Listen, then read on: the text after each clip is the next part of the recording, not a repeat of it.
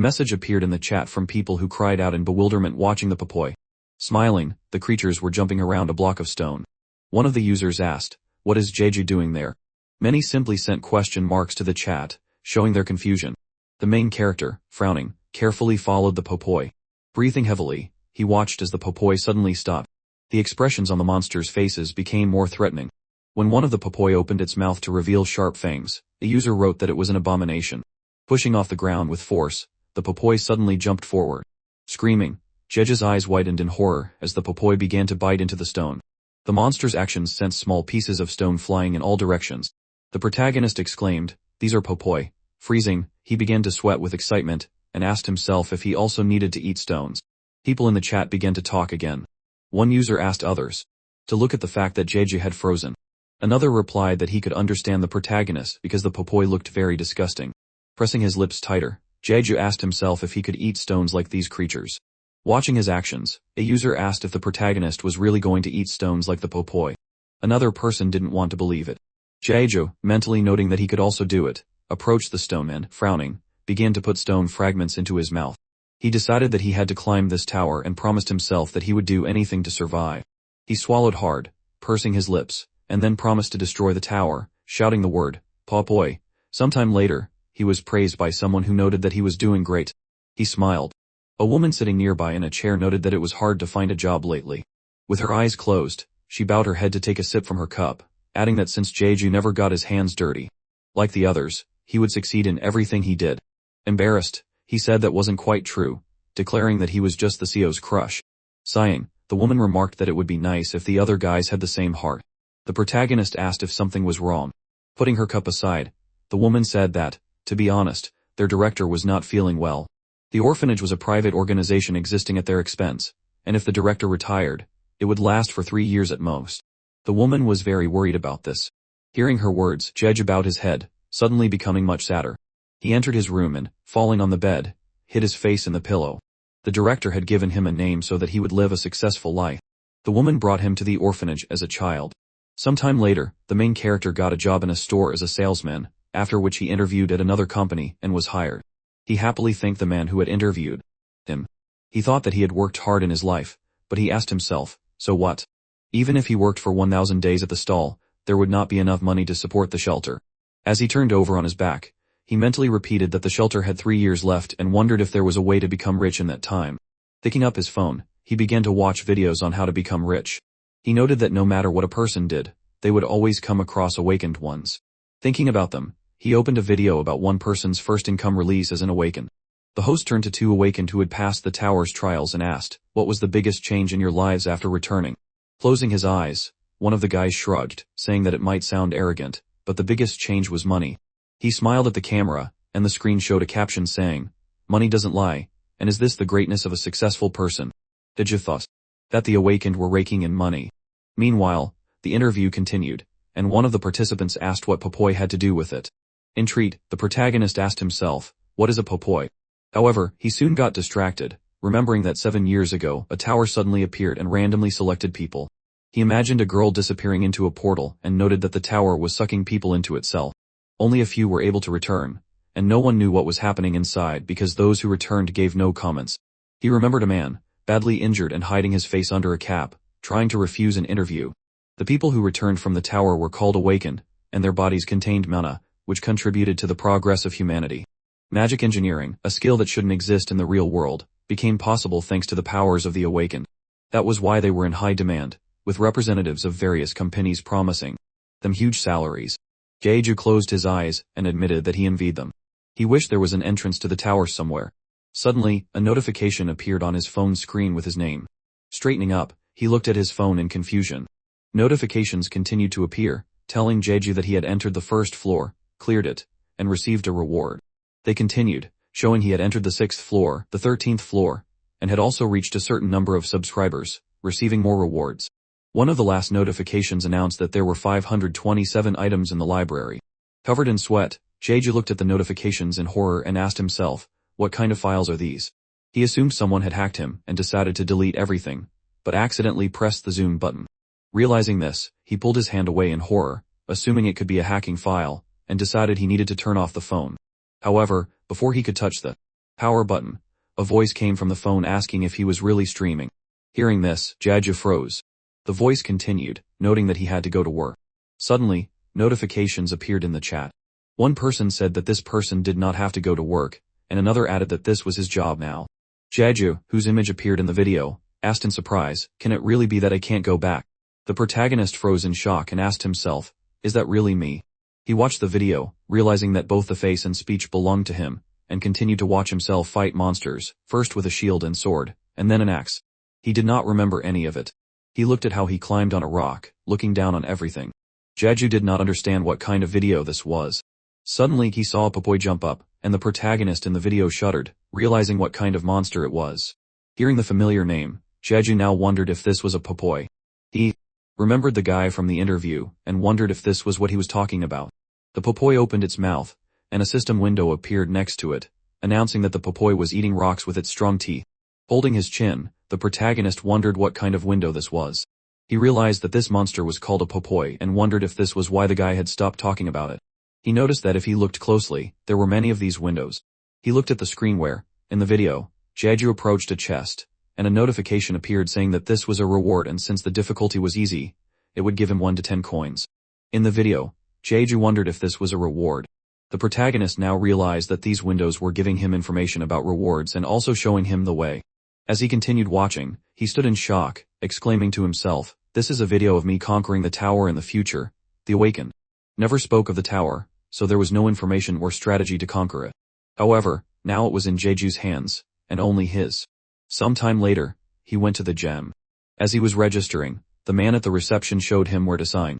The protagonist agreed, thinking that the portal would open in 2 years, and decided that he needed to be in better shape than he was in the video. While he was training, a man who came closer commented that he was trying hard. Without stopping his exercise, Jeju thanked him. Later, while sitting at home, he continued to watch the video, taking notes in a notebook. He assumed that if he studied all the videos, clearing the tower would be a piece of cake. In addition to studying and training, he continued to work at the store. Some time later, kneeling on the floor, he prayed, asking for the portal to appear today. He was sweating from the strain, and exclaimed that he had quit his job last month to wait for the portal. He remembered how his boss had asked him if he wanted a promotion, but he refused and announced that he wanted to quit. Now, he desperately thought that he needed money. Sighing, he reached for his phone, and asked himself if he had misunderstood those videos. However, he shook his head, certain that such a thing could not be true. He knew that if this was just a mistake, something terrible would happen to their shelter. Some time later, he raised his hands in the air, screaming that he was worried because he did not know the exact time. He assumed that he could do some stretching and placed his hand on his shoulder, but suddenly a cloud of energy appeared behind him. Feeling the wind, Jeju turned around in confusion, and then noticed a portal that had begun to open. The portal gradually expanded, and the protagonist's eyes widened in amazement. He walked closer to it, asking himself if this was really a portal. A voice came from the portal, telling Jeju to enter. Smiling, he mentally said that even if the portal had not called him, he was not going to run away. A system window appeared, offering him a choice of difficulty level, warning that the rewards depended on it. There were 3 options: easy, medium, and hard. Jeju thought that it had finally happened and extended his trembling hand to choose. He mentally noted that he would get to the tower, and suddenly clenched his fist, still not choosing. Mentally addressing the director, he asked him to wait and eventually chose the hard difficulty level. Sometime later, Jeju opened his eyes to the stone walls of a cave. He shuddered, abruptly standing up and asking in fear, "Where am I?" However, he quickly calmed down, realizing that this was the cave from the video. As he looked around, a system window appeared, notifying him that the stream had started. The streamer was himself. The views and subscribers were both 0, and he had earned 0 coins. The test was supposed to start in 1 hour, and Jeju needed to defeat all the enemies that would appear. The countdown began, and by the time he finished reading, he had 59 minutes and 47 seconds left. Putting his hand in his pocket, Jeju was surprised to find he didn't have his phone and thought with a little disappointment that he wanted to check the video. However, he assumed everything would be fine since he had been watching the videos non-stop for the past 2 years. He remembered that on the first floor, participants were given an hour before the test to communicate with spectators and receive coins from them. The spectators were other awakened ones who remained in the tower. Suddenly, a notification announced that user The Love had joined the stream. Noticing this, Jeju bowed sharply and politely welcomed the user. The Love noted that she had never seen Jeju before and asked about the polite address, but she remarked that at least he wasn't as shy as others. After Jeju read this, another notification appeared. User The Love had sponsored him for 1 coin. Smiling happily, the protagonist thanked her and asked if he could use the coin in the store. He opened the corresponding section in the system window, thinking that he needed to make a good impression. The love was surprised that Jeju had already found the store, noting that it was fast, and that she liked it. The protagonist was happy that he had studied the videos properly, and bowed, thanking the love for it. She asked what Jeju would spend the coin on. He scratched his cheek, thinking, and finally admitted that he would have to wait since he didn't know what kind of enemy he would face. The love noted that she had finally found a decent guy, and a new notification informed Jeju that she had subscribed to him. Smiling happily, the protagonist thanked the user and mentally exclaimed that it was great since he didn't expect to receive a subscription from a high roller so early. The love wrote in the chat that she would look at the other guys for now, and said goodbye. A notification announced that user the love had left the stream. Jeju waved goodbye with a happy smile. He thought that this was a great start, and guessed that if he continued like this, he might soon receive a subscriber reward. For every 100,000 subscribers, a person received a special reward which greatly helped in moving up the tower. At this point he already had 15 views, 7 subscribers, and had earned 37 coins. While warming up, he assumed that this should be enough and pointed out that he was getting a lot of attention just for choosing a hard difficulty. There were 3 minutes and 31 seconds left in the challenge. Someone in the chat wrote that it was about to appear. Another user assumed that if it was a hard difficulty, then that thing must be it. Jeju asked what it was, telling himself to act stupid. Another person asked everyone to stop, noting that the protagonist might get upset. Another person explained that there was an admin here, and if they spoiled anything for Jeju, the admin would delete them. The main character could also be deleted if the admin didn't like him. Learning this, he put his hand on his chin and remembered the admin, noting that he was watching and controlling the tower. It was because of the admin that information about the tower was not being spread. The reason the Awakened didn't say anything was not because they wanted to keep the information to themselves, but because the admin made them keep quiet. Noticing that there was less than a minute left, the protagonist said that it was almost time.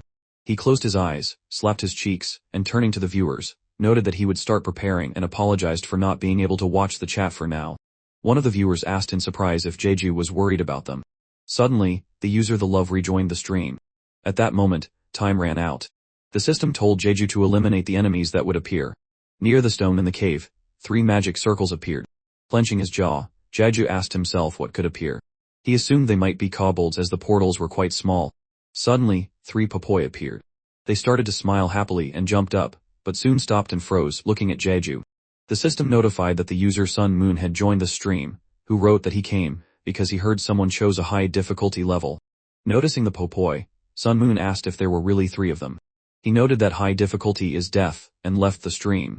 Jeju thought that the popoi were creatures that looked cute, but their teeth were strong enough to chew the strongest males. They were also extremely sensitive to the smell of their fellows' blood. These creatures were masters at finding and attacking whoever killed their kind. Another user let out a surprised cry, and another viewer cursed, noting that he had just seen something he did not want to see on the first floor. This caused users Am and 1O to leave the stream. Watching the popoi jump around the rock, Jeju just sighed, thinking that such a reaction was far from surprising, because every viewer had encountered popoi at least once. With a serious frown, he turned to the viewers and asked if these things were really that dangerous. One user wrote that they were, noting that popoi were dangerous when they wanted to fight. The problem was that their fur would get tangled, making them immune to sword attacks. Another user also wrote about the teeth issue, adding that the popoi would eat everything in their path. The love asked in confusion what the popoi were doing on the first floor. She decided to go check if things were the same in the other rooms, and the system notified that she had left the stream. Jeju stuck his tongue out, thinking that even though the love had said so, she probably wouldn't come back. He told himself to think, assuming that there shouldn't have been 3 popoi on the first floor, that was too many. He watched. The popoi continued to jump around the stone but soon became distracted.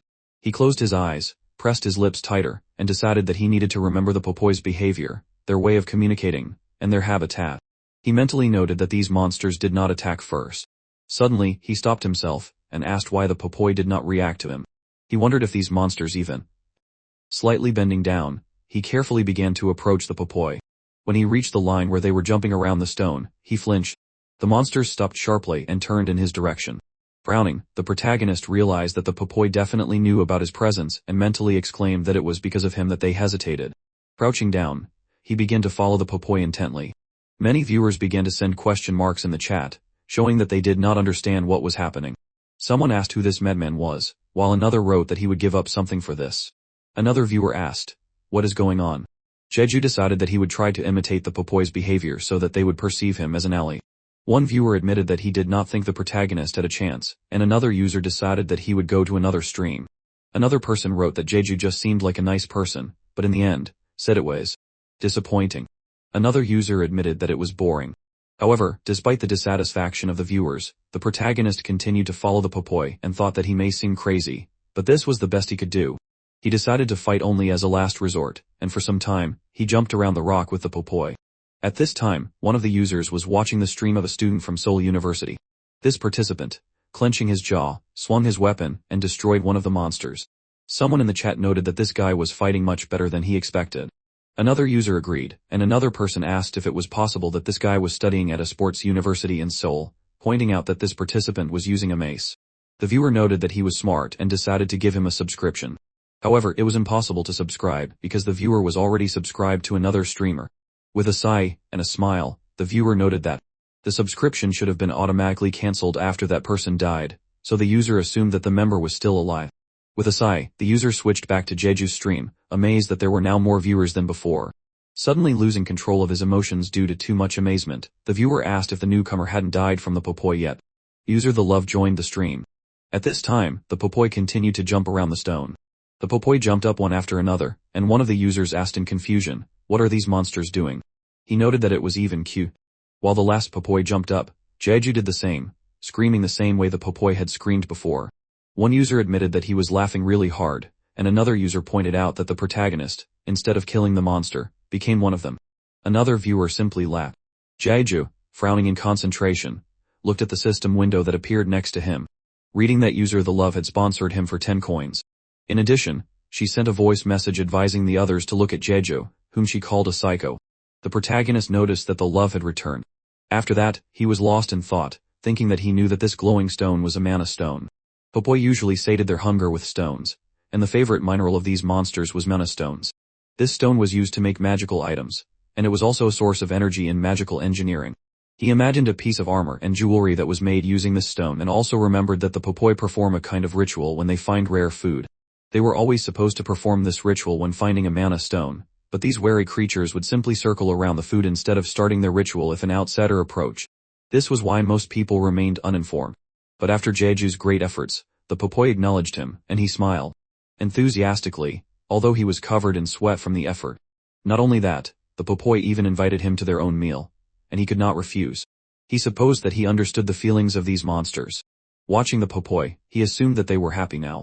From how long he had been jumping after the Popoi, his entire body was covered in sweat, and one of the drops ran down his face, dripped from his chin, and fell to the floor. Hearing this sound, the Popoi became wary, turning around. Suddenly, one of the monsters opened its mouth, revealing sharp fangs. One viewer typed a series of disgusted sounds into the chat, and another user pointed out that they were the same Popoi.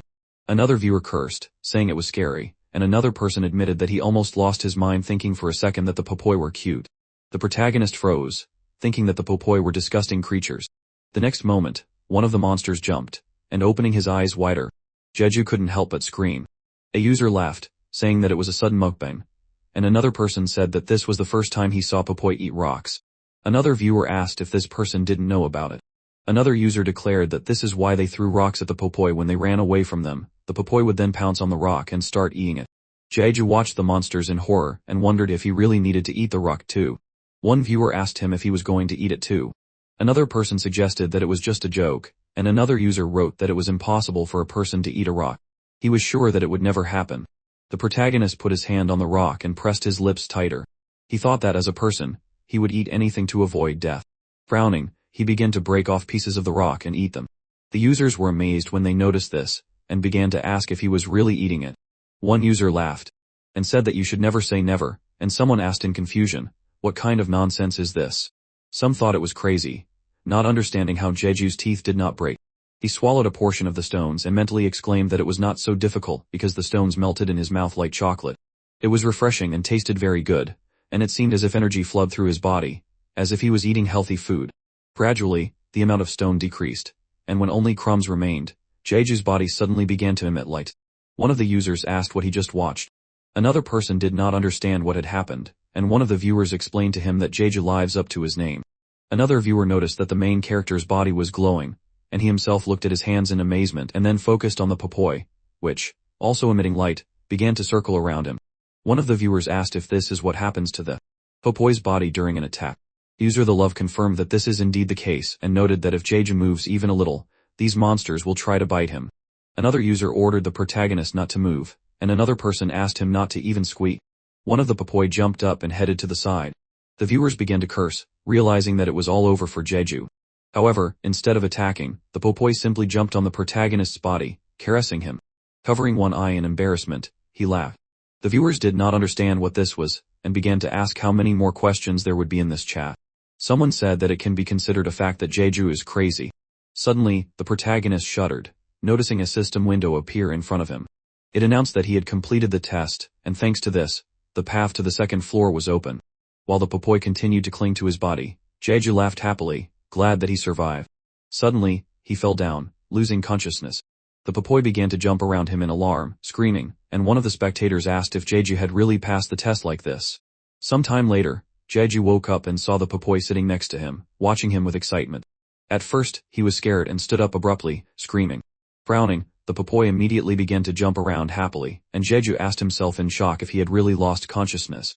After that, he shuddered, paying attention to the Popoy who were still rejoicing, and asked in surprise if they were really worried about him. The Popoy screamed happily, jumping up again. Watching their joy, Jeju himself could not help but smile and then stroked one of the creatures, thanking the monsters for their concern. One viewer counted to 2, and declared it was cute. Another person laughed, calling Jeju names, and asked if he was filming a drama there. However, some users did not laugh and were genuinely worried. And one of them asked if the main character was okay. This person suggested that Jeju was very surprised, and another viewer laughed, noting that it was good that the main character took a breath first rather than immediately going to write in the chat. User The Love laughed, calling Jeju a villain. He froze when he heard the chat update. Standing up, he cleared his throat, slightly embarrassed, and awkwardly greeted everyone in the chat. He peered at the messages that appeared but mentally noted that the chat was moving so fast that he could not keep up. He was wondering how many people were here, and a new system window showed that the number of active viewers was 127, the number of subscribers was 58, and the number of coins earned was 258. Jeju paid special attention to the number of active viewers, which was 127, and was horrified. His eyes widened as he asked if there were really 127 people here. Having calmed down, he sheepishly noted that he was just lucky. Awkwardly holding his hand to his neck, he said that if it weren't for the viewers, he definitely wouldn't have managed. One of the users laughed at this sudden gratitude, and someone sighed, asking if it wasn't even about the amount of coins this person sent Jeju. He wrote that he believed in it, and another viewer noted that he had one more fan. The protagonist, meanwhile, briefly looked away from the chat and mentally noted that, as he thought, the shining stones were mana stones. He recalled how he copied the Popoy. Meanwhile, one of the users suggested that it would be better to listen to what Jeju himself would say. Many agreed with this, and one of the viewers asked what the protagonist was thinking, repeating everything after those creatures. Jeju assumed that they would not believe him if he said that he knew the Popoy's character well, so he awkwardly answered out loud that it happened somehow intuitively. One of the chat participants thought about it, realizing that usually, people do not like Popoy very much. Another viewer ordered Jeju to stop doubting, and asked him to tell everything. Another user wrote that he saw everything and noted that there was a person there, but they disappeared in the end. Covering his eyes, Jeju put one of the Popoy he held forward, saying that he wanted to befriend these creatures since he thought that he would die if he went for them. The Popoy opened its mouth to reveal its teeth. While some users said that they weren't teeth but a collection of horror, admitting that they were scared, others were confused and asked what Jeju was even saying. The protagonist asked if the description of the challenge didn't say to eliminate the enemies. He noted that it did, but stated that it didn't mean to kill the enemies, and explained that was why he simply turned the enemies into allies. User The Love was amazed at Jeju's way of thinking. One of the other viewers asked if that was logical for the protagonist, which made him scared. Another viewer agreed and laughed. Jeju, lowering his Popoy to the floor, said that if he wanted to get along with these creatures, he first needed to understand them, and noted that was why he simply started repeating after them. He eventually declared that that was how it was, and replied that he was just lucky. One user asked who would even copy their enemy to get closer to them. Another viewer pointed out that Jeju was trying so hard that the world itself helped him, and another user said that it was terrifying. The protagonist pointed out that even if they didn't fully believe him, they had already let things slide. He decided that he needed to live up to the image of a rookie, so he had to pretend that he didn't know anything about the rewards. He asked himself if that was true. Smiling, he looked towards the portal that appeared and said that he was going to go to the second floor now. The Love asked if he had forgotten anything. Another viewer admitted that it was already annoying to remind rookies to collect their rewards, and another person agreed, saying that this user was already a pro at watching rookie streams. Jeju asked in surprise, "Are you really talking about rewards?" The viewers explained to him that there was a reward on each floor, and advised him to look in his system window. The protagonist did as they said, and very soon, a gift box appeared next to him. Many viewers were surprised, not understanding why it was so cute, and noticed that the box was bigger the higher the rank of the reward. One of the viewers admitted that he thought the admin would deceive Jeju, and laughed, calling him a tsundere. The protagonist, smiling happily, decided that he would open this box right now and lifted the lid, noticing several items inside. He noticed that the reward was different from the one he saw in the video because instead of a sword, he got stones. He decided that he needed to look at each reward and took out a stone from the box, which the popoi immediately noticed. User The Love suggested that Jeju check it out. One of the viewers, watching the actions of the protagonist, asked what he was doing. Another user pointed out that this was different from what was usually given. Suddenly, the popoi jumped up, aiming for the stone, but Jeju pulled his hand back in time, ordering the popoi to stop. Someone in the audience suggested that the stones were food for the popoi, and another person noted that the popoi really liked this, and said that these stones were like some kind of candy for them. One user decided to come up with a line that these creatures could use, and on behalf of the popoi, called Jeju owner, asking him to give it to them right now. He, looking at the stone in his arm, noticed that it looked like a mana stone and was surprised that he had already received this on the first floor. A normal mana stone was bright blue, but this stone was some kind of white, so the viewers had not yet noticed what exactly it was. Mana stones could be bought from the shop starting from the 10th floor, but it was too wasteful to give them to the popoi as it cost at least 5,000 coins. After apologizing to the popoi, Jeju promised that he would give them something better later, and although the creatures looked disappointed, they calmed down. One user asked if the protagonist was going to check the item's information. Another viewer called the person stupid and asked how he could do that if they didn't tell him. Another person laughed, saying that Jeju had such a calm expression that he looked like a walking corpse. The protagonist asked in surprise, "What is item information?" Viewers explained to him that you can check the information of created items, and if the information does not appear on its own, the item is useless. User The Love explained in more detail, telling Jeju to think in his head about what exactly he wants to know about the item. The protagonist picked up the next item that was in his box, and noticed a system notification that announced that it was a normal voucher for a free nickname change. With this, Jeju could change his nickname for free once. While watching this, viewers asked why this appeared on the first floor. They were very surprised and laughed, explaining that streamers do not use their real names like Jeju. The protagonist admitted that he was not sure if this was good and so he decided to put the voucher aside for now. He thought that it could be used after the 5th floor. One viewer laughed, suggesting that Jeju did not know what to do with it yet. Another viewer responded that if the nickname is long, then it definitely needs to be changed. Some asked Jeju to definitely change his nickname. User The Love asked if there were any normal people here. She did not understand why he would use this voucher right now and laughed. Taking out the last item from the box, which turned out to be a bag, the protagonist said that coins were coming next. Soon after he pulled out the bag, it began to disappear. The money was less interesting to the users since it was standard, and money was given to everyone. Smiling, Jeju announced that he was now heading to the 2nd floor and began to walk towards the portal. But suddenly, one of the popoi began to jump in the opposite direction, and the protagonist flinched, noticing this. The other two popoi soon joined their comrade. Stretching out his hand after the creatures, Jeju exclaimed that they were going in the wrong direction. Sighing, he put his hand on his neck and, turning to the audience, asked if anyone knew why the popoi were acting like this. However, no one knew, and one of the viewers advised Jeju to follow the popoi if he was interested. The protagonist indeed followed the creatures and noticed that they stopped near a wall. One of the monsters opened its mouth first, and the viewers were horrified, asking if it could be blocked. Someone asked Jeju to put a warning for when the popoi opened their mouths. While the viewers in the chat were indignant, the popoi began to devour the rock. Grinning, one of the users noted that they were starting a second mukbang. Someone suggested that this was a sign of protest because Jeju did not give the popoi those shining stones, and another person asked if this person really thought so. Jeju disagreed with these assumptions, bending down to look at the tunnel that the popoi had already managed to dig, assuming that they smelled something. He thought it might be another mana stone. Suddenly, he heard the popoi scream from deep within the tunnel and assumed they were telling him to come over. He decided that he would do it, and told the viewers that he would go after the popoi. The viewers were surprised, as some of them thought that Jeju would stop acting weird, but he was actually going to go after the popoi. One of the users suggested that the protagonist should just go into the portal. User The Love asked if that was too much. She advised Jeju to look at the size of the hole and pointed out that his hands would get cut. As the protagonist squeezed into the tunnel, he announced that it was much tighter than he thought. Worried for him, the viewers began asking if he was okay. Some of them found it painful to watch, as they knew that Jeju would scratch all his skin. However, he said that he was fine. The viewers were surprised, as one of them had just seen the protagonist scrape his elbow. Another user noted that it was very painful, stating that he knew from personal experience as he had scraped his skin while riding a bike. However, Jeju thought that he was fine and pointed out that for some reason, it did not hurt that much. It felt like the protruding rocks were giving him a light massage.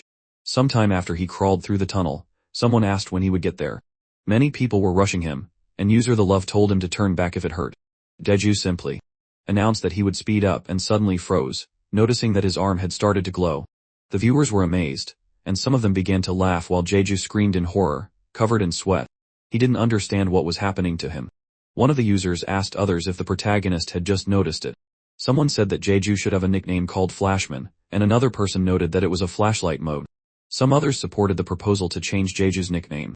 He, distracted from the messages in the chat again, noted that he had the same feeling as when he ate the mana stone. The Popoi began to glow after they ate the mana stone, and the protagonist assumed that this is what was happening now. In the end, he just decided to continue on his way. One of the users said that it looked like that and asked if it was true. Many agreed that it did look like that, and some users, focusing on these speeches, admitted that they did not understand Jeju. The protagonist continued to crawl stubbornly, thinking that he knew that this was the power of a knight. The 5th floor was also known as the job change room, and there, users chose their path. Knights specialized in close combat, and had a developed physical form. Mages specialized in a wide range of communication magic, and you could also become a magical engineer, useful in any field. However, you could only choose one of the three. There were also non-combat jobs, but they were not very popular because they were useless for passing the tests. Jeju understood that the power he activated now was similar to a knight who strengthens his body with an aura. He put his palm to the stone, and it crumbled from his power.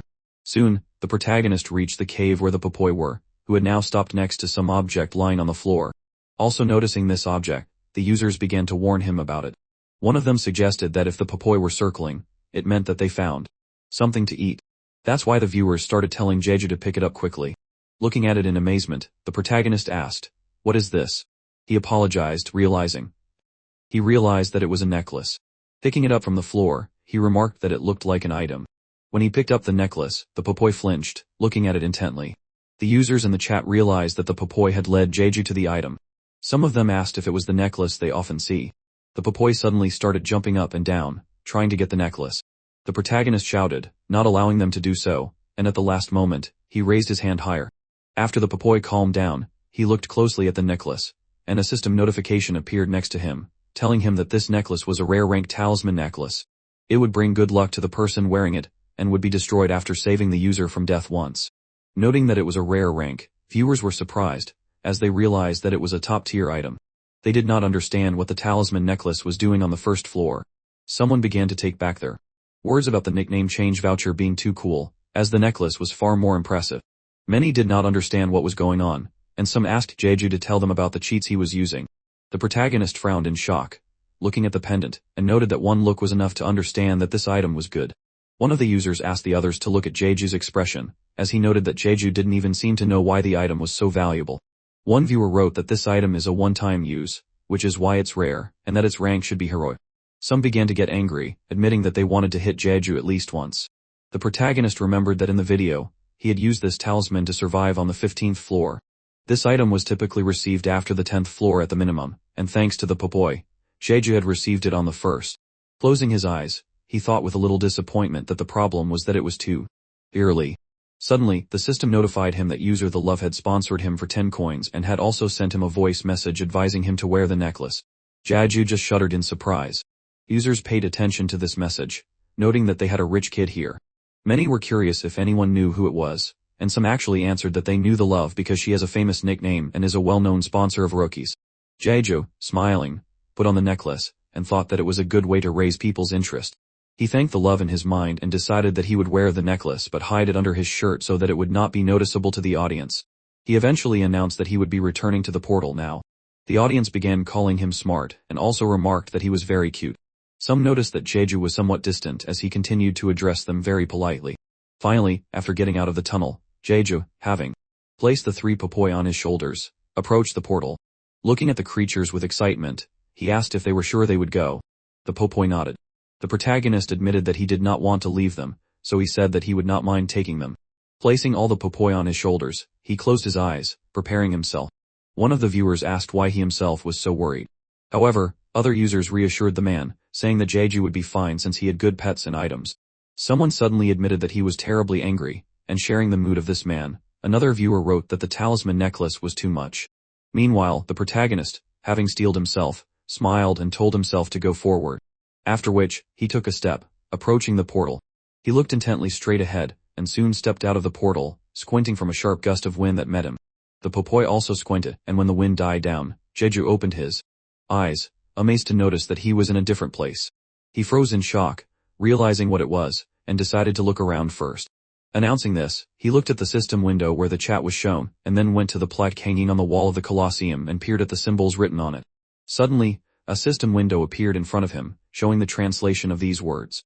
It announced that the protagonist must remember the spilled blood of those whom others call heroes. Smiling, Jeju said a little awkwardly that it was a little creepy, and suggested that someone wanted to scare him. One of the users said that it was not bad, while another person agreed with Jeju's assumptions, declaring that it was a problem. Another viewer, laughing, advised the protagonist to look further. Surprised, he turned around, asking again. He noticed another plaque hanging nearby, and soon the system showed him the translation. There is both nobility and dishonor in effort.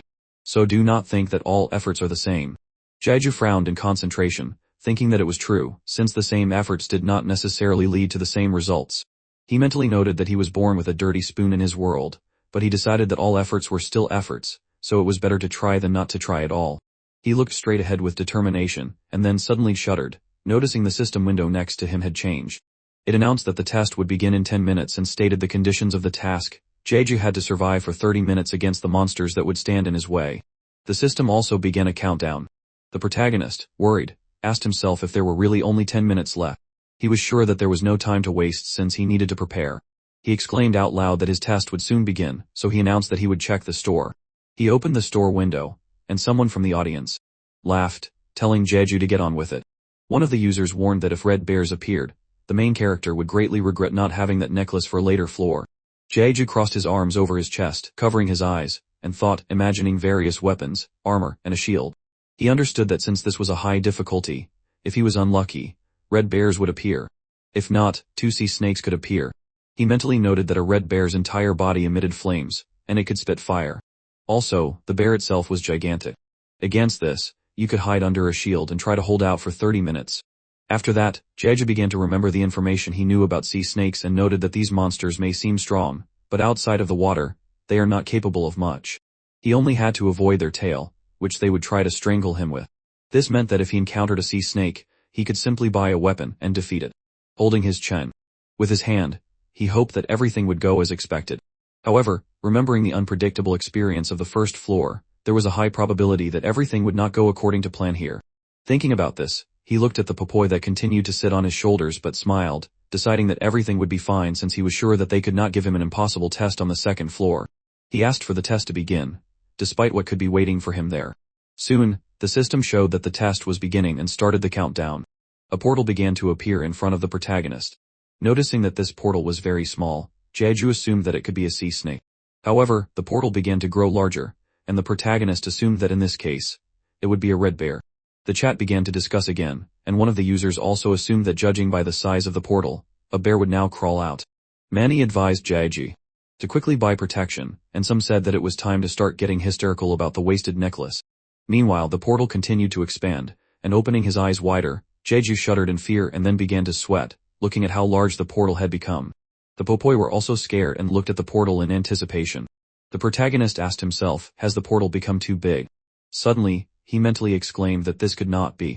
This reaction was caused by the monster that began to emerge from the portal. When it stepped on the ground, clouds of dust rose into the air. Having completely emerged from the portal, the monster roared, opening its mouth wide, filled with fangs. Jeju winced, realizing that it was a dragon turtle. The viewers began to worry as well, not understanding why this had appeared. Some of the users were not so concerned and laughed. One of them said that he was wondering why Jeju got the talisman on the first floor. Another person noted that everything was now balanced. The protagonist, nervously scrolling through the system window, thought that he had hoped this would not happen, but the worst had. He now had 292 coins, and while he was looking for the weapon he needed in the store, viewers in the chat noticed that this was indeed a high difficulty. Someone remembered that this monster appears in 3-person trials. Someone advised Jeju to go apologize to the admin. Finally finding the right product, the protagonist selected the one-handed raider axe, and the weapon began to appear in his hand. This axe was a rare rank masterpiece created by a master blacksmith. The handle and blade were fused together to increase durability, and the blade was forged with mithril, which increased the weapon's constant characteristics. Watching Jeju's actions, the viewers began to be indignant, calling him names and asking why he chose a weapon. They were amazed that he was going to kill this monster, because even if he wanted to run, nothing else would work with such an axe. The protagonist remembered that if he killed monsters during streams, he would receive a hidden reward. He took a fighting stance, warily looking at his opponent. The turtle focused its gaze on him, and Jeju ordered himself to run forward, heading towards the turtle. Everyone was amazed that he was attacking straight from the front. Many felt sorry for the protagonist, because he was just a child who knew nothing about weapons. Some still did not understand what the dragon turtle was doing on the second floor. The monster, at that time, raised its paw, intending to crush Jeju, who ran closer to it. When the turtle's paw slammed down, dust rose into the air, and users began to assume that the protagonist had died. Someone noted that even if Jeju survived the blow itself, he would die from shock, so this meant that it was all over. Some were indignant at the protagonist's behavior since they understood that this monster could not even be pierced and asked why. In that case, it was necessary to attack straight from the front. However, when the dust began to clear, users noticed that Jeju had managed to dodge the monster's attack and was now standing with his axe stuck in the paw of the creature. Shocked users began to ask how he ended up there. Someone from the audience called out to Jeju, noting that he was scared. Someone drew attention to the fact that the popoi on the protagonist's shoulders were simply resting. Jeju, meanwhile, realized that he would not be able to defeat the turtle with one blow and remembered that he was going to try to climb on its back. He did not know how much strength he had received from the mana stone, and concentratedly looked at his palm, clenched into a fist. The turtle, meanwhile, turned around, looked at him furiously, and paying attention to how this monster was breathing, Jeju realized that this turtle was furious. Suddenly, the turtle opened its mouth wider, directing a powerful magical attack towards the protagonist. But despite the suddenness of this attack, Jeju managed to dodge. Everyone was amazed that he was able to repel this attack. Some suggested that he had noticed a change in the turtle's breathing and was able to avoid it, while others exclaimed that it was pointless since the protagonist had not even had time to catch his breath after the first blow. Jeju, jumping off the turtle's leg that he had been clinging to, thought that if it were a red bear, he could have withstood it by simply blocking its attacks. But he had already learned the dragon turtle's attack pattern. He realized that he could kill this monster, and mentally turning to the hidden reward, he said that it was waiting for him. He smirked, frowning in concentration, and looked resolutely at the turtle, which continued to watch him, infuriated. Jeju ran between the monster's legs, striking, and mentally noted that he should attack the hind legs. Gripping the handle of the axe tighter, he swung, and his body began to exude magical energy, which allowed him to strengthen his blow. The popoi sitting on his shoulders also began to frown furiously. Blood spurted out from the wound that Jeju had inflicted on the turtle. The monster screamed, and the viewers even began to feel sorry for it, noting that it was painful for them to even watch. The turtle swung its tail, trying to hit Jeju, but he easily dodged this attack and smiled, looking over his shoulder at the monster. Since he could not let it know his next move, the turtle breathed furiously, and the protagonist ran away from it further. Looking at the monster, he assumed that it was thinking about how to catch him. The turtle suddenly climbed into its shell, and its body began to exude a dim magical aura. The users were surprised that the monster was hiding but quickly realized that this was for restoring health. Some people were really annoyed by the turtle's habit of healing itself, because it was hidden in its shell simply because the wound was bleeding a little. Jeju remembered that the reason the dragon turtle was so hard to defeat was because of its fighting style. It was able to heal itself while hiding in its shell, and so too often, you had to just sit there and wait for it to come out again. While the turtle was healing, user Gro joined the stream and said that he had seen the cover but asked what was going on here. He asked if this was the second floor. Another user confirmed that it was indeed the Colosseum, and Gro asked in confusion, why is the dragon turtle here then? Soon after, Follow joined in and announced that the person he was rooting for had died, so he decided to come here. The other users greeted him, calling him a refugee, and he asked if Jeju was already on the 11th floor. Some of the spectators laughed, noticing that everyone was saying the same thing. The main character suddenly realized that he needed to act now. He climbed onto the turtle's shell, moving along it with sharp jumps. Having caught onto one of the spikes protruding from the monster's body, he stopped, smiling happily, and thought that everything was fine because he was able to climb here at the moment when the turtle had retracted its limbs. Watching his actions, the spectators were amazed again, starting to ask if he really climbed onto the turtle's shell because he thought it was safe up there. The spectators assumed that Jeju might just not know something because he was a newbie and realized that it didn't seem like he was checking the chat at all, so telling him anything was pointless. The protagonist thought that a large number of people who encountered the dragon turtle might think that they would be safe if they climbed up. But the spikes protruding from the shell could start to glow red and explode, in which case it was all over. He imagined how this could happen and decided that he needed to find a weak spot. He began to look closely at the spikes but was suddenly startled as a system window next to him notified him that user The Love had donated 10 coins and also sent a voice message, warning that the spikes on the shell explode, so Jeju should come down from there. The viewers noticed that the protagonist had not read the chat, so The Love sent him a voice message. They began to talk about Jeju receiving coins from a major sponsor, admitting that it was unexpected and saying that people who donate to games are always like that. However, despite the advice, the protagonist continued to move along the turtle's back and finally mentally exclaimed that he had found it. Looking at one of the spikes, he noted that judging by the size of this one, it was the turtle's weak point. Pressing his lips tighter from the effort, he swung his axe, aiming at the spike, and struck, cutting through it. However, the spike did not break. Realizing that he needed to strike again, Jeju swung again, and his body was enveloped in an intense magical aura. Noticing the light emanating from him, some users began to call him Flashman again, and some asked in confusion if anyone could explain why Jeju was glowing. Those viewers who understood what was going on told these users to just sit and guess, answering that only they understood it. The protagonist broke the spike with another blow. At that moment, having caught it, he stood up, looking straight ahead with concentration. One of the users admitted that he wanted to know what Jeju was thinking right now. The protagonist, meanwhile, stood up in a more stable position due to the fact that the turtle began to stick out parts of its body from under its shell, and because of this, it began to shake. Frowning furiously, the monster looked at Jeju, and then ran forward. He asked himself if the turtle was really trying to throw him off by crashing into the wall. He realized that he had one last chance. Getting closer to the edge of the shell, he drove the severed spike into the turtle's neck. Then, swinging his axe, he mentally asked for it to work and, striking the blade flat on the spike in order to drive it deeper into the turtle's body, he begged it to move. As Jeju struck, the spike began to glow, and the turtle raised its head, feeling an unpleasant sensation. However, before the monster could do anything, an explosion was heard. As the fire disappeared and the dust gradually began to clear, viewers asked in shock what just happened. They wondered if the monster was dead. As the dust continued to clear, viewers asked in confusion what was going on. They did not understand why the dragon turtle was not moving and asked if this was even possible. Jeju gradually began to move away from the monster, pressing a palm to his hand. Noticing him, one viewer wrote that he initially believed in the protagonist. Another viewer noted that the stream would have stopped if the protagonist had died and admitted that he had completely forgotten about it. The turtle was indeed lying dead, blood splattered next to its body.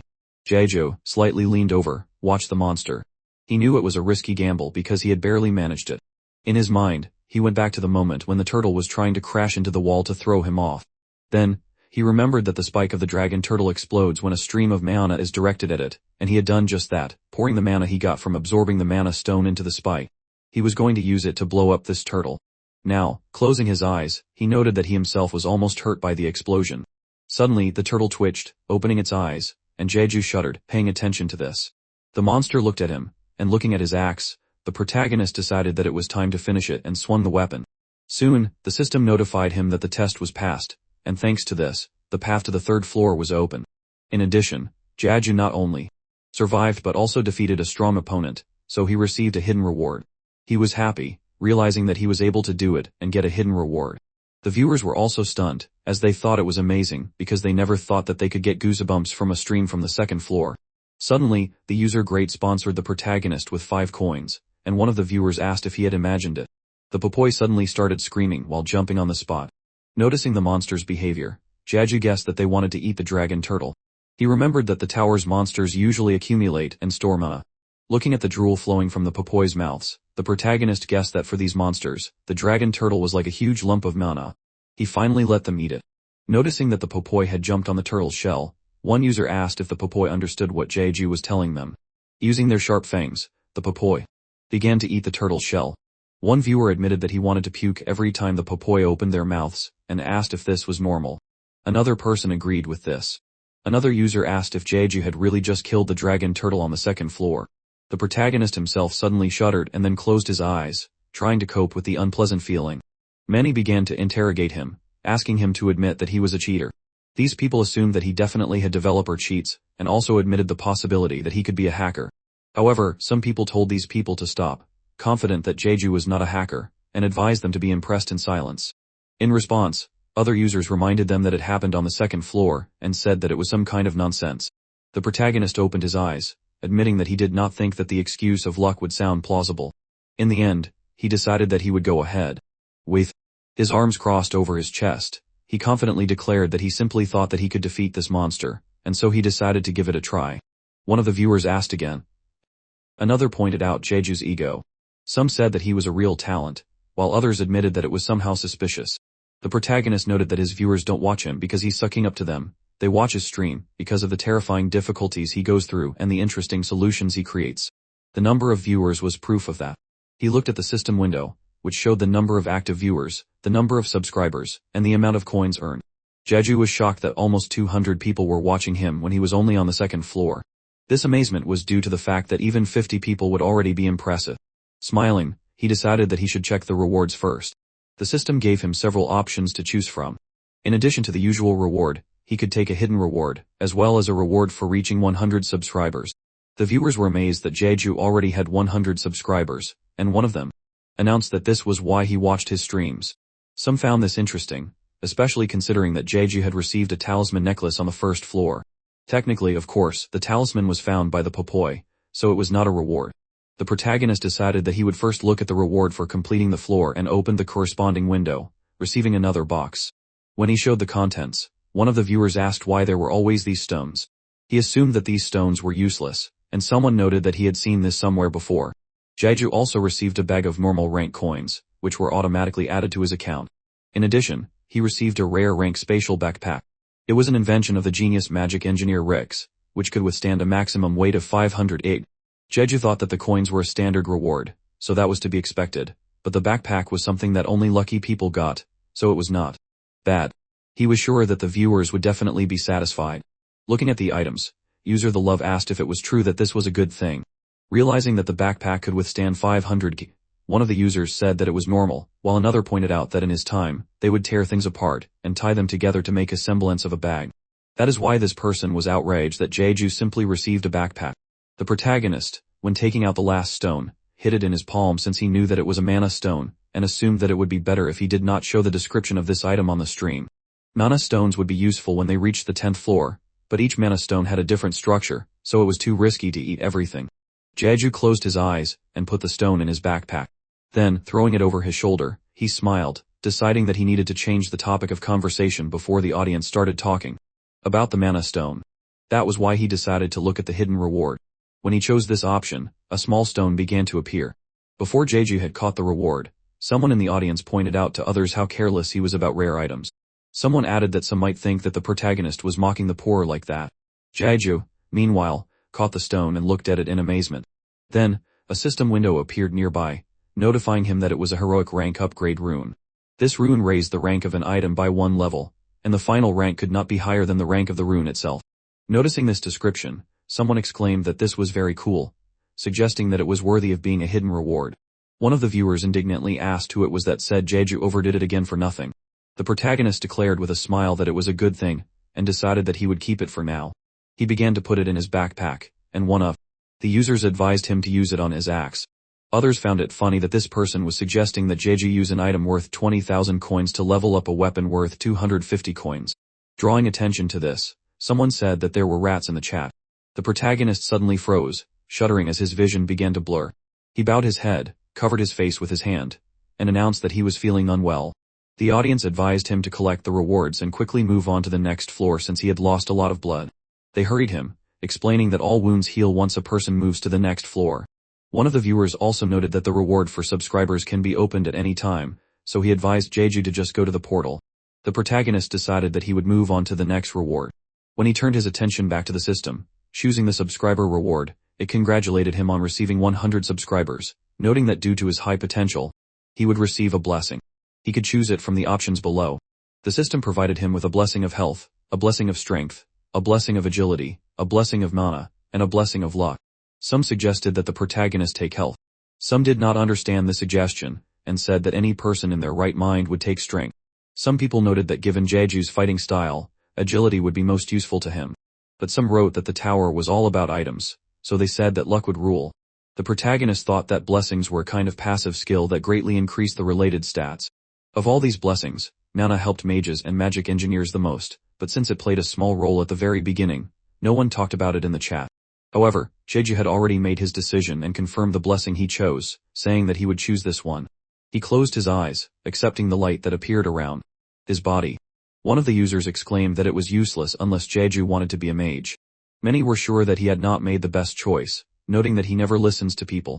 The main character continued to smile, thinking that unlike mages and knights who are strong from the very beginning, the path of magic engineers is filled with obstacles and mysteries. No matter how hard a person tried, the skills of the class were not applicable everywhere, so most people regretted choosing this class. Usually, magic engineers were perceived as non-combat units, support for the team, or simply creators.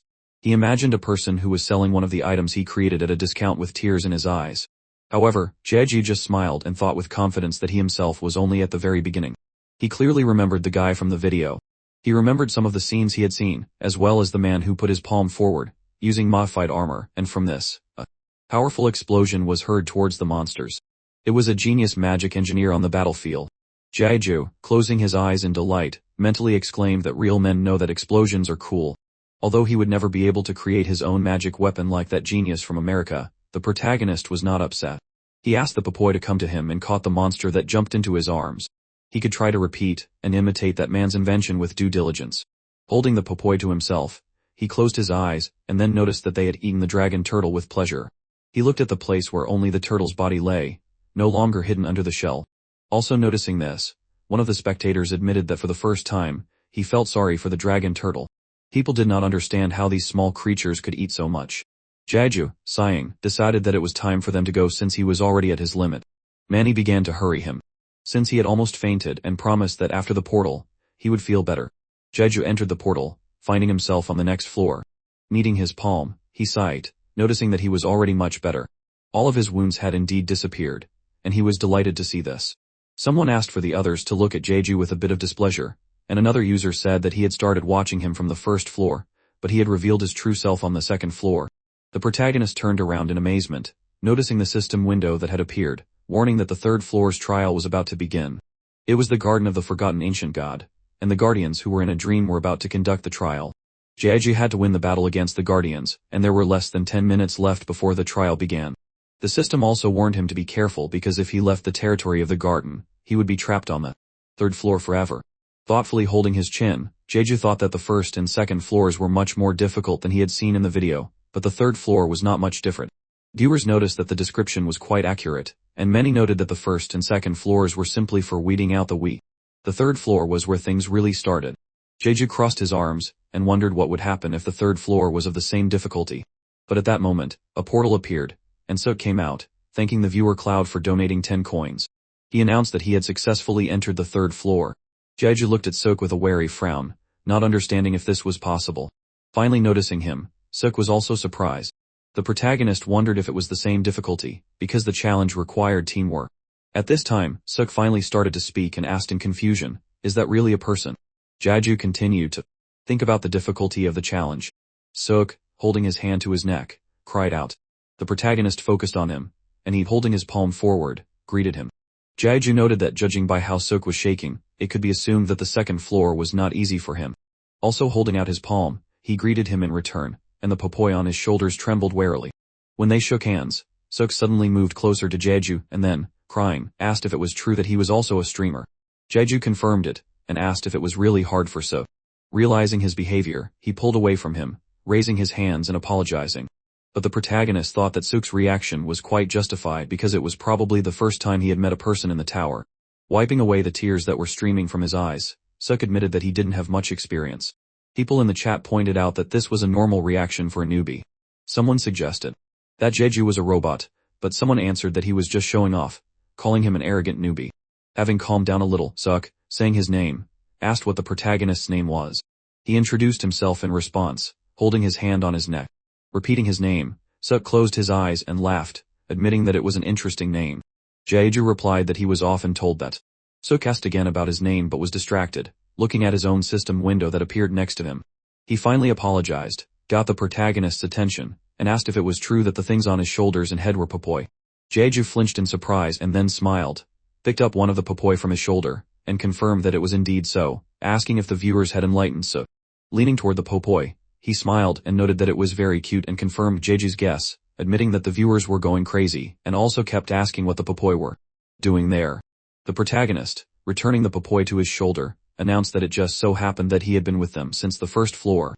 User The Love, laughing, asked what he meant by it just so happened. Someone noted that the first floor was Jeju's personal dark episode, and another user agreed with this, as he was sure that he himself would have definitely lost his head if he had met the popoi on the first floor. Suk wanted to say what they should do in such a case, but the ground suddenly shook. Jeju and Suk flinched, trying to keep their balance. Two huge stone statues suddenly appeared in front of them.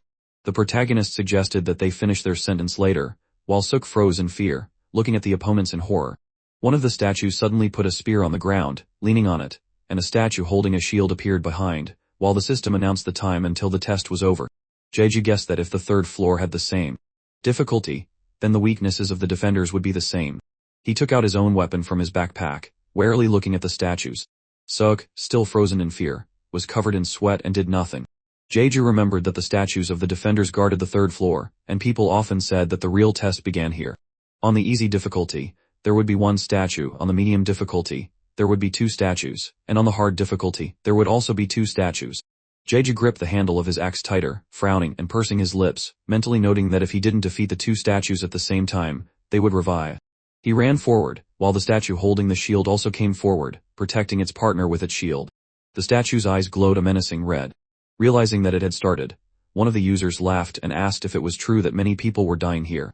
Another person confirmed this, explaining that streamers were getting confused and dying. Some people found this funny, and while laughing, viewers noted that it was obvious that the shield was for defense, and the spear was for attack.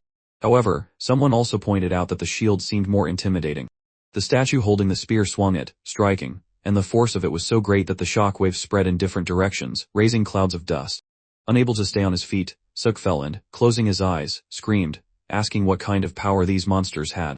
Suddenly, he shuddered, looking around in fear, and asked where the protagonist was. One of the users assumed that the streamer had died, but another explained to him that the stream would have turned off if Jeju had died. As the dust raised by the impact began to dissipate, viewers noticed the protagonist running towards the statues. Also noticing him, the statue holding the shield began to lower it to flatten Jeju. The defender lowered the shield, and from this impact, clouds of dust rose into the air again. Noticing this, Suk excitedly shouted Jeju's name. The statue raised its shield, but there was no one in the place where it had struck. Jeju suddenly appeared behind the statue, and grabbed his axe tighter, preparing to strike. He pushed off the ground with his feet, flying into the air, and his body began to exude a magical aura. One of the users noticed that Jeju was shining even brighter than he had on the second floor. Another viewer also thought so. The protagonist, finding himself next to the statue's leg, delivered a powerful blow, cutting it off. Noticing the statue that had lost its balance and began to fall, Suk cried out in amazement. But the second statue stretched out its hand, catching its comrade. The viewers were amazed, and User The Love said that this was the right thing to do. Jeju, watching his opponents closely, realized that there was no time because the statue would revive if nothing was done to the second one. He could not let them revive. He took a deep breath, and then ran forward, very quickly approaching the second statue. He struck. One of the viewers asked, "What's the plan?" Another user called it a dirty trick that Jeju hit the leg of someone who was helping his comrade. Another person, remembering that the main character was the host of the stream, asked why he was acting like a villain. Jeju, meanwhile, noticed that he had not managed to cut off the leg of the other statue with one blow. Realizing that he had to act again, he swung again, clenching his jaws from the effort. This time, both statues lost their balance and fell to the ground. From this, a large cloud of dust rose into the air. When it dissipated, everyone noticed the remaining severed part of the leg. Jeju stared at his opponents intently and jumped off the severed part. Noticing him, Suk ran closer, excitedly shouting his name. Looking at the fallen statues in horror, he stuttered, "Who is Jeju?" He smiled, not knowing what to answer. One of the viewers suddenly wrote that he remembered that this test was supposed to be for two and laughed. Another user noted that Jeju took all the laurels for himself. Suddenly, looking at one statue, the protagonist shuddered, noticing that its eyes glowed red again. Frowning, he warned Suk to be more careful, but he continued to stand in place.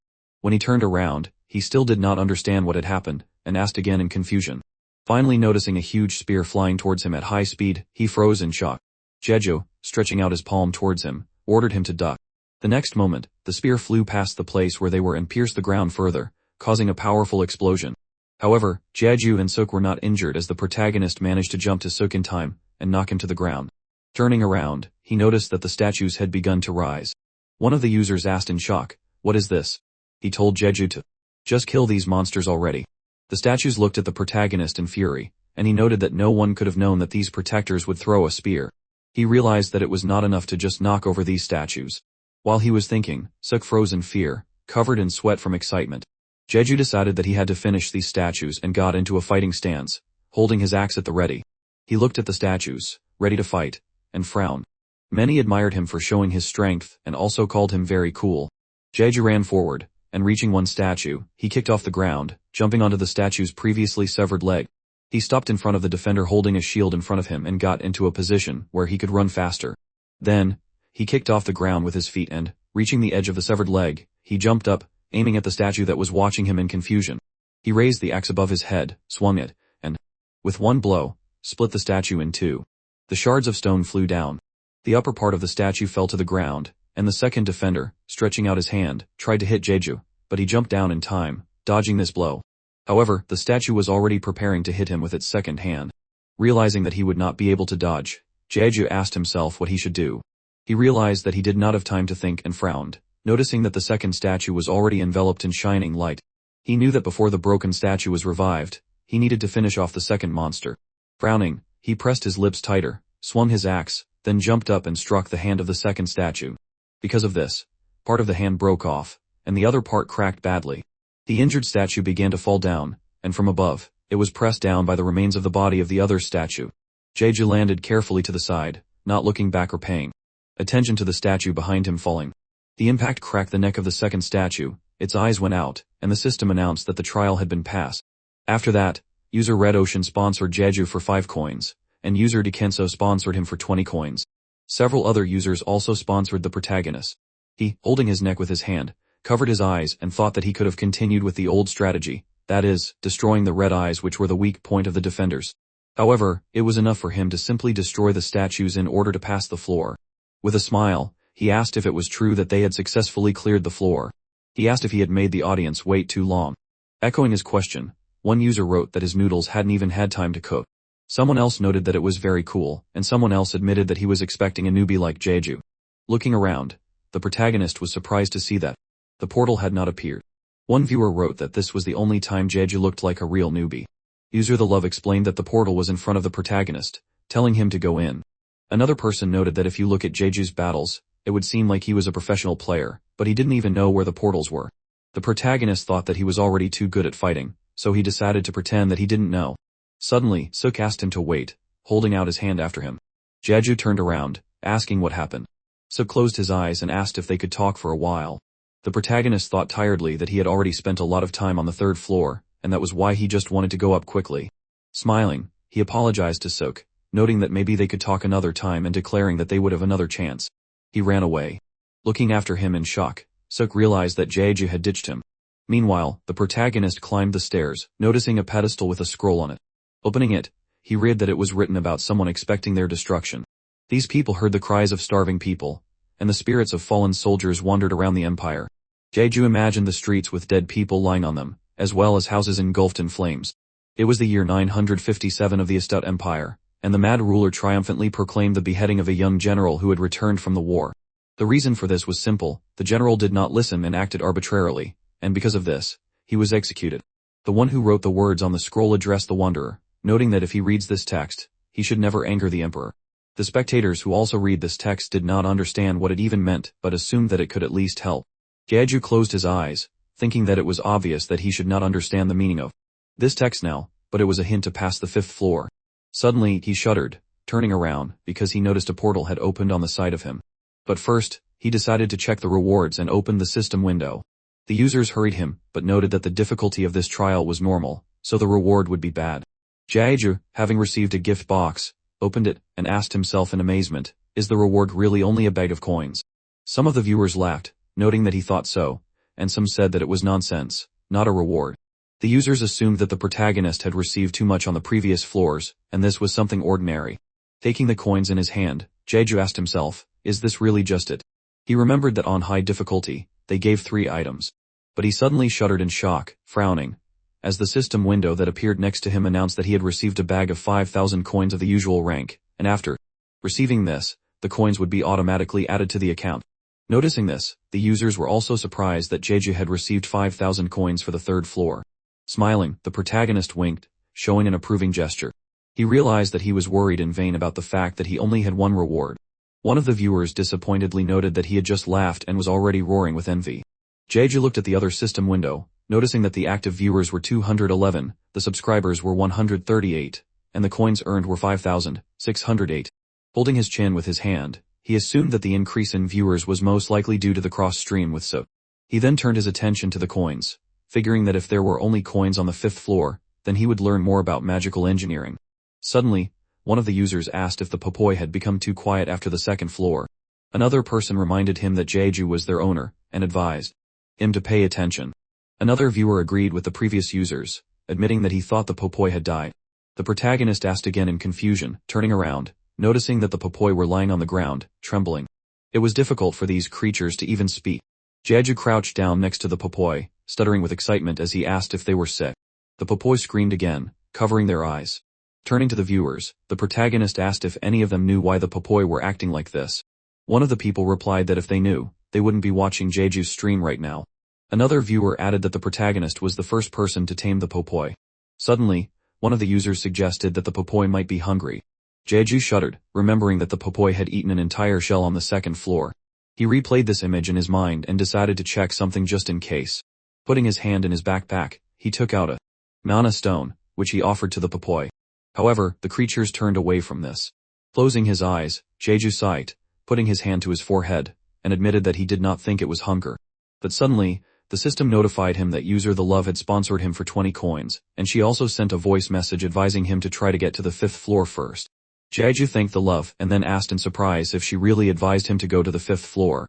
One of the users assumed that The Love was talking about this very thing, and another person agreed with him. Someone admitted that he was irritated by such a vague wording in the chat. Jeju suddenly remembered that there was someone on that floor who could look at the popoi. Picking up the creatures in his arms, he announced that in that case, he would run to the 4th floor as soon as possible if the babies were so unwell. But he was suddenly distracted when he heard Sook calling out to him. He ran up the stairs, squinting from fatigue, and asked Jeju to wait. Breathing heavily, he noted that he only needed a minute. The protagonist announced that he had an emergency here, so he wanted to say something, but stopping next to them, Sook knew that he was getting on his nerves but announced that he just thought he should thank Jeju. He bowed, saying that he only got through this floor thanks to him. Smiling, he thanked him again. The protagonist watched him in surprise and then, closing his eyes, he calmed down and, smiling kindly, said that he was always happy to help, noting that they would see each other again. Sook happily agreed to this, and Jeju, turning around, began to go into the portal, suggesting in his mind that they meet again someday. After passing through the portal, he found himself on another floor. The system notified him that the 4th floor's trial was about to begin, announcing that it was a temple sealed with a rune, and Jeju needed to break the seal and open the door. There were 5 hours, 59 minutes, and 49 seconds left until the trial ended. The system warned the protagonist to be careful because if he failed to break the seal, he would be trapped on the 4th floor forever.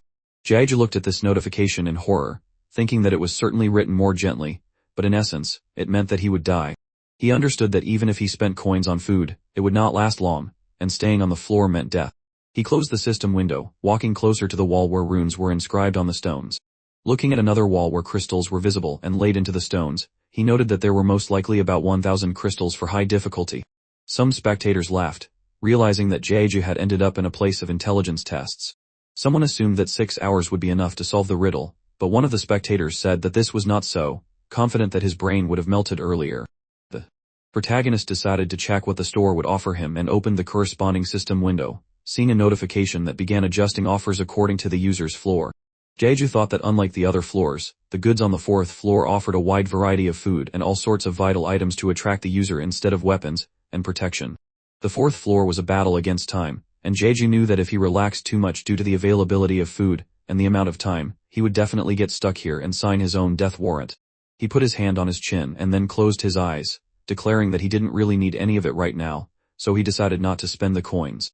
He also said that he didn't have that much. Upon hearing his words, one user asked if he had just ignored the chicken.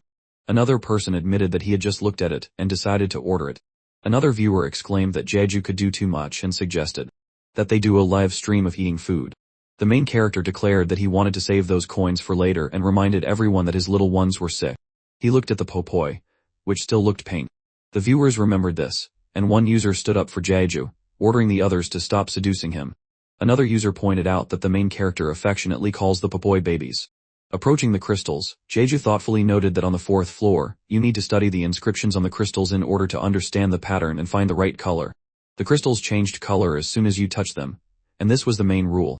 He touched a crystal, which lit up red, and squinting his eyes, he noted, a little displeased, that it was hard to think that this was causing him difficulty. He continued to press the crystals, thinking that a crystal with such a symbol had a different order of colors. At first, his brain melted from trying to remember all these inscriptions that he had never seen before, but in the end, he came to the conclusion that he would replace the letters with numbers, and it was easier to remember. He was frowning hard as he copied the combinations into his notebook. Now, as he pressed another crystal, he realized that it was going to get harder from here on out. The really annoying part about this floor was that some crystals would spontaneously change color. As soon as he thought about it, he noticed that one crystal actually did change color. Someone in the audience admitted that they were shaking every time they watched the 4th floor. Another user asked if it was true that the 4th floor challenge was 1,000 crystals. Another person confirmed that it was, saying that you just need to press anything and pray that it works. Jeju thought that this was just an annoying Rubik's Cube for him to solve. He started pressing the crystals, thinking that he needed to go from the 1st to the 3rd, white to the 4th, 17th, 9th, and back to the 1st again. Watching his actions, someone assumed that he had really started to click on random stones and laughed. Another viewer warned that Jeju should not do that. Someone wrote that the protagonist had started playing a rhythm game instead of taking an intelligence test. After a while, Jeju stopped, looking at a row of crystals that had lit up with the same color. The viewers were amazed that it had worked and realized that he was acting according to a certain plan, asking in shock how this was possible. The protagonist again raised questions in them. He thought that the first stage was assembled, and was glad that everything was going according to what he remembered. He knew that if he continued in the same spirit, he would finish within an hour. But he quickly corrected his thoughts, noting that he would finish even within half an hour. Smiling confidently, he exclaimed that he was continuing. Someone from the viewers declared that he was just lucky. Many people assumed that his brain would melt by the last stage because the first stage was supposed to be easy. But despite the doubts of the viewers, Jeju continued to press the crystals. The time left was 5 hours and 53 minutes.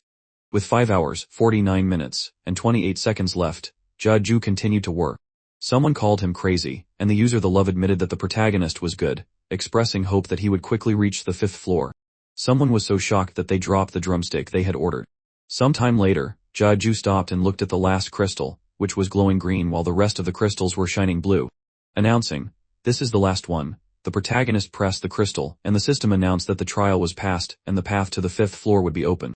A portal appeared in front of Jeju, and suddenly the system showed that the user Dra123 had donated 200 coins to the main character and also sent him a voice message asking if he was from Mensa.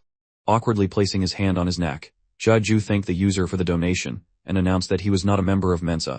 He thought with some irony that he was certainly a genius because he had simply memorized the answer while lying in bed. A window suddenly appeared in the system announcing that the user The Love had donated 500 coins to the main character, and she had also sent him a voice message praising him for his excellent work. Some viewers pointed out that the big spenders really do donate a lot, but someone else said that they were just fans of Jeju, so they could not lose to other people who donate. The protagonist, closing his eyes, smiled, thanking everyone, and said that he would quickly check the rewards and continue on his way. He opened the corresponding window of the system, receiving a box, and when he opened it, he again saw only a bag filled with coins inside. The spectators were amazed that this was only one reward again, and someone noted that there was no way that there would be 5,000 coins again. In the opinion of the spectators, this was already going beyond all bounds, and they understood that if this were really the case, then Jeju would come to the 5th floor with 10,000 coins. When the protagonist took the bag in his hands, the system showed that it was a bag with 5,000 coins, and Jeju was happy because he was sure that with 10,000 coins, he would be able to get a heroic rank skill book. The spectators were sure that 5,000 coins was definitely too much, and some of them assumed that the reward could be greater the faster a person completed the trial. Someone agreed with this, declaring that the protagonist deserved such a reward for having finished the 4th floor in 20 minutes, and also winning the 2 versus 1 battle on the 3rd floor. While waiting for the money bag to disappear, Jeju thought that the popoi were not feeling well and decided that he needed to hurry. Picking up the limp creatures in his arms, he announced that he was running to the 5th floor. The viewers were amazed that he was already going to the 5th floor, declaring that salvation came first. However, someone remembered that the fastest person was currently on the 7th floor, and someone said that Jia wasted a lot of time trying to befriend the puppoi. The protagonist frowned, thinking that he was already going through everything quickly enough, that he was confident that everything was fine, and decided that he did not need to hurry but just needed to not give himself away on the 5th floor. Thinking about this, he stepped into the portal. The system notified him that the 5th floor trial was beginning. From this point on, the audience could not move, and Jia received a week of a stout time, but it would not affect the real world. In addition, the protagonist became the owner of one painting of the destroyed world called a stout, and besides him, there was another owner of another painting. There were 2 ways to pass the 5th floor trial. Jia had to either reach the chosen end or kill the other user. Sometime later, in the castle, Shinja sat down on the sofa, bowed his head, pressing his lips tighter, and looked around the room in front of him. Then he picked up the book that was previously lying on the table. Opening this diary, he read that the person who wrote this note noted the date, February 20th, 944, and the place, which was the Empire. The author of the diary was now 10 years old, and he asked his father for a magical animal as a birthday present, but instead, he received a slap in the face. His older brother's disapproving gaze broke his heart, and Cain, who wrote this, asked himself what went wrong. A little later in the Empire, in the year 944, on February 22nd, Cain created a secret space under his room without his father's knowledge. He offered a gold coin to Fod for his help, but he did not accept it, and in the future, Fod was to give Cain a magical animal. He thought that he would sleep peacefully tonight, and with a sigh, he mentally noted that he even knew who he was copying now. He was the second heir to the Estout Empire. Some time later, the emperor discovered the magical animal that the prince was raising, and so he had to burn it with his own hands. He also earned the nickname of the executioner for throwing tantrums when drunk. He frowned as he closed the book, and a system window appeared in front of him, ordering him to reach the chosen ending. The copy character was Cain. The task was to become the emperor, but taking over by force would not be accepted as the correct ending, and there were 6 days and 16 hours left until the end of the task. Leaning his palms on the table, Cain leaned over, asking himself, am I really supposed to become the emperor? He assumed that this was a very difficult task, and the viewers in the chat were also surprised, noting that they now understood that this was a high difficulty. One user assumed that this person was thinking of leveling up and taking the throne by force. Someone remembered that the second heir was known as an executioner, and confirming this, another viewer said that the first prince had created a good public image for himself, so this task was hopeless. But someone pointed out that this was not the case yet because Cain first needed to burn a magical animal and throw a tantrum in order to get his nickname. Frowning in dissatisfaction, Cain asked himself why he had to play as the second prince, the executioner, who was as far away from the throne as the moon was from the sky. He noted that it would be better if he actually became a magic engineer like he planned. Sometime before, the system window announced that the 5th floor trial was starting, and from that moment on, the viewers could not move. They would be given a week in the Estout world time to complete the task, but it would not affect the real world. Jia, who was standing in the empty space, crossed his arms and studied the system window. He thought that the reality on the 5th floor was an alternate reality, so in the present time, it would hardly be a minute before moving to the 6th floor. The viewers were unable to leave the stream for the entire week of the trial.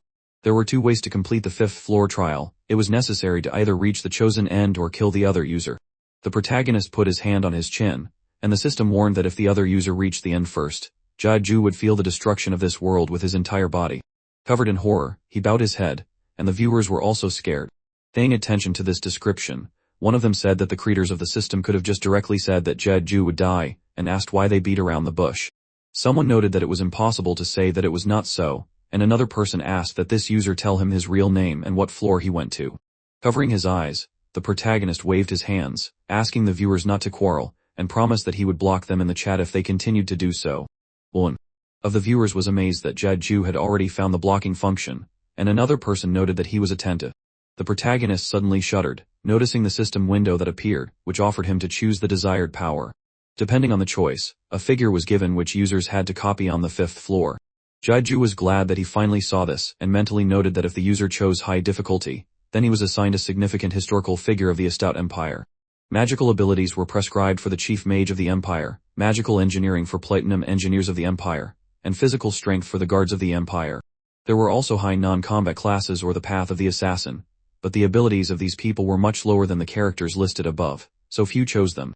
Covering his eyes, Jia thought that he would obviously choose. People in the chat suddenly began to advise him what to do. Someone suggested that he choose strength and go on the defensive. Someone noted that he should become a mage, and someone said that if he wanted to fight, then the path of the assassin looked cool for the hit and run style. One of the viewers suddenly asked why no one was recommending magical engineering. The protagonist, opening his eyes, confidently frowned and mentally exclaimed that he would choose magical engineering. However, before he declared his wish out loud, a system window appeared in front of him, asking if he was sure that he wanted to choose a power related to a magical animal. The users were surprised to see this and began to ask what the hell this was. The user The Love explained that there were monsters, and in a stout, these monsters are called magical animals. Noticing the message that appeared on the system window, Jaju said that he confirmed this, but before he could continue speaking, the system gave a confirmation, announcing that the protagonist would be corresponding with a character related to a magical animal. Laughing, one of the users asked if the system was broken. Another person agreed that it was, noting that there were no other options. A portal appeared under Jaju, and as he fell into it, he frowned in anger, waving his hands clenched into fists, and asked the system to give him a magic engineer now. In Kane's body, he rested his head on his hands folded on the table, and thought about what he was saying about wanting magic engineering.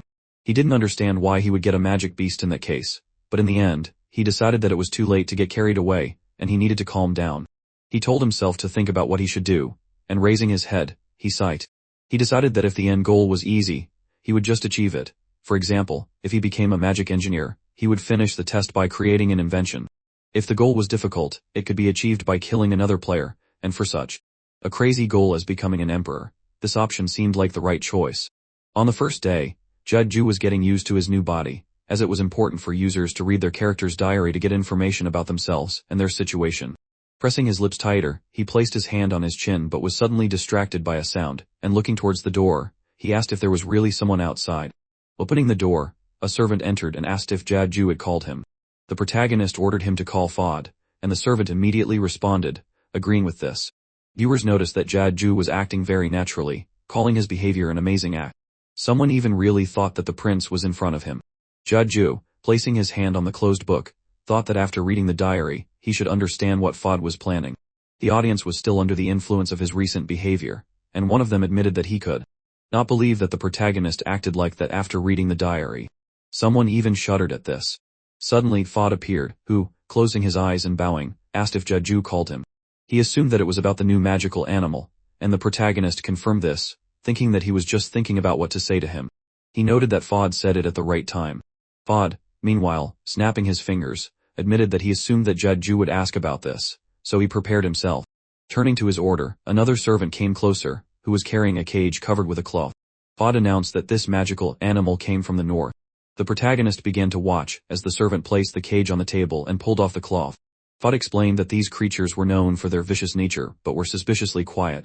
This made their job easier, and at that moment, the Papoy in the cage let out a quiet exclamation. Jaju realized with horror that he had completely forgotten about them, but he did not show his mood outwardly and noticed that the creatures were somewhat lackluster. One user admitted that he had been wondering where the Papoy had gone and laughed, asking if these were really Jaju's pets. Another person noted that judging by the groans, these were the same pets, and another viewer noted Fod's words about these monsters being from the north and laughed. Fod continued speaking, saying that he had asked the hunters, but they did not understand the reason for the Papoy's painful condition. He added that after checking it himself, he could assume that the Papoy had absorbed too many mana stones. He suggested observing the creatures first, and the viewers paid special attention to his words about mana stones and asked if those stones on the first floor were really mana stones. Someone was sure that this could not be because even a small stone costs 1,000 coins, and there was such a large block there. Someone from the viewers laughed, remembering that the Papoy also ate the shell of a dragon turtle, and the users realized that these creatures simply overate. Suddenly Fod, distracted from his story about the Papoy, screamed, attracting Jaju's attention. He looked at him in bewilderment, and he, coming closer to him, put his palms on his shoulders, noting that this could not be, and asked how it happened that mana was emanating from his body. The protagonist looked at him in bewilderment, shuddering, and Fod asked what happened during the month that he was in the north. Removing Fod's hands from himself, Jaju just said that everything was fine with his body and asked Fod not to worry. Fod exclaimed again that this could not be and announced that usually people explode from mana inside them. The protagonist thought that by pure chance his life was not in danger because mana penetrated his head, and for now, even if he began to get nervous or angry, he would quickly be able to come to his senses. However, if it got worse, his emotions would get out of control. Suddenly, he was distracted from his thoughts as Fod warned that he could no longer absorb mana. Jaju was silent for a while and then, smiling, calmingly placed his hand on Fod's shoulder and announced that he understood everything, promising that he would take this into account. Fod excitedly attracted his attention again but did not say anything and then, bowing, decided that he would go. Before leaving the room, He warned that the first prince had recently started making strange movements, and therefore asked Jeju to be careful. The protagonist thanked him for his concern, and then added that he would transfer these magical animals to the basement himself. Fod bowed, and Jeju remembered that he was the only advisor to Kane, and he was also the personal one of his mother, the Empress. However, Fod ended his nightly activities when she left this world, and he specifically stayed as an advisor to the young Kane. Now, looking at the Papoy sitting in the cage, Jeju realized that it was all about the magic stones and thought that in theory, he should be trembling in fear from the dragon turtle, but he was much more worried about the words that the first prince was planning something. Taking the cage, he went to the bookcase, noting that he needed to defeat the first prince in a week and become the emperor. Killing the enemy was easier, but if he achieved the end in another way, he would receive a better reward. He remembered what the diary said and, pulling one of the books on the shelf, he noted that he should do this. The bookcase suddenly moved to the side, revealing a staircase leading down. The onlookers were amazed, assuming that this was a new skill. Someone asked, "Is this really from the magic engineers?" However, not everyone shared this assumption, and one of the spectators asked how this could be the work of magical engineers. Jeju, meanwhile, began to descend with the Papoy into the basement, and finding himself in the room, he noticed more cages standing below. Turning his head, he noticed a system window appear, which notified him that he had entered the territory of a character related to magical animals. The skills related to this were available for purchase, and Jeju's abilities related to magical animals should increase. Looking around, the protagonist noticed the animals sitting in the cages and assumed that instead of being wary and afraid, they felt happiness at seeing their owner. He realized that these were the animals that Kane kept and placed the cage with the Papoy on the floor. Noticing the puzzled looks of the creatures, he said that he would leave them here since he did not know what awaited him outside. Turning around, he closed his eyes, not wanting to show his tears to the Papoy, and the viewers were also sad, asking Jeju not to do this to the Papoy. Some assumed that he was crazy to leave them behind. But one of the viewers suddenly asked if they thought that someone would let the prince carry around the Papoy. The Papoy also burst into tears, realizing that Jeju was leaving them behind. While speaking to them in his mind, he apologized to them since it was for their own good. Opening the store, he assumed that he needed to buy a skill book for the Papoy. He began to look through the skills available for purchase and thought that the good thing about skill books was that he didn't need to read them since the content would directly go into his head, making everything much easier. He decided to purchase a book about the basics of magical animals' normal rank. After using it, his understanding of animal magic would increase. When Jeju confirmed the purchase, the skill Basic Animal Magic Level 1 was created. Holding his chin with his hand and closing his eyes, he thought that he hadn't found anything useful.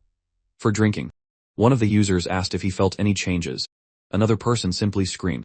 The protagonist, leaving the basement, thought about it and then declared that he didn't really feel any changes but noted that at least it was a cheap skill. Agreeing with this, the users declared that this is why animal magic was not popular and noted that it was not too late to switch to a knight. However, another person advised Jeju to switch to a mage because he had 10,000 in his account and he could afford it. Carefully returning the bookcase to its place, the protagonist thought that he needed to go somewhere else. Watching his actions, one of the users laughed, advising him to cheer up. Jeju thought excitedly that his opponent most likely chose the knight or mage class, and the head mages had their own room to study, and the knight captains had their own training ground. If he thought about the rewards, he needed to hinder the other streamer as much as possible, and realizing this, he looked straight ahead with determination.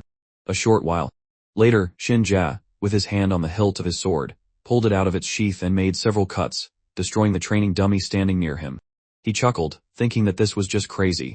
Looking at the blade of the sword, he remembered that he only used a skill book, but it felt like he had been training for decades.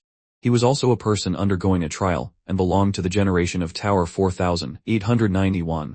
The spectators watching him noticed that he was very excited, but they realized that he should be like that because on the 5th floor, everyone gets stronger. After making a few more hits, Shin-ja thought that his skill level was increasing just from moving, and he froze, still grinning. He thought that he was lucky because he chose a high difficulty from the 1st floor, so he was able to get a lot of donations. On the 2nd floor, he easily defeated the monsters with his kendo skills. On the 3rd floor, he used another participant as a human shield and quickly cleared the level. He thought that the spectators would abandon him for killing another participant, but in the end, he only received more donations for persistence, despite the fact that he barely finished the 4th floor with 30 minutes left in the countdown. Suddenly, one of the viewers alerted him that he had a guest. Another person said that he had seen him before, and a third user, noticing the rich clothes, asked what the person's name was. Turning around, Shin-ja noticed Jeju standing next to him, and one of the users realized that it was the second prince, Kane. Shin-ja froze, frowning, and noticing that he simply stood up without moving, one of the chat members ordered him to kneel. Startled, he bowed, closing his eyes, and lowered his head, exclaiming that it was a great honor to meet the prince. He did not understand what he was doing here because he was sure that he had read the diary correctly, and so he asked himself why he was here. The protagonist ordered him to stand up, admitting that it was nice to see him training for the empire. Shinja said that he was just doing his part, and suggested that the person in front of him might be a streamer, but he immediately rejected it, suggesting that the other member probably chose a mage or knight like Shinja himself. His character used a sword, and was also a great master called the Black Lion. He was an honest man who hated liars, and at first, Shinja had a hard time getting used to the way this character spoke, but he quickly adapted by copying the behavior of the other knights. Standing up, he sheathed his sword and asked what brought Jaju here to a place filled with sweat. The viewers watching him noticed that he was doing a great job, and some called him pushy and laughed. One of the users asked if they didn't see Shinja throw his teammate at the defender on the third floor. Jaju, meanwhile, smiled and said that he just came here because he remembered what kind of alcohol Shinja likes. He asked if he was the one who cried at his last birthday party when he couldn't find his favorite alcohol at the banquet. Shinja trembled, sweating from excitement, and awkwardly agreed. His viewers noticed that he was embarrassed, and noted that he would have been found out right away if it was another streamer. The main character, meanwhile, said that he thought about sending Shinja his favorite drink but admitted that he doesn't really know much about it, so he completely forgot the name and asked if he could remind him. Shinja flinched, becoming even more horrified and not understanding what Jeju was talking about. He mentally turned to the chat, begging for help. He peered into the system window, where viewers realized that this was a knowledge test, and asked how they would even know this. One of the users, noticing that Shinja was watching, asked for someone to help him, and one of the viewers wrote that it could be an expensive drink that would match a stout. So something like Raisin, Rosen, or Pell. Another person noted that there was an alcoholic in the chat, and advised Shinja to just pick something, confident that no one knew. Shinja bowed, saying that it was called Pell. Jeju, holding his chin with his hand, thoughtfully asked if that was really true. He finally said that it sounded familiar, and promised that he would send it tomorrow. Shinja smiled and thanked him, promising that he would try his best for the empire, and he was glad in his heart that he had survived. Jeju suddenly added, "Now that I think about it, I had completely forgotten to ask about something," and asked what his interlocutor's Korean name was.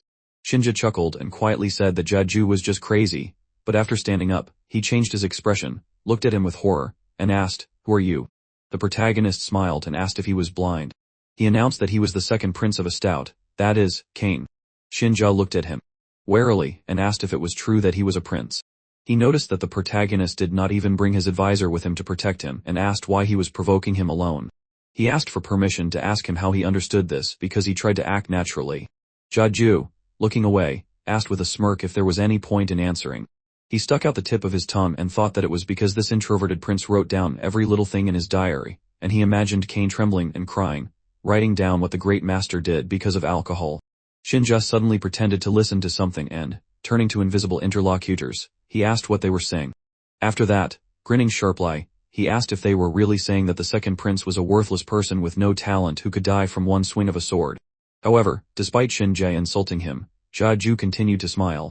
The viewers in the chat only asked to look at him, admitting that it was annoying. Someone pointed out that they were too into it. Another user admitted that the anger was not surprising and he was even ready to give his tooth, claiming that Shinja dreams of being a tank. The protagonist suddenly said that he felt this vulgarity and frivolity from the very beginning, and admitted that he wanted to pretend that he did not notice anything, but this disgusting smell was stuck in his nose. Jeju's words hit Shinja much harder, and he shuddered in horror and then, smirking, called him a name, warning that now he will become a corpse. He took hold of the hilt of the sword, intending to take out the weapon, but suddenly Fod, running onto the site, indignantly asked, "What do you mean by this, Shinja?" Jeju and Shinja froze, their eyes widened. Fod, putting his hands on the protagonist's shoulders, asked if he was okay. He started shaking him from side to side, and he, shocked by such an unexpected interference, awkwardly said that he was fine, noting that there was no need to make such a noise. Shinja sweated with excitement, noticing Fod, and he, shaking with rage, asked what Jeju was saying. He exclaimed that he himself saw Shinja raise a sword to Jeju, but the protagonist, smiling, told him not to worry and noted that he only wanted to see the skill of the. So he asked Shinja to demonstrate his skills for him. Looking at him, he asked if it was true that this was so. Shinja agreed with this, although he stuttered a little in confusion, and the audience noticed that he was confused again, assuming that he was just an idiot. This actually seemed like a true version to them since one swing would allow him to pass the 5th floor. Fod, approaching Shinja, looked at him menacingly, saying that he felt the bloodlust coming from him. The protagonist watched him awkwardly, and then said that he simply told Shinja to show everything he was capable of. Closing his eyes, Fod placed his hand on Shinja's shoulder, and more calmly warned him to be careful in the future if he did not want anyone to accuse him of attempting to assassinate the prince. Leaning towards his ear, he quietly added that in such a case, his limbs could be torn off, and his body tied to a horse set loose in the city. Bowing, Shinja exclaimed that he had acted rashly, and Fod ordered him to stop and declared that if the prince wished to spare him, he would not pursue the matter further. Shinja turned around and ran away. Fod, walking with Jaju through the corridors, noticed that Shinja had never done anything like that before and noted that something was wrong today. The protagonist asked if it was because Fod had kept him in check. Fod admitted that he was very sorry that this had happened because the heart of the Empire, the great master Black Lion, had behaved so frivolously. Jaju suddenly noticed that judging by his speech, Fod missed the old days. Shuddering, he looked at him in bewilderment, and then frowned, thinking, but quickly became distracted and, smiling, noted that this was a very malicious remark, admitting that he did not remember anything that happened before taking the oath of allegiance to the Empress. Jaju listened attentively, then smiled, closing his eyes, and said that he understood everything. Stopping, he warned that he would wander around the area because the room was somehow boring and asked Fod not to worry and mind his own business. Bowing, Fod replied that he understood everything but warned Jaju to be careful, because a clash with the first prince would bring a lot of trouble. After that, he turned around, leaving, and Jaju thought that he had lost much more time than he expected and decided that he needed to visit the workshop of magic engineers tomorrow. A system window appeared in front of him, and the love asked what he would do now. One of the users noted that Jaju had found another streamer, but the situation had become more complicated, but someone thought that it was even more interesting. Jaju announced that he was going to achieve the chosen ending, and he frowned decisively, clenching his hands into fists. The viewers were amazed, reminding him that he only had 6 days left and asked if he thought that anyone could become the emperor.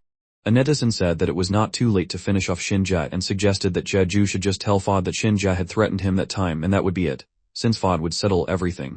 The protagonist, disagreeing, confidently thought that there must be another way, mentally exclaiming that there simply had to be. Soon Shinja, standing next to the table, listened to the guy sitting in front of him. He handed him the documents, saying that here are the documents on Fod that Shinja asked for.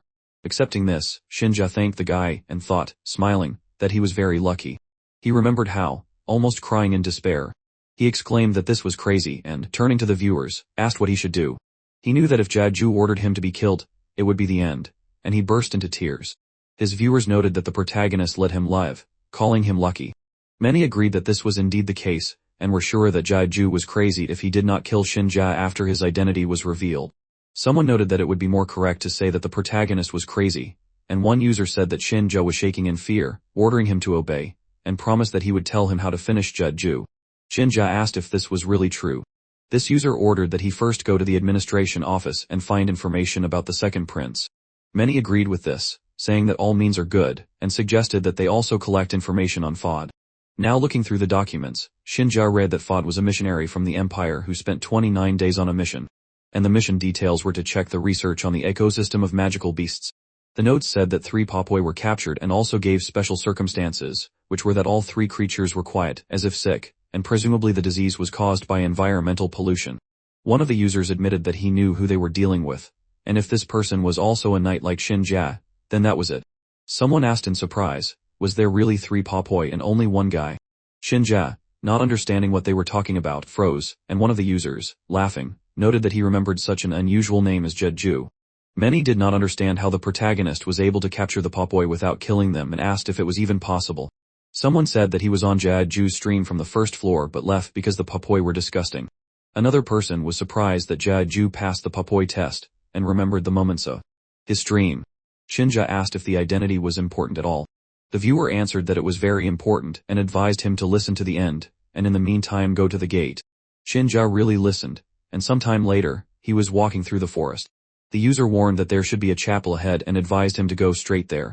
Noticing the desired building ahead, Shinja thought that this method only works if the identity of the enemy is known. Cursing, he promised that he would end this and clenched his hand into a fist. An hour ago, frowning decisively. As Jeju walked down the corridor, he suddenly shuddered, noticing Shinja walking towards him. Shinja smirked. The protagonist stopped next to him and crossed his arms, realizing this was his opponent's home base. He had heard that Shinja had checked his background. Shinja advised him to quit the game, asking, is it true that the protagonist is popular enough? He said Jeju's name while looking at him with displeasure. Seeing his reaction, Shinja realized he was right. He quickly turned around and started to run away. Jeju extended his palm after him, asking him to wait, but Shinja continued to run, mentally repeating that this was the end and thinking that he would not die here.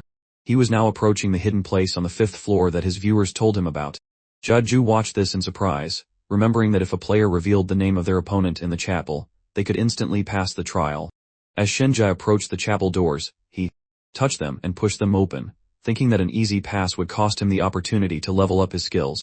In addition, if he made a mistake, he would receive a severe penalty, so this method was not particularly recommended. However, he asked himself, who cares about leveling up skills when your own life is at stake? He entered the chapel, noticing a bowl with light coming from it. One of his users pointed out that it was too weird since everything was going too smoothly.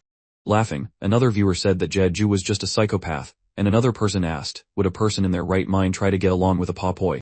Shinja dipped his palms into the water in the bowl, taking out the key lying in it. Walking further, he knelt down in front of a statue while clutching the key. Suddenly, a system window appeared in front of him, warning him that his wisdom would be tested. Shinja had to say the name of the participant who was taking the same test. Shinja announced, "It's Jeju." The system began to check the information and username, asking whether to confirm this answer and continue. After confirming, Shinja could not change the answer. He confirmed it, but suddenly everything shook. Stuttering in fear, Shinja asked, "What's going on?" The eyes of the statue lit up red. The system announced that the answer was wrong, so Shinja was cursed by an evil spirit that laughs at wisdom. His character, Royan Carlson's, chosen ending was to acquire the 5 sword skills of the first knight of the empire. Shinja's body was suddenly enveloped in magical energy, and he asked in confusion, "What's going on?" His curse was to lose all the skills he had learned. Desperately raising his hands up, he asked, "Why is this happening?" He didn't understand what kind of nonsense this was and screamed as he turned around and started running away. Jeju's netizens advised him to quickly catch Shinja, as they were sure that he would be finished. They were already bidding him farewell, saying that it was nice to meet him. Jeju bowed his head, internally happy that Shinja was such a simpleton. He grinned and straightened his hair. The viewers were amazed at his expression. They assumed that he had another trick up his sleeve. The protagonist returned to his room and, closing the door, focused on the backpack standing nearby. As he approached it, he put his hand in the backpack, starting to search for the necessary items. One of the netizens assumed that he knew what Jeju was planning, and another person asked, "What does that mean?" However, no one was going to explain anything. At this point, the main character took out a ticket that allows him to change his name. The viewers were amazed, not understanding whether he would really use it here. They were also curious about how he knew about the hidden place, and one of the users asked if Jeju had planned this from the beginning. In the meantime, he tore up the ticket, and a system window appeared in front of him, as well as a keyboard. He had to choose a new nickname. His viewers suggested the nickname Newbie as an option, as well as the nickname Papoi. However, without reading the chat, Jeju typed in a new nickname, and soon the change was completed successfully. The nickname he chose was Kim Jeju 2. User The Love asked if Jeju was serious. Another viewer asked if the normal names on floors 1 to 5 were taken. Someone suggested that Jeju might have a split personality. The protagonist, dusting his palms, mentally noted that since Shinja had the role of a grandmaster, he should learn the 5 sword skills of the first knight of the empire, if he remembered correctly.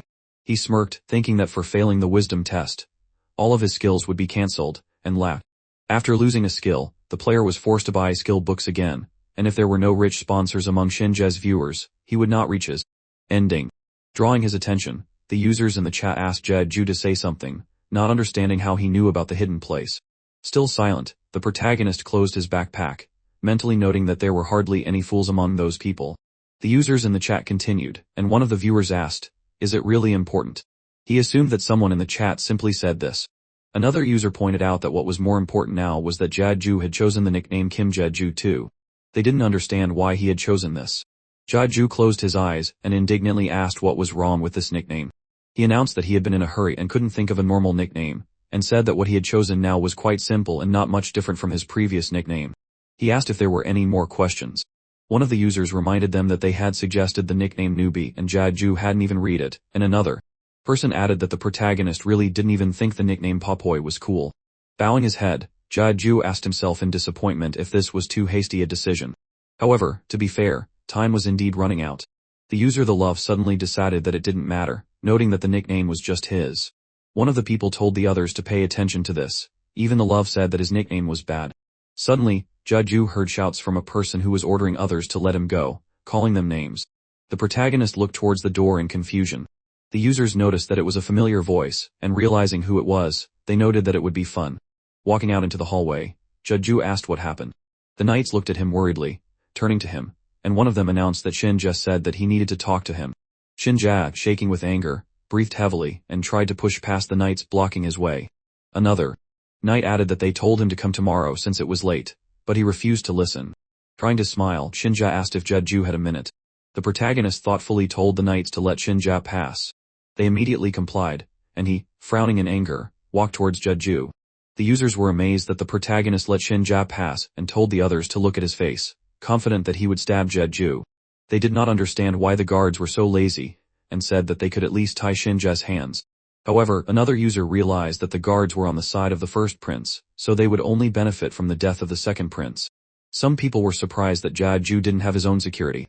One of the viewers who knew a little more confirmed that this was indeed the case, and explained that Fod was a one-man army. The others understood why Fod was so angry then. Shinja and Jeju, meanwhile, walked into the room. As he approached the protagonist, Shinja angrily called him names and then asked, "Who are you?" Smiling, the protagonist said that he thought he had said this before. Shinja grabbed a chair and threw it towards Jeju, ordering him to stop playing with him and calling him names. The protagonist calmly dodged to the side. The viewers noticed that Shinja was furious. They thought it was crazy that the guards outside the door didn't even want to lift a finger despite the noise, but they advised Jeju to rest in peace, since even the guards did not care about him. Shinja, drawing his sword, noted that it would end like this anyway, and running towards Jeju, he suggested that they see who would die first. The protagonist calmly stepped aside to avoid the attack, noticed that he was moving like an ignoramus, and wondered if it was because all of Shinja's skills had disappeared. Intercepting the hand in which he held the sword, he brought his other arm behind his back. Finding himself in an awkward position, Shinja angrily called Jeju names, ordering him to let go. The protagonist twisted his arm harder, and trembling, Shinja let go of the sword, screaming. The viewers were confused as to how Jeju was so good at fighting, and another person asked if this user thought Jeju was just lucky to defeat the turtle on the second floor. Someone suggested that the protagonist should make Shinja kneel down and learn the difference in classes, and they laughed, pleased with the suggestion. Frowning in displeasure, Jeju warned that Shinja would still be useful to him and explained that this was why he let him live. He began to sweat in fear, clenching his jaw. Jeju added, even more threateningly, that Shinja should not mistake his mercy for fear and asked if he understood. Trembling all over and covering his eyes in terror, Shinja finally exclaimed that he understood everything and asked Jeju to let go of his hand. The protagonist indeed did so, and Shinja fell to the floor, clenching his jaw in pain. Jeju, looking down on him while flexing his palm, ordered him to leave if he understood everything. Shinja shuddered and then stood up. Clasping his injured hand with his other palm, he headed for the exit of the room. Jeju, closing his eyes, put his hand on his neck, sighed, and thought that Shinja would not bother him anymore. However, he supposed that there was no need to press him so hard. The viewers asked what his plan was now. They understood that the other streamer was not a problem, but someone still advised Jeju to stop being stubborn and just finish off Shinja because he would keep coming back. Bowing, the main character promised that he would think about it, and said that Shinja can be killed at any time. Someone told other users to ignore it, noting that Jeju still had 6 days left. Someone asked if the main character was not going to attempt the ending in that case. Some suggested that it would be better to say that there were only 6 days left. Jeju fell onto the bed, thinking that if the current emperor did not die, there would be no next emperor. However, even if the current emperor suddenly died, the first prince was next in line. So the best option would be to learn magic engineering before the last day arrived and then get rid of the other streamer. Jeju's eyes gradually closed and he fell asleep, realizing that in that case, he would have to give up the rewards for achieving the ending. In his dream, he was another character named Alec, swinging an axe during the trial on the 5th floor. He stopped, tried to wipe the sweat running down his face, and while closing his eyes, he asked the viewers if they were sure it was an axe. He noted that it was too heavy and said that he received an axe for no reason. It was heavy and incredibly difficult to control. The viewers ordered him to stop whining since he chose to do so. They reminded him that the protagonist was able to handle the axe perfectly on the 3rd floor and advised him to just level up his skill already. Laughing, Jeju admitted that he was just curious and promised that he would try. The viewers asked the rest to look at how Jeju did not cross the line and noted that he had good awareness. They decided to be honest, noting that he had been swinging the axe for 6 days. Suddenly, someone asked why there was so much noise in the background. Looking towards the crowd of people passing by, Jeju wondered if something had happened. Noticing that he had stopped, a user asked if the protagonist didn't want to train and was just looking for an excuse. Jeju exclaimed in displeasure that this was not the case, and one of the users advised him to look at the movement there, assuming that it was an event. If it was an event, then the users advised him to go there, and Jeju wondered what kind of event it was. Someone from the viewers wrote that it was the 6th day, that is, the day of the trial. At this time, Kane, who was in the castle, stood with his head down, looking at the shackles that were put on his hands. Judju froze, surprised when he realized that this was a trial. He, covering his eyes, turned to his viewers and asked them to share information. However, they replied that he could do without it because everyone except him already knew everything. Another user asked this person to stop teasing the main character, because he might burst into tears in the end. Another viewer suggested that Judju go and see for himself, noting that they would allow him to do so. He thanked the viewers for this with a happy smile, and then walked towards the crowd of people who were chatting among themselves, noting that they couldn't believe it, and pointing out that it was all terrible. Judju suddenly flinched, noticing Sen, who came closer to him and asked who it was. Recognizing him, he asked, "Is this the brave sword master, the Black Wolf?" Allah. Judju said that they hadn't seen each other for a long time but asked in confusion what happened. Sen assumed that he hadn't heard the news, and explained that the imperial court was coming soon. Judju flinched and asked again in shock. The viewers assumed that this was the plan, and someone clarified that only members of the imperial family go through the imperial court. Other users thanked the person for the information, but someone laughed, suggesting that they stop broadcasting something that everyone already knew.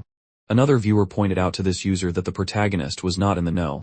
Sen looked around warily at this time, frowning, and then, leaning towards Judju's ear, told him that the second prince had been taken into custody and accused of murdering the emperor. The protagonist asked again in shock. Sen, closing his eyes, decided that it was for the best, and there was no need to cast pearls before swine, since he was sure that no one would benefit from the second prince. Judju watched him, and then guessed that this crowd had gathered for the prince's trial. Sen confirmed that this was indeed the case, drawing attention to the fact that this was a big event, and that was why the emperor's entire family and aristocracy had come. The protagonist replied that he understood everything and continued walking, but suddenly someone bumped into him. Fod, who turned out to be that person, looked tiredly at Judju and apologized to him, lowering his head. He continued walking further, and the protagonist thought that his face was like that of a dying man. The viewers felt sorry for Fod, as he was the second prince's only ally. Some people thought it was suspicious. One of the users decided to clarify what exactly was suspicious and asked if the viewer was talking about the emperor's death. Judju thought that the emperor didn't trust anyone, so he placed his knights everywhere. That's why his sudden death at the hands of others really seemed suspicious, and besides, all the knights guarding him were converted, loyal men. As the protagonist walked into the courtroom, he looked at one of these knights, and then thought that the weak prince could hardly handle them. He recreated the image of Cain in his mind, and then decided to watch what the court would say. Soon, when all the viewers entered the courtroom and sat on the stands, Judju also sat in the courtroom and closed his eyes, thinking. The viewers in the chat continued their discussion, confident that the first prince was involved. However, some were not going to accept such a theory, asking that the person give facts rather than theories. Another user declared that it was a fact that the first prince had extreme ambitions, while the second prince was comparable to a sofa cushion. Another viewer agreed that this person was right. Judju, opening his eyes, thought that since the case was quite serious, the courtroom was almost completely full. All the main magicians, great masters, and nobles of all stripes were gathered here. Also assessing the people who had gathered in court, one of the viewers noticed that he did not see a single magic engineer. He was surprised, and another person explained to him that magic engineers are professionals who would rather invent something than waste time on courts. Another user decided to conclude from this that magic engineers are staying on the sidelines. Suddenly, someone took a small bell and rang it, attracting the attention of the others. Putting the bell aside, the man said that he understood that high-born nobles were present at the trial today. However, the Esta court judged everyone fairly, and confidently looking at the audience, the man warned that if someone was to initiate disorder, they would be punished to the fullest extent, regardless of status. The audience found the secretary very charismatic, and one of them asked what if he was a black master. However, not everyone thought so. And one of the users noted that this was just nonsense because the secretary was stupid, so he tried to act confident. Another person agreed with these words, noting that this was not the first time this man had done this. Meanwhile, the secretary turned to the lower tribune, calling for the commoner representative, Cain. Standing up abruptly, he cried out, showing that he was ready to listen, and confidently frowned. The audience was amused by the fact that he was a commoner, and they noted that he was just a decoration, and some of them were even disgusted by such a defense. After this, the representative of the nobility, Mary Kraz, was called from the middle podium. As he stood up, he closed his eyes and bowed. Someone in the chat wrote that his hair was a wig, and laughing, another user asked how this person knew. This viewer explained that he was bored, so he took it off, and his interlocutor called him crazy. Reading this discussion, Judju, imagining the bald Kraz, frowned, trembled, and covered his mouth and nose with his hands in order not to laugh. After this, the secretary addressed the high podium and announced that since the emperor had passed away, Grand Duke Magnus would take his place in the hearing. Magnus stood up, and the secretary asked that the named jurors follow the teachings of the goddess of justice, and asked if they swore to judge impartially and not to give in to emotions. All three of the jurors agreed, and the viewers especially paid attention to how funny Kane was in expressing his agreement. They laughed, not realizing that they had forgotten such a wording in such a serious situation. However, they eventually remembered that he was a commoner, asking what could they expect from him. One of the users pointed out that there were royalty and nobles everywhere, suggesting that Kane was simply overexcited. The secretary noted that before they continued, everyone should take note that this trial was rushed because the defendant was caught red-handed. That is why the testimony was not collected thoroughly enough, and the defendant did not confess to the crime. Due to this, the man asked for understanding, declaring that this trial was for the official record. Judge Ju wondered if this meant that they did not need to prove the fact of the crime. The chat room viewers asked the secretary to stop this wordplay, not understanding what the point of this argument was when the criminal had already been caught. They laughed, realizing that this was a rigged trial. The secretary, meanwhile, addressed the defendant, ordering him to stand up and take his place in the courtroom. Kane walked forward, stopping next to the podium, and the man asked him to introduce himself. Kane, sweating from excitement, gave his name, although he hesitated at first. The secretary asked if he understood that since the fact of the crime had been confirmed, the question of the suspect's identity was not before the court, and a lawyer would not be present at the trial. Kane, bowing his head, replied that he understood everything. Seeing his state, one of the users asked in bewilderment, how did such a guy kill the emperor himself? Another person noted that Kane confirmed everything. The secretary, taking the documents, waved his hand, announcing how the crime had occurred. He said that today at 2:00 in the morning, Prince Kane went to the sleeping emperor's room and asked him for an audience. He talked with him in the reception room for about 30 minutes. Looking at the knight standing a little to the side, the secretary asked if he confirmed what he had said. The knight said that it was indeed so, and noted that when the sounds from the reception room stopped, the guard knights, opened the door with suspicion. Mentally going back some time, he remembered how they entered inside and said that the emperor was lying on the floor in a pool of his own blood, and in front of him was only Kane. Kane was really standing next to the emperor then, trembling all over and covered in sweat, crying. Hearing this story, the spectators in the stands began to talk among themselves, and Kane, trembling again, lowered his head but did not object. He grabbed the wrist of his other hand with one hand to somehow suppress the trembling. The knight continued his story, announcing that after investigating the cause of death, it turned out that the tea that the emperor drank with pleasure contained powdered lepa leaves. The same powder was found on the clothes of the second prince. One of the viewers remembered that lepa is a flower and asked, "Isn't that true?" Another user confirmed that this was indeed the case, specifying that this flower is poisonous, and this one has no smell or taste, so it is actively used for murder. The secretary asked if there were any objections or additions to what was said. Kane was silent for a while and then desperately said that there was nothing. Closing his eyes, the secretary noted that in that case, that was all. The viewers began to indignantly talk among themselves, and Jadju, frozen, opened his eyes wide and asked himself, is this really a trial? He did not understand how this was possible and clenched his fists, indignant at what had happened. Magnus, slightly bowing his head and leaning on his palm, ordered the others to stop the farce, assuming that the gods who looked at Estelle were laughing. He told the others to tie the second prince, Kane, to horses and drag him through the empire, declaring that it was necessary for all the inhabitants to know what happens to those who take the life of a ruler. Then, Kane had to confess his crime to the gods and beg their forgiveness. Hearing this sentence, Kane shuddered and then trembled even more. Tears rolled from his eyes. Magnus asked if everyone agreed. Kane and Kraz agreed with this. Fod suddenly got up, shouting that this was nonsense.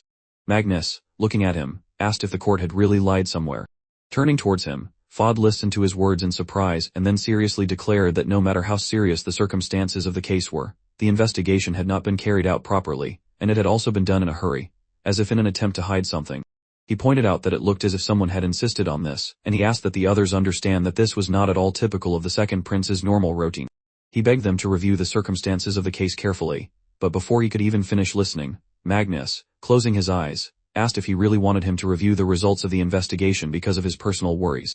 With a wave of his hand, he declared that was all, and ordered the guards to take Kane away. Knights appeared on both sides of Kane and began to lead him away. Fod sank into the stands, desperately covering his face with his hand. Judju clenched his jaw, still in shock at how the trial had gone. Some viewers assumed he had fallen asleep, but others assumed he was in shock. Some even hoped he was. However, some were shocked that someone could actually be shocked by something like this. The protagonist, addressing his viewers, asked, "What kind of world is this?" The users admitted that if they knew, they wouldn't be sitting with him now. Another person realized that this is how rose-colored glasses break. Another viewer pointed out that Jeju has no power and asked what he should do about it. Someone warned the protagonist not to react so strongly because the fifth floor has always been like this. Jeju, gritting his teeth even more, exclaimed that he would never agree to such an outrageous test and furiously told the others to just wait for him to destroy this tower. As for a stout, he was going to tell the admins everything. Suddenly, one of the users asked if he could take responsibility for these words. Jeju suddenly woke up with a start. One of the users asked if he was awake. Another viewer pointed out that he just fell asleep without warning, and the user the love said that such things happen. The protagonist thought about the trial of Cain from his dream and thought that he was deeply moved by the results of that trial from those videos he had seen. He closed his eyes and thought. One of the viewers asked what he would do. Someone advised that he just kill the enemy, but Jeju, smiling, refused this offer, saying that he had decided everything. The users realized that he wanted to see the ending, and began to advise him to give up because the difficulty of Cain's goal is simply prohibitive. Someone noted that after failing, Jeju will realize that he just wasted his time, but the protagonist admitted that he thinks there is one loophole. Some time later, Jeju was already reading the diary, thinking about the beastman. The viewers were curious about what it was, and someone pointed out that the protagonist was planning to become an emperor. In 7 days. He mentally noted that the reason Cain was fixated on animal magic was because of the emperor.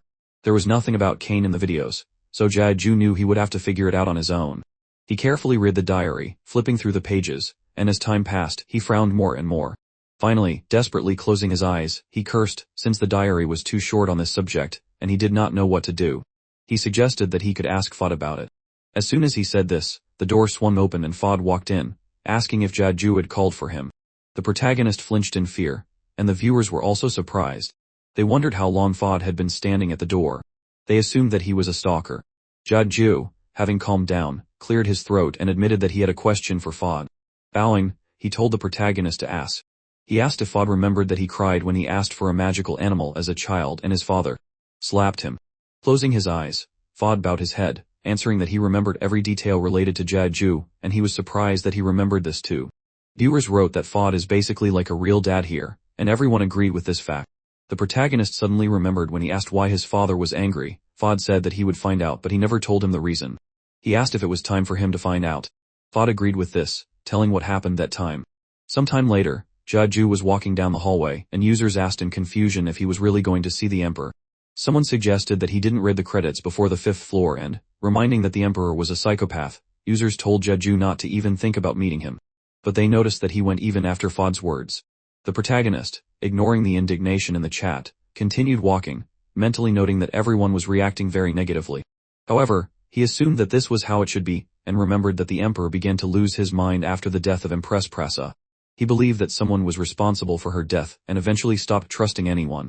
He loved his wife so much that such hatred for the child she left behind seemed illogical. He remembered Fod telling him that the magical animal that Jeju wanted as a birthday present was too dangerous for him.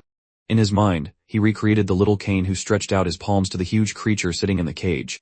Now, noticing the thoughtfulness of the protagonist, the viewers ordered him to get ready because this was already the emperor's territory.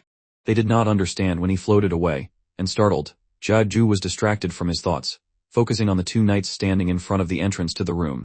Opening the system windows in front of him, he announced that he would turn off the chat before entering since he needed to be as focused as possible and asked if the viewers agreed with this. The users were indignant, declaring a riot, but Jeju asked them not to be angry, promising that they would see everything when the time came.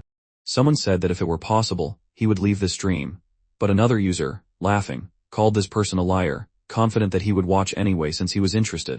Meanwhile, the protagonist turned off the chat and decided that he needed to focus. In his mind, he repeated several times that he was Cain and resolutely noted that instead of the shy and gloomy Cain, a changed Cain would come to the emperor, who would even surprise him. Approaching the knights, he noted that they were already working at dawn, and then added that he had come to ask for an audience with the emperor. The knights blocked his way with their weapons, and one of them declared that this was impossible now. Jeju asked if this was really impossible, even for the prince of the empire. The knight seriously said that there were no exceptions. The protagonist noticed that the beastman did not show emotions, and understood how he should act in this case. He took a deep breath and then shouted, attracting the attention of the emperor, "The second prince is asking for an audience with you, since he has something to say." Nothing happened for a while, and then the door opened, and another knight came out of the room, asking Jeju to wait in the reception area. He was glad that it were. Some time later, he was sitting in the room, closing his eyes. He repeated that he was Cain, and suddenly the door opened. The ruler of the Estout Empire, Radiac, entered. He found it interesting that Jeju was looking for him. Rising, the protagonist bowed, asking what was so strange about a son wanting to see his father. Radiac did not understand since when Jeju began to treat him as a father, but he smiled and replied that it was always like that. Leaning his hand on the table and supporting his cheek with his palm, Radiac said that he always emphasized that any words must have a strong basis. Jeju, sitting down on a chair, said that he knew that Radiac had secretly assigned Beastman to him, and he asked if it was because he was worried about him. Radiac smirked and declared that it was a bold assumption, but Jeju noted that it was important how he interpreted it because if it was out of parental love, then he, as a son, would follow Radiac. Closing his eyes, he thought, a little excitedly, that he learned about the Beastman chasing him from the chatter of the viewers of the stream, but he was quickly distracted from his thoughts as Radiac, sighing, leaned back on the couch where he sat down and asked if that was all Jeju wanted to say. He asked for the knights to leave so that they would not eavesdrop on their conversation. Touching a finger to the ring he wore on his other hand, Radiac asked for what reason. The protagonist smiled and admitted that he felt awkward. They remained silent for a while, looking at each other, and then, waving his hand, Radiac ordered the knights to leave. They bowed and obeyed. Radiac realized that Jeju knew everything and then asked if he can now hear the real reason why he asked to send the knights away. The protagonist said that if this ring really magically controlled the Beastmen, then they could leave them alone. However, he noted. Jeju noted that the ring on Radiac's finger was not real. Radiac flinched, then straightened up and said that this was interesting, asking what proof Jeju had. He warned that everything the protagonist said next would decide his fate. Jeju noted that, to be honest, Radiac had another ring.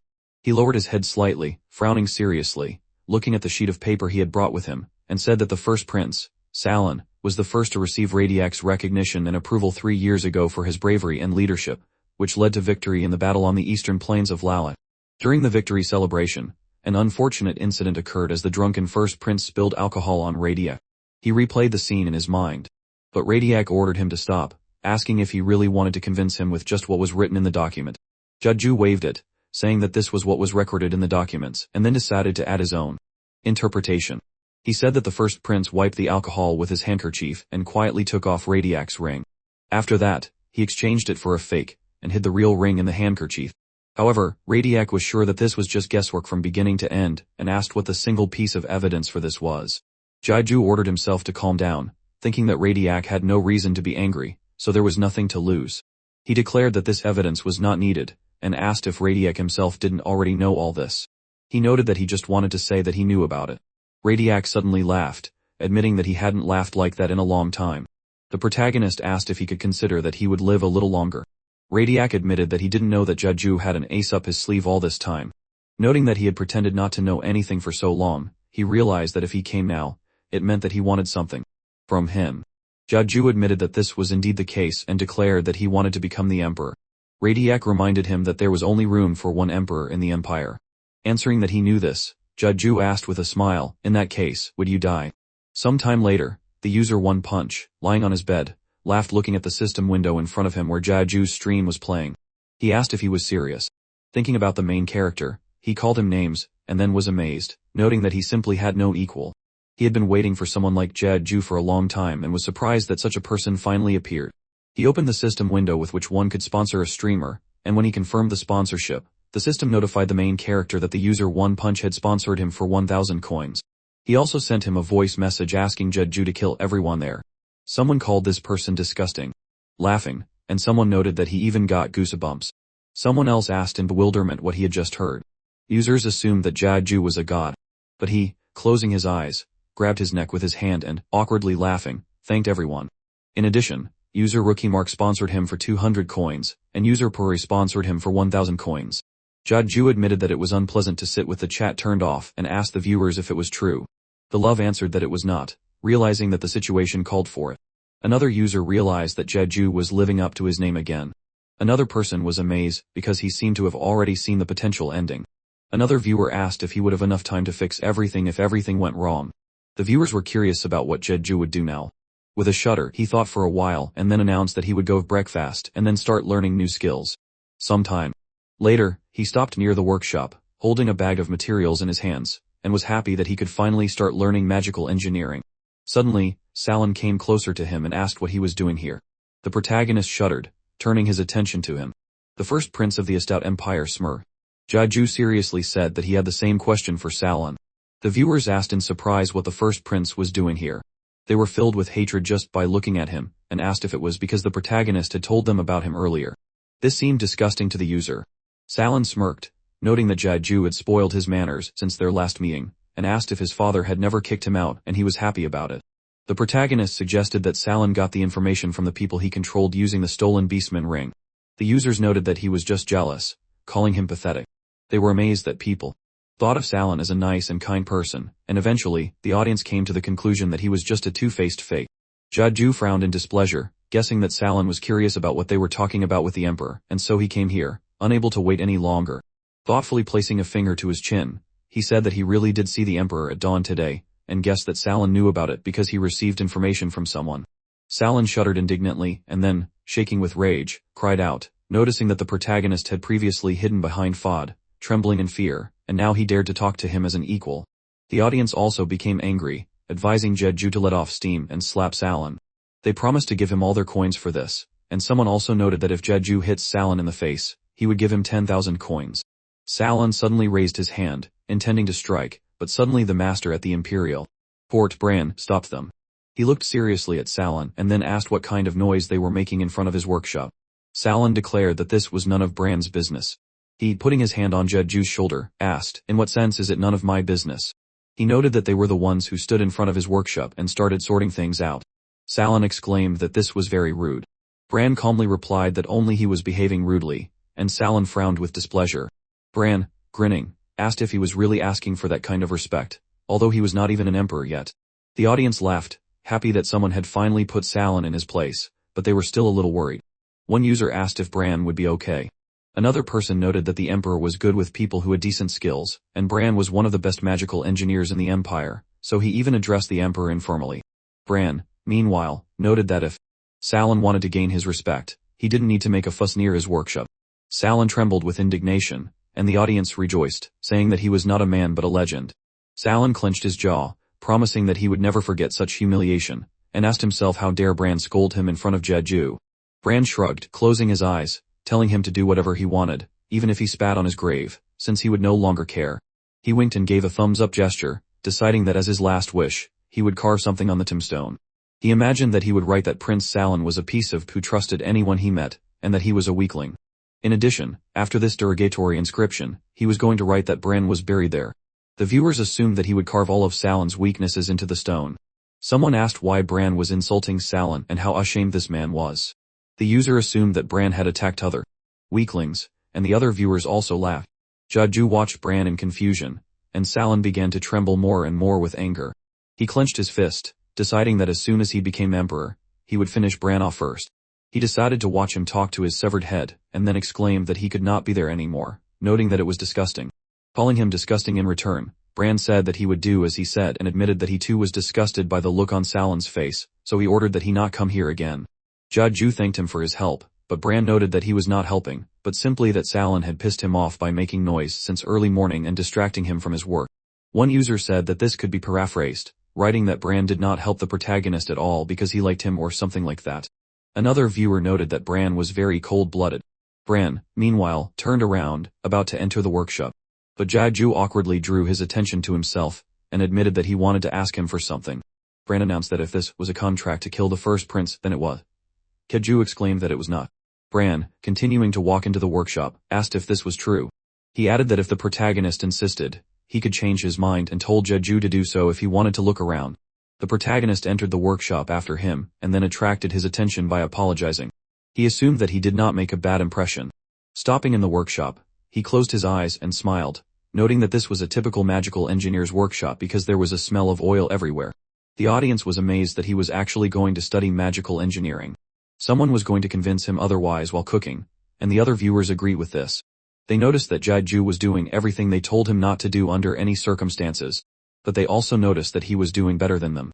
This could not be argued with, and one of the viewers even noted that this commentator was annoying. Looking around the workshop, Jeju noticed a system window that informed him that he had entered the territory of a character related to magic engineering, so skills related to it were available for purchase. In addition, Jeju's abilities related to magic engineering had increased. He wondered if this was due to the fact that his character had a different specialization. The thing is, all the skills that weren't related to his main job were very expensive. While also studying the system with him, one of the users admitted that he was dizzy just from the names. Someone else noted that he also bought it but then threw up after starting to study, also due to dizziness. Watching Jeju concentrating on studying the system window, one of the viewers asked if it was true that the protagonist wasn't going to do it. Since Jeju didn't answer, the users tried to shout at him by writing his name in the chat. But Jeju eventually bought the selected items, and the store thanked him for his purchase. Everyone was stunned by this and, calling the protagonist names, asked him to return their money. They hoped that he wouldn't study everything at once and noted that magical engineering would really hit Jeju's brain. One of the viewers suggested that the protagonist was a complete idiot for learning all this useless crap. Noticing this message, other users pointed out that someone had exploded, not understanding why this person was reacting like that. They warned that he had crossed all boundaries and asked Jeju to remove him from the group. The protagonist decided that he would actually do it, thinking that he could use this user as an example. In the end, the user Luca was also banned from the chat. The viewers rejoiced at this, with one user asking how this person would pass the 5th floor without it. Yeah. One of the users liked Jeju's toughness. He turned his attention back to the system, which asked if he wanted to use the skill book. He confirmed it, and eventually, the skills were created. He received Basic Magic Engineering Level 1, Basic Thermodynamics Level 1, and Basic Material Mechanics Level 1. The convenience of the technique and the correlation with everyday life were also studied, and thanks to this, the mastery of learning skills was increased. When the skills were obtained, the protagonist screamed, covering his mouth with his hand, and opened his eyes wider as he felt like he was going to vomit from learning 4 skills. He did not even feel like he understood it, but rather as if he remembered it. However, he decided that it was okay because even with incomplete knowledge, he would be able to imitate the skills if he did not create it from scratch. Calming down, he sighed, ignoring the beads of sweat running down his face, and putting his hand to his head, he decided that now he needed to raise the skill level. In the end, the viewers told him to do what he wanted, and one of the users laughed, realizing that some had given up. However, another user pointed out that the protagonist was still not listening to them. Jeju announced that he would be staying in the workshop for a while and looked at the door which was also in the room. He offered to start by himself and, going up to this door, knocked. Bran, opening the door, looked out and asked if Jeju really needed anything else from him. He replied that he did and admitted that he wanted to ask Bran for a favor. The viewers did not understand since when he became so polite, and one of them added that Bran was a respected imperial magic engineer and he also came from a noble family. Another user understood why Bran insulted all the nobility indiscriminately in this case and laughed. After a short silence, Bran told Jeju to go on his way. Following him out the door, the protagonist apologized for the intrusion. Bran didn't answer as he walked down the stairs. Salin, running down the hallway, thought that he had heard that Jeju had met his father in the morning, so he thought that he would be hiding something. He assumed that the protagonist had gained courage but noted that overall, he had not changed at all. He smirked and even called him poor, noting that it would have been better if he had continued to sit in his room, but now he would be watching Salin's coronation from the grave. Having declared this, he extended his palm to the side, and the ring on his finger began to emit magical energy. In the workshop, when Jeju came down the stairs, Bran, who was already standing in the room, asked what he was doing in such a place. The protagonist announced that he would like to use the workshop, and crossing his arms over his chest, Bran warned that he would not allow him to do so if he was just going to play around since magical engineering was not his playground. But Jeju just said that he had a basic understanding of the subject, so he said that Bran did not need to worry about it. He was a little embarrassed to say this, but he also had a basic knowledge of thermodynamics and material mechanics. Smiling, Bran thoughtfully noted that this was very interesting. Taking a pen, he asked Jeju to wait a second and drew a circle on the paper and also wrote some symbols. Handing him the drawing, he asked if he could interpret it. The protagonist promised that he would try to do so, and pulling out his chair, Bran told him to sit down. Jeju sat down at the table, and Bran, pointing to his drawing, explained that this circle was often used to create a material called Leon. He asked the protagonist to solve this. Holding his chin in his hand, he mentally noted that Leon was used as a substitute for steel. Noting the 3 materials used in the circle, he guessed what it could be and began to diligently write his thoughts down on paper. Bran watched him, and after a while, putting down his pen, Jeju announced that he was finished. After examining his inscriptions, Bran admitted that it was offensive but noted that all of this was only half true. The protagonist declared that he understood everything and asked if this meant that he could not use the workshop. The audience was amazed at what had happened because they assumed that Jeju had screwed up because Bran had said that all this was only half true, and someone was sincerely happy that the protagonist had finally failed at something. Meanwhile, Bran, closing his eyes, said that Jeju's assumption was wrong and said that even though it was only half true, the interpretation was quite tolerable. That was why he allowed the protagonist to use the workshop as much as he wanted. Jia-ju just smiled happily, and Bran warned him to think again, because he was sure that such a young guy did not need to delve into magical engineering, especially Jia-ju, who was a prince. Agreeing with him, the protagonist nevertheless exclaimed that he was counting on his instructions and smiled happily, closing his eyes. Turning his back to him, Bran began to leave the workshop, climbing the stairs, and he promised to do everything to ensure that the first prince was not even close to here. Jia-ju thought that now nothing would distract him from studying magical engineering and asked Bran to be understanding if he became a little bored. The user The Love noted that this was the protagonist's wish, and asked what they could do. Someone pointed out that they still could not leave this stream until Jia-ju passed the 5th floor. Over the next few days, the protagonist talked to Fod, watched the Popoi, and also studied scrolls, clutching his head in horror. Sitting in the workshop, he also tried to make his own device and frowned in concentration, which even caused beads of sweat to appear on his face. At this point, there was already 1 day, and 16 hours left until the end of the test. Suddenly, someone ran into the workshop. It was Fod, who excitedly called out to Jia-ju. The protagonist turned around from his work, and Fod announced that the emperor had been killed. Jia-ju stood up abruptly, thinking that it was the 5th day. The spectators were happy that it had finally happened, assuming that freedom would come now, and said goodbye to magical engineering. As Fod approached him, Jia-ju asked who the suspect was. Frowning, Fod said that they would have to find out, but for now, the investigation has not begun.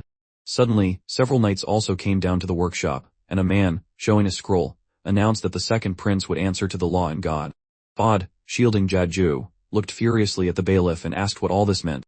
The man, waving his palm, attracted the attention of the knights and said that he was carrying out the arrest of the murder of Emperor Radiak.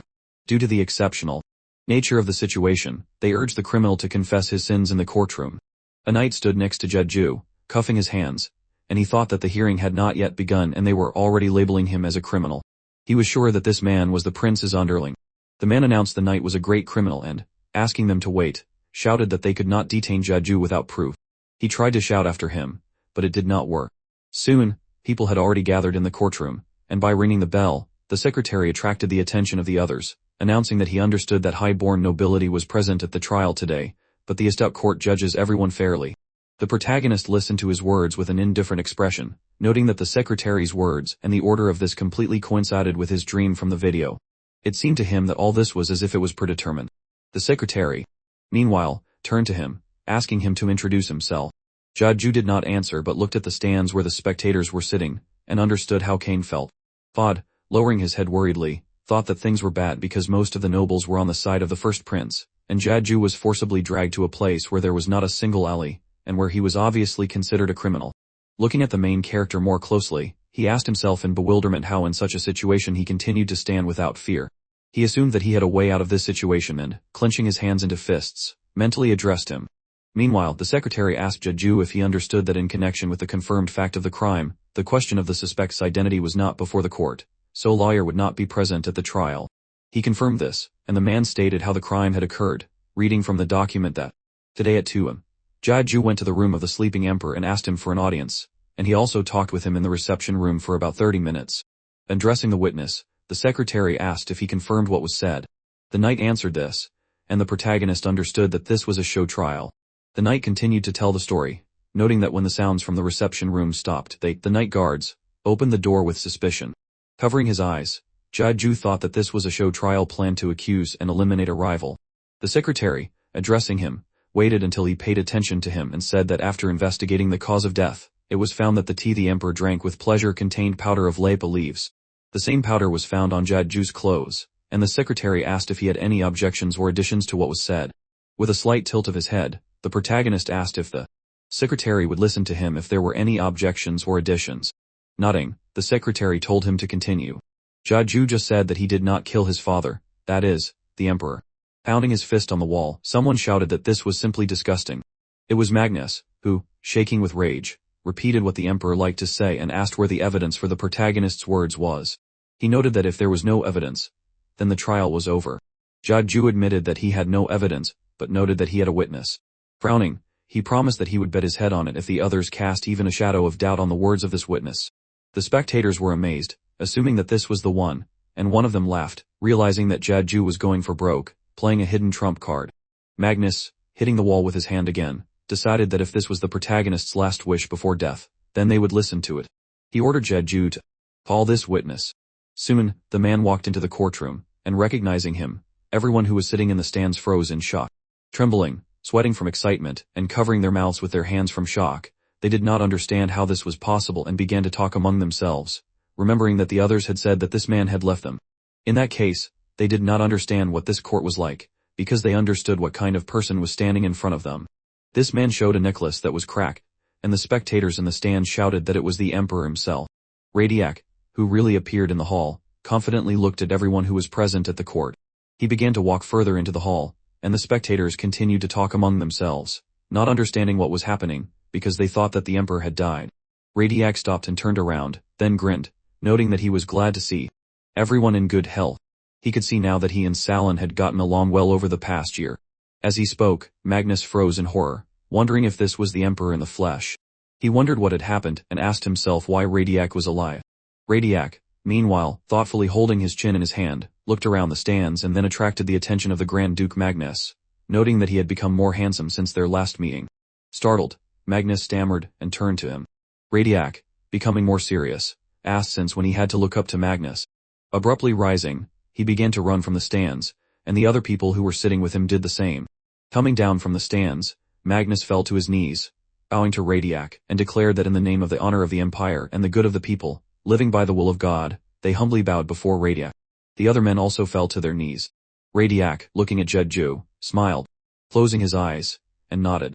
Noticing his behavior, the protagonist noted that he had a feeling that Radiac was having fun, and he asked if it was true that he was not imagining things. The users noted that Radiac had an insane charisma because before that, they thought that he was nothing more than a decoration. Meanwhile, Radiac, passing by the people who fell to their knees, said that there were places in the empire where taxes had increased significantly. He paused and looked at the shaking people before declaring it was a disappointment. Turning back to Magnus, he ordered him to stand up, noting that it was not right for a Grand Duke to be dusting the floor in front of so many people. The spectators assumed that Radiac was playing the bad guy, and one of them noted that he picked up girls that way too. Another spectator was amazed, asking how he did it. His interlocutor explained that on a blind date, you first pour water on the girl. The spectator sent a question mark in the chat to show that he did not understand what that meant, and the man explained that you then say that you are watering a flower. His interlocutor realized that he should not have taken it seriously in the first place. Radiac, meanwhile, walked up to Magnus, getting his attention. Standing up, he straightened up to show that he was listening. Radiac asked who should sit on the throne. Magnus exclaimed that Radiac should be sitting on the throne. Bowing slightly, he asked if that meant that there would be no harm in his making the final judgment. Magnus exclaimed that it was indeed so, adding that everything was up to Radiac. With a wave of his hand, he gave an unspoken order to the knights who brought the throne closer. He also noted that the others had grown gloomy. He admitted that his introduction had been drawn out and, sitting down on the throne, he announced that now was the time to begin the proper hearing. Drawing Kraz's attention to himself, he ordered him to outline the thesis that had been voiced. Kraz, sweating from the effort, narrowed his eyes at Magnus and was unable to say anything. Closing his eyes, he bowed his head, mentally exclaiming that he should not have cooperated with Magnus. Thinking back a while, he remembered sitting across from him, asking him to take care of him. Magnus smiled, telling him not to worry, and asked him to trust him. He gave him a small gift as a token of his gratitude, and opening the lid of the chest, Kraz looked at the contents with delight. Now, shaking and stuttering, he tried to say something, but nothing came out. Again, drawing attention to the fact that he trusted the Grand Duke, Magnus sighing, Radiac said boredly that he was of no use, and then he attracted Kane's attention. After responding, he stood up, and Radiac asked if he could briefly tell him what he had missed. Kane agreed to this, explaining that at the moment, the second prince was under arrest on charges of murdering the emperor, and now the accused was granted the right to call a witness. Raising his palm, Radiac declared that he was ready to give a verdict on the case and said that Jeju was innocent. Then he asked if there were any objections. Bowing down, all the spectators exclaimed that this was a wise decision, saying that they had no objections. Rising from the throne, Radiac said, judging by the events that had happened in his absence, the Grand Duke Magnus had done a lot of bad things. From that moment on, he removed his powers as a judge blessed by the goddess of justice. Walking forward, he stopped next to Magnus, asking if he agreed. He agreed to this. Radiac said that this was good, knowing that he could now do whatever he wanted. First, he reminded Magnus that he had sworn to judge impartially, without relying on emotions. He swung his hand, then forcefully hit Magnus on the cheek with his palm. The spectators were amazed to see this, and one of them asked what he was looking at. Another man said it was a decoration and laughed. Raising his hand, Radiac noted that secondly, He had told Magnus to watch the other nobles and public opinion, but he had not done so. He glared at the window, hitting it, and everyone trembled, bowing their heads low to the ground. Finally, rubbing his palm, Radiac finally announced that thirdly, Magnus had teamed up with Salin and become a rat that began to devour the empire. He was truly disappointed. Crying and stammering, Magnus exclaimed that this was a misunderstanding. He announced that he had lost sleep worrying about the people going hungry. Radiac asked if that was why he had signed a document to raise the price of 10 types of grain this year, approved it, and sent it to Salin. Magnus flinched but did not know what to say to this. Finally, Radiac said that he did not see an ounce of remorse or responsibility in Magnus's words and attracted the attention of the 4th Grandmaster, Alec, and the 5th Grandmaster, Lai. Rising from their seats, they responded by bowing.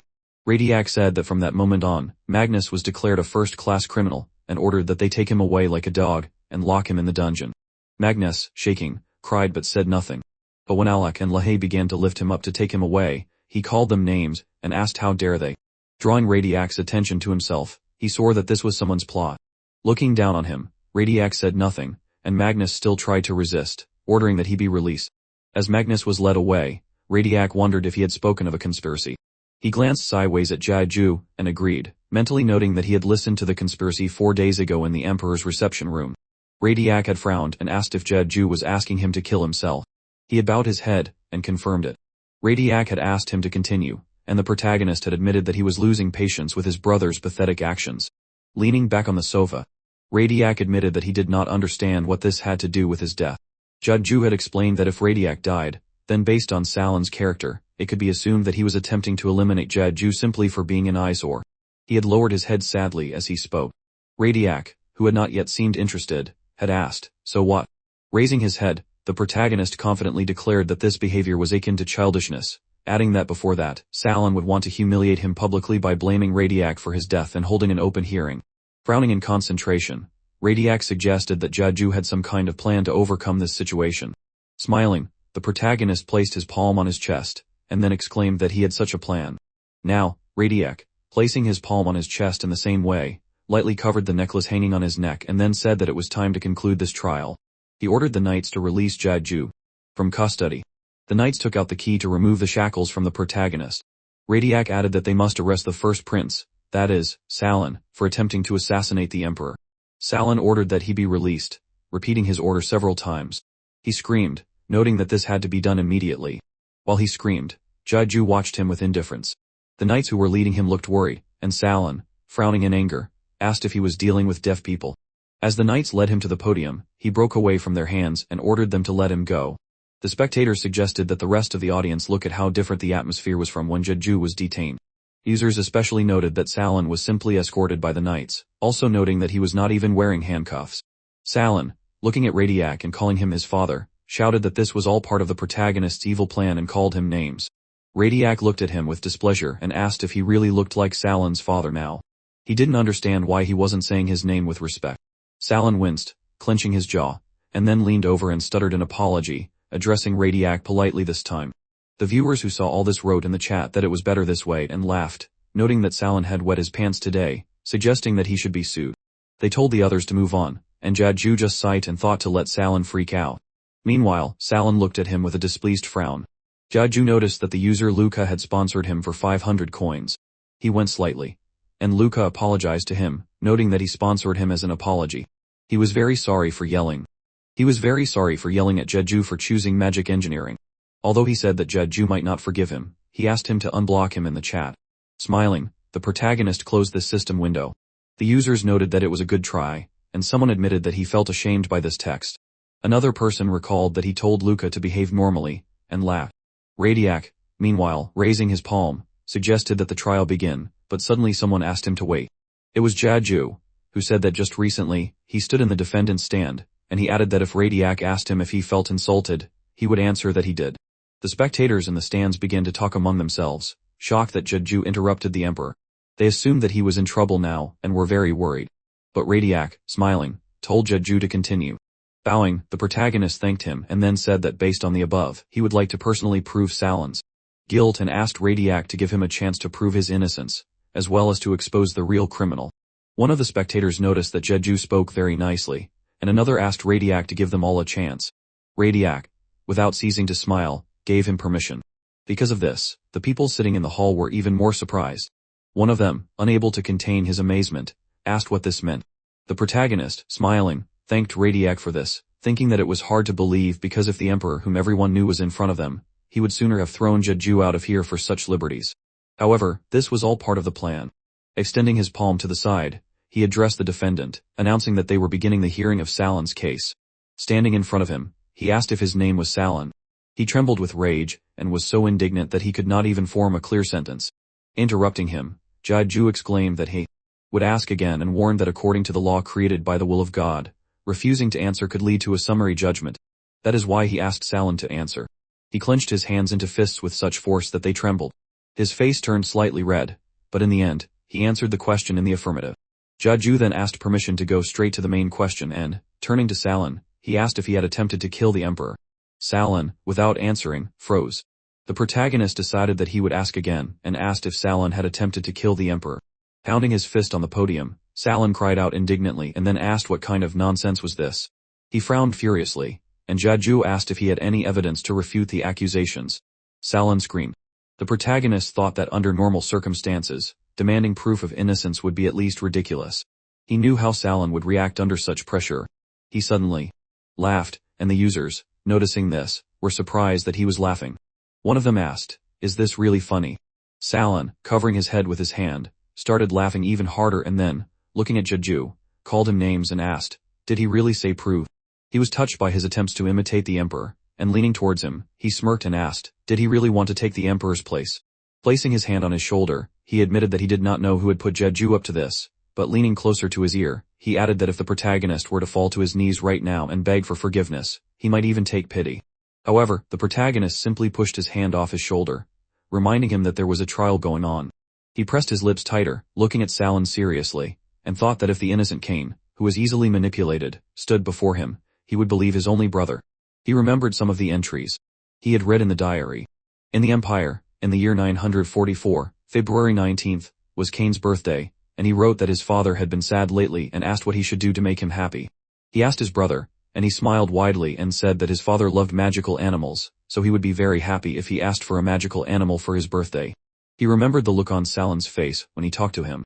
Sometime later, when it was February 20th, 944, he wrote that he was now 10 years old. He asked his father for a magical animal as a birthday present, but instead, he received a slap in the face. On February 21st, 944, Fod asked him in surprise what happened. While writing the note in his diary, Cain remembered lying on his bed, and Fod, sitting next to him, calmly placed his hand on his shoulder. He told him not to worry, and promised to find out what went wrong. Cain wondered why his attempts to calm him down only made the tears flow harder. On February 22nd, 944, Cain created a secret space under his room without his father's knowledge and offered Fod a gold coin for his help, but he did not accept it.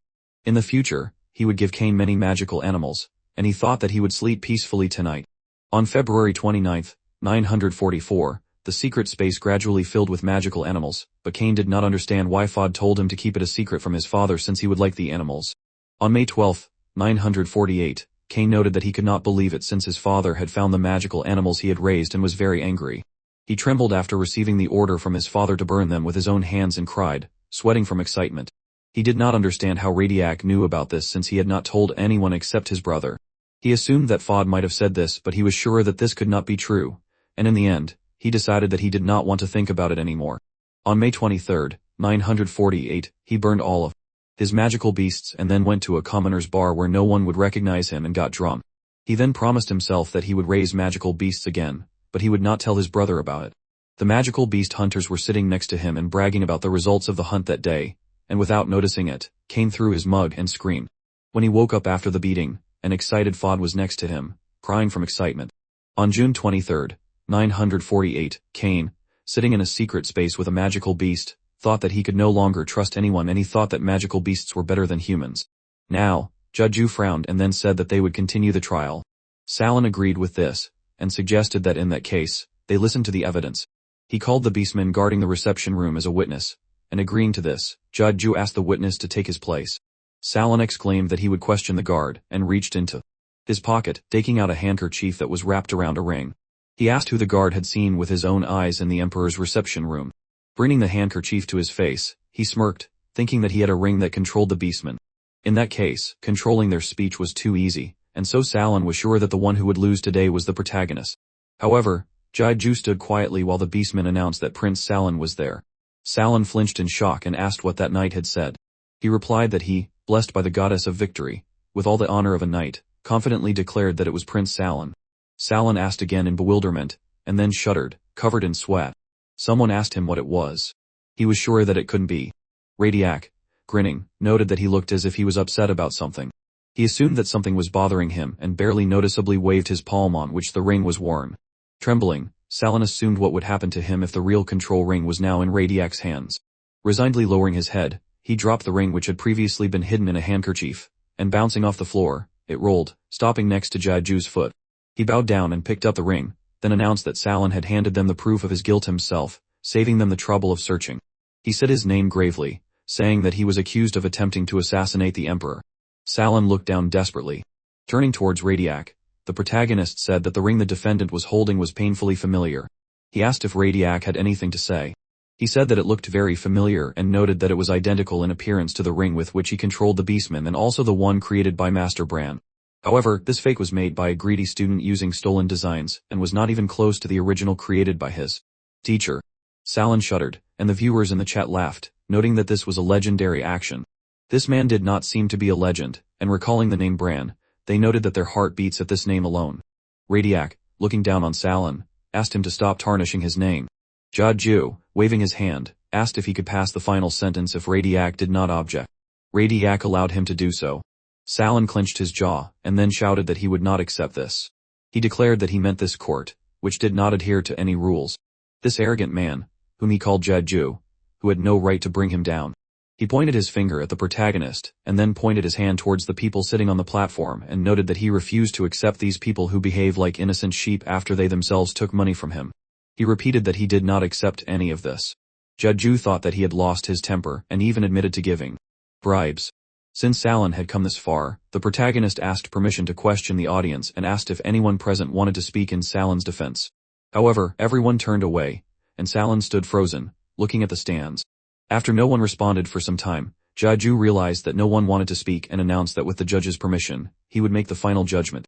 He thought that Salon was a poor guy, since the comrades he had bought with money had turned away at the most crucial moment, and now the outcome was obvious. Since the accusations of attempted murder were confirmed, Jaiju asked that the knights immediately arrest Salon.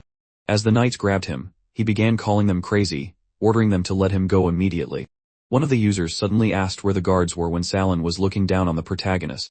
Another person laughed, noting that Jaiju had gotten everyone on his side. Another user added that Salon was crying in his cell, tearing out his hair. The protagonist, meanwhile, turned to Radiac and asked if he could give the criminal a message before he was taken away.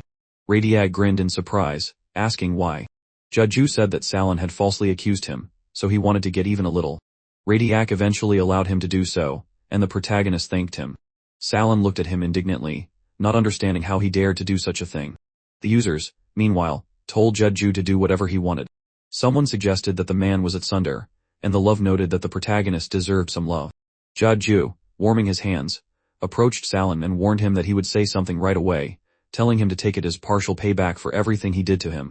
Salon flinched, and the protagonist said that it might hurt a little and swung his palm. He hit Salon in the cheek. The viewers noticed that he put force into the blow, noting that his hand was glowing. Someone else asked the others to look at how Jaiju was just like his dad and laughed. Another viewer said that Cain was the emperor's true son, and Jaiju was his own son.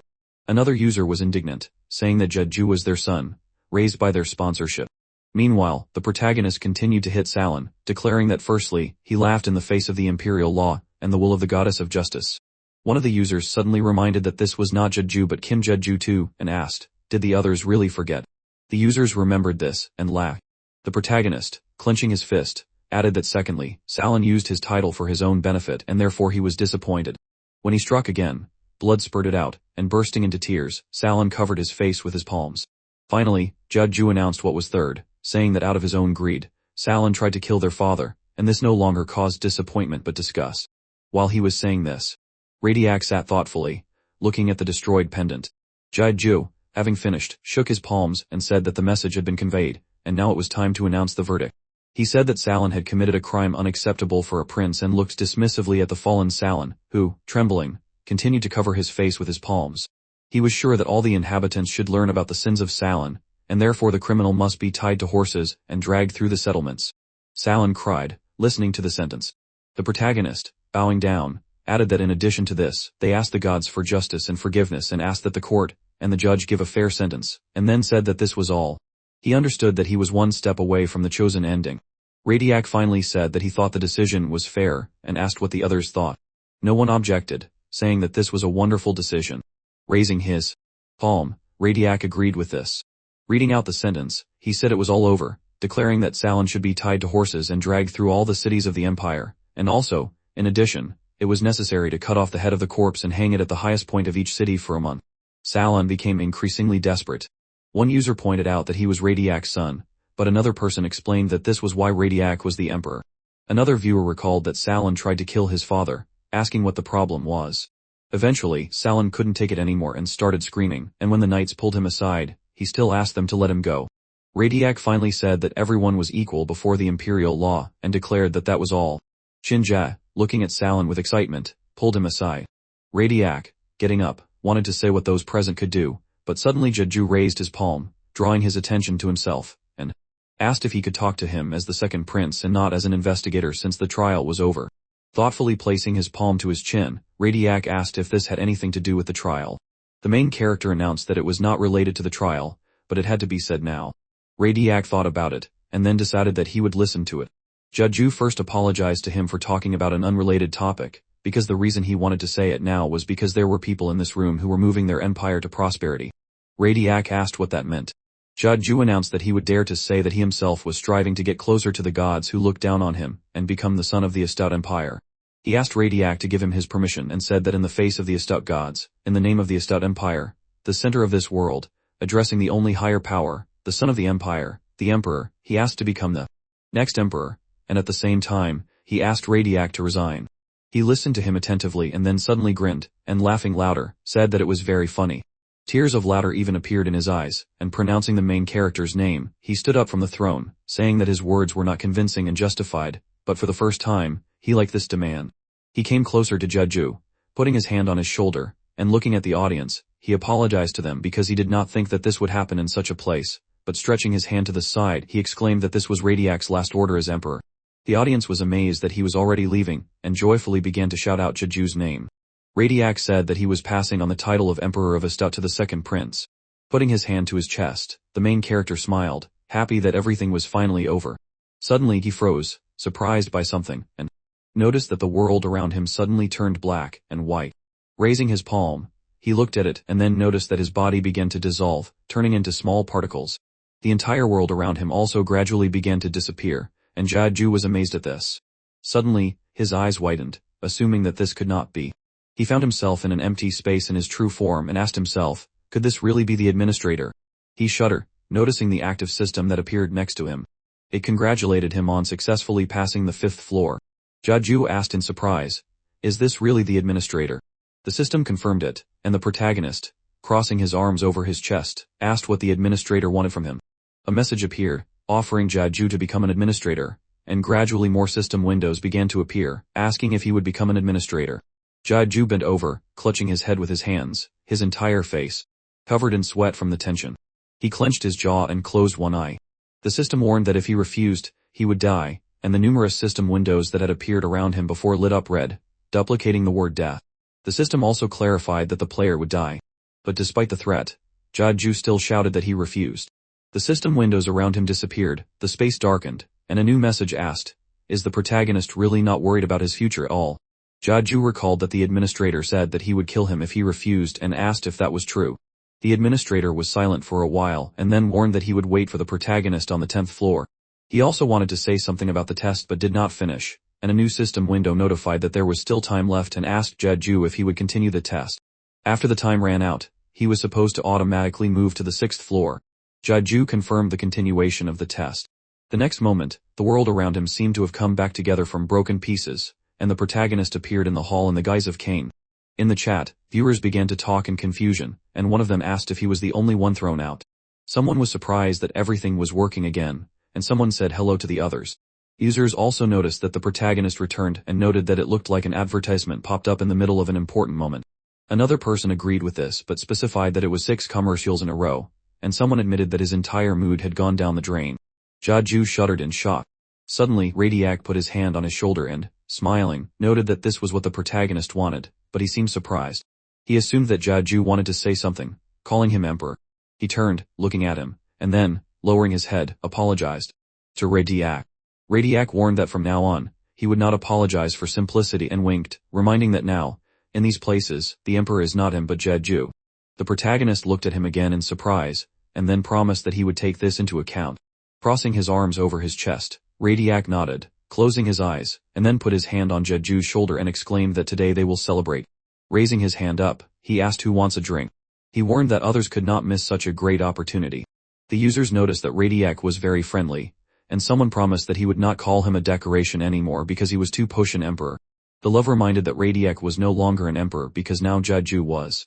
Meanwhile, everyone who was in the court happily responded to Radiac, agreeing with his proposal. Sometime later, when it was gradually getting dark in the castle, Shinja was taking Salin to the dungeon. He said that this could not be. Salin was trembling, desperately declaring that this did not make any sense. Looking at him, Shinja bit his lip. Salin suddenly frowned indignantly and asked, was Shinja laughing at him? He jerked towards him sharply, but Shinja stopped him by placing his hand on his shoulder and, sighing, closing his eyes, noted that there was no time for this now. He thought about Jeju with displeasure. The viewers watching him began to ask when this boring stream would end. Someone supported the person who asked this, noting that there was still a little bit left, and another user told them when the stream would end, they would be automatically transferred to another chat. Shinja laughed tiredly, asking them not to say that, but mentally called them names, remembering that they told him to trust them. But suddenly, his eyes widened, noticing a system window appearing in front of him, which, calling his name, announced that he had lost. The whole point was that Shinja's opponent reached the goal first and also received the Emperor of a stout ending. Shinja asked in confusion, and Salin grabbed his hand while the system warned that since Shinja could not reach the end, he would feel the end of the world with his whole body. When Shinja looked, he noticed that his face had darkened, and shining clots of light appeared in place of his eyes. Clenching his jaw, he began to sweat in horror. At this time, Jeju was walking through the palace, and the system warned him that he had 1 day and 11 hours left. One of the viewers wrote, "How can you not look at this? But this is a legendary stream from the 5th floor." Someone agreed with this, laughing, and another user drew attention to the fact that Jeju became the emperor, but asked why others were happy as if they became emperor. When the protagonist passed by other people, they bowed, greeting him. One of the users told him to at least look at them. However, another person refused this offer, reminding that these people used to not give a damn about Jeju, and now they have changed their tune like this. One person agreed, noting that it was not that long ago. Looking out the window, the protagonist asked himself, has the party already begun? He closed his eyes and scratched his cheek with his finger, remembering that he had received permission from the emperor, but quickly corrected his thoughts, calling him Radiac by name. He imagined Radiac raising his glass and telling him to hurry up but noted that he first needed to finish something, and then he would go. He stopped in front of the doors and then put his palm on the handle, and opening it, walked into a long hall with paintings hanging on the walls. The spectators were perplexed by what Jeju did suddenly now, noting that the emperor wanted to drink with him. Someone asked what he was doing here. Since the protagonist did not respond to the messages in the chat, someone tried to attract his attention by calling him the emperor, but he just continued walking along the hall, passing some paintings, and finally stopped. Then he raised his head, admitting that it just seemed to him that he should have come here first. He stopped in front of the painting and then mentally returned some time ago when he, before getting into the tower, was sitting on the bed, covering his face with his palm. He watched the moment when Cain was being tried and was very sad, pitying him. He could not hold back his tears from this, and promised that if he got to the 5th floor, he would definitely help him. He was going to go out in support of him. Now, closing his eyes, he stood next to the portrait for a while and then announced that this was all, and remembering that they were waiting for him, he decided that it was time for him to go.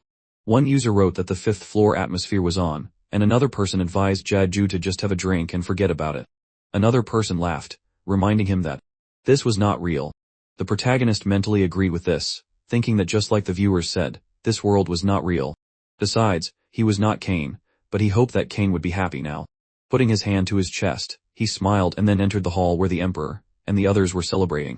Some time later, with 17 hours left until the end of the trial, Jeju woke up lying on his bed. He opened his eyes with difficulty and, shaking, asked for someone to bring him water. Noticing that he had woken up, one of the viewers politely addressing him as the emperor, asked if he had really woken up. Another user pointed out that Jeju was quite drunk, and someone else agreed with this, not understanding how it was possible to get so drunk. The protagonist asked himself if he had overdone it at the celebration yesterday. He realized that he couldn't refuse when he was offered, and remembered how he, holding a glass in his hands and crying, asked the others to stop. While Bran, holding a mug, offered him a competition, and Radiac, pouring alcohol, asked if the emperor really refused to drink. Now, also shaking, Jeju called them demons and suddenly frowned, covered his mouth with his hand, and sat up abruptly. The love said that if he was going to puke, he shouldn't do it in front of her. Some of the users cursed, and someone realized that Jeju still had a hangover. Raising his hand, the main character turned on the invisible mode, and watching his condition, viewers noted that he was ready to be buried, and the love told him to rest in peace. The next moment, the stream ended. Sometime later, after taking a bath, Jeju thought that a disaster almost happened. He thought that the invisible mode turns off the video, leaving the chat active, but there was no sound either. When he turned the stream back on, one of the users asked what now. Another person asked what else was left.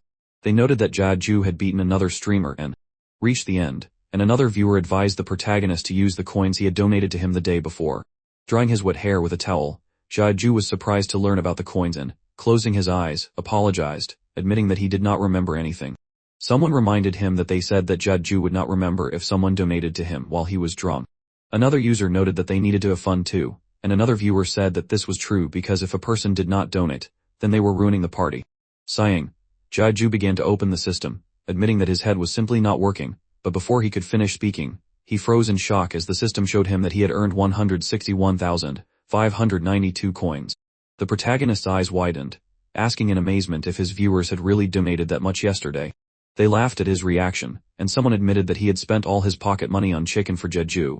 A new window appeared in the system, noting that the love had sponsored Jeju for 100,000 coins, and also praised him for his excellent work. Jeju, as well as the viewers, were amazed, and someone wrote that the love donated as if it was pennies for her. Someone noted that this was typical of the love. The protagonist, bowing, thanked everyone, promising that he would try even harder. He was amazed that he was finally acknowledged and realized that if the love had donated so much within the 5th floor, it meant that he had tried hard enough. Straightening up, he smiled and announced that he would visit a few more places, and then finish the 5th floor. Someone hurried him and also advised him not to forget the reward, and another spectator asked that the others let Jeju do what he wanted. Soon, Radiac, who was sitting in his office reading a book, was startled by someone warning him that he was coming in. Closing his eyes, he greeted the protagonist, who, walking inside, was happy to finally see him. When Jeju sat down on the sofa opposite him, Radiac, closing his book, said that he needed to rest a little more because he had a lot to prepare for. Jeju just said that everything was fine, deciding that he needed to meet Radiac first.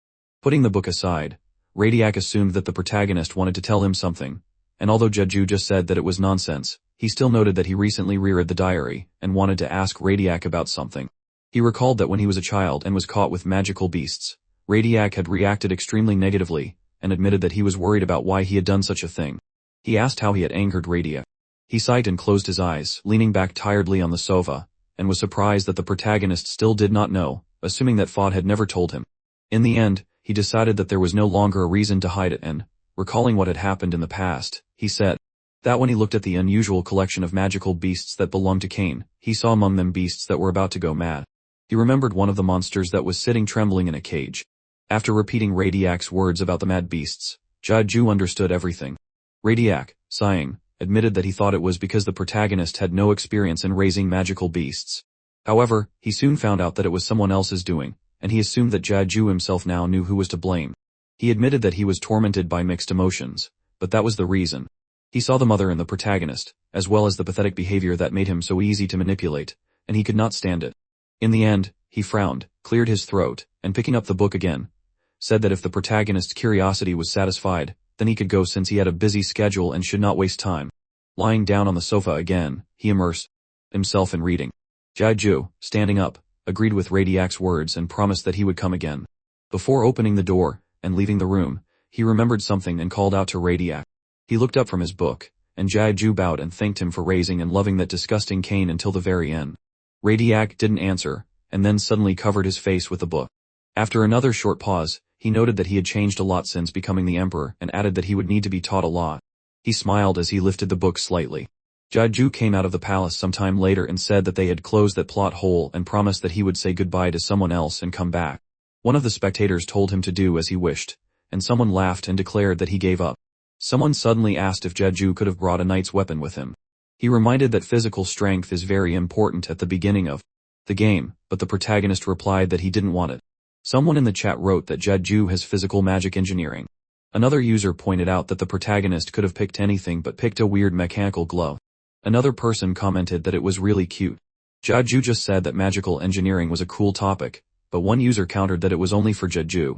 Another person eventually declared that he didn't care about it. After a while, Bran, surprised, asked who it was.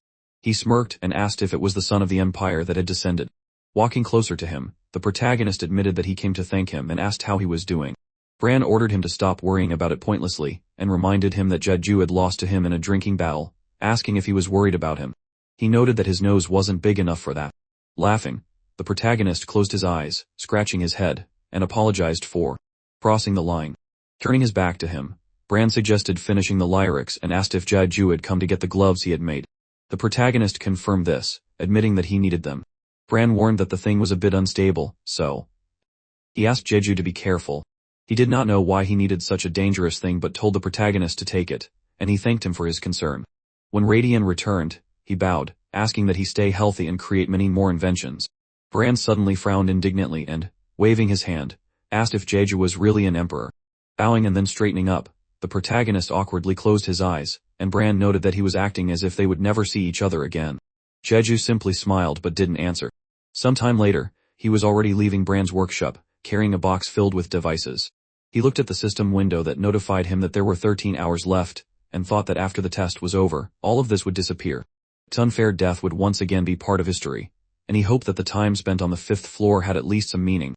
Meanwhile, on the 3rd floor, the man who had passed the test climbed the stairs and afterward, breathing heavily, wiped the sweat from his face. Attracting the attention of the audience, he asked why it was so difficult.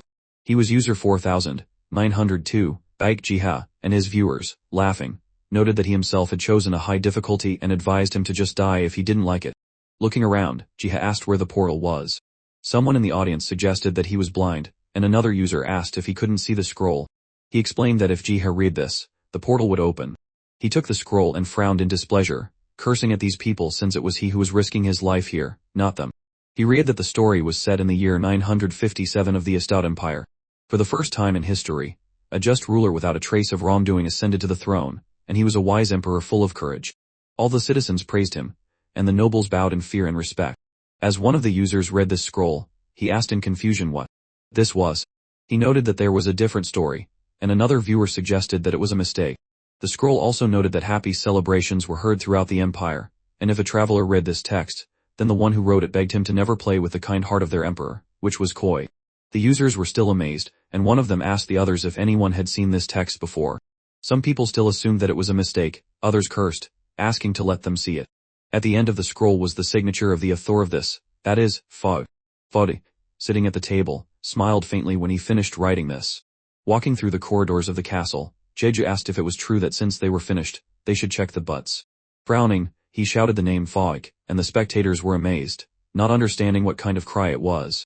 One user wanted to say that he didn't think Fog would do it, but he suddenly appeared next to Jeju and leaned over, asking if he had called him.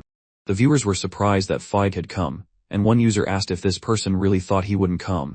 The protagonist asked if Fog had figured out why the Popoys were in such a state. He admitted that he hadn't figured it out yet but noted that they weren't showing any signs of insanity and there were no abnormalities at the moment, so Jeju had nothing to worry about. The protagonist put his hand to his chin and thoughtfully said that was good and told Fog that he could go. Fog bowed, closing his eyes, and Jeju, smiling happily, announced that if there were no problems, he would go and get the Popoys. The viewers started calling him the best emperor, shouting the name of the Popoys, and the main character soon descended into the space under his room and approached the cage in which the Popoys slept. One of them, opening his eyes, noticed Jeju crouched down next to him, who asked how they were feeling. The Popoys happily began to jump, screaming, and observing the behavior of the creatures, one of the users noted that they were completely fine. Another viewer was happy that these were their baby Popoys, and someone asked why there were so many Popoy mothers here. Another viewer wrote for the information of this person that people would have left the stream a long time ago if they did not like Popoys. Jeju decided that he was going to open the Popoy's cage now, and opening it, he thought that fog took good care of them. One of the Popoys, without waiting for the main character to open the cage, licked his hand, and asking for it to wait a minute, Jeju announced that he was opening it. As soon as he opened the cage, the Popoys jumped out, clinging to him and screaming happily. He smiled, petting one of the creatures, and asked who was a good Popoy. Squinting in pleasure, one of the Popoys closed his eyes, and one of the spectators admitted that he was jealous. Another person remembered that when he approached the Popoys, they grinned, and another spectator suggested that magical teachings might not be so bad. Climbing up, Jeju suggested that he should finish what he was doing, and so he warned that he would be looking for a chat for a while. Someone from the audience asked if he wanted to create chaos and fun in his last hours here since he was already an emperor. Someone supported this idea, and someone suggested that he at least play with the Popoys. When Jeju went up to the room, he let go of the Popoys and then sat down at the table on which were already lying tools and an unfinished glove. The Popoys got closer to him, and the protagonist, becoming more and more excited, thought that this thing was too unstable, and as Brand said, if Jeju made a mistake, he would be in danger. However, he still decided to try, although he knew that it would be too difficult to deal with a magic circle.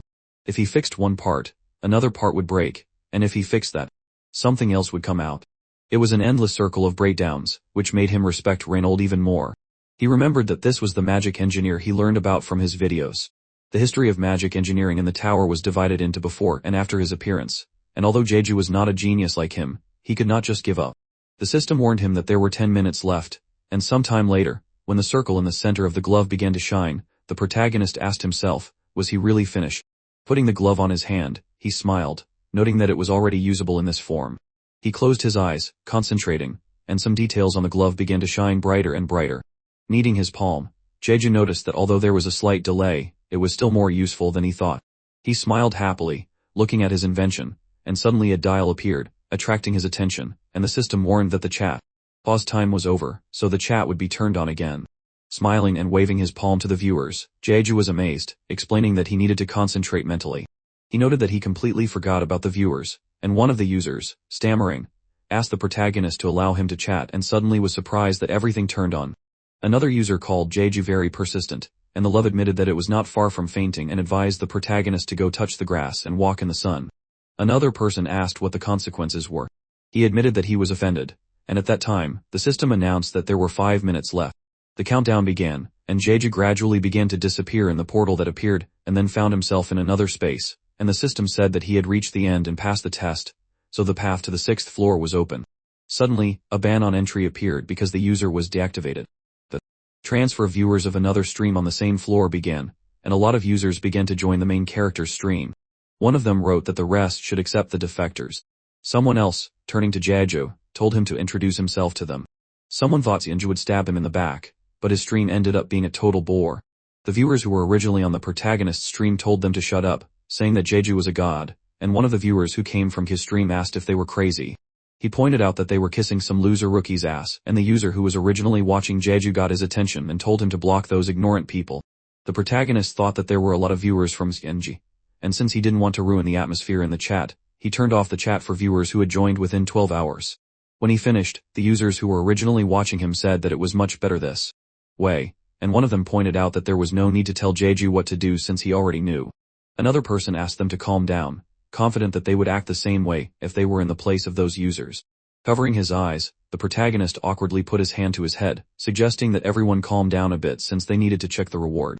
He clicked on the corresponding window of the system, and a box fell in front of him, and he, as well as the Popoys, were amazed, noticing the size of it. User Money Hedgehog sponsored Jeju for 10 coins and asked what was in it.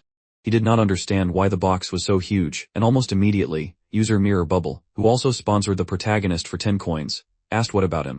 He did not understand why his rewards from the admin were so disgusting, and Jeju decided that he would also raise the limit on voice messages to 500 coins. Covering his eyes, he thought that they would not immediately donate more than 500 coins, especially considering that they came from another stream.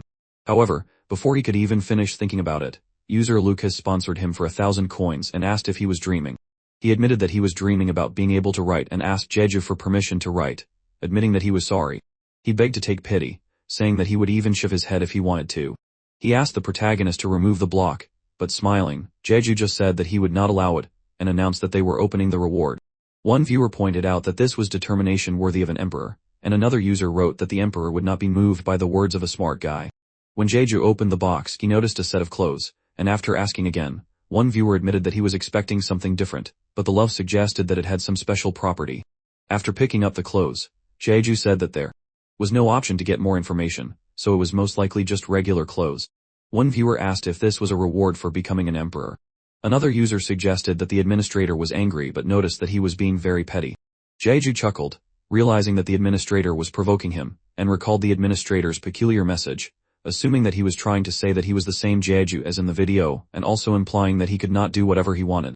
He put the set of clothes aside, and one of the popoys, assuming that it might be a stone, tried to eat the clothes but was disappointed when he realized that it was not a stone. Noticing the popoy's behavior, Jeju ordered it not to eat it, and then decided that he would open the next box and looked warily at the indignant popoy. Looking at the next reward, he was surprised to see the leather shoes of the master of the 7 snakes, Lantu. It was of heroic rank and was also Lono's shoe that he used to control snakes. Each shoe had its own properties, and this one was made from the skin of a snake that died after giving birth and also contained the ability of a snake. The abilities of these boots included hardness control, size control, invisibility, and color and texture camouflage. As he put the boots on, Jeju admitted to himself that he had no idea what the admin was thinking. The viewers were shocked that it was a heroic rank and began to call the admin its sunder. Another user noted that the boots were hard to use, and the protagonist thought that there was a reason why no one on the stream was particularly surprised by the heroic rank items, because it was so hard to control. He remembered watching a video where he was going to show Spider-Man running. It looked difficult, but he was wondering how effective it was, and suddenly he fell off a cliff and screamed. He himself was unable to use these boots in the video, so he had to look at the tutorials of others. Remembering this, he narrowed his eyes, smiled slightly inside, and then looked down, looking at the boots, which began to change their shape, turning into sneakers. Noticing this, one viewer asked who was the one shouting that it was hard to use. Another person asked again, recalling how when he tried to use it, it was like walking on bumps.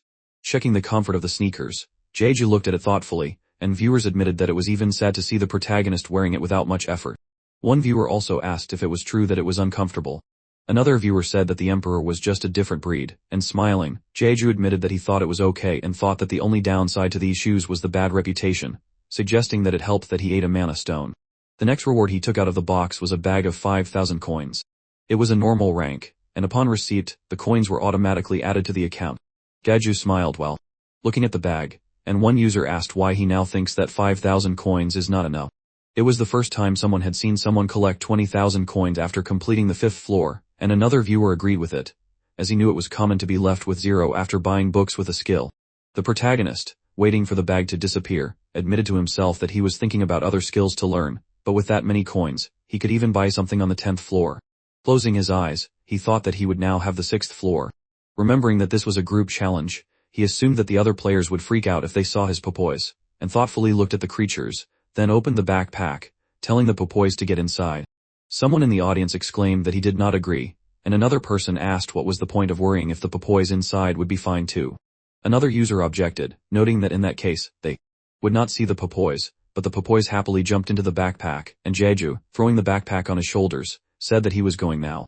The love said that he should quickly move to the 10th floor, and one of the viewers asked what would happen on the 6th floor. He was worried, and another person announced that it was a team game, and he did not want others to ruin anything. One of the users still asked Jeju to return the popoys, and another person noted that it was impossible for someone to ruin anything because everything went well on the 3rd floor and it will be the same here. Meanwhile, the protagonist thought that it did not matter what would happen there because others can try as much as they want. He approached the portal, passing through it, and the system counted number 4,891 and number 4,892. 4 participants were already on the floor, and since the requirement for the number of participants was met, the 6th floor test was about to begin. The system welcomed the players to the forest of evil spirits and ordered them to get rid of the enemies that would appear in front of them, explaining that the 6th floor trial consisted of 5 waves and there were 59 minutes left until the first wave. When Jeju was transported to the 6th floor, he saw a bonfire nearby, next to which 3 participants were already sitting. Kang Heel wanted to say something about the trial, but he was distracted, shuddering in surprise, and announced that the same person was here. The thing is that he noticed Jeju approaching closer, and waving his hand, he smiled and asked if he was cold. He said that they had a bonfire here, and told the protagonist to come closer. One of the users asked if he was the only one who did not like this muscular guy. However, another person wrote that this question was denied, and another viewer, not understanding what the person was talking about, asked what was denied. Stopping next to the fire, Jeju assumed that he was the last member and said that it was nice to meet him. Looking at Kang Heel, He noted that he was a knight, and Park Jin-soo next to him was apparently a mage. After that, he looked at Lisa and wanted to think about her, but suddenly he heard someone ask again and looked at that person with confusion. Sa, who had asked again before, looked at him with a little displeasure, and asked if this was the first time he had seen the person. Jeju awkwardly apologized to her, saying that she just had an interesting mass. He thought he already knew, but noted that her personality was very rude. One of the users asked who this is anyway. He did not understand how Sa dared to talk to the emperor like that, and someone agreed with him, deciding that he should teach her a lesson. Someone pointed out that the mask was very expensive, but suddenly he cried out in surprise, asking what it was. Kang Heel, raising his palm, smiled and drew the attention of the others, saying whether they liked it or not, they had to go through this test together, so he suggested that they not quarrel, and since a newcomer had joined them, he assumed that they should introduce themselves. One viewer admitted that he did not like Kang Heel, calling him names, and another user noticed that his eyes were darting around. Another person added that people who slack off at times like this are the first to die. Kang Heel revealed his name, saying that he is 26 years old, and announced that he works as a health coach. He also added that he is a knight, as far as Jeju can see, and announced that he chose the high difficulty, so he got the role of the Great Sword Master on the 5th floor, so his skills can be relied on.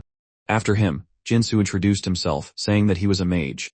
He promised that he would play his role, so he asked the protagonist not to worry about him but added that, as he said, he would not adjust to anyone, so once this was over, they would go their separate ways.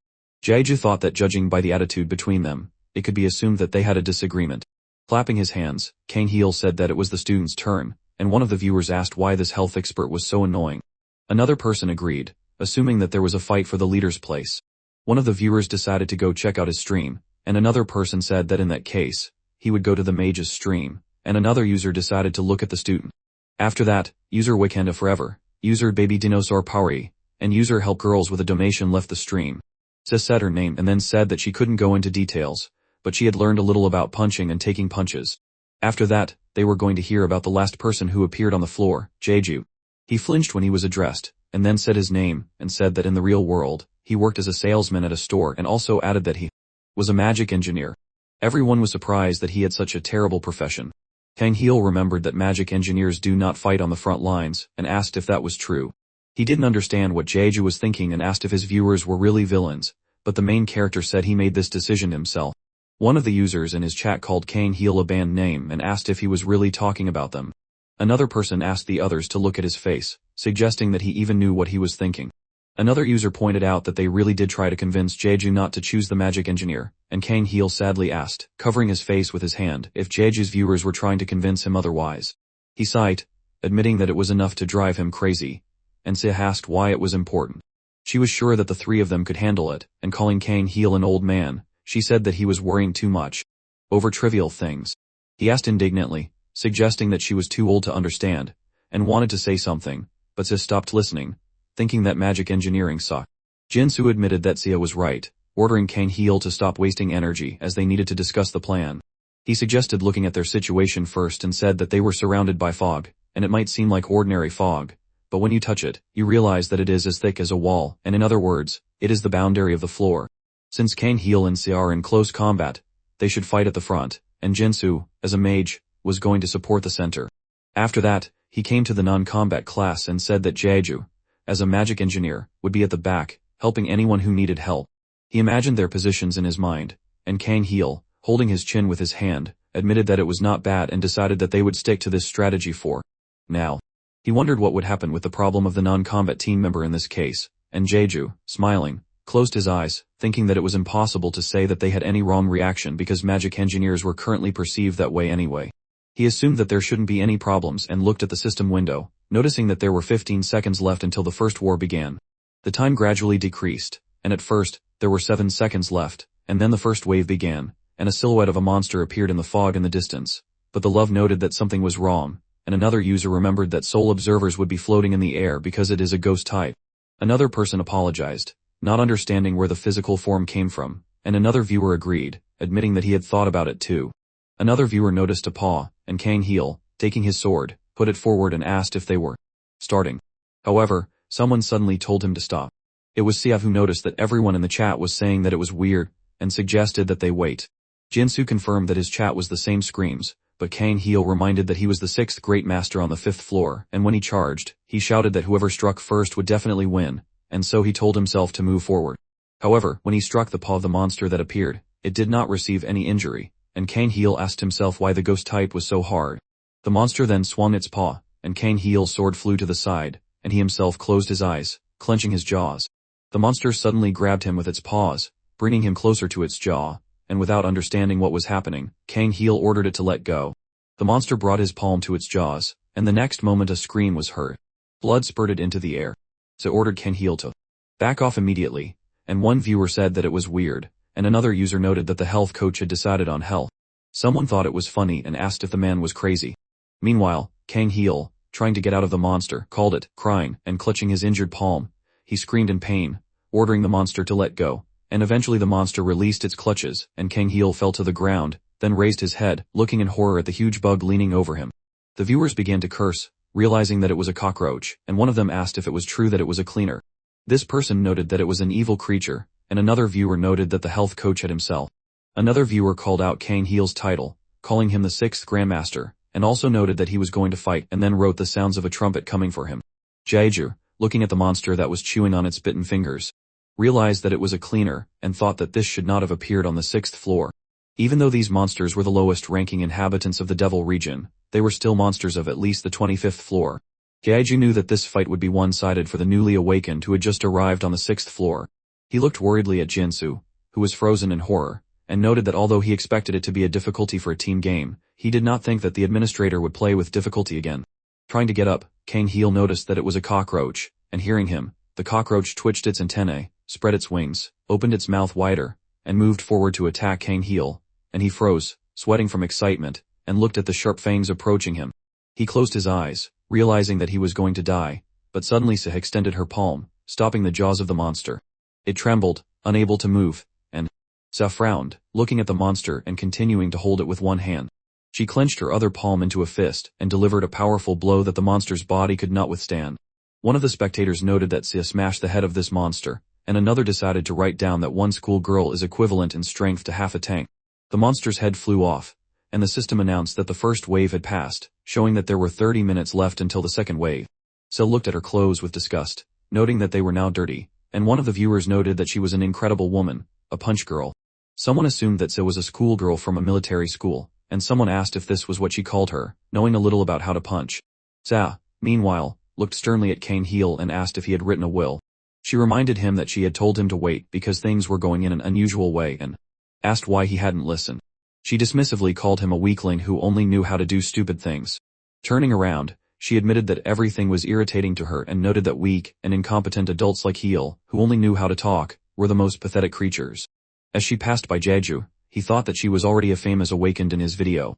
Someone in the audience admitted that the schoolgirl captain was scary when she was angry, and another person noted that it was no wonder that she was angry and said that it was good that she did not swear. Another viewer agreed with this, asking why some great master was bragging in front of the emperor. Seh frowned at Jeju and focused on his gauntlet, realizing that he had magical engineering. Sighing, she finally closed her eyes, turning away from him, and thought that the protagonist was also a pathetic weakling. However, something seemed familiar to her, and opening her eyes, she looked at him again, noting that she seemed to have seen him before. A little while later, Jeju poked the monster's head with his foot, glad that he did not have to make his move yet. Suddenly, the system notified him that user Wakanda Forever had joined the stream, announcing that the schoolgirl spy team had returned. Noticing this, viewers began asking what was going on. They were curious about Seh's stream, and Wakanda Forever said that the atmosphere there was completely opposite to theirs. Another viewer was surprised, not understanding what this meant, and asked what kind of people were there. The user replied that the mood of that stream was more like a proud father watching his daughter. Someone else noted that this made sense, and Wakanda Forever announced that everyone considered Seh their daughter and did whatever they wanted, and then suddenly showered her with donations. One viewer admitted that he did not think they were in a position to criticize such a thing and laughed, but someone else objected, exclaiming that Jeju was their emperor. Another viewer agreed, saying that Seh was nowhere near the emperor. Reading these comments, Jeju covered his eyes in embarrassment, scratching his head with his hand, and Jinsu, drawing Seh's attention to himself, asked what she was doing on the 5th floor. She said that it was none of his business, and suddenly user Baby Dinosaur Pari joined the stream, sadly noting that Jinsu's chat spy team had returned. No one understood why he was so upset, and Baby Dinosaur Pari declared that the atmosphere in Jinsu's chat was very sad. Someone asked why this was so. He replied that no one was having fun there and the chat had a strict, almost solemn and serious atmosphere. Users were amazed at this, and he added that they were still debating whether the cleaner can be classified as an arthropod or not. Jinsu suddenly put his hand on his chin, thoughtfully agreeing with something, and then everyone looked at Kane Heel, who was sitting to the side, shaking his head down. Coming closer to him, the main character asked how his wound was. He suggested that it might be better, and raising his head, Kane Heel agreed with this, looking at his shaking palms. Jeju asked permission to look, and one of the users asked if Kane Heel was okay. He noticed that he had lost a finger, but someone declared that Kane Heel himself was to blame for asking for trouble when others stopped him. One of the users still objected, noting that now Kane Heel's arms are all broken, so there is no need to be so cruel, and suddenly the user "I will help the girls with a donation" joined the stream, saying that the spy on Kane Heel's chat has returned. Viewers noticed that he was also sad and asked why everyone who had gone to spy on other chats had returned so upset. Kane Heel, meanwhile, almost in tears, raised his palm, showing his wounds to Jeju, and the user who returned to the chat admitted that he felt sorry for Kane Heel because people in that chat liked that his finger flew off. Other viewers began to call them demons and also said that Kane Heel had the pride of a survivor. The protagonist, meanwhile, activating his glove, warned that this place could hurt a lot but noted that he would have to be patient. Kane Heel asked again in bewilderment, and Jeju put his glove forward, and it lit up even brighter, and Kane Heel screamed. He soon fell to the ground, shaking and crying in pain, and the protagonist looked down on him and said that he would be in pain but said that at least he wouldn't have to suffer from blood loss. Jinsu came closer to him and asked if he had created this glove with magical engineering. Jeju confirmed it, and Jinsu put his hand on his chin and asked in surprise if it was difficult. The protagonist admitted that it was difficult but added that it was not impossible, and Jinsu asked if that was true. He suggested that in that case, he should learn the basics when he got to the 10th floor, and one user mimicked vomiting on the 10th floor. Another person laughed and said that Jinsu should prepare to be empty-handed. While Jinsu and Jeju were talking, So watched them from afar with her arms crossed and noted that even if it was magic engineering, it was still nothing special. In the end, Jinsu turned his attention to her and noted that she fought very well, asking her to stand in front while he was going to support her from the middle. He told Jeju to stay behind like before, and asked if they had agreed on this. The protagonist agreed, and Jinsu looked at Kang Heel and assumed that his mental trauma was too severe. Kang Heel was lying on the ground, hunched over, crying, and Jinsu realized that in this state, he would only get in the way, so he should just lie there. The system announced that the second wave was starting, and the silhouettes of two bugs appeared in the fog. The monsters gradually got closer, and attracting Sia's attention. One of the viewers asked her for help, and someone ordered them to call an exterminator. One of the users admitted that he wanted to spray all this fog. Sa, pushing off the ground with force, jumped up, approaching the monsters, and swung her hand, and then, frowning in concentration, she struck, destroying the cleaner. Another monster flinched, and Siv turned her gaze to this and struck again, knocking the monster to the ground, and blood spurted from the broken body of this one. The viewers began to call Za a crazy strong woman, not understanding who she was because her blows were very clean. The second wave was past. 30 minutes remained until the third wave. Waving her palms, Sa exclaimed in displeasure that her clothes were dirty again. Watching her, Jeju noted that she had cleared 2 waves under her own power. He thought that she was certainly called a melee prodigy for a reason. He remembered watching a stream featuring Sia, and recalled that she was a player who had easily climbed to the 4th floor with pure luck and donations. On the 5th floor, she played a commoner and, while wandering the streets, came across a reclusive master who taught her melee combat, helping her awaken. After that, rumors of a skinny girl who could deal incredible blows gave rise to the nickname Melee Prodigy, which spread throughout the tower. Jeju knew that Sia was from the same generation as him, but he never thought they would meet under such circumstances. He felt it was a great blessing to meet her on a level with such an incredibly high difficulty.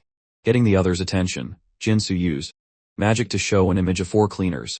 He noted that since there were 2 bugs in the last wave, there would be 4 of these monsters in the next.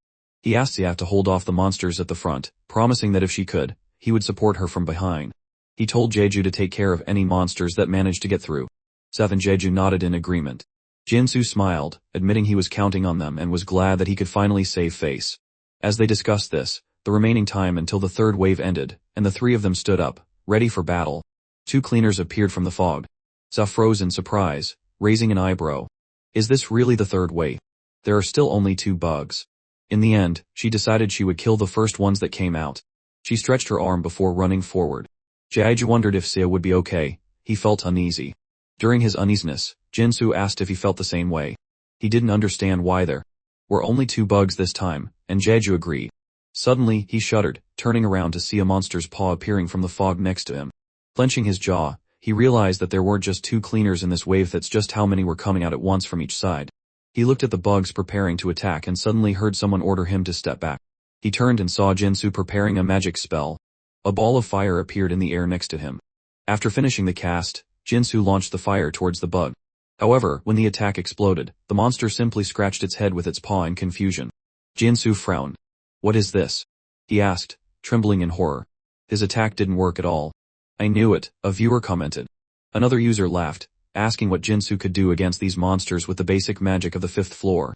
"Mom, this fire is a little cold," another wrote. Suddenly, Jeju approached Jinsu, put a hand on his shoulder, and asked him to move away. "I'll deal with this," he promised, looking resolutely at the bugs in front of him. Jinsu looked at him in confusion. "Is the Emperor really entering the battle?" one viewer asked. "I've been waiting for this for a long time," another admitted.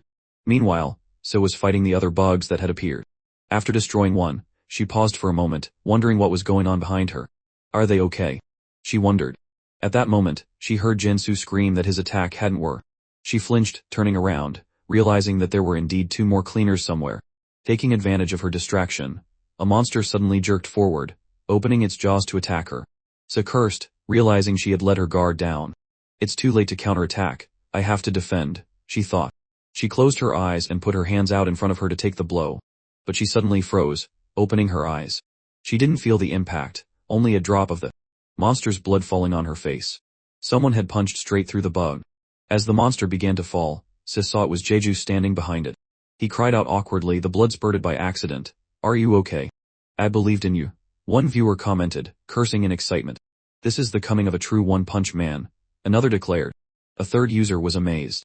Did Jeju really just use the boost from his Lantu shoes? Some time before, while walking forward, Jeju had noted the monsters were coming. Looking at the approaching cleaners, he thought that magicians would be easy targets when facing them for the first time. One of the bugs twitched, preparing to strike. Jeju frowned, clenching his gloved hand into a fist. As the monster struck, he also extended his hand, stopping the beetle's legs. They are capable of flying in a straight line at high speed, and they also have a hard shell that's impenetrable to most weapons, he thought. However, if you look at it from another angle, that's all these cleaners have. Unable to move from Jeju's strike, the monster trembled. The protagonist activated his gauntlet, strengthening the blow, and pierced the monster's body through. When he was done with it, he turned his attention to the other beetle, which flinched. Frowning, Jeju charged, destroying this opponent as well. He sighed, looking at the defeated monsters. He was happy about this and thought about the other 2 cleaners, confident that Se would easily deal with them. However, turning around, he cried out in surprise, noticing the monster attacking Se. He knew it was dangerous. "That'll be too late," he exclaimed and began to modify his boots, realizing that if he connected the acceleration from the boots, it could work. He immediately ran forward, ending up behind the monster, and struck, piercing it through. He then looked at Se, excitedly starting a conversation with her.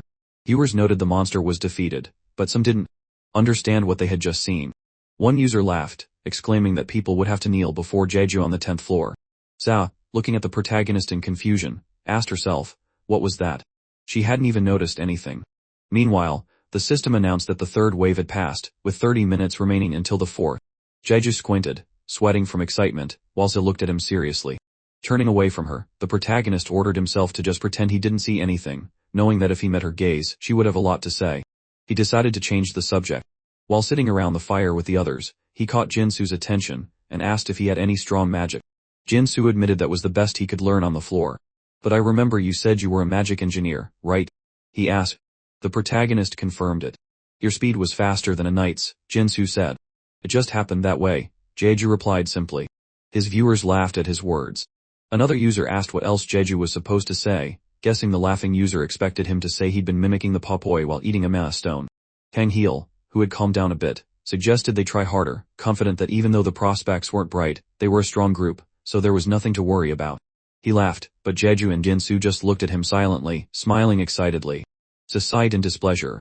Some time later, the system warned that there were 2 minutes left until the 4th wave. Realizing time was almost up, the protagonist said they should get to their positions. Clenching his hand into a fist, Kang Heel calculated that there would be 8 cleaners this time but was sure it would be easy for them.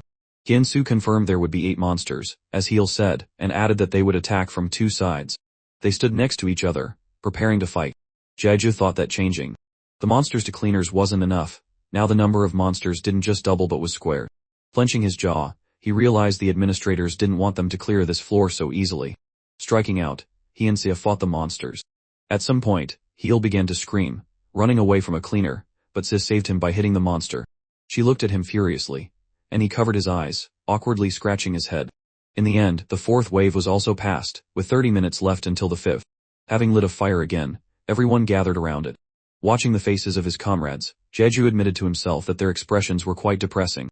He assumed they were all imagining what was coming in the fifth wave. 16 squared equals 256 cleaners. He imagined an army of monsters. Jinsu, putting his palm to his forehead, admitted he was going to go crazy. He explained that viewers had complained to the admin, but their complaints had gone unaddressed. A user agreed, and another explained that he had just checked, announcing that the admins had disabled feedback, so there was no way to contact them anymore. One viewer asked if the admin had really just abandoned them all. Hang Heel, meanwhile, asked again about what Jinsu had said, and with an indignant frown, he asked why he was yelling at him. What should I do about it? He demanded. The system suddenly announced 26 seconds left until the fifth wave. Adjusting the gauntlet on his hand, Jeju thought, as expected, this is the only way. He pressed his lips tighter as he stood up. Looking at him, Heel called out to him in confusion. Jeju, walking forward a little, warned them all to move away and lie down on the ground. The fifth wave began. The protagonist, activating the gauntlet, said, "You must listen to me if you want to live. I warned you."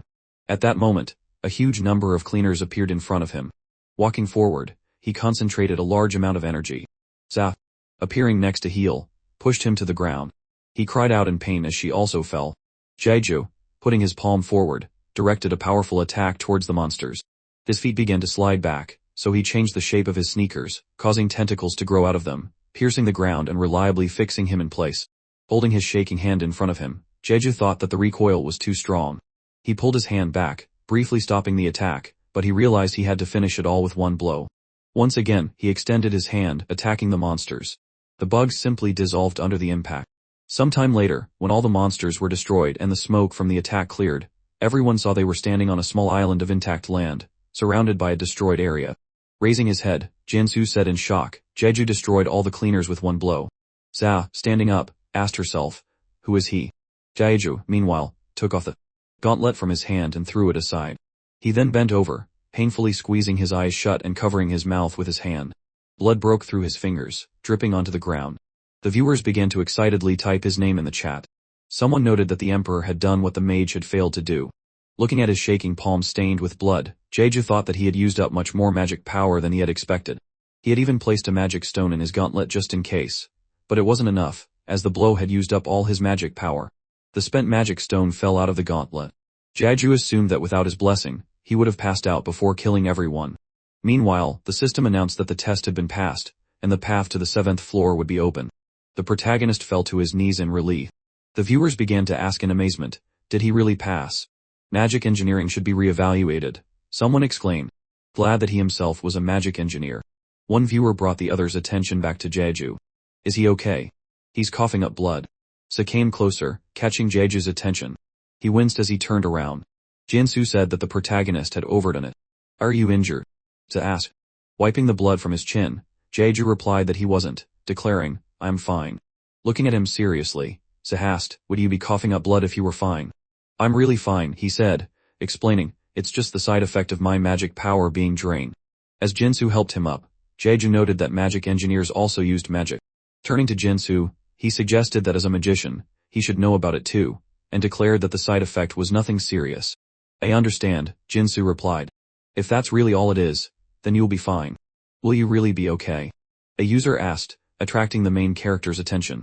Another person laughed, pointing out that Jeju just said it was a side effect, and that if he was talking, he would survive. Someone else drew attention to the fact that the main character wasn't even a mage. Meanwhile, Jeju, attracting Sa's attention, told her not to worry. Trembling with anger, she exclaimed, I'm not worried, and discontentedly crossed her arms over her chest. Someone in the chat mimicked her, I'm not worried at all. Another wrote that a Sunder plus a militaristic fighter plus a schoolgirl was a hellish combination. One user asked if Sia was ever going to take off her mask. He was interested in seeing her face. Suddenly, a user named Give Coke and Pepsi sponsor Jeju for 500 coins, sending a voice message asking, who even are you? Jeju ignored the message. Jinsu asked him again if he was okay. He replied that he was. The users in the chat, noticing the voice message, asked what the sender meant. One replied that Jeju was the emperor. Another asked if the person knew what was going on. A third user laughed, noticing that the person on the 5th floor couldn't write in the chat, so he donated for voice messages. Noticing that the portal had opened, the main character said that he would first check the reward and told the others they could move on. However, everyone stood still. Jeju asked himself in confusion, "What's going on? The test is over, so they can just go." He admitted to himself that it was annoying. Kang Heel wanted to say what happened, but someone suddenly interrupted him. It was Sia, who, drawing Jeju's attention, began to come closer to him. She touched her palm to her mask and started to take it off. The audience was curious about what would happen next. They didn't understand what the problem was.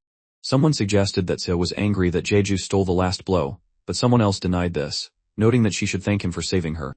Sia took off her mask, covering her eyes, then frowned. Drawing Jeju's attention again, she called him strange uncle and said she was talking to him. The viewers were amazed, not understanding what had happened. Someone noted that now he understood why Sia had such a chat. They had a reason for such behavior. One user called her a baby, asking how much pain her heart had overcome on the 6th floor. Someone was skeptical about this statement. Sia asked Jeju, "What is your real name?" He froze in shock, his eyes widened. Finally realizing her question, he asked again in confusion, "What do you mean?" "I already said my name." She announced that this wasn't true, because people on her stream said that there were no results for that name. The main character remembered how he had changed his name, and viewers, also recalling this, laughed, remembering the two. Someone pointed out that Jeju was no longer Jeju. He also pointed out that, based on what viewers said, Jeju's and Sia's stream viewers were very loyal, but the same couldn't be said for Kang Heel's. He didn't think many would switch to his stream and wondered if he should say it just to see how other viewers would act. He eventually announced, "You need to add a 2 at the end." "A 2? Sia asked in confusion. "I mean the number 2, Jeju clarified. His viewers laughed, suggesting the search engine was bad and asking why Jeju's stream couldn't be found without typing in the number. Another person pointed out that it was an absurdly stupid search engine, and someone else said that if you thought about it, the name change was a divine intervention. One spectator announced the power of 2 by writing several such numbers in a row. After that, a large number of users started joining Jeju's stream. He announced, with his eyes closed, that he was turning off notifications for new viewers. Suddenly, with an indignant frown, Kang Heel apologized to Jeju, drawing his attention to himself, and exclaimed that all of his viewers were leaving. The protagonist mentally noted how he expected all of Heel's remaining viewers to come to him. One of the viewers in Jeju's chat admitted that he did not want those people here. Another user added that he had seen their messages and noted that it was strange. A third asked the protagonist to block those members, and he decided he would. He smiled, thinking that after blocking Kang Heel's viewers, there were not many viewers left, so it would be difficult to get a subscriber reward on this floor. Suddenly, user Paypase sponsored Jeju with 5,000 coins and sent a voice message thanking him, because it was thanks to Jeju that Sia was alive. The protagonist awkwardly grabbed his neck, saying that it was nothing, since they had to clear the floor anyway. He also thanked the user for the coins. His viewers took note of this person's username, and another person wrote that he saw he was a man of high culture. Kang Heel, meanwhile, thanked his viewers for coming back and promised that he would work harder. He frowned, thinking that he had almost lost all his subscribers. Jinsu, clapping his hands, said that they couldn't just stay here and suggested they quickly check the rewards and go their separate ways. Jeju froze, pressing his lips tighter when he heard this. Jinsu and Sia had already received their rewards. Noticing that the protagonist was just standing there, Jinsu got his attention, asking what was wrong with him. "You worked the hardest," he pointed out. "Check your rewards." The protagonist promised he would and closed his eyes. One viewer suggested that he knew why Jeju was slow. Another person agreed, and a third called Jeju an emperor, getting his attention. The protagonist thought that since there were other streamers around, the reward wouldn't stand out too much. He opened the system window. Getting his attention, Sia wanted to say something about how they had met before but stopped, startled, as she saw that the box that appeared as a reward for Jeju was different from theirs. Time. Heel and Jinsu were also surprised, their mouths slightly open. Jinsu put his hand on his neck and asked in confusion, "Is this really a reward for the 6th level of contribution?" Kang Heel noticed that Sia also had an ordinary box. The audience laughed, ordering the others to bow down to the emperor, and asking how they dared to belittle him. Someone asked Jeju to open it quickly. Leaning towards the box and starting to open it, he thought, "I knew it." Kang Heel and Jinsu leaned closer, watching him. Turning to the side, the protagonist asked with displeasure, "Is there something wrong?" Kang Heel said he just wanted to do something, and Jinsu admitted they were curious why only Jeju's box was unique. The audience laughed, asking if he was being too shameless, but other users were sure that this person would also want to see it because such a box would arouse anyone's curiosity. Kang Heel frowned in displeasure as he watched this and cursed in his mind, asking if Jeju really had to be so stainy. When the protagonist opened the lid, a bright light appeared from the box. Then, he took out the leather gloves of the Master of the Seven Snakes, a heroic rank item from the Lantu set. These were Lantu's gloves, with which he controlled snakes. They were made from the skin of a snake that died after giving birth and stored its abilities, which included temperature control and strengthening magical power. Laughing, one user called the administrator asunder. Another suggested that this could be true. The protagonist, starting to put on the gloves, decided that since the administrator insisted on it, he would not refuse. The system notified him of the set effect activation, showing that he had collected 2 of the 7 pieces. The snakes collected together activated certain properties. The properties activated now were zoom, magic power boost, and color and texture camouflage. Someone laughed, since even one item was hard to use, but another person objected, reminding him that Jeju had managed and asked why he was slandering him ahead of time. Another viewer admitted he was worried since these items had a bad reputation. After reading the item information, Kang Heel asked if this was a heroic rank. He noted that it looked like a normal glove. Jinsu, holding his chin, said his viewers were saying that this was a useless item. Turning his back to Jeju, he decided to check his rewards. Kang Heel decided he would try to talk to the protagonist. Clearing his throat, he said his viewers were asking if Jeju could remove the entry limit. He replied that he couldn't because they would offend his old viewers. The viewers agreed, convinced that the new members would ruin the atmosphere. Someone suddenly started screaming, admiring the schoolgirl, and another user cursed, declaring that this was already happening. Kang Heel frowned, clenching his jaw, and called Jeju smug since he wanted to steal his viewers earlier. He asked if the protagonist really thought he could continue to stream with such an audience. The next reward Jeju received was a bag of 5,000 coins. Someone in the audience was amazed. Another person, turning to the admin holding the bar, asked who he was. A third laughed, noting that the admin had replaced the extra coins with cleaners. When all the rewards were collected, the boxes began to evaporate. Jinsu smiled and thanked Jeju before leaving through the portal. He noted that if they knew that magical engineering was good, they would have learned it on the 5th floor too, and laughed. The protagonist awkwardly scratched his head, smiling, and said that he himself wanted to survive, so there was no need to thank him. Jinsu waved his hand, saying they would see each other on the other floors.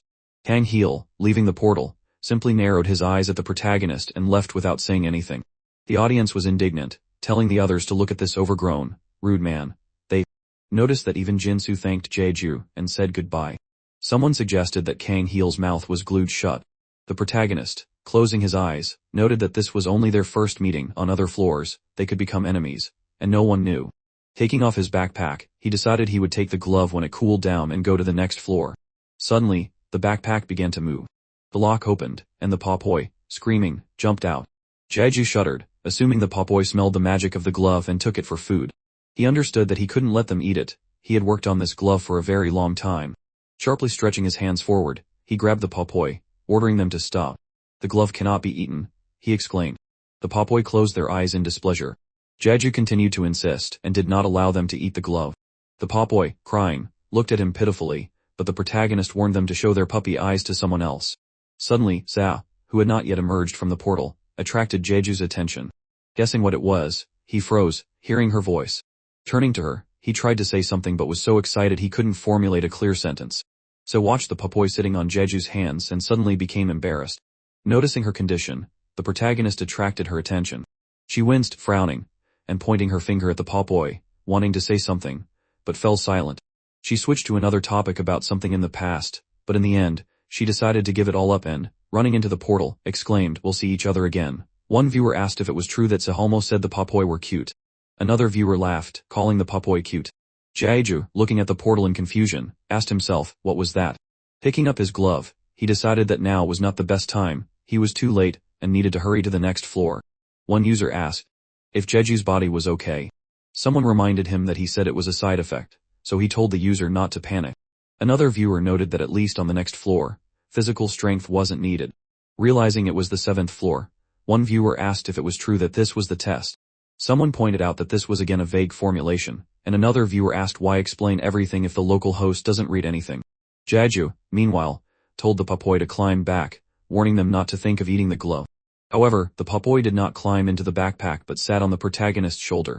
Approaching the portal, he said he was leaving. One viewer wanted to say that there would be a psychological battle on the 7th floor but did not finish, and after that, the user Very Berry Juice left the stream. Someone noted that although Jeju doesn't read, there is no need for spoilers. At this time, somewhere on the 7th floor, a person who was already there, put his palm to the stove, thinking about a psychological battle. Smirking, he offered to do it. Jeju, meanwhile, passing through the portal, thought that thanks to the video, he knew a lot about the test of the 7th floor. He closed his eyes, felt the gust of wind again, and then the system notified that user 4891 and user 4896 had entered the floor. Now, the required number of players was reached. The test of the 7th floor was about to begin. From this moment on, viewers could not leave the stream, and violence was also prohibited. The statue of liars, imbued with a devilish joke, was supposed to test the players. There were 30 minutes left before the test began. Paying attention to the statue, viewers noted that it was creepy. Someone advised Jeju to check all the rules of the level, and another person asked if this was a game of chance. Many were still amazed by the appearance of the statue, suggesting that others look at its hands. Someone suggested that the protagonist kill the enemy with all available weapons and asked what he had. He remembered that Jeju's weapon was a hammer. The protagonist did not respond to messages in the chat. Suddenly, someone warned him that there was a person there. At that time, Han Jisoo, who was already on the floor, turned around, and Jeju recognized him. He remembered the moment from the video when he couldn't believe what happened. Jisoo, shaking off his clothes, said he was not going to harm Jeju and advised him to mind his own business, pointing his hand at the dead people lying nearby. The protagonist asked why Jisoo killed people who were not involved in the test for no reason. Looking at him, he asked if he really wanted to join these people. Jeju then shuddered in horror in the video, hearing these words. Now, he thought that Jisoo was dangerous. Jisoo, smiling, asked him, "What's your name?" The protagonist said his name and in response asked what his name was. Jisoo introduced himself, placing his hand on his chest. One user admitted he was curious about what the viewers in Jisoo's chat room thought. Someone laughed, declaring that he was using a poker face, and another user noted that Jisoo was a typical indie player. Walking closer to Jisoo, Jeju asked what he did before he got into the tower. Jisoo was surprised. "Are you already studying me? We haven't even checked the details of the test yet. Isn't it too early to ask such questions?" One user called him an iron wall. Someone admitted he thought Jeju would easily see through him if he was the emperor but admitted he was scared. Another user noted that Jisoo looked tough and admitted he was starting to get nervous. Jeju, meanwhile, thought that Jisoo was the person he wanted to hit the most when they met. He was glad he knew what to expect from him from the video, but he was the worst possible opponent. He knew what kind of test awaited them, what is called the lie detector, a psychological game where a person must catch the opponent in a lie or deceive him with their own. He looked up the rules of the 7th floor test. As soon as the test began, each participant had to stand in front of the board. As soon as the board changed color, the participant to whom the statue pointed had to ask a question. The questions had to be answered without question, and silence was considered a lie. If a person considered the answer to be false, he had to put the eye of the statue in the groin on the board. The eye had to light up with the color of the participant who lied, and when the 3 eyes of the statue were lit up with the same color, it would wake up. If the eye was placed on a false accusation, the accuser would be counted as lying. One viewer admitted he was getting dizzy just from the description. Another person asked how to tell if Jisoo was lying or not when his face was emotionless. Someone realized that Jeju was in a terrible situation and laughed. The protagonist asked Jisoo if he could ask if he went to the tower of his own free will or if he was dragged here by force. "Does it matter?" Jisoo asked. "Are you avoiding the question?" The protagonist asked. "I came here of my own free will," Jisoo said. "Are you happy?" "Thank you for the answer," he said and sighed, wondering if that was true. He looked at Jisoo, wondering what question he should ask to catch him in a lie.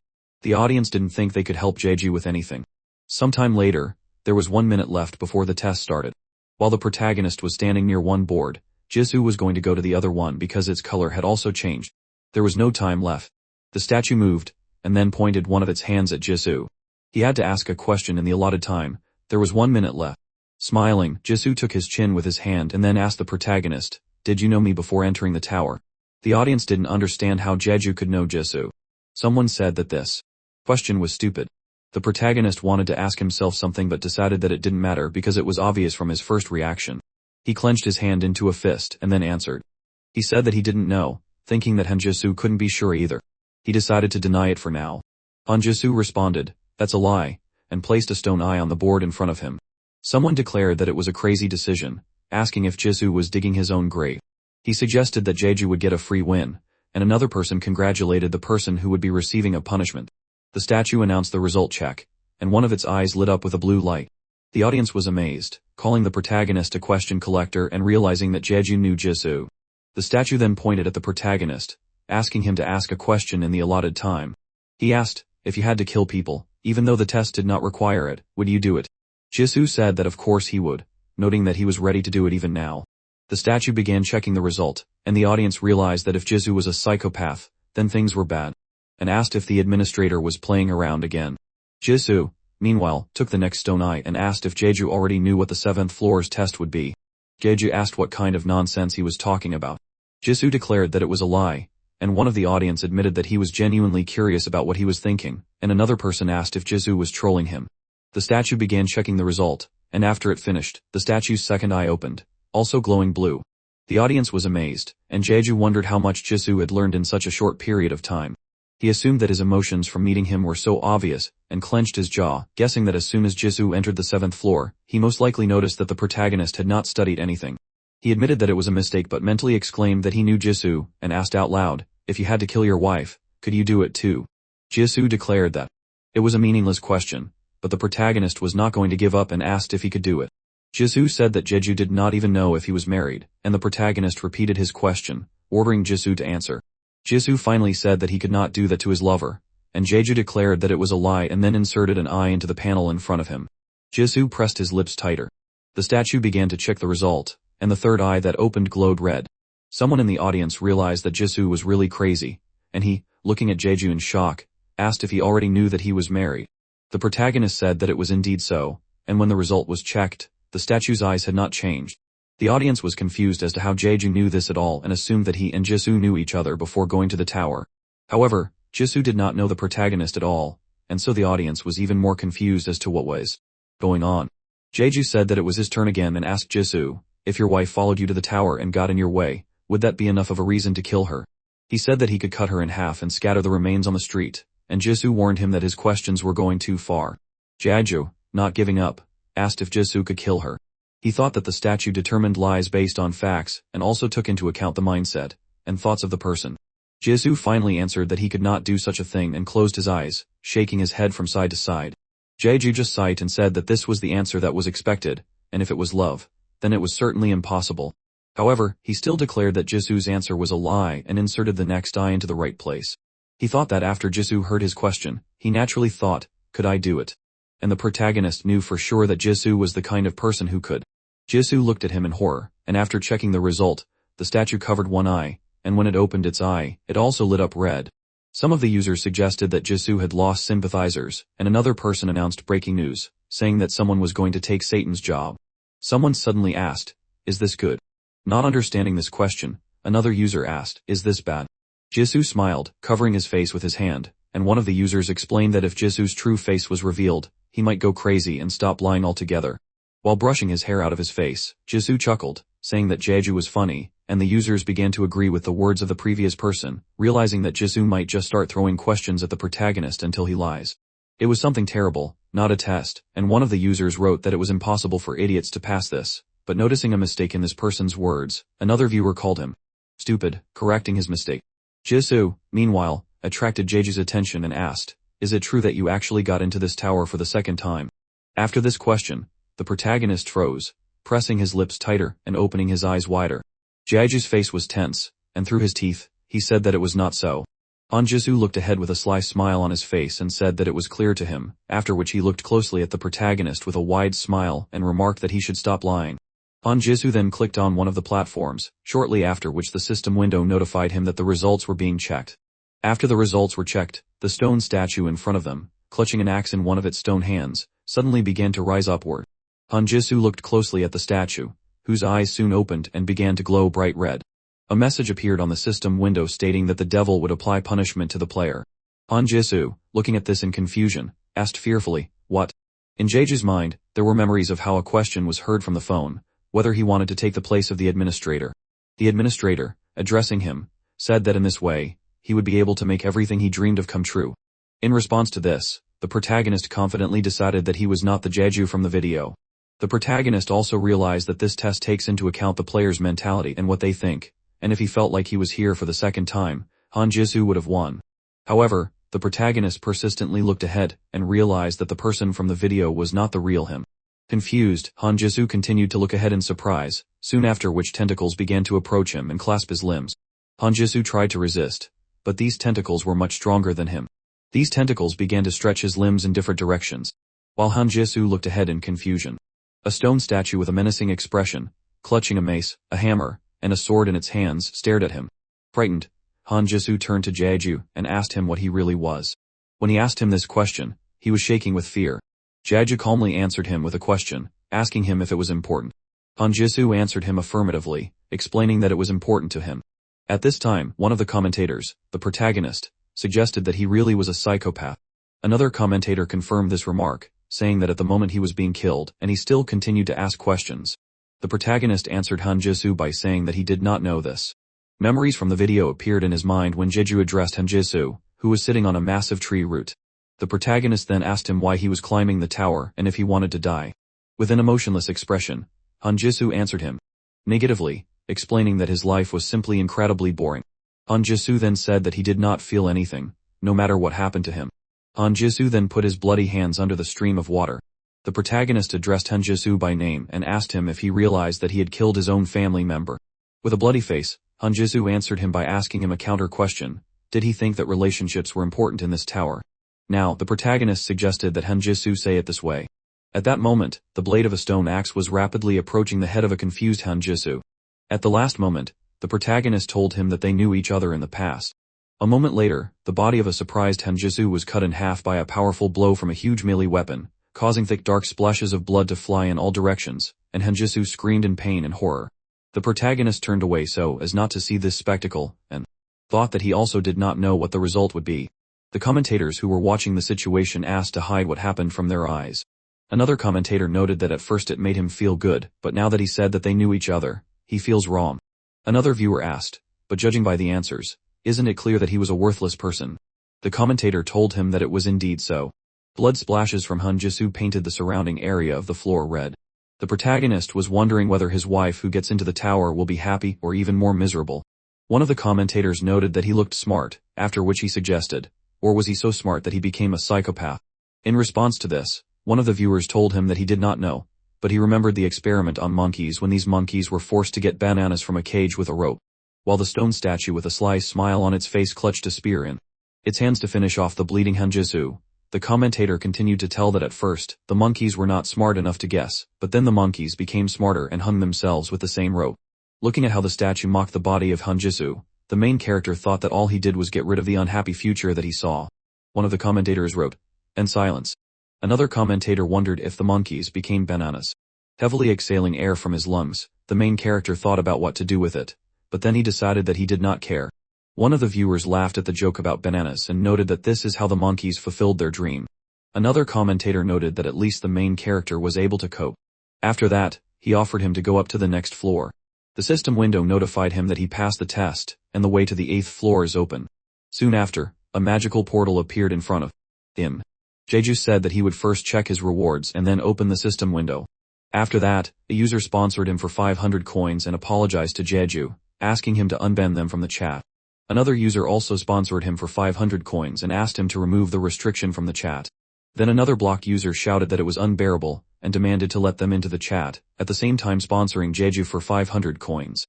The next user who sponsored Jeju for 500 coins began to imitate the sounds of knocking on the door. The protagonist confidently said that he will not remove the restriction from the chat. At that moment, he held a gift box in his hands.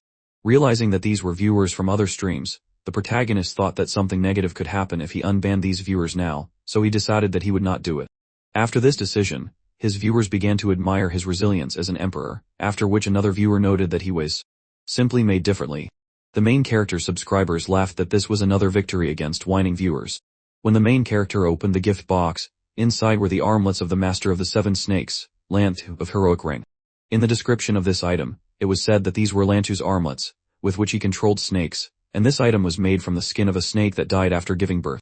It was also written that this item contains the ability of a snake, and its ability is to nullify spells.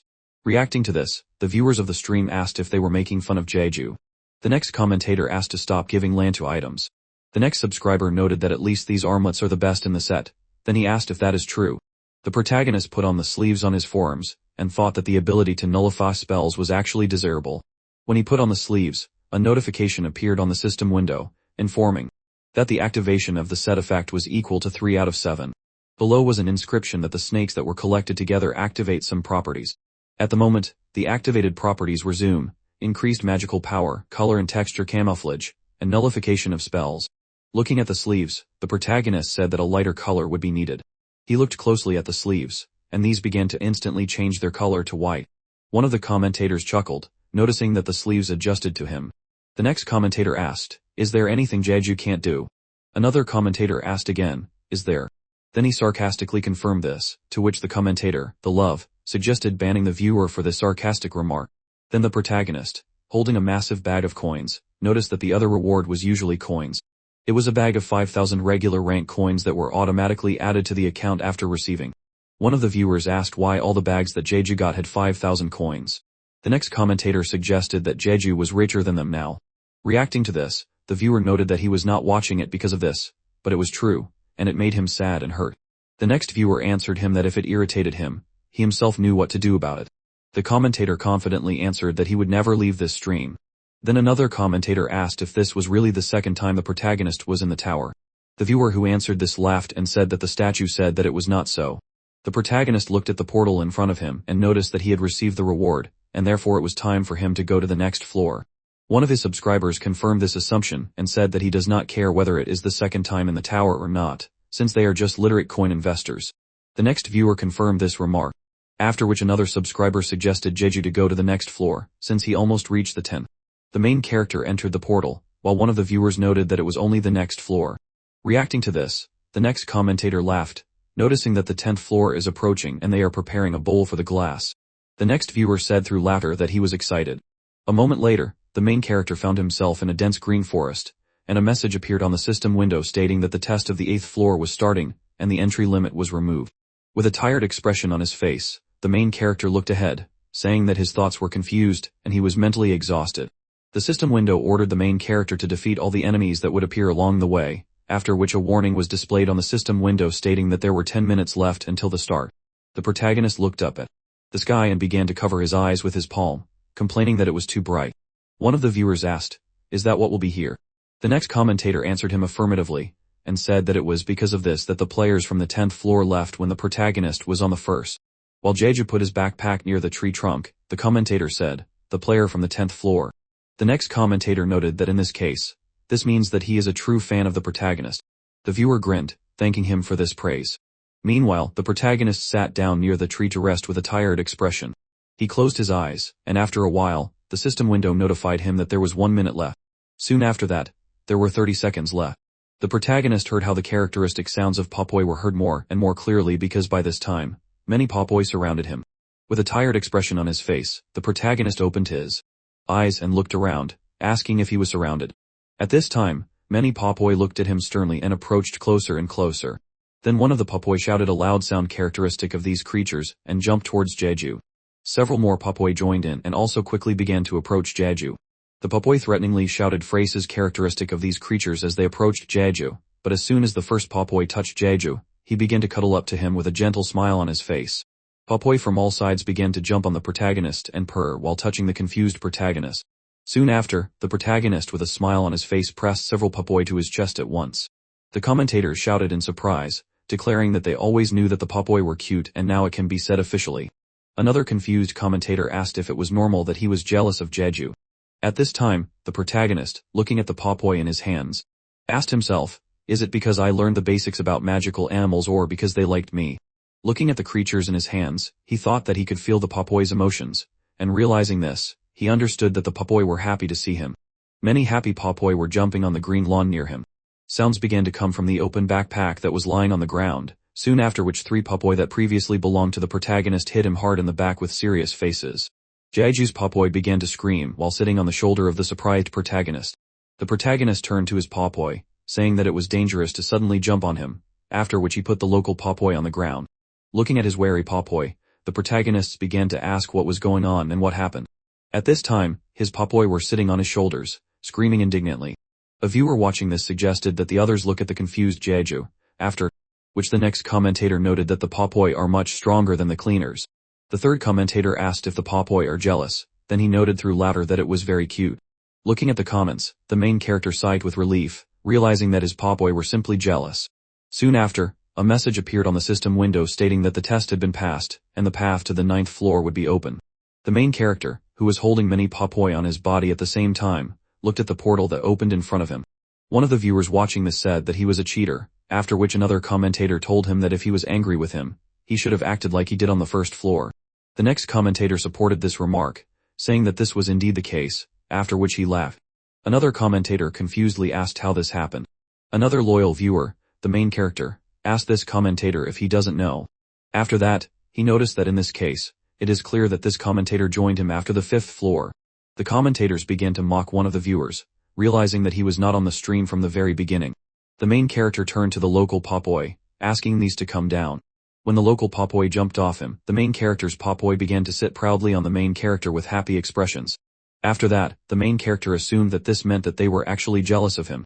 Looking at the joyful popoi in front of him, the main character understood that it was obvious that the same situation had happened now as on the 1st floor, and since popoi did not emit hostility, the system counted this as getting rid of enemies.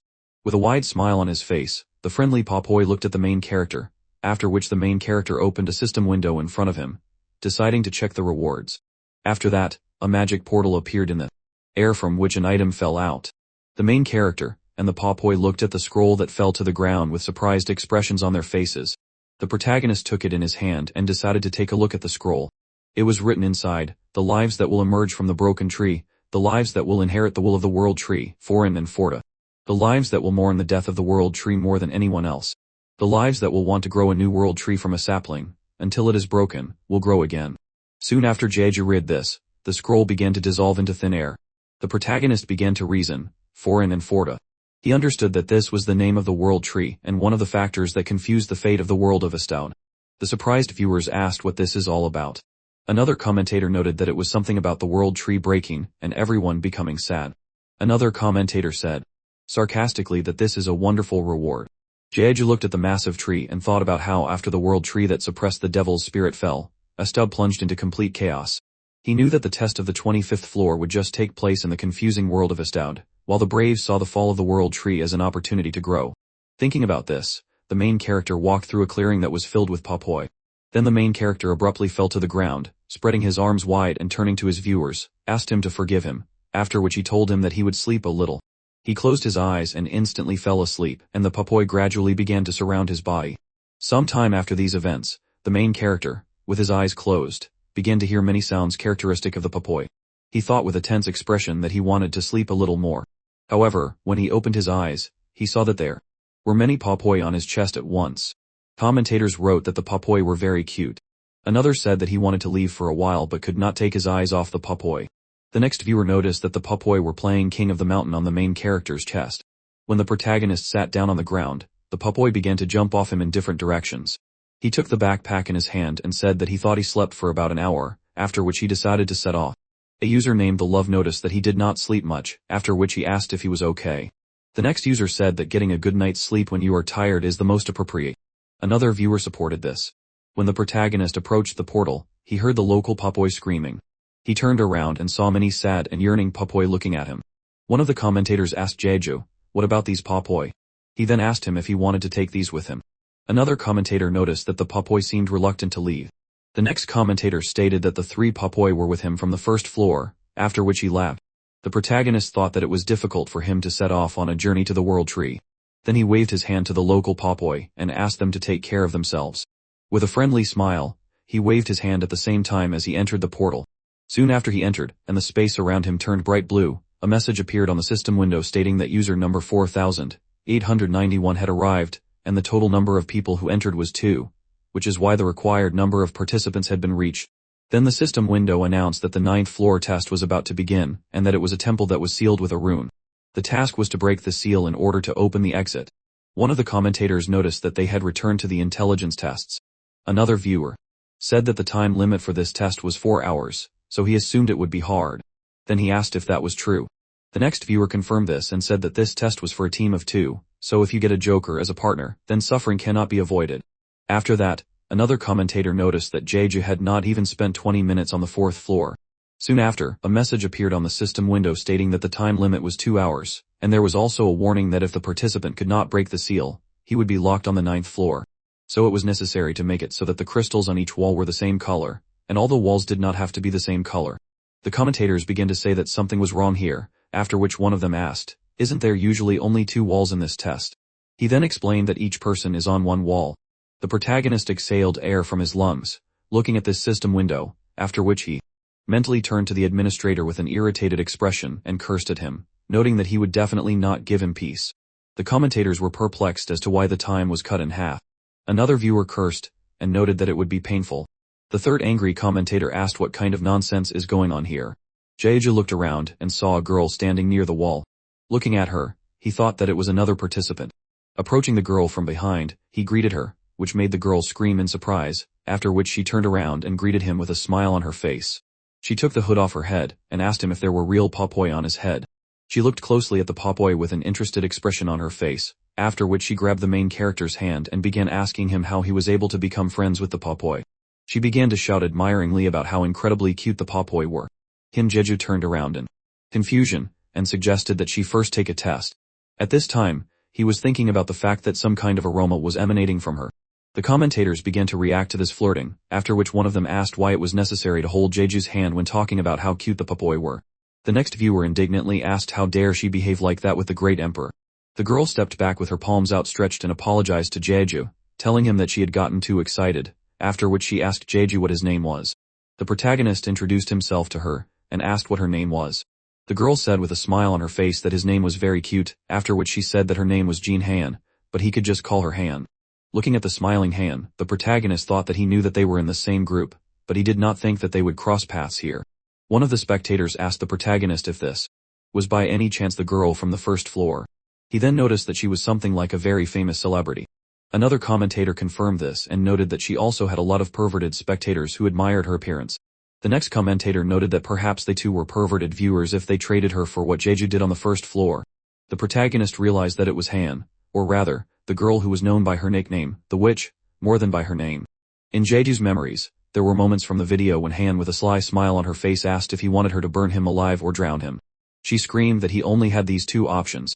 Jeju knew that she would not be embarrassed at all by the unusual complexity, but instead, she turned her attention to the popoi. The protagonist remembered that many met their sad end after being charmed by her beautiful smile. Then the protagonist turned to Han and asked her if she could make all 100 crystals of the same color on her own. Clenching her hands into fists, Han said that to be honest, her viewers help her a lot, so she will try. Jeju's viewers began to react to her remark in confusion, after which one of the viewers, the main character, irritably shouted that this was very fake, after which he wished her to go away. The next commentator noticed that there were condemnations, after which he expressed his disgust at this. The main character walked up to the wall and began to press the retractable platforms, thinking that since he remembered the scheme, he could handle it himself, like on the 4th floor. However, he realized that it was not the best idea to attract Han's attention. Some time after the start of the challenge, the system window notified that the remaining time was 1 hour and 21 minutes. By this time, the main character was pressing the retractable platforms with both hands. One of the viewers asked if Jeju was deliberately slowing down. The next viewer asked if this was some kind of ring light challenge. The next subscriber turned to Jeju and asked him to finish the level faster. Jeju thought that it was strange because he realized that almost 40 minutes had passed. At this time, he turned to Han, who asked what kind of nonsense was going on and why it wasn't working. The protagonist understood that it couldn't be that she was stuck here, and he was sure that she was doing it on purpose, but he understood that they both couldn't be stuck here because they suspected each other. With a concentrated expression on his face, looking ahead, Jeju said that he would speed up, after which one of the commentators asked Jeju to stop hiding his skills. The next subscriber noticed that the 10th floor was ahead, and he couldn't get stuck here. The next viewer expressed his feelings, saying that this sight was relaxing him. After some time, the protagonist stood in front of the wall of the platform, on which there were green ones. The protagonist approached Han and, turning to her, asked her permission to do it for her and asked her to step aside.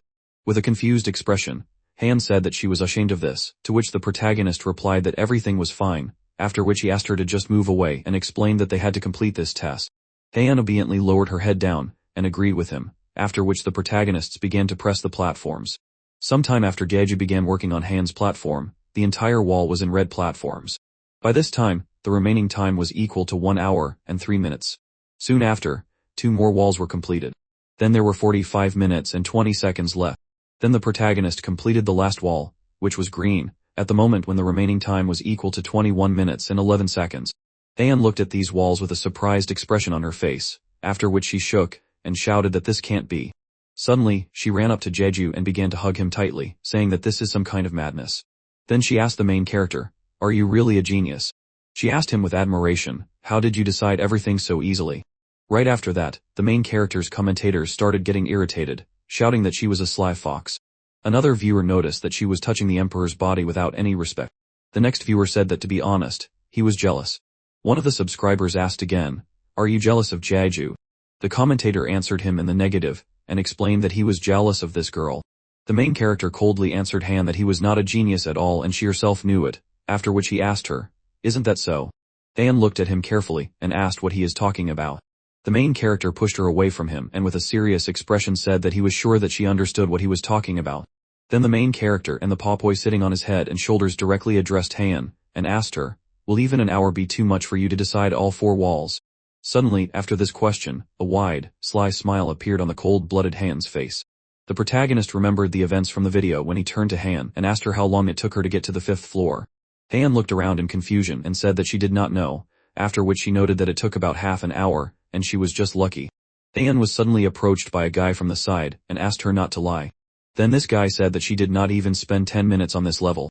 After this remark, Han only licked her lips with a sly smile on her face. At the same time, Han laughed loudly, after which she looked intently at the protagonist and asked him who he really was. She asked him if this was really his second time in this tower. With a serious expression on his face, the protagonist answered her with a question, asking her, "What are you talking about? Do you think that's possible?" Han agreed with his comment but said that the new guys on her stream were suspicious and wanted her to ask. With a smirk on her face, she noted that these viewers were giving her a lot of coins. One of Jeju's viewers laughed, noting that perhaps those guys from Han Jisu's channel who couldn't find Jeju were the ones who showed up here. Another of Jeju's subscribers noted that they really did meet again. The next viewer began to reason that if you think about it logically, it was impossible to get into the tower twice.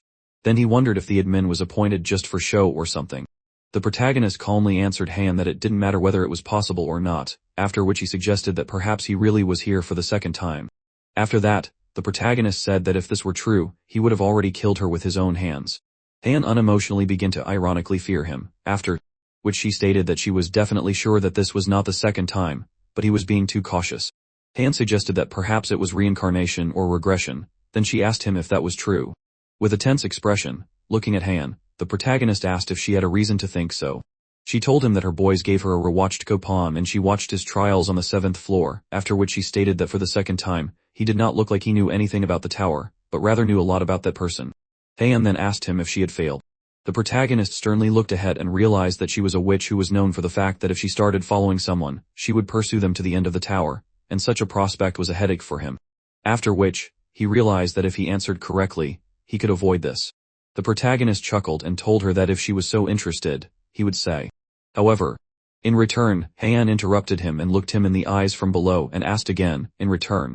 The protagonist turned away from her in irritation and asked her to give him her robes so that he could tell her everything. Han was confused by this demand, and then asked him again if he was joking. Without looking at her, Jeju answered her negatively and explained that he was serious. His viewers began to wonder, asking if he suddenly decided to do this. Another viewer said disappointedly that Jeju was another fan. Han looked at him with a serious expression and took hold of her robe, and explained to him that if he was joking, then she would not leave him alone. The viewers asked the protagonist what he was thinking. Another viewer chuckled and said that he did not even think that he had returned. The next commentator provided an ironic choice between going back a year or getting 10 billion won. While Han was removing the robe from her body, the commentators asked if this was the second one. After that, this commentator stated that he came for the money. The next commentator congratulated them on going back a year, after which he asked them not to waste their time this time. In response, the next viewer confirmed this statement. Han stood in front of the protagonist in a short shirt and, holding a robe in her hand, asked him if he had seen enough and was now satisfied. A viewer watching the broadcast enthusiastically responded to her short shirt, which showed her belly button, in response to which user the love called the viewers perverts. The next commenter said that he still likes Jeju more. Another subscriber turned to Jeju and asked him to ban perverts in the chat. Without looking at Han, the main character asked her again, "What do you mean, watched enough?" Then he held out his hand in front of him, and reminded her that he asked for the cake.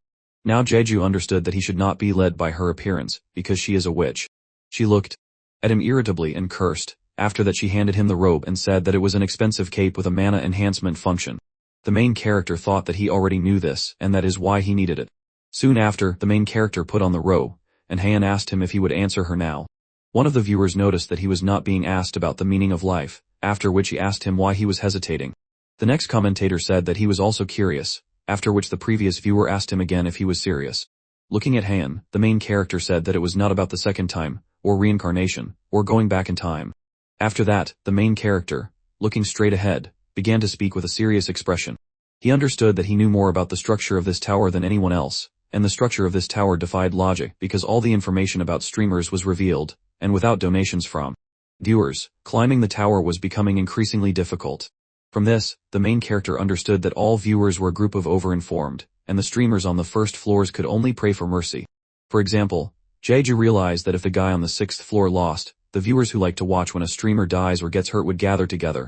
Then the protagonist looked at Han from under his brows and told her that he was just a person who knew everything about the tower. With a displeased expression, crossing her arms over her chest, Han asked him, "And the user information too?" The protagonist turned away from her, asking her to think about it herself.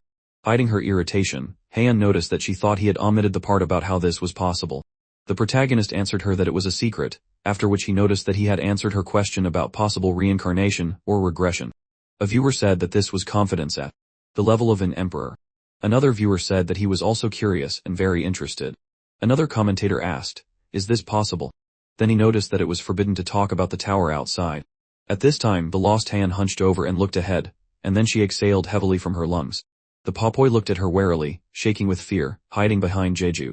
Han laughed and wiped tears of laughter from her eyes at the same time, holding her stomach and saying that she was very interested, but she would not believe it yet.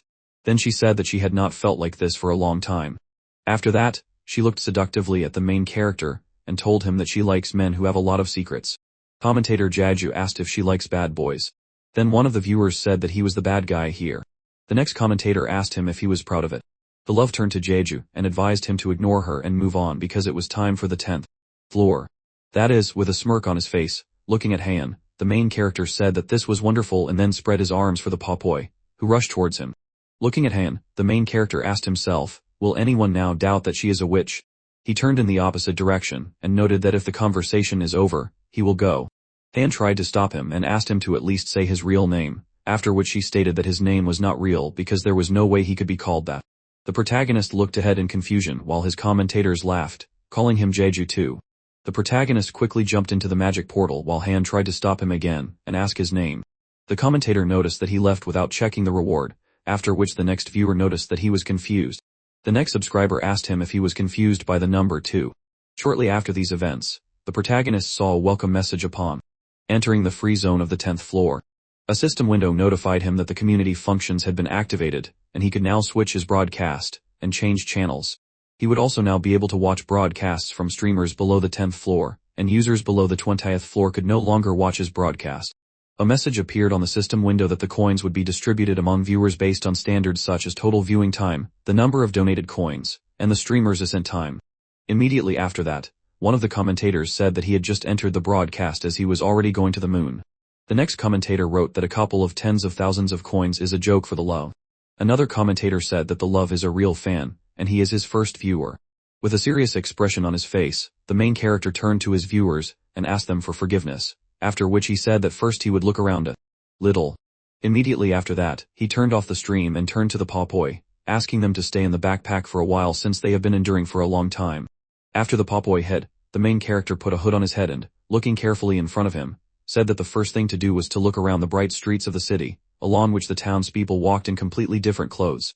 Jeju just said that something was wrong here. Suddenly, a little girl in modest clothes bumped into a man who was dressed in rich clothes. After the impact, she fell on the stone tile with a painful cry. The aristocrat looked at her intently with his arms crossed over his chest. The protagonist, who was watching this among the crowd of people, thought that the commoner had touched the nobleman, and unfortunately it would be difficult to save her. At this time, the aristocrat put his hand in front of him, directing it towards the girl. Suddenly, the aristocrat began to gently stroke the commoner's head, asking if she was hurt, after which he asked her to be careful in crowded places. The confused girl agreed with him and then asked him for forgiveness. The aristocrat carefully turned to the girl and asked her not to be afraid, after which he explained that nobles are not so scary.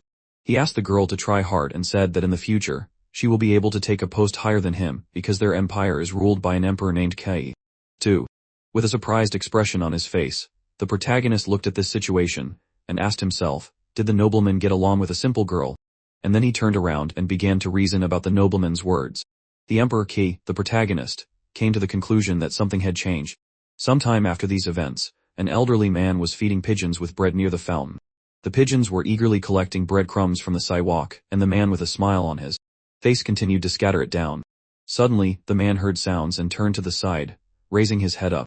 Above his face stood Jeju, who was looking intently into his eyes with a serious expression, and then the protagonist asked him if he could sit down next to him. The man answered him by saying that he could do as he wished. Looking ahead, the protagonist thought about how in the video, he met the administrator here on the 10th floor, right in this park. And then the protagonist, without looking at his interlocutor, asked how long he has lived here.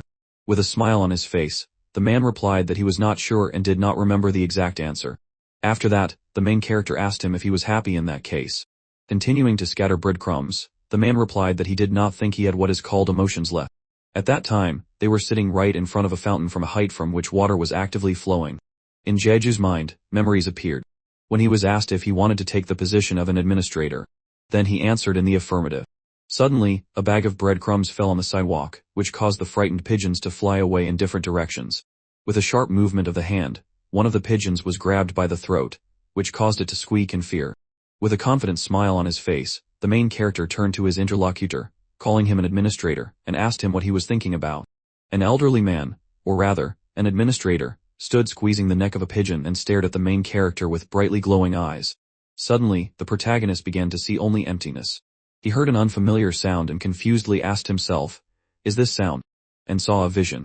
He stood on a hill above a group of warriors, and realized that he had just spoken to the administrator. At this time on the platform, a man addressed the soldiers and asked who dares to look down on the Trova. The warriors synchronously began to raise their clenched fists up, at the same time militantly rejoicing. The surprised protagonist, looking at this, thought that he was sure that this was a destroyed Turin. He understood that this was the location where the 15th floor test was taking place. That is, this Turin, a place that fell before demonic monsters. The protagonist realized that each of them was at a level that none of the users who reached the 15th floor could even scratch, and the 15th floor was full of such monsters. While Jeju was thinking about this, a cluster of various huge, threatening monsters quickly ran towards the soldiers. One of the warriors with a tense expression cut the body of another monster. Then another warrior pierced the flesh of the monster with an axe. The warriors boldly went on the attack, cutting into pieces the massive bodies of threatening monsters. With his mouth wide open, and his eyes wide open in surprise, the protagonist watched what was happening, realizing that none of the warriors died. But this was not the end, since he knew that on the 15th floor, there was no end to the waves. He noticed something similar to a flower located on the slope of a mountain. This massive flower was held by its roots to the rocky rock of the mountain, after which the petals with teeth began to open. The protagonist understood that demonic monsters would endlessly appear from the heart. This flower was the heart, and when the flower opened, a new wave of monsters began to fly out. Looking at the warriors who had just fought with the monsters, the protagonist thought that this was a nightmare that would not end until the complete fall of the Turin. Soon after, new, even stronger monsters of enormous size approached the warriors. At this time, the main character understood that even after awakening, the nightmare will not follow. One of the soldiers, clutching a melee weapon in his hands, laughed furiously and loudly greeted the god, who challenged them. Then the warriors headed towards new waves of monsters, shouting warlike, for Turin. When a warrior tried to attack a huge monster, this monster intercepted his weapon with his paw. Another monster counter-attacked the warrior, provoking empty, bright splashes of blood from the head of the soldier. Another monster tore the flesh of the screaming warrior with its sharp fangs. This time, the monsters won and were already actively absorbing the defeated soldiers who could not resist. One of the demonic creatures crawled along the high stone wall above which Jeju stood watching this. Suddenly, a shadow began to fall on the back of his head. Jeju cautiously turned around and saw that right behind him was a huge mouth with an innumerable number of long and sharp fangs. Blood splashed everywhere, and the main character, with a painful expression on his face, woke up near the fountain. The administrator asked him how it felt to see his destiny. At this moment, the administrator continued to squeeze the dove. The main character leaned on the bench and said that even if he continued to play with it, he would not change his decision. Squeezing the dove tighter in his hand, the administrator asked him again, "Play." Then he asked him, "Didn't you say?" After that, the administrator explained that he only showed his future. With a tense expression on his face, looking at the administrator and squeezing his lips, Jeju said that last time he changed the future that he showed him, and he should know about it since he was watching. A smile appeared on the administrator's face. He said that this meant that he knew that he was watching. After which, the administrator addressed him by name and said that this is why he should become an administrator. The main character vehemently refused and shouted that he was different from the Jeju in the video. With a smile on his face, the administrator asked him if he knew why he got those videos. With a tense expression, Jeju answered him negatively and frowned, saying that however, he would still reject the offer to become an administrator, and he would not give in to these threats and would rather pass all the tests. Twisting the neck of the pigeon, the administrator threateningly asked him if he was not at all interested in what was hidden behind those videos. Then the administrator said that if he was still interested, he would tell him. The main character, looking ahead with disgust, agreed with this, after which he noted that anything is better than ignorance. The administrator released the pigeon that he had previously tortured, and the pigeon flew away. Looking at the freed pigeon, the administrator began to reason out loud, who is an administrator? Then he asked Jeju if he thought about it.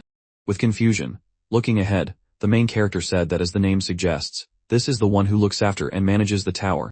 After that, looking at the remaining feathers of the dove fluttering in the wind, the administrator asked, then what about this place? That is, the world of Astoud. The administrator asked him if he thought that this world was created for the entertainment of users. The main character immediately began to think that this was not so, because if he thought that the world of this floor was fake, he would not bother himself with a plausible game for the prince, but would simply cuttle and just throw it. Without waiting for an answer from the main character, the administrator suggested that he did not think so. After which, the administrator with a smile on his face said that to be honest, there were several other users besides him who could get the position of administrator. The main character asked him, were they before I got to the tower? The administrator answered him affirmatively, after which the main character tensely asked him if this meant that there were several administrators or did he want to say that the new administrator would replace the existing one. The administrator, thoughtfully looking into the water in the fountain, answered him that there can only be one administrator, and everyone who gave up their position loses their lives. Then the administrator said that the human heart is a big mystery. The administrator began to list, created a tower, assigned administrators to the exit, introduced a system of live broadcasts that are familiar to all of them, and also did everything in his power, but every time he put the damned world of Astoud in order. The administrator with a mad and at the same time sad look repeated, every time, absolutely every time, this world is destroyed again and again. Saying this, he raised his leg up and with great momentum hit the sidewalk, because of which small stone fragments began to fly apart in different directions, and an energy wave began to spread to the space around him. The administrator irritably shouted that it is worth sealing one hole as another appears, and then another hole, as if trying to fill an endless vessel, like the glove he created. The main character looked at the administrator, and asked him if he wanted to say that it is very difficult to fix a broken one.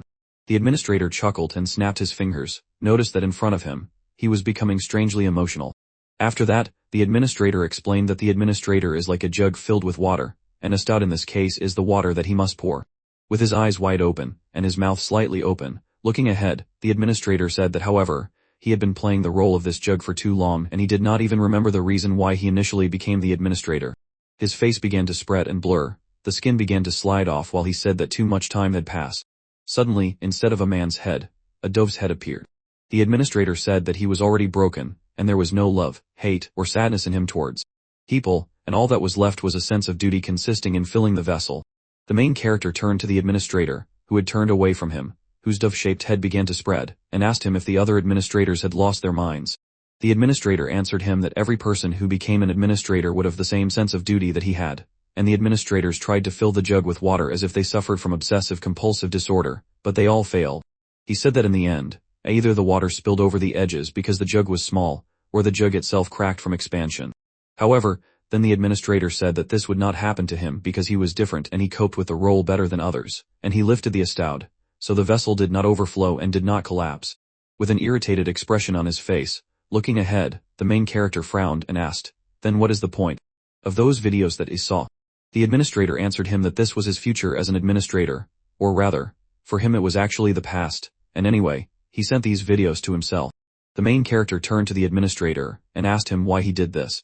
The administrator, without looking at him, replied that looking into someone else's thoughts was the same as trying to dig into someone else's soul. Then he said that if it were possible, he would not be so annoyed. Suddenly, the main character grinned and asked the administrator if this meant that the future him sent the video to himself and he did not know why he did it. Turning around, the administrator answered his question with a question and asked him if this was important.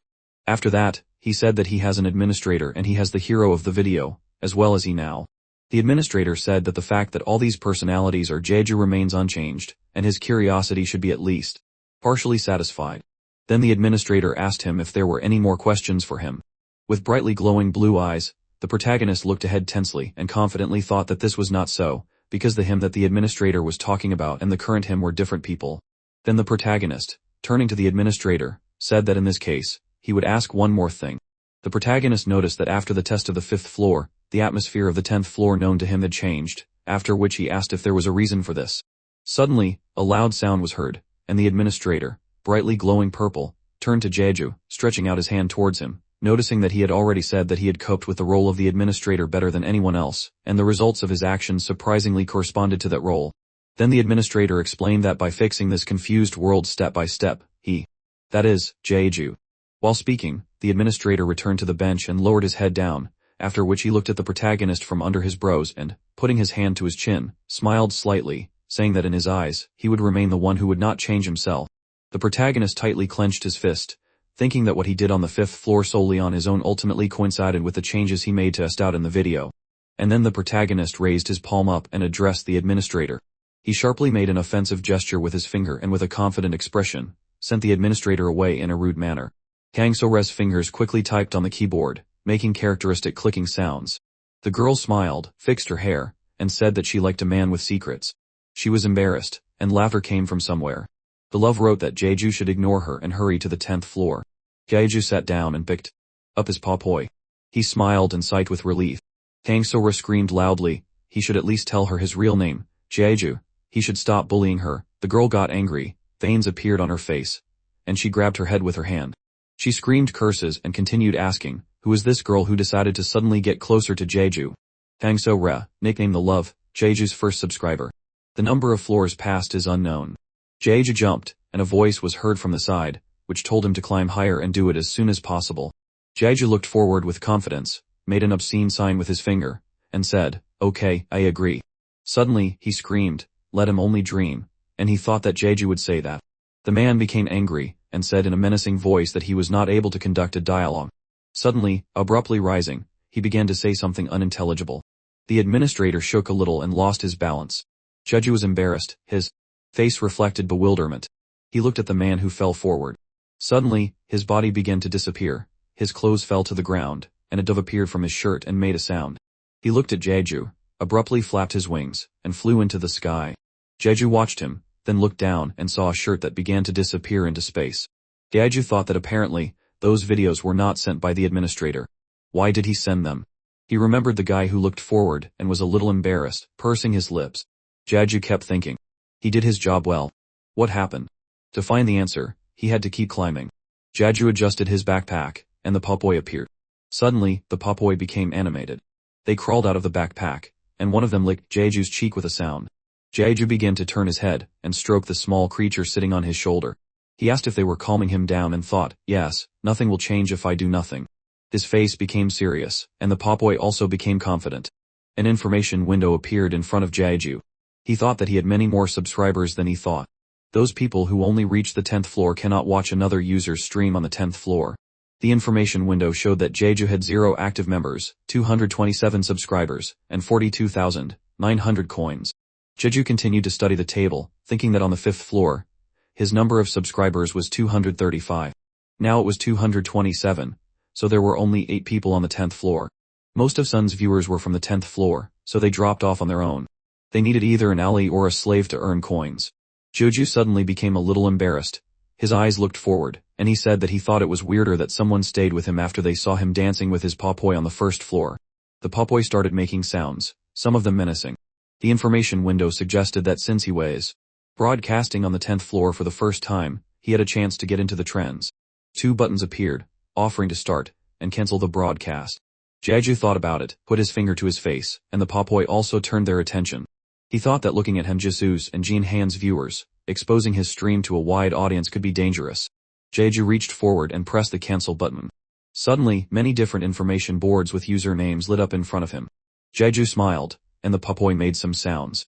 Jeju sheepishly said that he was glad that they had returned, and asked if they had waited too long.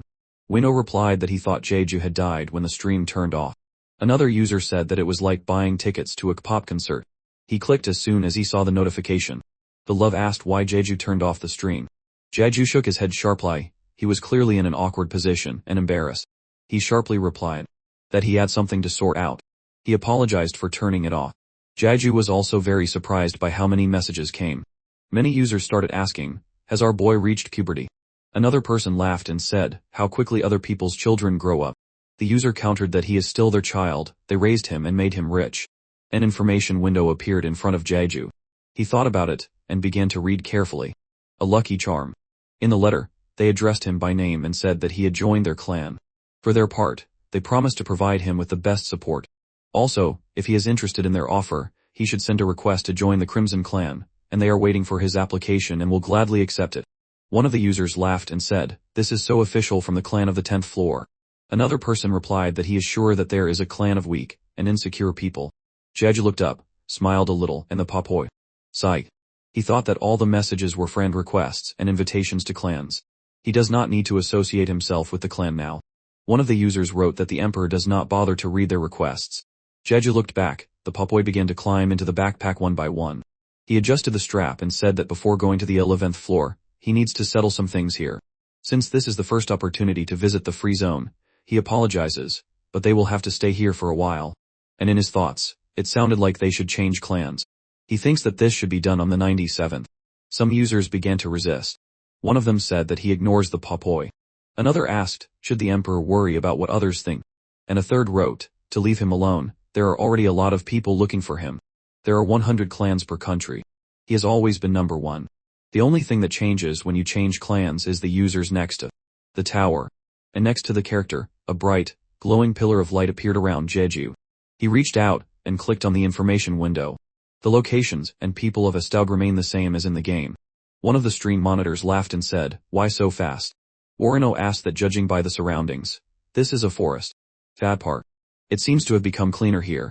Another user began to laugh and said that now people from the 10th floor will not find it, they do not know the channel.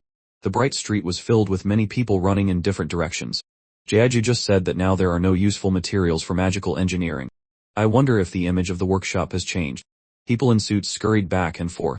A woman waving a fan said that apple pie is too expensive. A plump man replied that their store only uses apples of the first freshness. Jeju walked past with an empty look in a cape so as not to attract attention. His feet stepped carefully until he reached a bright sign that said that this was Kray's workshop. The magical engineering industry in the Empire was concentrated in the first workshop on the main street, Kray's workshop. One of the commentators asked what brand's workshop was there. Another man asked where he went. Reno was indignant, is this some kind of parallel universe? They remembered the buildings that clearly needed repair. Jeju abruptly opened the door and, without removing his hood, asked if there was anyone there. Kray stretched, his body trembled. He yawned, tears appeared on his face, and he asked what it is. He addressed Jeju as a traveler and said that if he knew, they do not take orders. Jeju continued walking and replied that he did not come to order and asked, is Bran here? The man was surprised, put his hand to his chin, and thought, saying, why is he looking for the best master of the empire here? He needs to go to the palace. The commentators were in an uproar, asking what could it be, some kind of mistake. Another user said that the administrator was ignoring their requests and changing everything as he pleased. Another person asked, where is Bran? Is he dead? Kray put his hands on his hips, looked ahead boldly, and still asked again, is that all you wanted? Jeju just said no, he wanted to fix something. Could he just let him use the workshop and the materials? He had studied the basics of magical engineering. Kray was suddenly surprised, stretched his hand forward, and said that it was quite interesting. Travelers are usually not interested in magical engineering. The owner of the workshop introduced himself and asked what his name was. After answering, he shook his hand and introduced himself. Kray repeated his name, remarking that travelers nowadays have interesting names. Jeju looked away and laughed nervously, agreeing. The users began to laugh. Someone said that he himself was shocked. Another user asked, which Jeju? Jeju too. He wanted to make a note of it. Kray asked Jeju to show him what he wanted to fix. Jeju immediately came to his senses, picked up his backpack, and said, yes, now. Kray began to evaluate the work, an iron glove with scuffs. He concluded that it was made as if in a hurry, and that extremely dangerous magic circulated within it. But it would be fun when he finished the repair. He told Jeju not to forget to buy a magic stone so that Kray could check the quality of the work. They both stood at the threshold. Kray crossed his arms over his chest, and Jeju replied that he was grateful and would find the magic stone as soon as possible. This glove is a masterpiece of engineering. What does this Kray? No. One viewer wrote. Another added, at first he denied it, and then took on the repair. It was quite stupid of him. A third user asked what Jeju was going to do. Jeju became serious and replied that he would go get the magic stone. Starting from the 10th floor, a free auction house appears in the community tab where users can sell and buy items, but only items that match his level can be seen there. Therefore, finding something like a magic stone is quite problematic. The street was lit by the sun and very busy. However, in addition to the free auction house, there is a real auction house where you can also find stones. His feet quickly carried him along the paved tiles. The commentators began to ask him where he was going. To where the rich gather. What? It's almost a queso. Another was indignant. How can you buy an item without seeing information about it? Jeju continued to walk along the street and look around, thinking that the disadvantage of this auction is that he will not have access to information about the item, so he can only rely on his eyes. However, it will be quite possible for him to find a good stone. He would like to buy a bloodstone, but it's not like you can get it just by wanting it. Jeju closed his eyes, pressed his mouth, and thought about a beautiful red magic stone filled with Manhwa. Suddenly, a hand reached out from behind Jeju, attracting his attention. Jeju turned around and saw a guy who was smiling widely and asked, "Are you a user? Judging by your clothes, you're a mage." Jeju began to deny it, looking around warily. He did not have time to finish his sentence when the happy guy put his hand to his mouth and called out, "Son, come here." Jeju's face expressed anger and irritation. Suddenly, the girl ran up and shouted loudly that she was looking for him. She hugged him tightly by the hand and looked at him with loving eyes. The guy winked at her and said that he thought this user was a mage, and it seems that he is inexperienced, so they can help him. The guy continued to ask if Jeju was going to the auction house. Apparently, he could not find the desired item in the free auction house. Jeju said yes. Son continued to cuddle up to the guy. Son's companion continued that even so, he shouldn't go there. He didn't want to stand out, but he had 10,000 coins in his account, and they wouldn't let him in anyway. Jeju wouldn't see the item information there, so it wasn't fair. His viewers wouldn't help with advice either. The guy thought that he could convince him to join once he earned his trust. After all, their team needed a mage, so it was good for both of them. He smirked. Jeju's commentators began writing that the guy thought Jeju was stupid. Another user wrote that the guy was stupid himself, but he didn't know who he was. A third one reasoned that the guy was talking like he knew this world completely. Son's companion smiled and asked why Jeju wouldn't join their team. They had already gone up to the 12th floor, so they could easily help him get to the 11th. The guy cheerfully extended his hand forward in a friendly manner, and Son continued to cuddle up to the guy. Jeju looked ahead doubtfully, his face darkened, and he thought that it sounded plausible. Starting from the 10th floor, as soon as each person goes up a floor, they can return to the free zone of the 10th floor. Most likely, they are looking for team members here. Suddenly, Jeju turned around abruptly without even looking at them, thanked them, and said that he could handle it himself. He has some important things to do, and the two people looked ahead with bewilderment and fear. They did not understand what was happening. Son tried to catch up with Jeju, abruptly grabbed his hand, and said that this should not be done. Is there somewhere they can talk calmly? Jeju did not expect this at all. The commentators rebelled, and the love wrote, "Why did she grab his hand?" Another of the commentators answered, "It was like they were inviting you into a pyramid." One of the users reasoned that this tactic is quite old, but it works. Jeju jerked his hand away in irritation and said no, he's fine, and he's not a mage at all. Son jumped back abruptly and cried out in pain. Her companion became worried, shouting her name and asking why he had to push her if he was so determined. Then they would leave him alone. The girl began to cry and cling to her companion. Jeju began to get more and more irritated. He thought that she reminded him of Jin Han, so he overreacted a little without realizing it. Jeju looked down at the floor and apologized for pushing the girl, but still said goodbye and walked on. The team members did not calm down. Son asked why he couldn't even get there with 10,000 in his account. Why was he so stubborn? Suddenly, the guy told her to speak more quietly because Jeju might hear. Indignation and anger appeared on Jeju's face, and veins stood out. He thought that they did not try to speak more quietly. The guy got angry and gritted his teeth, continuing to watch Jeju, thinking that they didn't need him at all since he wasn't a mage, and let him see how far he could go. Sometime later, two guards crossed spears in front of Jeju. One of them said emotionlessly that Jeju should stop. If he was a traveler, he had to prove his worth. Jeju silently began to open a system window that gave him a choice to show the amount of coins in his account. This sign said that he was a streamer named Jeju. He had earned 42,900 coins. He also quietly continued to stand, to which the guards immediately reacted and sharply told him that they were glad to welcome him to the auction house. At the end of the street, Son and her companion, who were trying to recruit Jeju to their team, were shocked. They suddenly opened their mouths. The guy asked how. Jeju also silently walked on, turned around, and nodded his head. The guards stood indifferently ahead as Jeju walked quietly into the building. The the Ceylon auction house. Jeju approached the reception desk, where two people were. The girl greeted Jeju and asked if it was his first time at the auction house.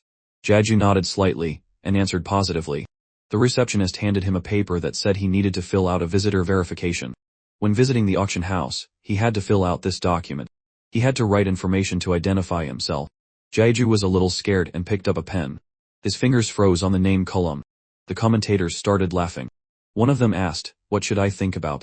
"He should write Papoy. He won't make a mistake." Another user asked, "Is it awkward to write his name?" Jeju froze in confusion but quickly got his bearings and continued writing. He handed the completed sheet to one of the receptionists. Jeju just said that he was done. The administrator smiled and thanked him, saying that they would check everything now. He inserted it into the printer, and suddenly a message appeared that it was invalid. The man was surprised and pressed his lips tightly. Jeju was a little scared and sighed heavily. The man asked him to double-check all the data again. Jeju confidently wrote a 2 at the end of his name. One of the commentators began to laugh and repeated his name, saying that he fell to the floor laughing. At the same second, the administrator ran the papers, smiled brightly again, and said that the check was passed. There was still time before the auction began, so he should wait in the waiting room. The man also added that Jeju should leave his clothes with him. He will hang it in the wardrobe. Jeju hesitantly removed his hood with his hand, looking around. The administrator continued that this was for security reasons, so he hoped for his understanding. The bright waiting room was filled with many people of high origin. Some people were chatting, and Jeju heard from one girl that Emperor Qi had lowered the income tax for commoners. This was mind-boggling. Instead of lowering their taxes, it would have been better to increase the number of stable jobs available. Jeju walked down the stairs, holding onto the railing, and looked around, thinking that the nobles and commoners were communicating without any prejudice. No matter how many times he saw this, he could not get used to it. The girl continued to say that for some reason, the travelers looked confused. Her interlocutor replied that they were still talking about how that Ceylon should be the emperor. Jeju was interested in this. One of the commentators asked what another one wondered. Didn't he die? Jeju started approaching the people, waved his hand in a friendly manner. He was glad to see her here. The girl turned around, was a little embarrassed, and asked why he was here. Jeju pointed to the table and said that he wanted to buy something and asked if he could sit next to her. Licia replied that of course she agreed to it. Was this schoolgirl always so welcoming? One asked. Another of the commentators replied, it looks like she turned off her stream. Maybe she is shy. The user asked, but how did she get here? Another of the commentators wrote that they all saw how rich her viewers are. Jeju happily sat down, not hiding his bright smile. He said that he apologizes. Suddenly, one of the administrators approached friendly with a questionnaire in his hands and said that the auction will start soon. They should wait a little longer and asked if they would like to brighten up the wait with drinks. Jeju paid attention and replied that he would like just water. At the same time, the waiter asked what the girl would like. Licia raised her hand and calmly said that she wanted a cup of cocoa. One of the commenters laughed and said that cocoa was very cute. Another replied that cocoa was incredibly cool. The third laughed and replied that she knew a lot about drinks. Glasses with their drinks appeared in front of them. The waiter said that they should enjoy. Jeju and Licia continued to sit in silence while the guy looked out the window. Licia looked down at them, holding the cup. Suddenly, she turned to him, attracting his attention. Jeju immediately turned to her, after which the girl continued to ask what he wanted to buy here. Jeju said, a magic stone. He smiled a little, pointed to his wrist, and continued that he needed it for the glove. After the last use, as she herself remembers, the glove exploded. Licia slowly started drinking cocoa, remembering the last time it happened. Suddenly, they both fell silent. A tense atmosphere hung between them. One of the users wrote that he would soon go crazy from this awkwardness. Another commentator laughed and said that he could not do this anymore. He would come back when the auction starts. Below, a text appeared that the user Myron Mundo left the stream. Suddenly, Licia became very embarrassed, looked away, and hesitantly said that she was very grateful to him for that time. Jeju suddenly began to deny everything. He himself became uncomfortable.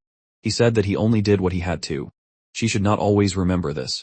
He thought that the difficulty of the level increased because of him, so he needed to change the topic. Suddenly, Licia became very dejected, lowered her eyes, and continued, still if not for him. Jeju started waving his arms and suddenly called her name and asked if there was a reason why she kept wearing the school uniform. Licia looked at him sharply, thought for a moment, and said that it was the clothes that held the memories. Her hand went to her chest, and the girl continued to say that these memories were very precious. Jeju smiled and shook his head, saying that then that explained everything. Even in the video, Licia always wore the school uniform. Obviously, there had to be a reason for that. He remembered the girl who looked forward with confidence, and Mana rushed around her fist.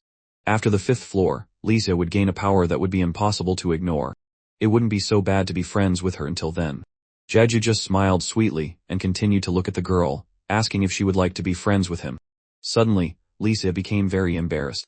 A system tablet appeared in front of her, and she asked again to be friends with him. One of the commentators wrote, "So suddenly." Another asked, what was he hoping for? Aren't they friends with benefits? Jeju put his hand on his heart, and calmly continued that even if they weren't friends in the generally accepted sense of the word, he wanted to propose to her, and be partners who would help each other out when needed. Lisa thought about it, bit her lip, and reached out to the system board. She had accepted the friend request. The commentators began to ask, did she really agree to this? One user wrote that military school girls weren't good enough for the emperor. A third replied that they weren't even close in rank.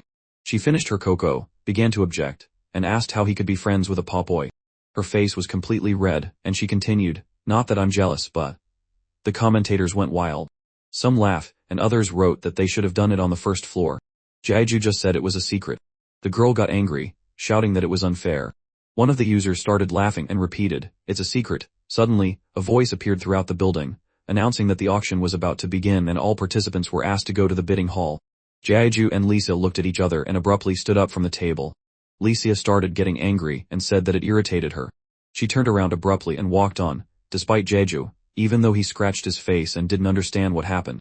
The commentator said she must have returned to normal. Another one replied that it would be better for her. Jeju also began to smoothly stand up from the table, saying that it was time for him to go. He didn't want to be late. The user wrote that he hadn't seen the auction of the 10th floor for a long time. The other one replied, yes, not everyone can save up more than 30,000 coins by the 10th floor. People started entering the hall and taking their seats. The red stage towered over the rows. The commentator wrote that he didn't even know whether to call this place elegant or not. Another responded that it was chaotic, to which the user countered that it was already obvious from the outside.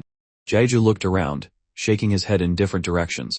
He began to sit down on the chair and heard other people talking. One of the voices said that the auction at noon was a great timing. Will it be something worthwhile this time? A huge silver bell began to ring, heralding the start of the auction. Radian put his hand on his chest with a joyful smile and said that he warmly welcomed all visitors to Silen. Radian introduced himself and said that he was the host of the midday auction. This auction is for royalty, nobles, and commoners to perceive each other without regard for social status. His face expressed friendliness. He continued that travelers are also welcome. God is fair to everyone. Jeju sat sullenly in his seat with the number 71 sign. The commentators began to speculate. One traveler looked furious.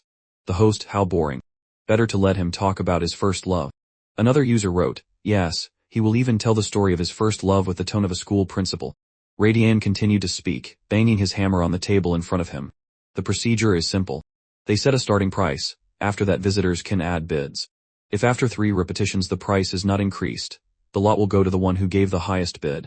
And now they begin. He sharply waved his hand to the side, pointing to a brown egg, saying that this is the first lot, the egg of a reindeer dragon. A fresh egg arrived only yesterday from the south. 3 magical beast hunters lost their lives in the process of obtaining this most valuable item due to the dangerous region of the Refna volcano. The commentators began to think, is this purely for collection, not for battle? Another said, but if you raise a dragon, you can chase flies. Some asked Jeju, are you not interested? I think he studied something about magical beasts. Jeju thought, put his hand to his face, and thought of a red dragon breathing fire. Yes, he studied the basics of interacting with magical animals, and this should not be difficult. But it breathes fire, and in its adult state will be 3 meters long. It is dangerous to bring such a thing with you because it will stand out too much. And the users wondered if there was any collector here. Another asked, what's wrong? The man replied, this is another stupid person from the 20th floor. Suddenly, Radian announced that the starting price is 3,000 coins. Then various bids rained down, 4,000 coins, 5,000, 500 coins. Suddenly, a hammer hit the wooden table atop, and Radian explained that the reindeer dragon egg was sold for 6,000 coins. Radian was already quite tired, began to wipe his face with a handkerchief, continuing to introduce the 8th item in a row. This is a very mysterious lot. The daughter of the royal family of Cloudy sold this pendant at auction. The manufacturers are unknown, as are the materials. On the mannequin was a beautiful red pendant shining in the sun, framed by a gold frame. Radian continued that all that is known is its incredibly prestigious and beautiful appearance. The starting price is 10,000 coins. Users wrote, 10,000 for this empty thing. Another commentator replied, yes, this stone is beautiful, but 10,000 and you are a friend. Jeju suddenly shouted, 10,000 coins. He raised his sign, his face was tense, and Radiant agreed that they have the first bid of 10,000 coins. Jeju looked ahead with apprehension and thinks, this is it. The red stone in the pendant is the very bloodstone he is looking for. His face darkened, sweat ran down his face, and he thought about that pendant. Radiant continued to shout happily and point his finger at Jeju, saying that they have the first bid of 10,000 coins. This is the traveler with number 71. He has excellent taste. The commentators were indignant. Is he going to give 10,000 for this? Another asked, did he come for the magic stone? Another was surprised. Jeju's face became serious, and he thought, the stone expert will not be able to determine the material because the bloodstone is not a precious stone. The red necklace exuded strong energy in all directions. Radiant put his hand to his mouth and shouted to the auctioneer's decision. The minimum bid increase is 1,000 coins. Who wants to bid 11,000 coins? And loudly banged the hammer. Suddenly, a beautiful sleeve with white gloves raised the sign 47 and said, 11,000 coins. Grizel carefully covered her face with a fan and looked forward. Someone from the audience said, she is a famous jewelry lover, a respected young lady, Grizel. Jeju turned his head to the side and watched the girl with interest. She paid attention to him. He thought, this is the youngest daughter of the family who owns a business related to jewelry. I heard that she was not interested in the family business at all. Was it just a clouding of the mind? The girl winked sweetly at Jeju. He did not understand this gesture and thought, does this mean she wants to play? One of the commentators suggested that he offended her. Another responded, how dare she show impudence in front of the emperor? Another said that her winking really pisses him off. Suddenly, Jeju's face became angry, his smile became unnatural, a fire lit up in his eyes. He raised a sign with a number and shouted, 12,000 coins. Suddenly other bets poured in from her. They began to beat each other, 13,000 coins, 14,000 coins, 15,000 coins, 20,000 coins. Radiant was confused. He didn't understand what was going on and put his hand to his mouth, saying, well, the bet has already exceeded 20,000 coins. Will visitor 71 raise the bet? Jeju thought seriously. He became a little sad and thought, the bloodstone is a very valuable item, however, he won't lose anything if he doesn't get it now.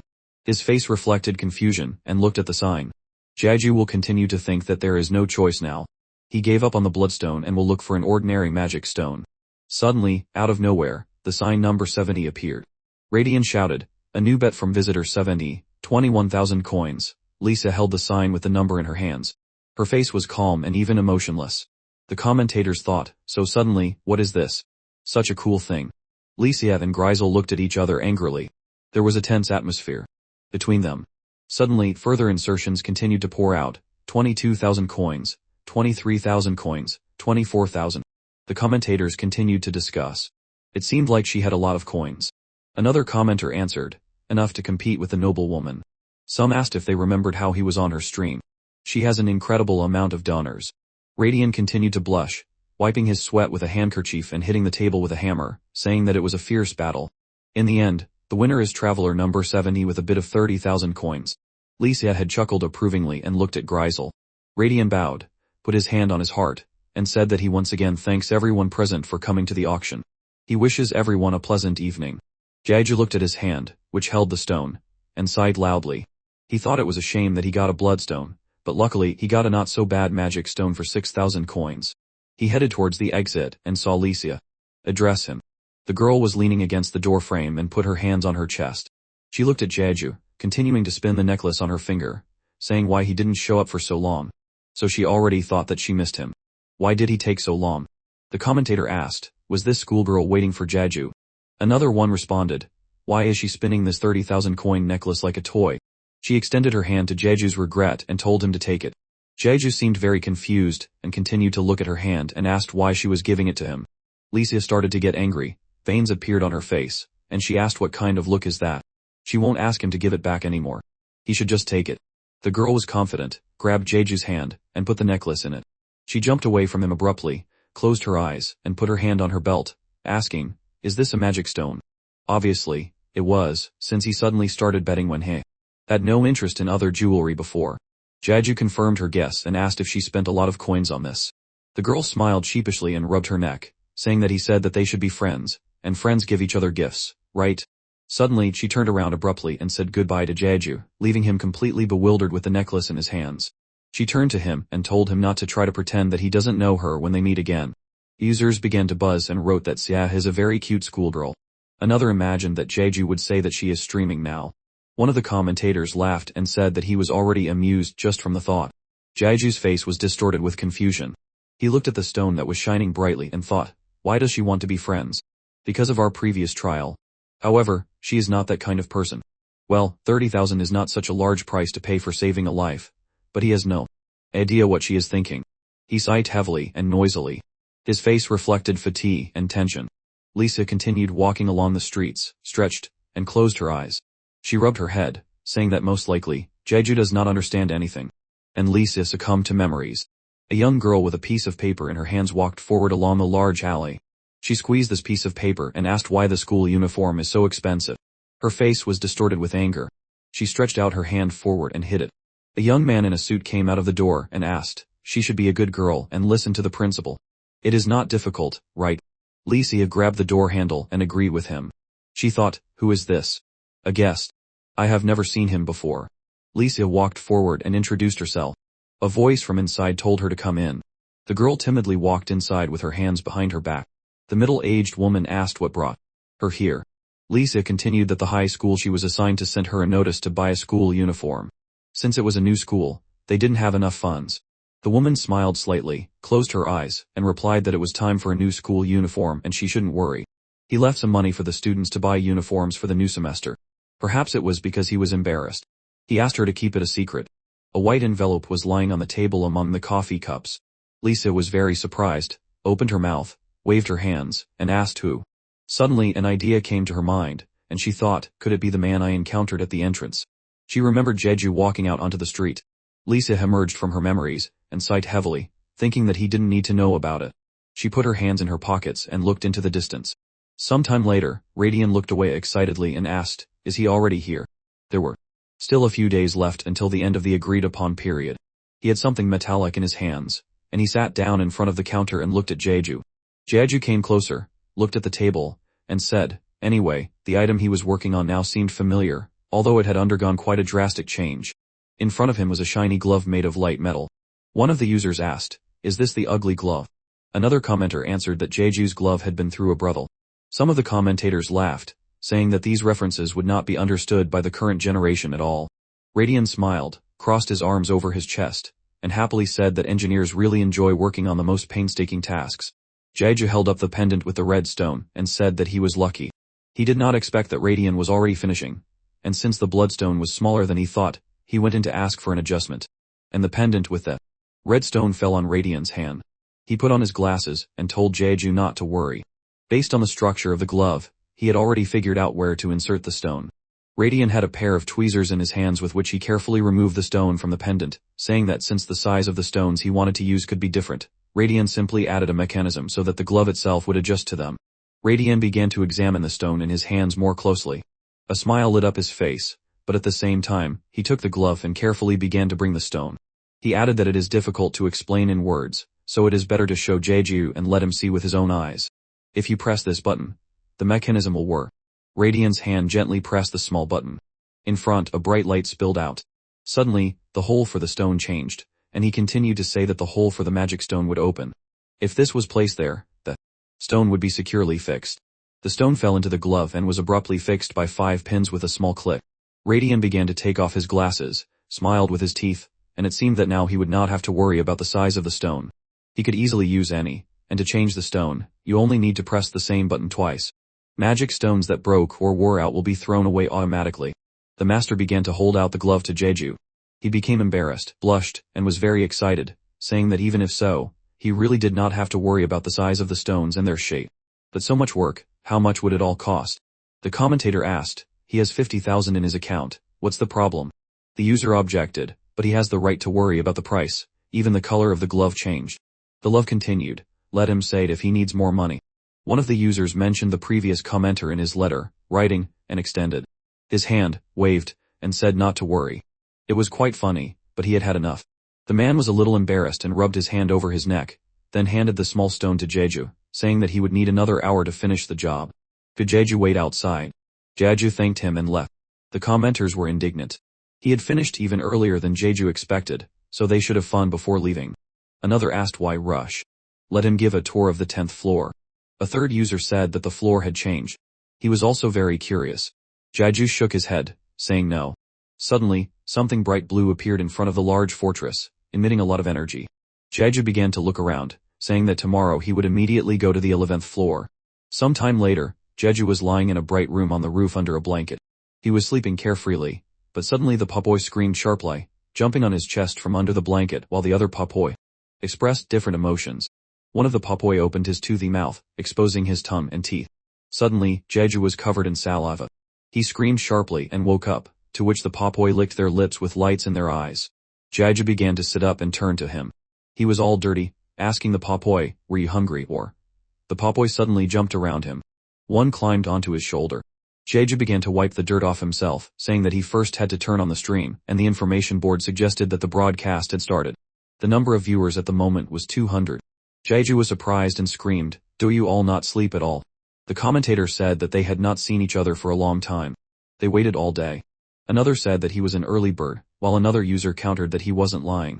He had been up all night waiting for the stream notification. Jeju started getting ready. He put his hand in his backpack and thought, of 227 subscribers, so most of them must have been waiting to join. Jeju took out a magic stone. The Papoy immediately perked up and started jumping in anticipation of food. He threw the stone, telling them it was time to eat. The Papoy lit up with happiness, and quickly shredded the stone while Jeju started to dress in his clothes. One user asked, "Has Jeju already thought of a name for the glove?" Jeju immediately thought about it, looking at his hand. Sometime later, Radian said that everything is ready. He should try it on. Jeju looked at the glove on his hand in bewilderment, which was shining in the sun. He thought, "This one is comfortable, much more comfortable to wear." Radian laughed happily and kindly concluded that he seemed to like it. Jeju looked at him, sighed loudly, and replied that he really couldn't just accept this item after all his efforts. He should at least let him pay for the supplies. The man shook his head sharply, saying that it was not necessary. If he also got paid, then it would be the best day of his life. Jeju extended his hand forward, saying that he didn't even have anything to say. But suddenly the man said, however, he must give the item a name. No matter how gorgeous this item is, without a name, there is no life in it. Jeju just smiled and said that he understood and would think about it. The user said, "But there is no life in the glove." The commentator replied, "Yes, not every living thing is." And another person asked, "Are you familiar with the word feeling?" Radian continued to smile and said that he thought Jeju would not lie. Jeju was embarrassed, and thanked the man. He gripped the glove tightly, his mood suddenly rose. The Papoy came out of the bag, and he continued to say that he needed to think carefully about the name. What is the point of fulfilling a promise without putting in any effort? Many people gathered in front of the entrance of the castle, coming from different places. The portal to the 11th floor, although it seems that there is something behind it, it is blocked by invisibility, which cannot be passed. Many people gathered around the portal. It was a bright, sunny day. In addition, except for the users, no one from Astoud can see the portal and everyone entering it. Jeju continued to travel in the cloak, and thought, although I changed the clan, there are still a lot of people here. The commentator asked, is he going to the 11th floor without even forming a team?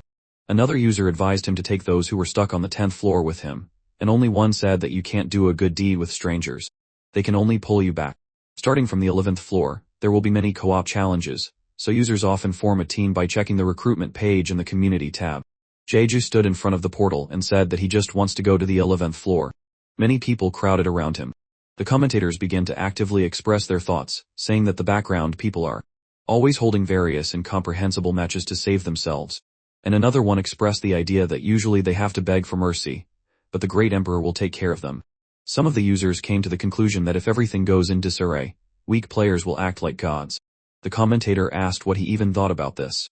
Jeju began to remember the first floor, thinking that he wanted to work together with those who watched his stream from the very first floor. But since he does not know what tricks the admin will pull on the 11th floor, he needs to make sure first. He remembered the admin and the pigeon. His thoughts continued to wander in his head. If he forms a team and those people are sucked into the same manipulations with the level, then it will be bad. Jeju's mood worsened. He looked down and clenched his fist as he approached the portal, and the information window gave out several difficulty levels, high, medium, low, and added that the reward will depend on the difficulty level. Users who have become stronger and more confident on the 5th floor increase the difficulty level, while those scared by the words of the viewers decrease it for the sake of survival. Jeju extended his finger to the sign with the inscription high level. He said that he does not need to worry about it. The system suggested that he chose the high difficulty level. One of the users wrote that the emperor, and his imperial confidence. Jeju came closer to the portal and said that he was starting. An obscene expression was heard on a small sandy island. One guy shouted at another, asking, did the answer fall from the sky for them? And another player said that they should guess before it comes down here. The portal appeared on the sand island. Jeju began to slowly emerge from there. The players paid attention to him while Jeju only adjusted his hair with his hand. The information window prompted users 4,891, 4,890, 4,880. 3 people entered. The floor. The required number of participants has been reached. The 11th floor test will begin soon. They must fight and defeat the magical beast. The difficulty level of the magical beast was set to the average value of the difficulty level of users. There is time left for the test to begin, 20 minutes. The girl lit up with joy and asked, since he is dressed like that, he must be a mage. Jeju began to approach them and said hello. The man raised his hand and waved, saying that he was just in time. They should approach each other and talk. Jeju noticed 2 swords and a spear stuck in the ground. He thought, a 2-handed swordsman and a spear wielder. That's probably why they were happy to see a man in mage clothes. Judging by the weapons, they are both knights, one viewer wrote. The commentator confirmed this, saying that it almost came to a fight. One of the users replied that it would be hard on the floor with 2 knights. The guy looked at Jeju in bewilderment, pointed his finger at him, and asked, is that a glove? Are you a mage? Jeju shook his head and replied that no, they probably misunderstood it because of the clothes, but he is a magic engineer. And the guy shouted in fear, are you a magic engineer? He's going crazy now. The commentator asked what kind of attitude this was, to which he received the answer, what did he expect from weak players? The girl was also perplexed and asked, does he understand that they just found themselves in a difficult situation? She scratched her cheek with her finger and asked how many items he had for the support role. She heard that you can wear up to 20. Jeju asked, items? I only have 1. The girl immediately drooped, closed her eyes, and answered clearly, they can't do anything about it now. The commentators began to get irritated and say that they just know Jeju and the others do not, and that's why they react like this. One of them added that it was interesting how their faces would change. After Jeju fired a laser, an information window appeared in front of Jeju, and he thought that everything was about to begin. The sign showed that there was 0 minutes left for the test to begin. The test begins now. They were the second to stand on the sandy island, taking up their weapons and looking forward. Suddenly the guy screamed in fear, let it be at least 10 sea serpents, but not this. The water began to boil noisily in front of them. The girl was scared, shaking. She said that it was probably them. The guy closed his eyes in fear, sweating heavily, and asked, I thought I could safely escape from the clan, but in the end, what? Will I die so stupidly? Jeju thought, their reactions are bad. Did the administrator do something again? Blow up. He also became scared and uncertain. Blue energy stopped around him. The water continued to thicken worse and worse. Suddenly he looked forward and thought, this is some very familiar sound. The bright eyes of the fire turtle appeared in front of him. She jumped up on all 4s and roared, throwing back the water. A couple of knights were scared and shouted that this was a dragon turtle. Jeju was shocked. His face expressed bewilderment. The commentators thought that Jeju was worried at first, and now he was just annoyed. He thought that he didn't think it was necessary to attract unnecessary attention by using his glove. Mud appeared around the glove and began to flow. An axe was forming in his hand. He kept thinking that since he couldn't control the power, he might accidentally break it. He told the knight, an assassin, to move away. They both looked at him in surprise. Jeju continued that he could handle it himself. In his hands was an iron axe. The knight shouted that he was talking nonsense, but Jeju only grabbed the axe harder, to which the knight became scared and looked at him. The commentator said that he started out rudely and ended respectfully. Another replied that he was scared when he saw the hammer with Lanchu's gloves. One user said that it was even cute. The turtle roared, raising its head higher and opening its mouth wide. Jeju stretched his hand back and shouted furiously that he did not have time to explain. They should stand behind if they did not want to die. The girl knight squeezed the spear harder and asked what the hell he was saying. A user wrote that the turtle was angry from being ignored. Another wrote that it was his friend from the 2nd floor who came to say hello. One user asked again, what? From the 2nd floor. The turtle moved sharply, closing its mouth right at Jeju. A huge explosion was heard, raising a cloud of dust. The turtle began to turn its head, not seeing anything. Both knights with weapons ran back in fear. The turtle continued to watch them. Jeju was at its side, thinking that the two were acting like bait. If they distracted it, it would be even better for him. Jeju caught fire with a bright blue flame and rushed forward with an axe at high speed towards the turtle. Reaching the front paw, he began to raise the glowing weapon for a blow, and swung forward with fury on his face. The blow hit the turtle on the front paw, and suddenly, with a huge crack, The axe broke into two parts, the upper part spinning and flying back. The turtle roared, opening its mouth wide, began to lose balance, moving back. The rest of the axe stuck in the sand. Jeju looked at the broken weapon in his hand in bewilderment, and thought that it was not very durable. Suddenly, he extended his hand forward with a fragment covered in cold light again. The top of the axe sticking out of the sand was torn out, and approached the axe, joining together. The user wrote that this transition was as if it was supposed to be. Another commenter wrote, saying that after seeing this, he wanted to buy this Lantu set. Another viewer replied that he would unload it at the auction during the day. The turtle collapsed on the ground and roared furiously. The piece of severed paw glowed a bright green. Viewers wrote that it was entering healing mode. Unlike the second floor, there is water here, so he should kill it quickly before it gets too hard. The user also added that if it gets into the water, it will heal in an instant. The shell began to glow stronger. The turtle hid in it, and gave off a bright flash. Jeju began to watch it, thinking that it could not go into the water because it was forced to quickly hide. If she goes deep underwater, he won't be able to follow her. The turtle continued to lie on the ground, and suddenly, the knight behind Jeju shouted to let him help. Jeju didn't even turn around and replied that it was dangerous, so the knight should stay there. Users commented that the knight should just stand still and enjoy the show. Let him tell you why he's so angry already. Another commenter noted that the knight was trying to look too majestic. His guess was confirmed by another viewer who said that it was true. Suddenly, Jeju climbed onto the turtle shell with a few quick jumps, still holding the axe in his hands. He looked back and scratched his neck with his hand, thinking that he had to use all his strength on the second floor to climb onto the turtle, but he only needed one jump. The commentator asked, "Is it the same from the second floor?" Another asked, "The same what? Why is he the only one who understands what this is about?" The user shouted, "Explosion time." Suddenly the turtle started to turn around and noticed Jeju on the shell. It started shaking. Jeju tried to keep his balance. The commentator asked, "Disco of the century. Why is Jeju so good?" Jeju at the same time continued to hold on to the shell, and noticed one of the spikes. He thought that this spike was the right size. With a sharp movement of the axe, Jeju chopped off the spike, which bounced back. The turtle sensed something was wrong and started to look around. The place started to glow red. Jeju thought that it looked like it was furious. One of the commentators said that Jeju was somehow terribly calm, and another user asked, "Is he a kamikaze?" To which a third one replied that Jeju should move faster. Jeju ran as fast as he could from the turtle shell, thinking that he should hurry. If it explodes and he survives, but those two will not be able to avoid the explosion. He remembered the two knights who were looking at the turtle in horror. The shard in Jeju's hand glowed. He threw it forward, intercepting the axe in his other hand, and ran as fast as he could towards the turtle shell. His feet pushed off the ground, and he soared, doing a somersault with the spike. He grabbed the axe tightly in both hands and thought, although my baseball experience was limited to arcade games. To glow before his eyes, Jeju with a sharp blow of the axe sent the spike straight into the turtle shell. The shockwave rolled in different directions. The spike stuck into the turtle's shell and began to turn red. A huge explosion rolled across the beach. Jeju landed successfully on the ground and turned to look at the turtle's corpse. It was emitting a lot of steam, and a lot of blood was spilled next to it. Jeju sighed loudly, put his hands on his hips, and closed his eyes. He said he made it just in time.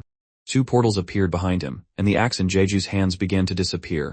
The commentator screamed, "Jeju is so cool, not compared to how he was on the second floor. If he can use the Lantu set normally, it means it's broken." And another user wrote that if he bought this because he was impressed by Jeju's passage, then it was in vain. The glove began to disappear. Suddenly, someone called Jeju. He turned around, and two knights bowed to Jeju in one motion and thanked him. Only thanks to him, they survived. The knights were happy. The guy said that he thought he would really die here, and the girl continued to thank Jeju with her hands folded together. Jeju began to feel embarrassed, covered his head with a hood, and said that it was all nonsense. He needed to pass the test. Everything is fine. They should move on. One of the commentators asked, "He is embarrassed, right?" And the users also said that he is quite cute and caring. The knight scratched his head and said that he was extremely grateful, so if he didn't mind, he wanted to know the name. Jeju immediately became serious, partly pale, and said that he was against it, and the knights should go about their business. The users began to laugh at the disaster and say that as he immediately turned cold at the mention of his name. He could have just said Jeju too. Another got mad, asked, "Is he ashamed of the two?" The knights began to enter the large red portal. Jeju followed them with his eyes and thought, "I drove them away because of the name, but these jokes pissed me off." He began to bite his finger, closing his eyes, and said, "Now that they left, I will look at the rewards." The 11th floor turned out to be normal, but the 9th was with a changed difficulty. Administrator, Jeju looked ahead and thought about it. He does not want to attract even more attention with a huge reward in the boxes. He pressed 2 buttons, and 2 huge boxes appeared. One of the users laughed. Another said that Jeju is a fortune teller. If others saw this, they would be very surprised. Jeju opened one of the boxes with interest, from which a bag with 1,000 coins appeared. There was also a card of normal rank. Upon receipt, the coins are automatically delivered to the account. A voucher for additional space in the spatial backpack. This increases the weight limit in the spatial backpack to 500. There was also a low-level magic stone. The rank of this is normal. A small magic stone of a round shape. It is used in magical engineering. Jeju thought and looked away. The reward for the 11th floor without the intervention of the administrator is quite ordinary. And now he will open the reward for the 9th floor. The previous box began to dissolve into thin air. Jeju grabbed the box with a red bow. There was a bag with 5,000 coins that had a normal ring. Upon receipt, the coins were automatically added to the account. One user laughed and said that Jeju is a coin tycoon. Another, who needs 1,000 coins when you have 5,000. Jeju next to him reached into the box with his hand, and something confused him. He asked what it was. In his hands was visible a purple cloth, and his face was perplexed. One of the commentators was surprised again. The other answered, "This is what I expected." Jeju began to open the cloth in his hands, from which dark energy emanated. He asked, "Is this a cloak?" The information board suggested a leather cloak of the master of the Lun family, heroic rank. This is a cloak with which you can control snakes. It is made from the skin of a snake that died after giving birth and stores the ability of a snake. The ability is self-defense. The user asked, "Is this finally Lantu?" The commentator advised to put it on as soon as possible. Jeju lightly put the cloak on himself, adjusting the sides. He looked down and realized that the sleeves were hanging below his arms, telling him that it was too big for him. The information board said, activation of the effect of the Lantu family. Snakes gathered together activate some properties. The activated property is zoom, enhancement of magic power, color and texture camouflage, spell nullification, and self-defense. The commentators began to laugh and said that he stole things as if from his father. Another said that without the effect of the set, this thing is completely useless. But another objected, he has 4 things from the set. Jeju thought that he will adjust the length. The leather coat is too prominent, so he will also change the texture. Suddenly, the coat began to shorten sharply. Jeju thought that he should also add a hood, and it appeared. From the back. The coat fits Jeju exactly. He began to look at himself. The commentator said that it looks very stylish. Another added that on the 11th floor, he should have been given another Lantu item. The user asked, by the 11th floor, he decided to leave him alone. I already missed these contacts with the administrator. Jeju began to put things in a backpack, taking this out from behind his back and saying that he does not know. This needs to be checked. He apologizes to the subscribers, but he will go to the 11th floor again. They were surprised. One of them asked, this needs to be checked. Why does he think the administrator is playing with him? One of the commentators noted that he thinks that he will change something again. What to take from this person? Jeju, with a smile, pulled the hood over his head and said, who knows? Even if the bridge is stone, before walking on it, it's worth knocking. The information board prompted, return to the 10th floor. Sometime later, the axe furiously cut through the flesh. There were pools of blood around. The information board showed that the test was completed. Jeju stood next to a huge turtle, piercing it. The creature was already defeated. One of the users wrote that the dragon turtle can no longer resist Jeju. He continued to look forward emotionlessly and think that he tried again, but the difficulty remained the same. 2 people behind him covered their mouths in surprise and admiration. One of them thanked him for saving him. Jeju thought that the cloak was very useful. He abruptly covered himself with it from many ice bullets that flew from the sky, and one of the people who found himself in this test with Jeju said that he would like to give Jeju something as a thank you. Jeju did not pay attention to them, threw the axe over his shoulder, and abruptly entered the portal, saying that he would go to a quieter place. And the man tried to stop him and asked him to at least say his name. Jeju found himself near a large fountain, and walked without taking off his hood. He sat down on a bench, and held his backpack in his hands, thinking that he was a little nervous since he was in the place where he first met the admin, but it was the quietest place he knew, so he couldn't do anything about it. A commenter asked why he was here. Another one said that this place was unremarkable. A user asked if this was a secret place, right? Suddenly, the backpack rustled sharply, and the popoi looked out of it with a smile, repeating their sounds. One of them fell to the ground, the others followed him, and they started jumping around. Jeju put his hand to his mouth and shouted for them not to go far. The happy popoi looked around the area, and the commenter said that who would have thought that the stream would suddenly switch to the popoi research team and he would be watching it. Another one remarked that it was incredibly cute. Also, a third user remarked that if they never open their mouths. Jeju was happy, crossing his arms over his chest and smiling. Suddenly, he took off his hood, looked up, and said that now is the time to name them if the subscribers have any ideas. One of the commenters laughed and asked, now. Another one already noted that to think Jeju doesn't care about these names, and another one thought that maybe it was all because of crazy words. The papoi were jumping around happily, radiating happiness and making sounds. Jeju just said that he had already become attached to them. Besides, there were 3 of them, and he couldn't call them all papoi. The information board said that the user and Pan Sweetbread sponsored Jeju for 1,000 coins. He suggested the names Posen, Blown, Ho. Jeju was shocked, a little angry, and said that it was disgusting. Other subscribers began to suggest options, saying that he could just name them 1, 2, 3. Another suggested Nami, Shizi, Lumi. One of the users asked, are they kittens? Another said that Jeju had studied magical beasts, so he himself would do better than them. Jeju thought about magical beasts. An information board opened in front of him, which said that the relationship between mana stones and magical beasts 24 hours, 1,000 coins, the history of magical beasts and humans 16 hours, 500 coins, how to get closer to magical beasts 26 hours, 500 coins. He thought that there were many books related to this skill on sale. They were very cheap. Well, who would spend money to buy skills related to magical beasts? Seriously, he was spending money to buy useless books to name his pets. Jeju let out a loud sigh and pressed the button to buy these books. The information board prompted, the interaction between mana stones and magical beasts, the history of magical beasts and humans, so to speak, closer to magical beasts was purchased.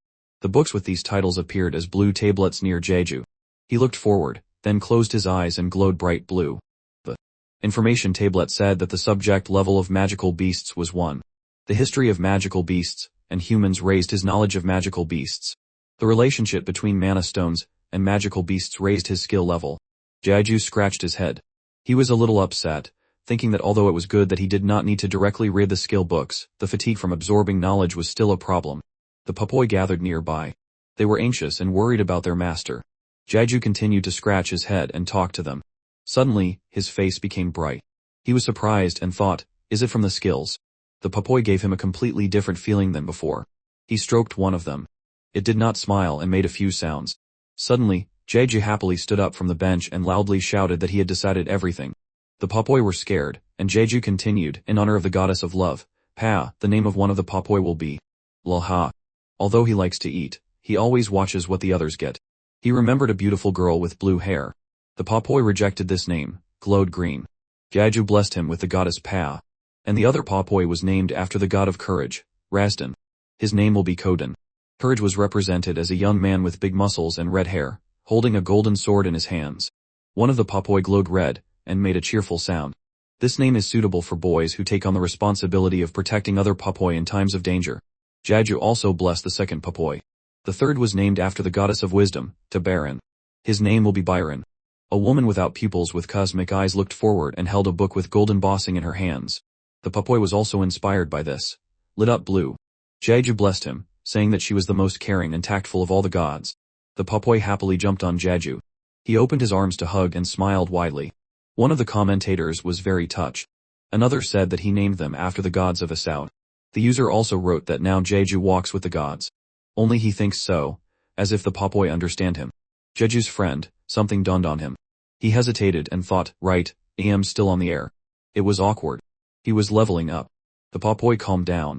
He said that now that he gave them names, it was time to go to the 12th floor. He called each papoi by name, squeezed them tighter in his hands, and began to slowly put them in his backpack. The commentator said that these guys are already climbing into the bag like it's their own home. Another asked how long he would keep them in the backpack, and a subscriber noted that he would indeed carry them on his shoulders. And another added that technically, he does. Jeju threw the hood over his head again, adjusted the strap of the backpack, and said that he needs to avoid attracting attention, at least until the 15th floor. The papoi should sit there for a little while longer. One of the users started getting angry. Another asked why he was doing this.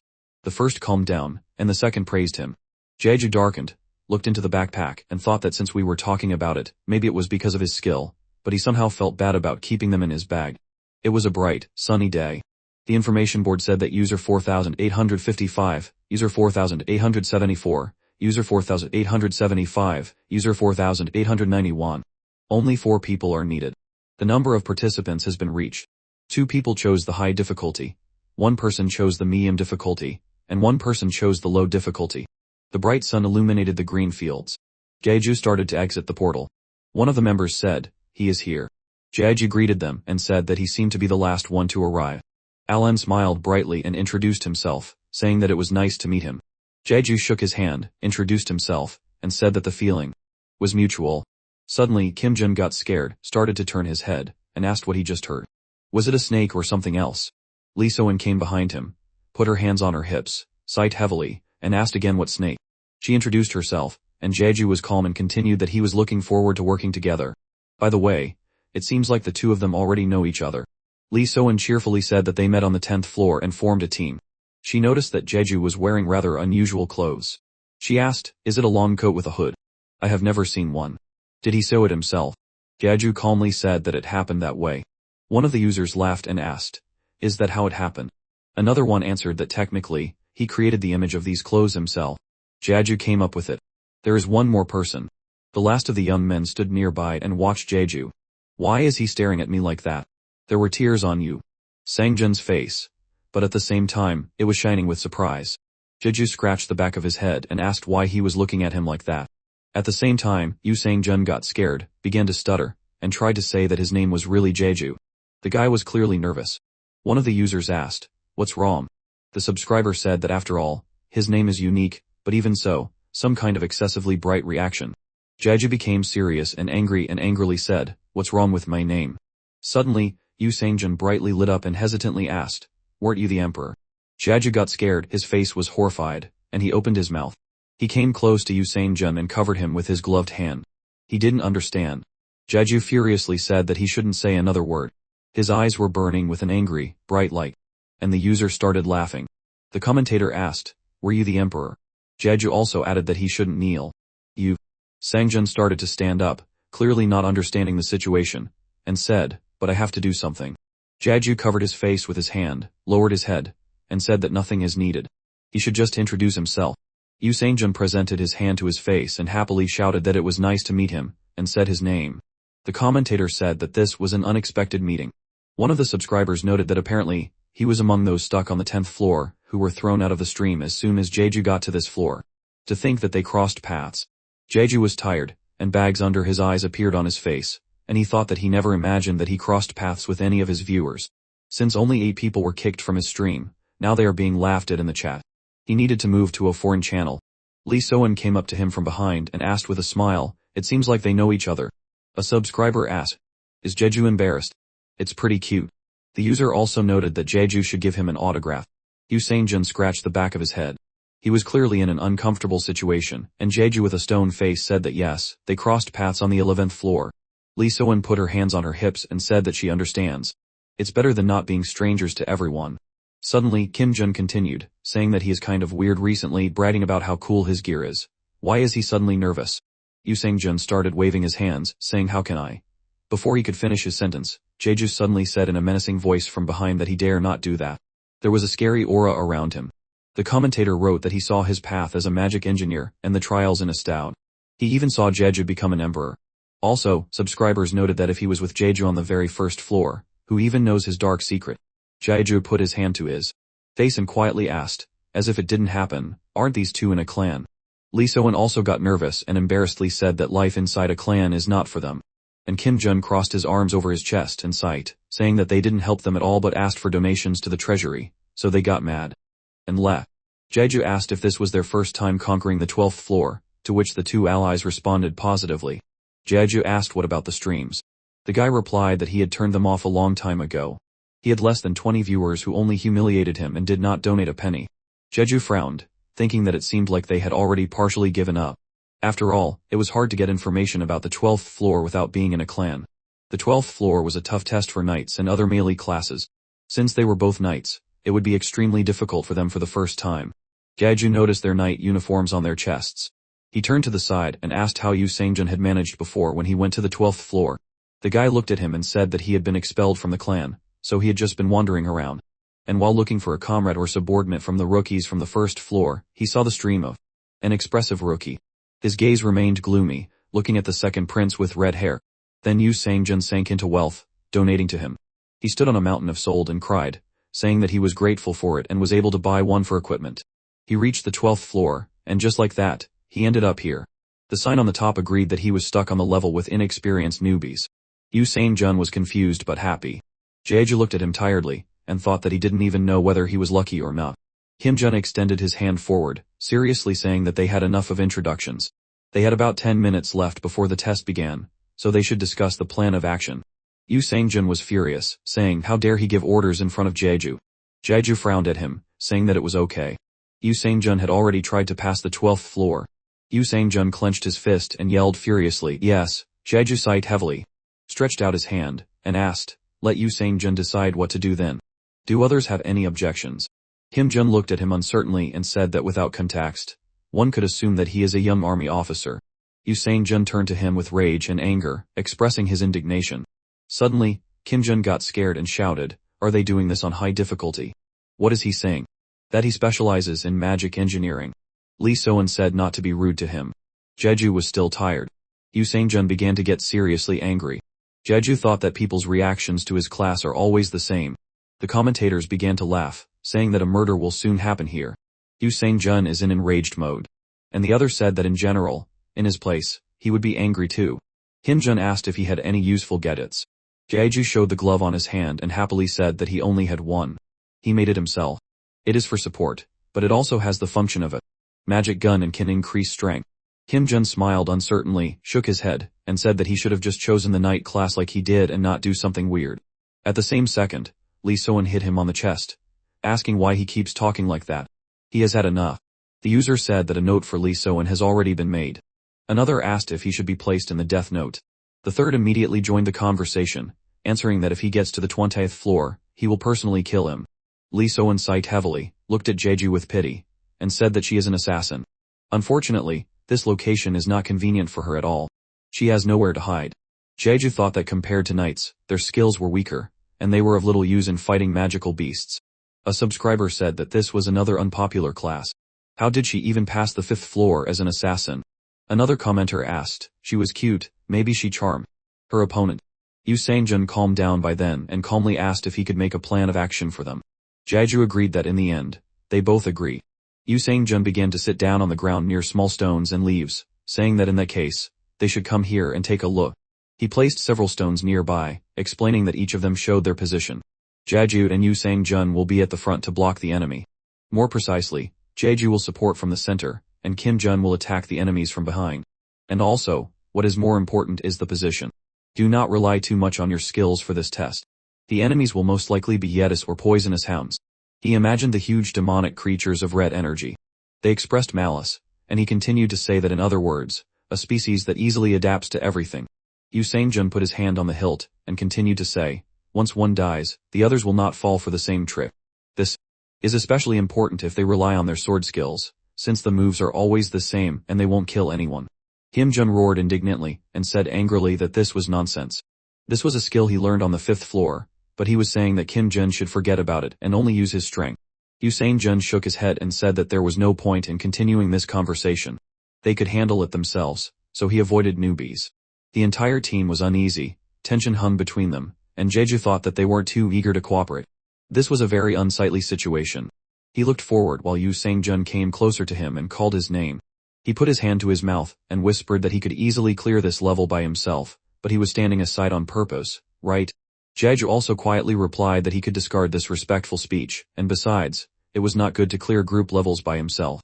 It may seem like he's just showing off. Yu Sang-jun was delighted and said, is he going to show off? And it's easier not to call Jeju the emperor again. Jeju calmly replied that if he said that word again, they would never meet again. Yu Sang-jun was still delighted and said that he understood. One of the commentators got mad and asked if he was doing this on purpose. Another replied that he thought so too. The information board said that there were 23 seconds left until the start of the test. Jeju looked up sharply and thought, it's time already. He put his hand to his mouth and shouted loudly that the time is almost up. They should all stand in their places. A sharp wind blew across the clearing. The Yeti began to roar, and 1,000 of his fellows followed him. With huge red eyes, they shouted incomprehensible sounds and created a lot of noise. Yu Sang-jun started to get nervous. Beads of sweat started to run down his face. He clenched his teeth tightly and said, this is a Yeti. They should all raise their weapons. He grabbed his sword tighter and pulled it out of its sheath. His hands were shaking, and he thought that he was terribly nervous. and from this was already the 12th floor, and even more so, Tamed took him by the shoulder. A smile shone on his face, and he encouraged him, telling him to calm down. He will only get hurt faster. No one will die now. Yu Sang-jun looked back at him, and with a sparkle in his eyes, asked, will everything be okay? Jeju threw the axe over his shoulder and calmly said that for now, he would not overdo it. And one of the users wrote that Jeju is very reliable, and another said that he should take it too. A subscriber said that the commentator above forgot to add that Jeju makes his legs buckle.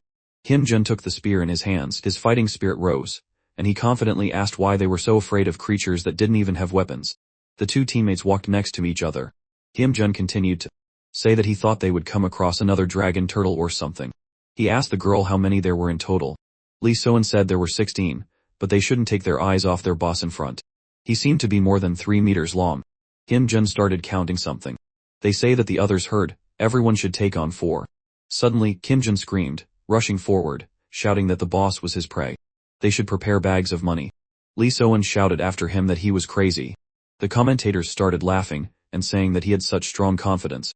Another asked where he could have seen a similar scene, to which the subscriber replied, in the jam.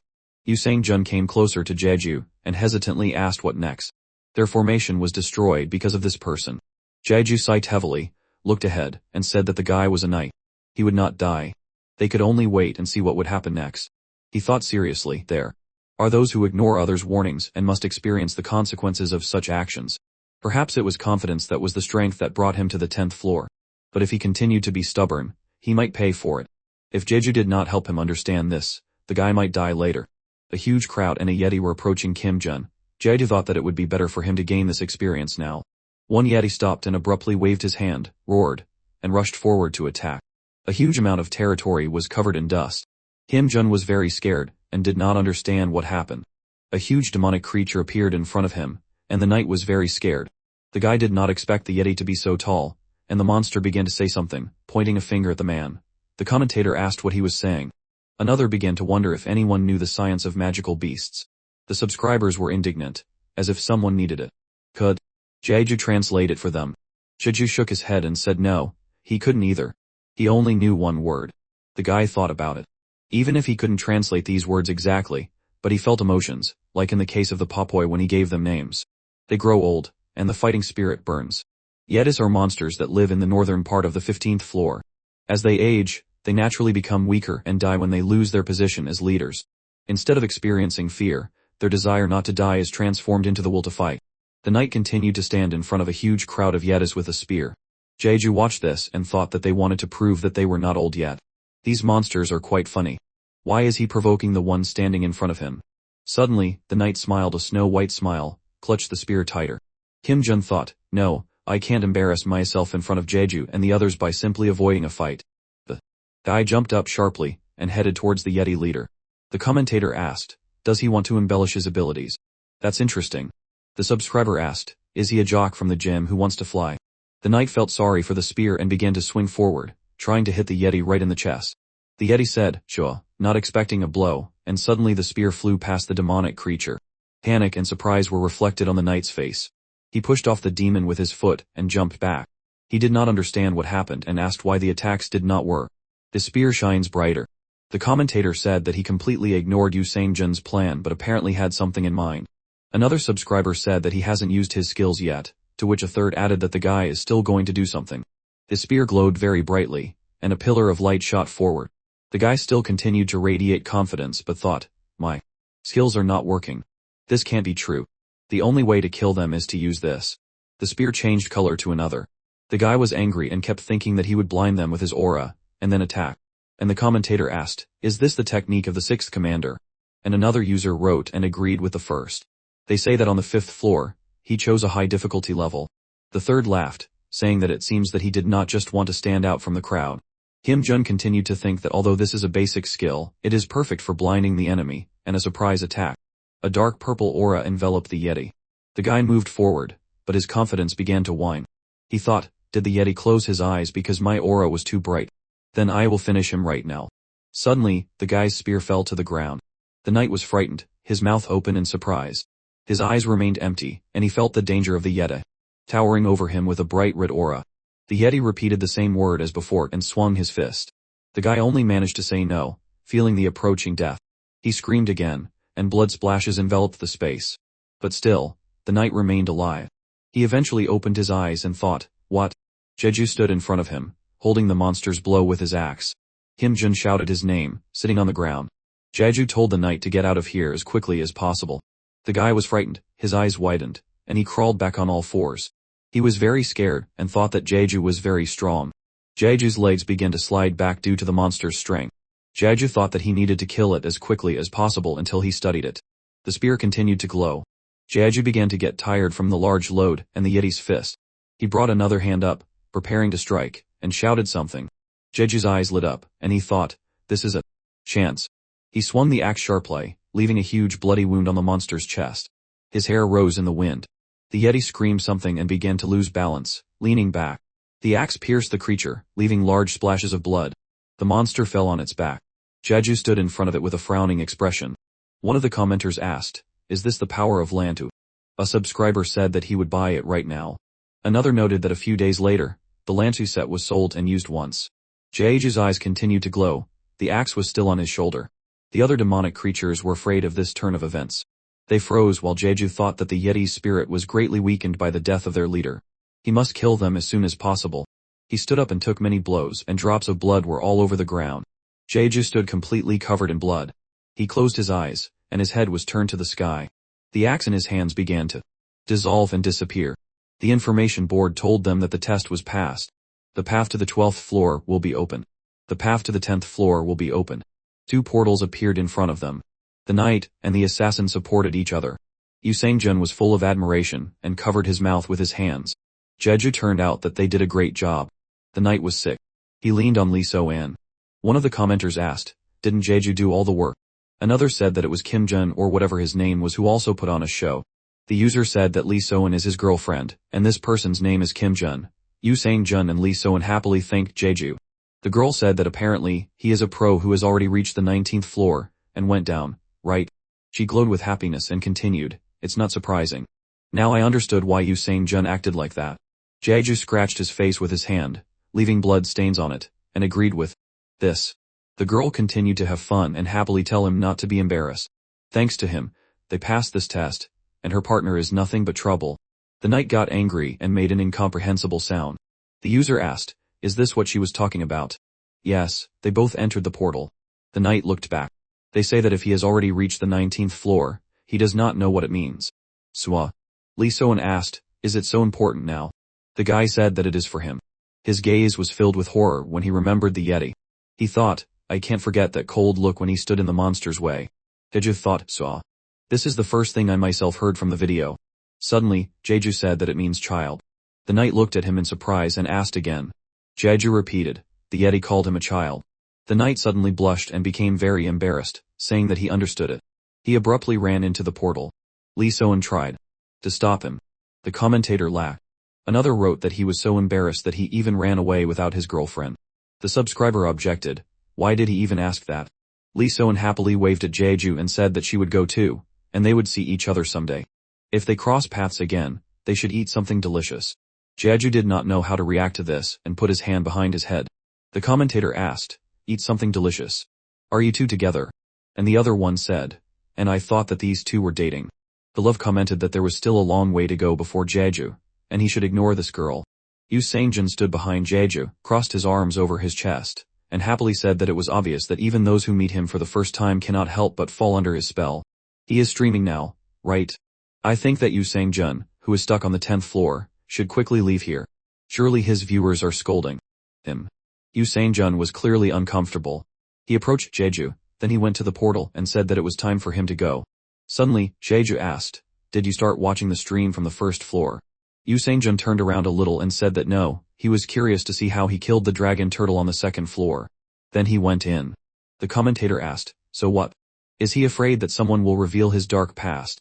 The subscriber also asked if he was going to kill him so that he would shut up forever, to which the more realistic user replied that apparently, other users had watched too many movies. Suddenly, Jeju thanked Yu Sang-jun when he had already started to enter the portal, but Jeju continued. He was grateful that Yu Sang-jun watched him and donated. As a person from the 10th floor, it was most likely not easy for him to do this. He was very grateful for this. Suddenly, Yu Sang-jun was shocked, but then he smiled and asked what he was talking about. He was grateful to him only because he received so many coins thanks to him and also gained experience. Only after Jeju's stream, he knew that the tower is a place where people live. He hopes that Jeju will get to the 100th floor and live a happy life. Suddenly, Yu Sangjun dropped to one knee and bowed to Jeju in front of the portal. The commentators went wild. Did he kneel? Another one replied that he was getting into character too much. He was paying his respects to the emperor. Jeju was embarrassed, waved his hands, and said not to do that. Suddenly, he became even more scared, then his face became surprised. Yu Sangjun beamed even more, and with a big smile on his face, he jumped into the portal with a sharp jump. It was like Jeju trying to make friends with the Papoy on the first floor.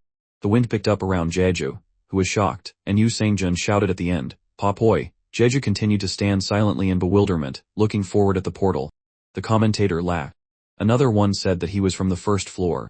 How adorable. Another one said that he ran away after lying. Suddenly, Jeju sighed with relief.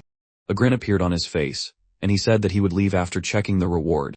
The other commentators began to chant, "Papoy." The information board indicated that the rewards were received. He received a bag with 1,000 coins, a book of skills, and basic sword art. Jeju looked at the items in his hands with interest, thinking that it was obvious that since the difficulty level was normal, the reward would be appropriate. A small bag was brightly lit in his hands. The sign suggested a spatial backpack. He would not learn ball art when he could not even master engineering magic, but evolution reflected surprise. Then he looked up and said that it was time for him to go. Things began to disappear from his hands, and the commentator asked why he is upset. Another answered that he should not be so upset, and that they should not laugh at him under any circumstances. Jeju started adjusting the strap of his backpack, walked up to the portal, and calmly said that he was not upset. He would just go back to the 10th floor, change clans, and then go to the 13th floor. Sometime later, a cold wind rushes between the trees and the snowy forest. A small portal appeared near the fire where people were already standing. One of the men laughed and said that a new friend had arrived. A smile played on his face, and there was a large fire in front of him. A subscriber asked, "Is this an American channel?" Another asked, "Is he ashamed of Korea?" The user also suggested that since there were no notifications about the start, he thinks they are still missing one. Jeju walked up to the fire with the others, and greeted them. Kotner looked at him calmly and asked if this was his first time on the 13th floor. Jeju nodded his head affirmatively, confirming his assumption. He continued talking, judging by the movement of his mouth. He does not speak English. He changed the channel, right? Jeju lowered his head a little and remembered that despite the fact that his speech was being translated automatically, his mouth movements remained the same, and he instantly realized that he was not an Asian living in the States. He has good observation skills. Jeju scratched his head a little and said that he was Korean. Suddenly, Kotner became happy, laughed loudly, and closed his eyes, asking, "From Korea? Are you from North or South?" And he immediately added that he was joking. "It was nice to meet you," and said his name. They shook hands. Jeju introduced himself. The man immediately asked if he was broadcasting. Jeju just said no, he has no viewers, and this embarrassed him. A subscriber asked if he was embarrassed by them. Another said that it hurt his heart. One of the users asked, "Why are they reacting so strongly?" He was talking about himself. And another suggested that he was the only one reacting strongly. Or did he think they were serious? Jeju waved to the others, and Kotner said he would introduce the rest. The two people just stared at him, showing no interest at all. Their eyes were blank. Jeju was confused, but although he smiled, he still thought that as soon as he met them, he never doubted for a second that he should be the one to introduce them. However, they obviously weren't introducing themselves. His face became cold and emotionless. The commentator laughed and said that they were being too obvious. 3 knights, 2 mages, 1 assassin, huh? And the users also said that who are they trying to fool? Their team was formed in such a way that 6 people could clear the 13th floor. Black Scorpion, one of the villain clans that commit evil deeds.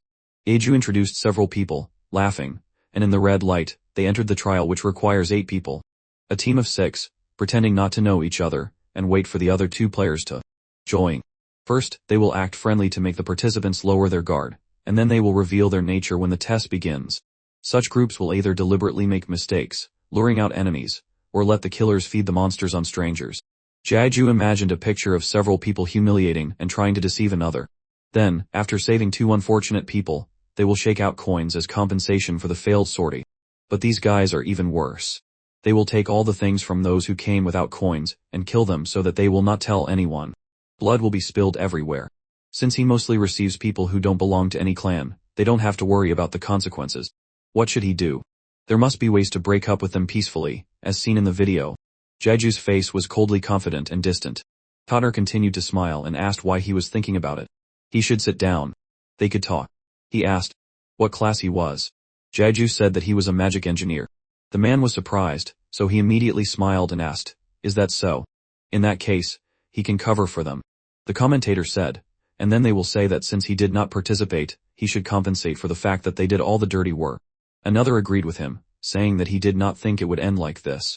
The subscriber also said that this may be true, but most likely, they will say that their things were damaged and ask for it to be fixed with magic engineering. Jeju thinks that for now, they are treating him kindly. It is understandable because they decided that he is weak prey. The information board said, user 4734, 4891, 4893. 8 people have been gathered. The required number of participants has been reached. The 13th floor test will begin soon. It will be a test of their teamwork. There is 30 minutes left to go before the test begins. Everyone was sitting by the fire when suddenly a new portal appeared from which a shabby young man came out. The other participants paid attention and saw a half-dead man. Connor suddenly jumped up and asked if he was okay. The last participant was a man named Jake. It turned out that he escaped to the 13th floor from a sword fight that broke out on the 12th floor. And Connor asked why he did not escape to the 10th floor. He grabbed Jake with his arm. He was all shabby, with a scar on his face, looked down, and said that they were in cahoots. One of them blocked the portal to the 10th floor. Suddenly, Connor got angry, his face was very worried, and he shouted that these people almost killed him. Another person laughed sharply. It was impossible to stop him. Jake shouted furiously, "What's funny? Why is he laughing at me?" Connor tried to solve the situation, and calmly said, "No, of course. I was just glad that Jake was able to escape." He was holding on quite cheerfully, so he could get through the 13th floor. Jake was very worried, his face reflected bewilderment and excitement. One of the commentators said, "Jake is so unlucky." The rest supported him, saying that 2 attempts in a row, he should come down, and they felt very sorry for him. The system window prompted that there were 2 minutes 46 seconds left until the test began. They stood by the fire, and Connor said that everything was about to start. They should stand in their places. He began waving his hand in different directions. At the same time, Jake asked, "But shouldn't they decide on their positions?" And everyone continued to talk, and Connor waved his hand, saying that everything was fine. They had already decided. He could just help this magical engineer. Jake was asked, saying that he was still a knight, to which Connor advised him to just defend himself. The knight tried to object to him. Suddenly, a huge roar was heard, and many trees began to break with a crunch. A huge red paw with a red aura appeared from the forest, and many demonic dogs with mad eyes and protruding tongues headed in their direction. Veins appeared on their muzzles from anger. They were heading straight for people, and green poison was pouring out of their mouths. Jake shouted, "These are poisonous dogs. They need to retreat." Connor thought that this little one was annoying him. There were a maximum of 40 of them. First, he would kill 12, then let the rest slip behind his back, and then he would begin to act. His face was serious, and his sword was glittering in the sun, while Jeju just stood behind them. One of the poisonous dogs fixed his gaze on them and jumped. Jeju suddenly took off from the ground. Red splashes of blood flew everywhere, and the dog was defeated. Jeju put one hand on his belt. The dogs around him were scared and froze in place. Next to him lay the corpse of an animal, and the axe was bloody. He seriously asked, "What are they doing here? Are they just dreaming during the battle?" To which Connor spoke with uncertainty and surprise. He was behind his back when Jeju asked, "Does it matter now?" He threw the axe on his back, and behind him flew 2 huge poisonous dogs. Connor stretched out her hand forward and shouted for him to wait and pounced on him from behind. The teeth of the poisonous dogs almost reached Jeju's hood. Suddenly, several spears pierced the dogs. A lot of blood spilled around. He didn't even move or turn around, and they say that if you look at it like that, he doesn't really have any desire to fight. Instead of poking the dogs, he would have just swung his sword. Connor was scared, his eyes narrowed, and his eyebrows came together. You ask, he's not just a magic engineer, then what is this cloak? Jeju happily announced that it was just an object. He spread his arms out to the sides and continued to stand calmly with his back to the enemies. The commentators said how modest he was. Others supported him by saying that these people would cry when they found out what it was, and users also noted that they didn't even know how to use it. Connor shouted loudly for everyone to gather. He became furious. He thought that they were so relaxed. He could say that Jeju was much more dangerous than the dogs. 5 more of them lined up behind Connor, and their eyes were shining, and there was a tense atmosphere around them. The dogs continued to stand in bewilderment and look at Jeju, who also continued to face Connor. He looked around a little. Jeju continued to think that since magical beasts have better intuition, they noticed that he was the most dangerous here. 5 people in his position were ready to fight, but several corpses had already appeared around Jeju, and the dogs were not afraid to approach him. Jeju angrily asked what they were up to. He was calm but very confident. The commentators said that they were scared and called more of the people. Many people appeared around him. The subscriber also asked, are they no longer pretending? With glowing eyes, they began to approach closer. Totner's face darkened, his eyes unnaturally lit up, turning to Jeju and asking, are you a criminal hunter? Jeju continued to stand calmly, not turning around to look at the dogs, from whose teeth poisonous drops were falling. He calmly said that it seemed to him that he would not believe any word said. Suddenly Totner screamed, his eyes darkened, and many veins appeared on his face. A red aura covered him, and he said that he was a magic engineer. That was also a lie. Did you think that no one would find out? Jeju just sighed loudly, closed his eyes a little, and said that he was not sure he understood what Totner was talking about. He was greatly mistaken. Totner became angrier and shouted that the Lantu items he was wearing were known for making a snake-like hissing sound. Did you think that since you are a criminal, Totner would not understand? The swing of the sword created a large wave of snow around him. Jeju took the axe in his hands more firmly and calmly asked what this has to do with magic engineering. Totner's anger reached its limit. He stretched out his hand forward, pointing his finger at Jeju, saying that when a person who is not a knight class puts on a Lantu set, their body is not able to withstand it. I probably thought Totner was a fool. I don't know how Jeju got this set, but the joke is over. I underestimated them. Many people started making noise, their bodies were covered in a dark aura, their eyes were glowing. One of them gripped his shield tightly as the atmosphere grew tense. Colin smirked, a strange and unnatural smile on his face. His eyes seemed to burn as he stood before the swordsman. He mused aloud, addressing Jae-hyun, that it wasn't the first time they dealt with cheats. They always existed, but in the end, the survivors were the ones standing before him, now their group. As his eyes continued to glow, drops of blood fell around him. A man named Jake, looking frightened, turned his head aside, his face beaded with sweat. What is going on here? He thought. Suddenly, Jae-hyun's axe began to dissolve in his hands. He took a step forward into the deep snow. He had lied about being a magic engineer. One of the men approached Colin and asked, is that the gauntlet that just transformed into a C-rank axe? He was calm, but his hand rested on the hilt of his sword, ready for anything. Colin turned to look at him with interest. He calmed down and said, yes. These are rare items. That only drop from the 20th floor onwards. Their price can easily reach several thousand coins. It's a heroic grade item. One of the mages in the back looked terrified, his face covered with a nervous smile. A few beads of sweat trickled down his temple. His pupils narrowed as he asked again, a heroic grade item. The other members of the group were equally frightened. In response, Jae-hyun calmly, but with a loud thud, dropped his backpack onto the ground. Colin sighed loudly. He's putting his bag down. Is he giving up? That's right, it would be better for him to obey. It will be better for him. Jae-hyun rolled up his sleeve, exposing the gauntlet. Is it because you saw it with your own eyes? If you don't believe me, I'll just have to make you believe. The gauntlet began to hum, and a blue aura enveloped it. He used his other hand to fully open a compartment on the device. Jae-hyun smiled slightly and said with confidence, well, now I'll prove I wasn't lying. Bending his arm at the elbow, he opened his palm, which began to convert even more energy. A commentator watching the stream wrote, this is magic engineering. I believe it. Another added, quite useful, the Emperor's equipment has appeared. A third asked, weren't they trying to stop him from using magic engineering? The gauntlet began to be covered with even more light as several of its parts lit up brightly. Jae-hyun clenched his teeth. The wind began to rise, and the situation grew more tense. Now, it was Colin's turn to get nervous. He became wary and said, he's just wasting our time. Colin didn't have time to finish his sentence. With a huge roar, several dozen poisonous dogs with fiery eyes rushed forward. Jae-hyun retreated slightly, his foot kicking up splashes of snow. The dogs stopped abruptly, their jaws snapping shut in confusion. They halted in place and began to look around calmly. One of the dogs turned its head and saw Jae-hyun's shadow. Its eyes narrowed. Jae-hyun clenched his hands into fists and directed a large flow of blue energy forward. He narrowed his eyes, creating an energy wave. Many drops of blood splattered across the face of a nearby man. One of the poisonous dogs was killed, bleeding profusely, while his packmates began to growl. But at the same time, they were scared and began to retreat. One of the commentators asked, what did I just see? Another answered, he didn't shoot, he struck. Jae-hyun's eyes glowed unnaturally. He was surrounded by a terrifying aura that demonic creatures feared. All the dogs were shaking and growling, trying to protect themselves. Colin began to panic. He clenched his teeth, veins popping on his face. He didn't know what to do. He's not a weakling, he thought. This could get dangerous. The other combatants gripped their swords and began looking around nervously. Suddenly, Colin's attention was drawn to something on a tree. A huge shadow was towering there, emanating dark energy. The silhouette resembled a human. The dogs, intrigued, looked up. They didn't attack but simply watched. Jae-hyun looked at them doubtfully, thinking, they're gathering together because they feel threatened. Well, for me, that's even better. Jae-hyun once again stretched out his hand, now calmly concentrating the energy in one spot. A huge shot of light energy blasted forward, reaching the poisonous dogs.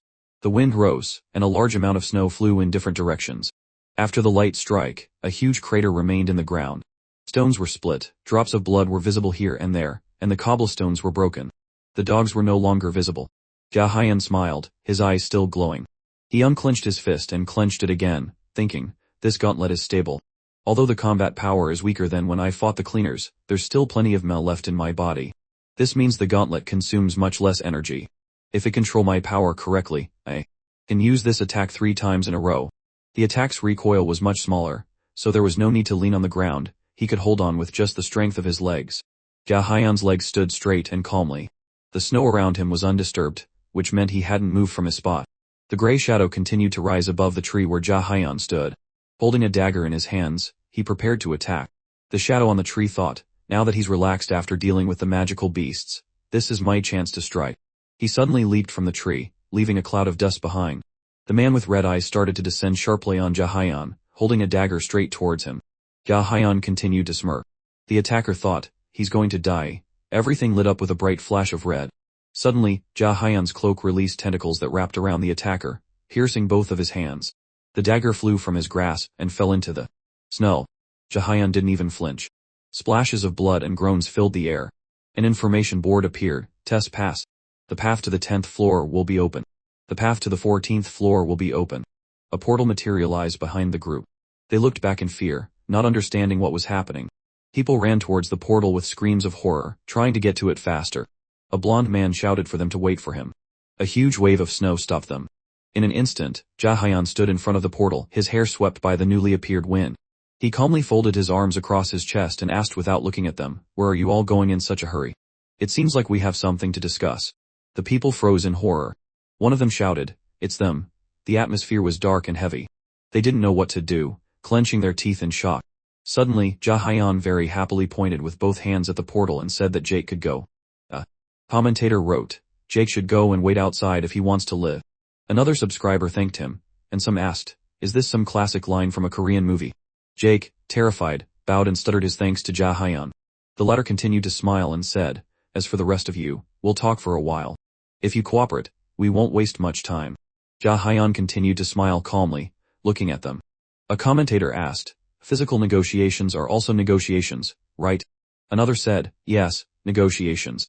A third wrote, these guys kill people and laugh about it. You can just do the same to them. Jae-hyun's eyes instantly turned angry. He looked at them with malice and said, if there are any objections, say so right now. But if you remain silent, I'll consider that a no. He thought, maybe I should just kill them. They won't get off that easy. Jae-hyun laughed a little, putting a hand to his mouth. Well, how many coins do you have? He looked happy as he imagined a lot of gold coins, taking out his backpack and holding out his hand. The people were scared, their mouths open in fear. They didn't know what to do. Jae-hyun said, sit down. One of the knights started waving his hand and making excuses, saying, wait, I think there's a small misunderstanding, to which Jae-hyun sharply replied, we are not friends, and there is no misunderstanding. All of you, sit down. There is no misunderstanding. If you were just an ordinary group of bandits, I wouldn't have remembered the name of your group, a Black Scorpion. Although you currently only occupy the 13th floor and rob those who fall into your net, with the increase in wealth and power, you'll begin to commit even more crimes, reaching the 20th floor and gaining infamy. Jae-hyun's expression was gloomy and worried as he continued to stare at them. One of the magicians said, we just wanted to joke. Suddenly, Jae-hyun abruptly grabbed him and pulled him back. He said menacingly, several rules have now been established to make you more accommodating. The man fell and became scared. Jae-hyun thought, judging only by the video, their group committed arson and murder. And for them, this is also a joke. Jae-hyun grabbed the magician by the neck. The man became terrified and began to cry from fear. He flailed his hands and tried to say something. Jae-hyun just calmly continued, first, you should only open your mouths when you are answering a question. Second, you should not lie while answering. He tilted his head down slightly, his gaze menacing and angry. Suddenly, Jae-hyun's cloak dropped the man, knocking the snow out from under his feet. At the same time, Ja Hyun put his hands in his pockets. The magician landed on the ground with a crash. After standing up, he began to rub his neck, tears flowing from his eyes and drool from his mouth. He was in shock and shaking violently. Ja Hyun said, "I hope we understand each other." His expression darkened, and his eyes glowed brighter. A large amount of blue smoke appeared around him. The people were scared. One of the knights shouted, "Why is he looking down on us?" He clenched his teeth tightly, his face expressing rage. He pointed to the other side, looked at his people, and shouted. He even took off his gauntlet. "We must quickly kill him and take his items." Several thousand coins. The other people were scared. They stood in shock with sweat running down their faces, not knowing what to do. The knight thought, why is everyone so scared? He looked at the faces of his comrades. They were terrified and shaking. The magician just stood frozen in bewilderment. The knight thought, where are they looking? He asked out loud, what are you paying attention to? Suddenly, a black tentacle with a red aura almost touched his face. The knight was shocked, his pupils narrowed, and beads of sweat began to flow down his face. He screamed. Then Ja Hyun just said, I will show what happens to those who break the rules. The black tentacle quickly encircled the man's tongue. He began to scream. A commentator said, these are tentacles, we're happy. Another said, he's crazy. A subscriber asked, why is he so adept with tentacles? Suddenly, groans of pain and drops of blood filled the space. The black tentacle jerked back sharply. A scream spread throughout the area. The tongue fell on the snow. The other knights were scared. Ja Hyun did not move. He decisively said, offenders are not worth treating like people. A commentator noted, Ja Hyun is cruel. Another said, it was most likely a breath of fresh air. Another noted, Kim Ja Hyun was just a naughty child in comparison. Blood continued to spread across the snow. Ja Hyun once again repeated, if there are objections, you should voice them now. He spread his hands to the side and calmly said, I assume you have nothing to say. One of the commentators noted, they could speak. Another laughed sarcastically and said, they could, to which he received an answer, but some may be left without a tongue later. Ja Hyun asked, does anyone have a potion? You should take care of the guy. The mage, shocked, sat down next to the man. He said that he had won. The knight covered his mouth with his hand, blood pouring out. His body was shaking, and the others did not move. Ja Hyun calmly said, Colin, step forward. The man stepped forward, bowing his head and clenching his teeth. He asked what Ja Hyun was up to. Ja Hyun smiled sweetly in response and happily said, for others, you're disgusting. A criminal that no one wants to deal with. But I'm sure that you are a good leader for your comrades. Radiating a joyful atmosphere, Ja Hyun showed a thumbs up. A subscriber said, he revealed it by the facts. Another asked, is this a compliment or an insult? But the users asked, does this sound like a compliment to someone? There was a friendly atmosphere around him. He said with a smile, 2 knights were scattered with just a wave of my hand. Colin closed his eyes, very scared, and uncertainly asked what he was getting at. Ja Hyun said, you should accept my friend request. An information board asked if he wanted to send a friend request to the player Thug. Ja Hyun reached out and pressed the button that said eyes. Colin was scared. His head shot up, and his mouth opened. His hands went up in the air, and he asked, what? How did you know my username? Ja Hyun stopped being friendly, clenched his teeth, and reminded him, the first rule. The man was scared, turned away, and a tear rolled down his face. He said he would accept it. The man was completely scared, while the commentators laughed and said that Ja Hyun was doing everything so that they could not cross the line. Another said, but why did Ja Hyun just send him a friend request? And the subscriber said, is he jealous that this request was sent to him? Ja Hyun thought that the nickname Colin used was Thug. He only learned about it because of the clan's fame in the video. Then Ja Hyun extended his hand forward and waved it down, saying, now the rest of you should turn around. The wounded can sit. Everyone immediately turned around and presented their backs to Ja Hyun. He asked, as I've already said, was Colin a good leader? A huge fire broke out in the forest. Ja Hyun's face flushed as he told him to answer quickly. Colin was scared, raised his hands to his chest, and hesitantly said, yes. He is. A subscriber said he's afraid of him. Another laughed loudly. Ja Hyun immediately calmed down, straightened up, and happily said, since your leader is good, he should have planned not only for the present but also the future. I'm sure that Colin has definitely prepared for the trip to the 20th floor. He knows how many coins his comrades have, how to use them, and probably also throws around advice. Ja Hyun spread his arms out to the side, to which Colin nervously swallowed, began to stutter and speak, but before he could finish the sentence, Ja Hyun interrupted him and said, it seems like you finally get it. How many coins do your comrades have? Send me their personal information via messages. The other knights and mages continued to stand turned away from Ja Hyun, looking at the fire. Ja Hyun's expression darkened, quite menacingly, and he continued, you had better not lie. If after the investigation there is a significant contrast, I will be extremely disappointed. A commentator noted, the Emperor's disappointment is frightening. And the users laughed and added that 3 disappointments mean an explosion. Another asked, so did he pull it off? The system works in such a way that you can't take coins by force. After a player dies, the coins disappear along with their corpse, unless they were transferred through trade. Ja Hyan imagined many coins and hands tied together. Therefore, even Falin's group used complex methods to steal coins. Falin hit his chest with his fist and shouted loudly, this is all nonsense. What kind of money are you asking for from us, who are surviving day after day? Suddenly, Ja Hyan got angry, saying a name. He suddenly approached and whispered in Colin's ear, sooner or later, after successfully reaching the 20th floor, you will definitely say somewhere in a bar, what I regret most was leaving the magic stone hidden on the 10th floor of the guild building because I ran away too fast. Ja Hyan mimicked Colin sitting in a bar and loudly telling the story with a mug of an alcoholic drink, with many beer barrels behind him. Colin was very scared, horror froze on his face. Ja Hyan just sighed heavily and said, that's how it is. Colin continued to repeat, this is all nonsense. One of the commentators said, so what is he saying? Another asked, why is he whispering? Shouldn't they know? The third added, is this a secret in the ear? Ja Hyan also continued to whisper quietly but menacingly, I heard that the stone is worth tens of thousands, but I don't think that it will take you a long time to go through 1,000 channels. Colin's personality is complex and suspicious of everything, so if his comrades with coins let him down, he has a backup plan so that the loss of coins does not feel so significant. Ja Hyan described Colin with a huge, man-sized glowing stone behind him. He brought and hid a magic stone that is perceived as gold and does not change value. It was not so difficult for him to convince people that this is the price tag of security and is the wealth of the clan. Ja Hyan just said, here's the deal. If you give me all the coins that are at your disposal, I will not touch the stone. I will even show generosity and send you to the 10th floor. Colin calmed down a little and tried to look back at his comrades who did not even move. He thought, he's the one who easily found out my username, which was never voiced in front of him. So, he will find the magic stone quite easily. A small information message appeared in front of him. He said, great, then we agree. Ja Hyan scratched his face, looked up with interest, and asked, now that night. What is his name? Terry, right? He cannot speak without a tongue. One of the commentators said sarcastically, he pulled it out himself, the villain. Love asked, why is Ja Hyan the villain? He should call a spade a spade. The villains are them. Another said, he was joking. Why does a love react so sharply to everything? Ja Hyan continued, since he cannot speak, we can do this differently. If he has more than 2,000 coins, he should nod. If less, shake his head. Terry began to shake his head actively. He was scared, a lot of blood caked on his chin. Ja Hyan saw this and began to study the message that came.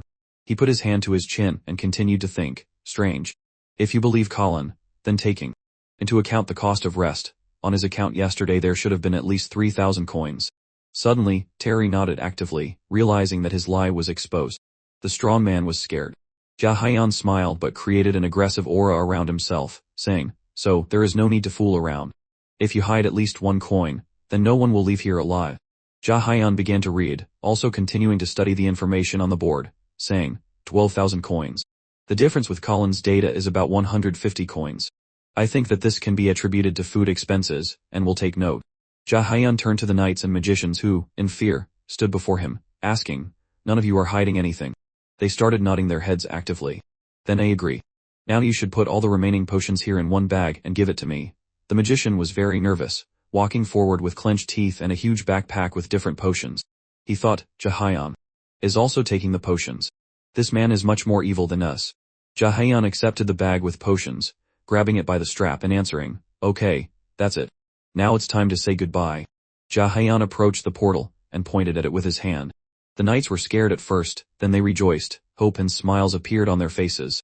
Suddenly, Ja Hyan again spread tentacles with a dark aura. A lot of blood rolled through the forest, and hellish screams were heard everywhere. Ja Hyan just said, I will cut off only 1 foot. Consider it karma. Many people were lying on the ground, all scared. They were in shock, shaking with terror, and many were foaming at the mouth. Ja Hyan repeated, rapists, serial killers, thieves and murderers, swindlers. It seems like all the trash of society has gathered together, and is having a nice chat. A commenter asked, is this real? Another wondered, how did he know? A subscriber also said, if it's true, they really are crazy. Ja Hyan started pouring magic potions on their wounds. Curses were heard around him. Colin asked what this meant. Someone promised to kill Ja Hyan, while the man, barely holding back cries of pain, with sweat and horror on his face, continued to repeat, "What is happening?" Ja Hyun grabbed him by the collar, saying, "Did you know the 14th floor is a labyrinth? The most interesting thing is that this is a test for 6. Ja Hyun knelt down next to the other people. Colin got scared and started to talk, but Ja Hyun interrupted him. He reasoned, "You had foreseen this and formed a group of 6 people, right? Perhaps I will help you." One of the mages grabbed Ja Hyun's hand in supplication, but he didn't pay attention. He asked him to wait a little while. Ja Hyun answered sharply, "No." The mage was begging for mercy, saying, You promised to send us to the 10th floor." The man's cloak was completely bloody from his leg. Ja Hyun continued that there was a condition for this, that they would not receive a single coin from him. The mage objected, but he said that he would accept the difference, to which Ja Hyun replied that this only concerned the difference between the amount known to Colin and the final one. But he never said that they could keep it for themselves. Despite the fact that there were unnecessary coins left, no one thought to give them to them. Ja Hyun looked at the information board again. Colin shouted with anger and rage, "You're not going to let us go. You're a deceiver." Ja Hyun became serious. An information board appeared in front of him, and he said loudly and clearly, "No, I did not lie. As I said, it was all because of the remaining coins. I'm sure that you had more coins left, right?" A white box with a red bow suddenly fell to the ground, foreshadowing the reward for the completed level. Ja Hyun dusted off his hands. The subscribers rebelled and asked, "What did Ja Hyun tell Colin? Since he told them everything, he has to tell us right now." Ja Hyun smiled a little, stood near the portal, hummed, and said that he did not want to. A box with a red bow was waiting behind him. Ja Hyun remembered that no matter how many times he cleared the 13th floor, he always got at least coins as a reward. A red box stood in front of Colin as he fell to the floor. A subscriber asked, "Did he expect this from the beginning?" Another said, "He was right about that. Goosebumps ran down my skin." Another added, "Satan. The teacher would say he didn't get it." Colin shouted sharply, "This is too much." Ja Hyun jerked him forward, grabbing him by the back of his jacket. "Have a fun test," he wished them. Ja Hyun thought, since they will be in one group, they will have to overcome the 14th floor on their own. Trying to overcome the labyrinth without one leg is akin to suicide. Ja Hyun grabbed Colin by the neck. He was very scared and shocked. He opened his mouth, but before he could say anything, Ja Hyun pushed him into the portal.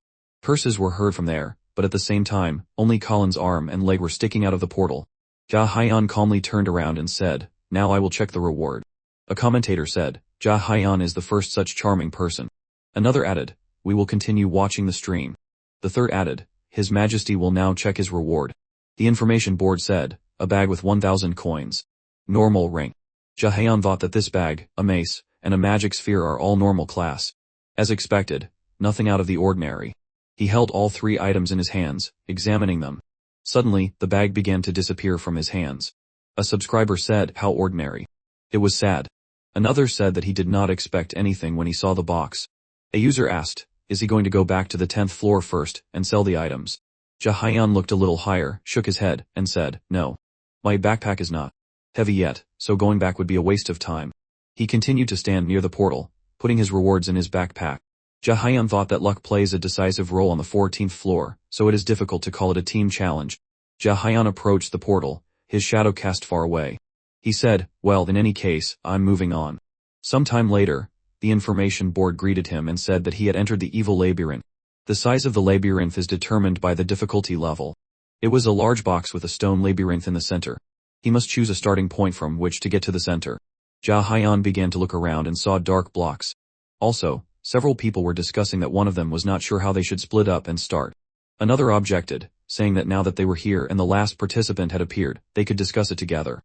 Someone raised their hand and called Ja Hyun over. He walked forward with interest. A man named Robert approached him, and was almost beside himself with excitement, asking, "Are you Asian? Chinese? You're brave, coming here alone." Ja Hyun answered in a friendly manner that he was Korean. Suddenly, Robert laughed and asked, "North?" He immediately added that he was joking and introduced himself, saying that he would now introduce his comrades. One of the commentators asked, "Why do foreigners always joke with us like that?" The second added that she felt a sense of déjà vu. It seemed that these guys were also on the team, 2 knights, 2 mages, and he wasn't sure about the last one. Robert began to introduce all the members of the team, Furman, Ricky, Cuddy, and Chris. Ja Hyun had some doubts, thought about it, and said it seemed like they had known each other for a long time. "Is this your first time on the 14th floor?" he thought. Judging by the atmosphere, they're an experienced team. It's strange that such guys entered the 14th floor without a six member. Robert began to frown and said that he was a quick learner. A commentator said, that's why he hates people who think quickly. The other laughed and replied, but these guys don't look like bandits. Ja Hyun and Robert began to talk. He spread his arms to the side. Initially, Robert's team consisted of 6 people, but his friend was seriously injured on the 13th floor, so he temporarily left the group and went to the 10th floor to get treatment. Ja Hyun closed his eyes and thought, I see.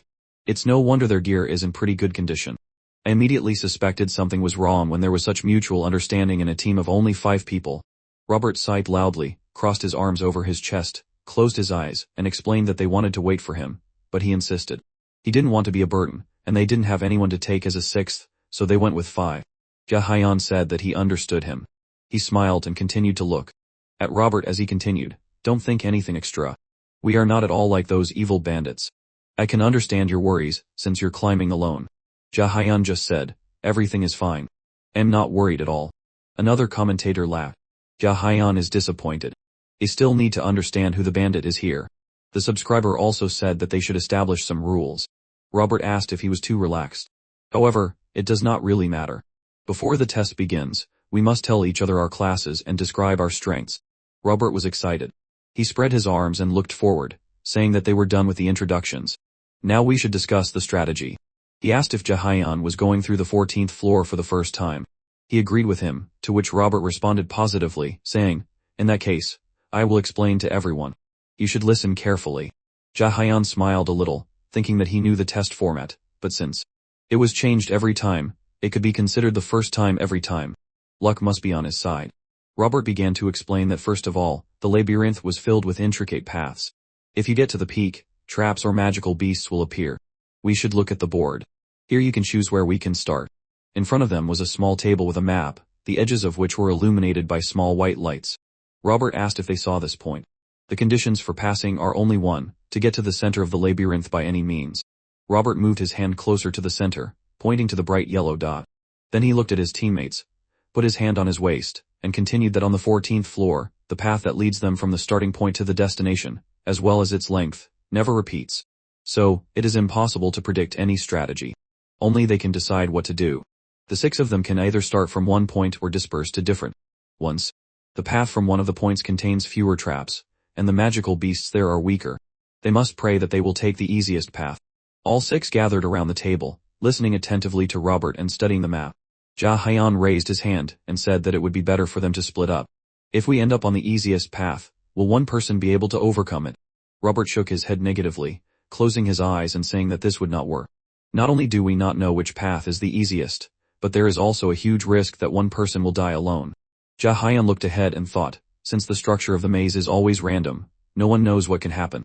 If I have to use the gauntlet, the other team members in the narrow space can only interfere. He crossed his arms and suddenly shouted, in that case, we should do it this way. I will go one way alone, and the 5 of you will go the other way together. All the team members turned around and looked at him in surprise. They did not understand such a decision and shouted that they were not so shameless. Suddenly, Robert slammed his hand on the table very loudly and sharply, saying, do you really think that we will let you be in danger because you are not a member of our team? Cuddy and Chris shook their heads, agreeing with their leader. Ja Hyun seriously said, I said so because I am confident that I can handle it myself. Robert wanted to object. He was very worried and opened his mouth, saying that it seemed like he had cleared the 13th floor alone, so there were no questions about his fighting skills.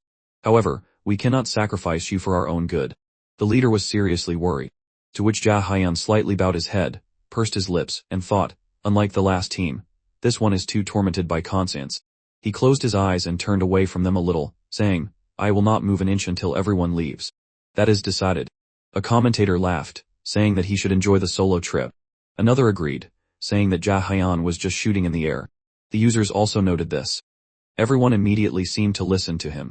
Ja Hyun was full of confidence, and even seemed to glow with it. The other team members looked worried, standing next to Robert. He relented, saying that he gave up and couldn't stop Ja Hyun, but he still held out his hand with a potion bottle. You should take this, he said. It's nothing special, but it will help a little. Robert calmed down, continuing, if you feel you're in serious danger, just stand and wait. If we are on the right path, we can proceed with the 5 of us. Ja Hyun happily agreed, holding out his hand for the potion. We have a deal, he said. Robert and his team gathered together. We'll start in the west, he announced. Everyone looked at the map. A bright column of light began to transport them, and a noisy wind lifted Jaehyun's hair and cloak. He looked down at the map and said, "In that case, I'll start from the north." The commentators became excited, wishing him luck. "Go for it," one wrote. Another replied, "He should lead them through the labyrinth and charge for it." A third added, "They're such nice guys, they would pay even if they weren't asked." A bright light illuminated the room. Jaehyun saw large stone walls in front of him. Meanwhile, Robert's team faced a challenge. A goblin was cut in two by a bright beam of light from a sword. Chris asked, "Can he handle this alone?" The team members were worried, while Robert calmly put his sword back in its sheath, saying, "It's not that simple. He won't die. We should stop if we're suddenly in danger." Ricky turned to her leader, her staff burning brightly in her hands, and asked, "Why do you suddenly think that this Asian guy is so smart?" The girl was clearly uneasy. Robert approached her and said, "It seems he was able to determine how experienced our team was just from our greeting." He also immediately pointed out that our team didn't have enough people for the test. Robert adjusted his shield, and despite the others' unease, he asked a rhetorical question. A team of 5 and a test for 6. Despite the suspicious situation, he remained collected and calm. It seems he has his own trump cards prepared. The team gathered around their leader, who was calm but looking down. Ricky said, "He most likely has something else besides his cloak." The girl thought about it, put a finger to her face, and looked down, reasoning, "He's obviously confident in himself, but still, it's dangerous to go through the labyrinth alone." Robert walked forward a little, turned to the girl, and answered, "I also agree with you. No matter how powerful his weapon is, there is nothing wise about going through the labyrinth alone like that. So, we have to get to the center as quickly as possible." Robert turned and walked forward, continuing, "He will most likely stop halfway and wait." A lot of blood spilled on the floor of the labyrinth. Robert asked, "What should we do next?" "We won, so everything should be fine." They moved carefully, relying on their experience, but it still made them an easy target. A black energy was flowing from his half-broken shield. He continued, explaining that a goblin had immediately jumped on them, and he had reflexively covered himself with his shield. This must be the strongest monster that can appear on the 14th floor, Robert thought. What a shame. Cody looked at his weapon in fear, which was also darkening and most likely unfit for use. He would hardly be able to use it. The monster's body itself was made of acid that corroded metal, so fighting it would result in the complete destruction of their weapons. Robert's face darkened with fear. He thought, "This time we managed to win, but the weapons of our knights, the first line of defense, are damaged. Now we should prepare for at least one death in the group." Chris, seriously worried, adjusted his hat and said, "At this rate, we'll all die. I don't think our friend will be able to go his way alone." Suddenly, something caught his attention. He screamed sharply, "Did anyone hear that sound?" He looked at Cody, who was confused and gripped his staff tighter. Suddenly, a huge explosion and sound swept across the area. Robert's hair was thrown back. The whole group was very scared and gripped their weapons tighter, not knowing what was happening. Then they heard more sounds. A wall exploded with a bright blue light, illuminating the space. One of them asked, "What is going on here?" Jaehyun appeared in front of them, completely calm, although a little uncertain. They were shocked. Jaehyun smiled a little and asked, "Are you guys okay?" His eyes frantically darted from side to side, and his smile was very unnatural. An hour earlier, Jaehyun leaned on the table and said, "I'll go north." Bright waves of light appeared around him. He closed his eyes and began to teleport. Jaehyun appeared in the labyrinth. He began to turn his head in different directions, hugging his backpack tighter. Something inside the backpack moved and began to make sounds. A small creature looked out sharply, smiling and making a noise. Jaehyun paid attention to it, turned around, and asked, "Why did you climb out, Byron?" The creature said something unintelligible. A commentator said, "He's so cute." Another asked, "Why is his name Byron?" The third answered, "Indeed, such a small thing, but the name is so solemn that it's somehow awkward to say it." Byron jumped on Jaehyun's shoulder. He scratched him and smiled. He closed his eyes a little and asked, "Are you bored? Do you want to go down to the ground?" Jaehyun crouched down slightly, let go of the popoi, and with a soft plop, it landed on the ground and looked at its owner. Jaehyun began to reason, "Are you hungry?" Byron sharply shook its body, denying his question. Jaehyun called his name again, while Byron began to jump towards the wall. Suddenly, it opened its mouth completely, revealing 2 rows of sharp teeth. The commentators were scared. Someone asked, "Is it normal that I find that cute?" Another responded, "I do too." Suddenly, Jaehyun was scared and didn't understand what was happening, while Byron began to eat the wall of the labyrinth, its powerful teeth gnawing through the stone. Jaehyun pursed his lips and thought, could it be that there is magic power in the black wall? I've never heard of a black mana stone before. Jia Haiyan continued to watch with anxiety as Byron began to devour the wall, making a passage through it. The Popeye lit up but continued to chew the stone. A subscriber asked, is this whole wall a mana stone? Another also thought, is this even logical? It doesn't break even when using skills. A user also asked, is this fair? Why are they even able to break through walls like that? Other Popeye began to climb out of the backpack, making happy sounds and walking towards their fellow. Jia Haiyan first turned around, confused, and then began to watch as the other Popeye approached Byron, who said something cheerfully, pointing at the wall. A user asked, did Byron check the situation? Another added, it's a good restaurant. The subscriber wondered, Jia Haiyan, what are you starving them for? Jia Haiyan continued to watch the Popeye, who were cheerfully chewing stones and absorbing the wall. He thought, putting a hand to his face, in fact, I always give them a snack of large rocks when I have the opportunity. Suddenly, one of the Popeye started running up to Jia Haiyan with stones on its head. It said something and looked at its owner, offering him a stone. Jia Haiyan, with a smile, sank to one knee, taking the stone from the Popeye's head. I'm not angry, I was just thinking, he said. Is this for me? Thank you, Byron. It reacted brightly and said something. Jia Haiyan started to take out his gauntlet from his backpack, thinking that he would first check if these were really mana stones. The gauntlet showed a red stone in the middle of the main part. Suddenly, Jia Haiyan pulled it out, and instead of a bloody mana stone, a piece of the wall appeared in that hole. A subscriber said, Jia Haiyan immediately wants to use it in action. Another added, if you owe Jia Haiyan money, you will lose everything, even your underwear. Users laughed, asking, even underwear? Jia Haiyan looked at the gauntlet, thinking that if it was a mana stone, the gauntlet would activate. Suddenly, his fist lit up blue, indicating that he was right. Subscribers were shocked and asked how it were. Jia Haiyan turned the gauntlet to the side, and a black piece of the wall fell out of it. He waved it off, thinking, after all, it's not a mana stone. He sighed heavily and began to reinsert the bloodstone, while the Popeye were already fully glowing with charged mana, jumping cheerfully and humming something around their owner. All three of them climbed up to him on his head, and the other two on his shoulders. Jia Haiyan smiled and said, well, go like this for now, and began to walk through the rubble of the wall. A subscriber said, I was always wondering if they would pass through the wall, but as I see, it's true. Another explained that he would be punished if someone flies or climbs on the 14th floor. The third replied that their rules didn't say anything about gnawing through the labyrinth, so it's quite normal. Suddenly, Jia Haiyan reached a fork in the path. He stood near a large wall, crossed his arms over his chest, and thought about what to do now, while the Popeye had already calmed down completely on his shoulders. A subscriber added, Jia Haiyan, you should just check and put your hand on the wall and go. Another replied, that's an old-fashioned method. One of the users wrote that he did the same thing, and was stuck in the maze for 3 days. Suddenly, something caught Jia Haiyan's attention. He got a little scared and looked to the side, seeing a huge red pillar of burning light. Is it a bloodsucker? Robert and his company there. This interested Jia Haiyan, and he asked if the Popeye thought they could go through here. They shouted something brightly. Jia Haiyan pointed to the wall and turned to look at one of them. Suddenly, one of the Popeye happily jumped up with a sound and began to jump to the wall, revealing rows of sharp teeth. It suddenly bit into the wall, leaving a huge passage. Jia Haiyan was shocked watching this. A commentator asked, what was that? One of the subscribers added, it doesn't look like Byron was breaking through the walls before it got stronger. The glow around them clearly indicates this. The Popeye jumped up sharply again. It continued to hum something while the other Popeye and Jia Haiyan had their mouths wide open. He yelled at Laha to stop. Jia Haiyan started to turn around and said that he would go and check everything. He was clearly worried. Commentators said that they thought the difficulty level was not in their favor. Red slugs are tough. Opponents, one wrote. Another, a love, wrote to him to be careful. Lots of rock debris flew in all directions, and Laha rushed forward, not looking back at her master at all, while Jia Haiyan told her to stop and continue to run forward. He thought that Robert and his team should be behind this wall. Jia Haiyan had almost caught up with the Popeye and started jumping up and down, telling it to stop and not to try so hard. There's a strong wall there. The Popeye didn't hear at all.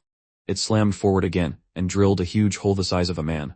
Laha was clearly pleased with her work. She was completely glowing with happiness and let out a loud sigh.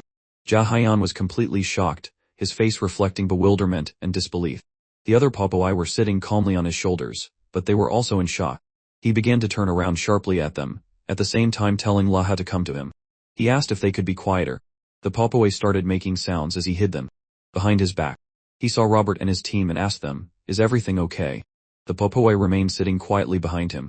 Robert was shocked and asked, wait, did you break through walls to get here?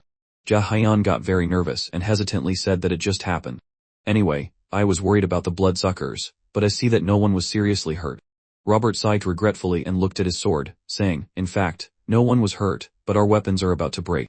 They even felt a little awkward looking at their weapons. They were completely covered in green putty.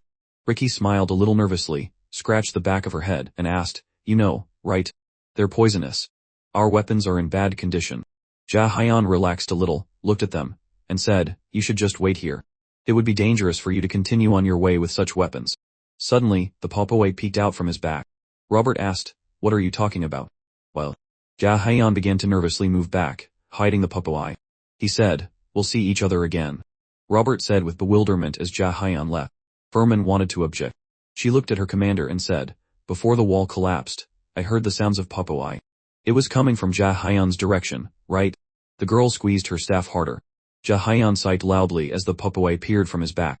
He thought, seriously. Okay, I warned them, so they won't take risks. The Popeye started making sounds.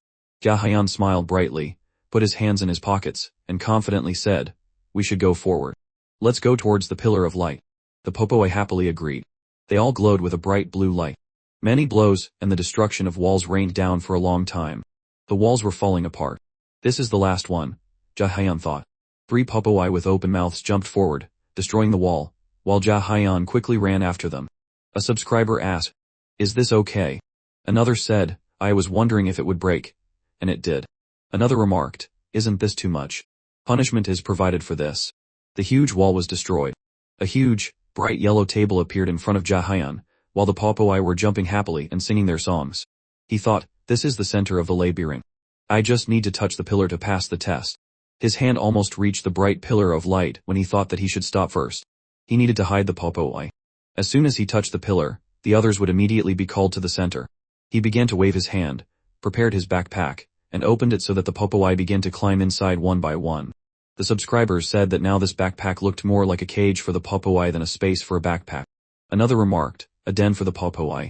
Jia Haiyan was already getting closer to the pillar of light, his face emotionless. He stretched out his hand to the pillar, from which bright waves came. Then the information board announced that the tests were passed. The bright pillar glowed even more intensely, creating a lot of energy and wind around itself. Robert and his team immediately found themselves there. They were amazed. Jia Haiyan stood near the light and saw them all. The information board showed that the portal to the 10th floor would be opened, and the portal to the 15th floor would be opened. Jia Haiyan looked forward. They all closed their eyes and began to teleport, while 2 portals appeared behind them.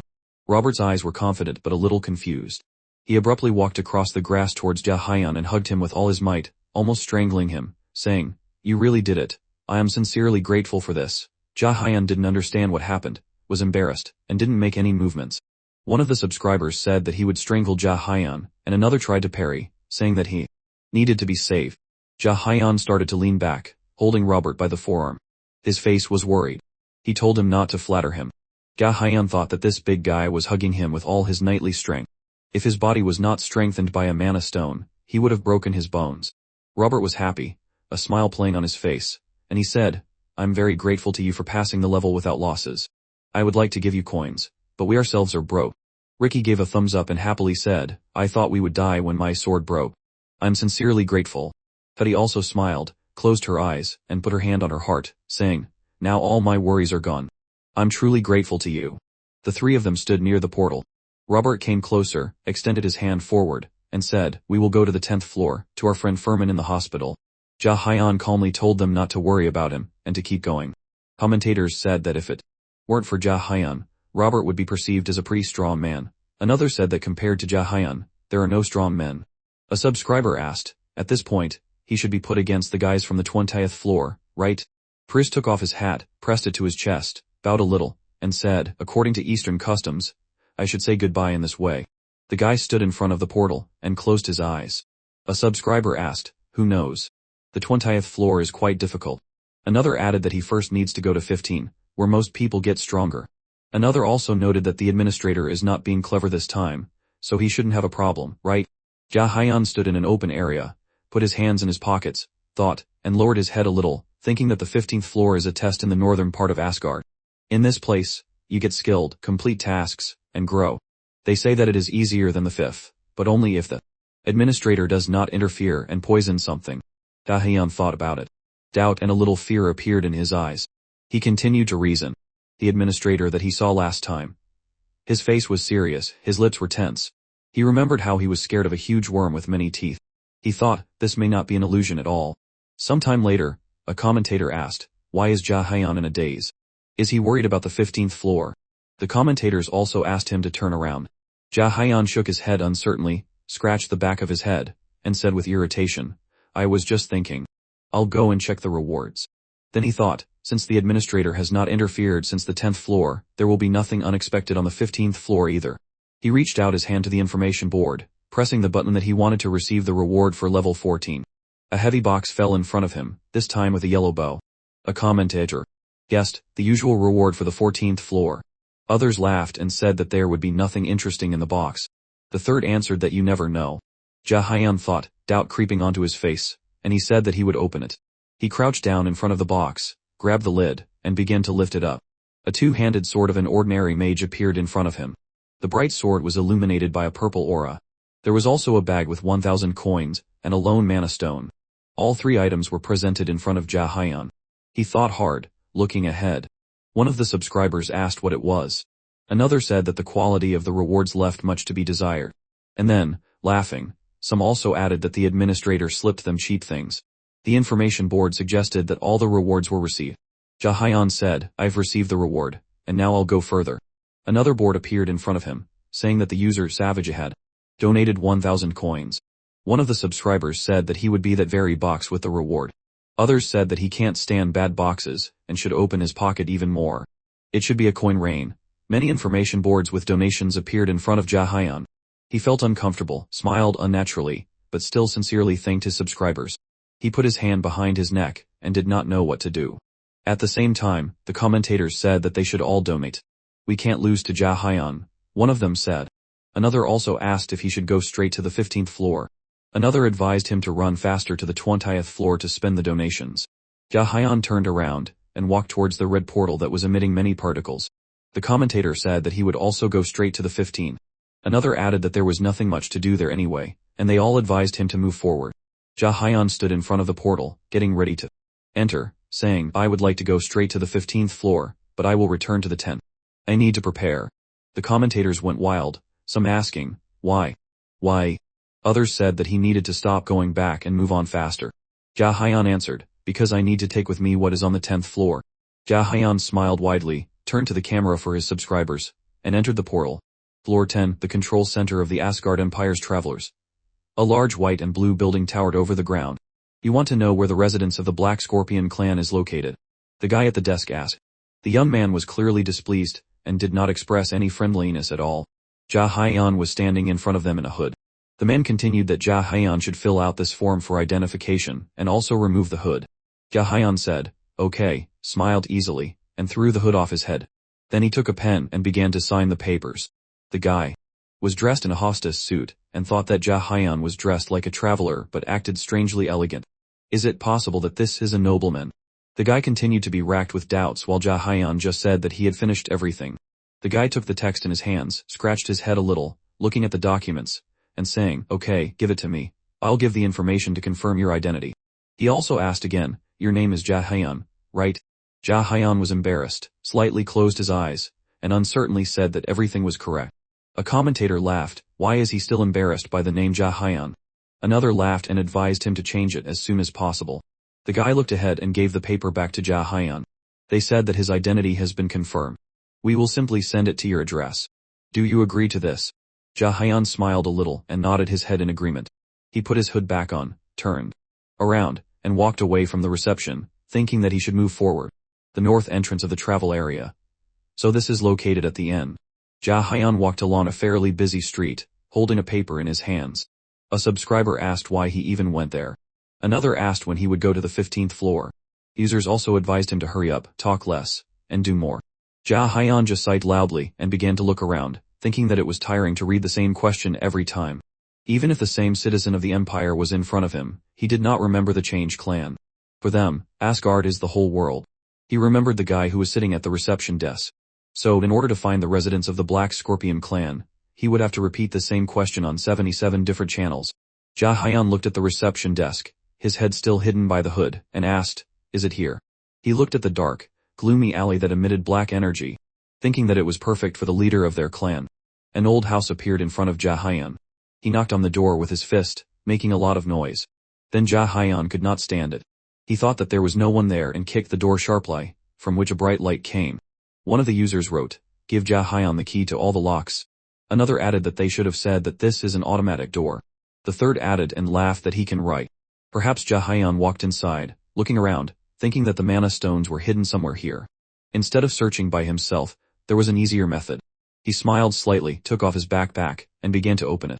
Jahayan abruptly turned the backpack over, shook it a little, and 3 popoi fell out. They made strange sounds but were still happy to see their owner. Jahayan squatted a little, took a magic stone in his hand, and asked, "This is a low-level mana stone. Will you be able to find similar ones?" One of the popoi happily sang something, and approached Jahayan. The commentators repeated, "Popoi, popoi, they're going into bloodhound mode. The popoi will be angry." The 3 popoi spread out in different corners of the dirty room. Jahayan continued to stand in the center. Suddenly, one of them began to jump high and say something. Jahayan put his hands on his belt, smiled happily, and asked, "So it is here after all, is that right?" One of the popoi confirmed his information. Jahayan came closer and with all his might, stamped his foot. The wood under his foot fell apart, revealing a huge number of different magic stones. All of this glowed with a bright blue light. The popoi was happy with what he found. Jahayan praised him. One of the subscribers asked what it was. Another said, "Yes, there is at least 20,000 coins here." The third also agreed, saying that there are also third-level stones here. Jahayan smiled slightly, crouched down, and stretched his hand forward. The commentator said that this is what Jahayan was whispering about. Another replied that he would let him live, so let him give him the mana stones. The third said that Colin gives and gives. Jahayan began to take stones out of the floor one by one, hiding them in his backpack. The popoi tasted a little bitter because they wanted to try them, but Jahayan still left a small stone and put a few on the floor. He said that they were all great, and this was their share. 3 popoi surrounded a handful of stones. They joyfully sang something, and began to chew. A lively city was illuminated by the sun. Near the entrance, there was a large portal, and many people were standing nearby. Jahayan was still in the hood. He was in a good mood and smiled, thinking that the sphere, the sword skill book, the 2-handed sword, and grey. All this will go on sale. He even saved up mana stones for the gauntlet. "I can't believe that I earned so much." The information board told him, the streamer Jahayan total coins, 87,430. He thought that with this amount of coins, he could buy C-rank items himself, even on the 20th floor. One of the users asked if he was finished. Others started telling him to go to the 15th floor, and urged him on. Jahayan just smiled and said that he was already running there. To cope with the cold of the northern lands, he would use C-rank items, namely the temperature control robe. He passed by a large crowd of people. He also had the mana core for the gauntlet, so the preparations were complete. One of the commentators asked, "Will he stay on the US channel?" Jahayan happily turned around and shook his head a little, saying he will switch to Korean. "I want to receive subscription rewards." Jahayan also thought, even if it means that I can run into my viewers, I need to increase my viewership. He passed by the crowd, where he heard a lot of talk, for example, that someone bought a good thing at the auction. Another said, "No, the difficulty of the challenge is certainly off the charts." At the same time, the commentators said that it was the right decision because Americans do not like Asian streamers. Another asked, will he finally go to the 15th floor? Another also wondered, will he be there? Will he be studying magic engineering, right? He said that he was going to learn some knight skills. What a... The users asked, knights. Another answered that he even glanced at them on the 5th floor, and now he was interested. Others began to think, a knight of the 15th floor. One of them summed up that something grandiose was coming. Jahayan seriously stood in front of the portal, and clenched his fists, thinking that the 15th floor was ideal for learning knight abilities. If I want to manage magic engineering equipment, and a set of C-rank items in the future, then I must develop my physical data. Jahayan smiled and said that he went closer, approaching the portal. He was met by a huge snow castle. There was a blizzard, and he sharply shouted, "What is this?" One of the subscribers asked, what did his powers do? Something alien. Another laughed, asking if he was outside. The third noted that it seemed like time had stopped. Jahayan thought something was wrong. Users who have reached the 15th floor should appear at the trial fountain in the city center. If the required number does not reach, then there is no way to leave. You will have to interact with people staying at the fountain. He continued to look around at the stone gray castle covered in snow. Jahayan thought, judging by the architecture, this is definitely the northern region. Is it really another circle of the administrator? He looked at the building that was covered with snow. Subscribers began to worry and asked, so time stopped before the required number of people gathered. Another said that thanks to Jahayan, he now saw everything. The third added that they should just look at what this administrator is doing. Jahayan's steps left traces in the snow.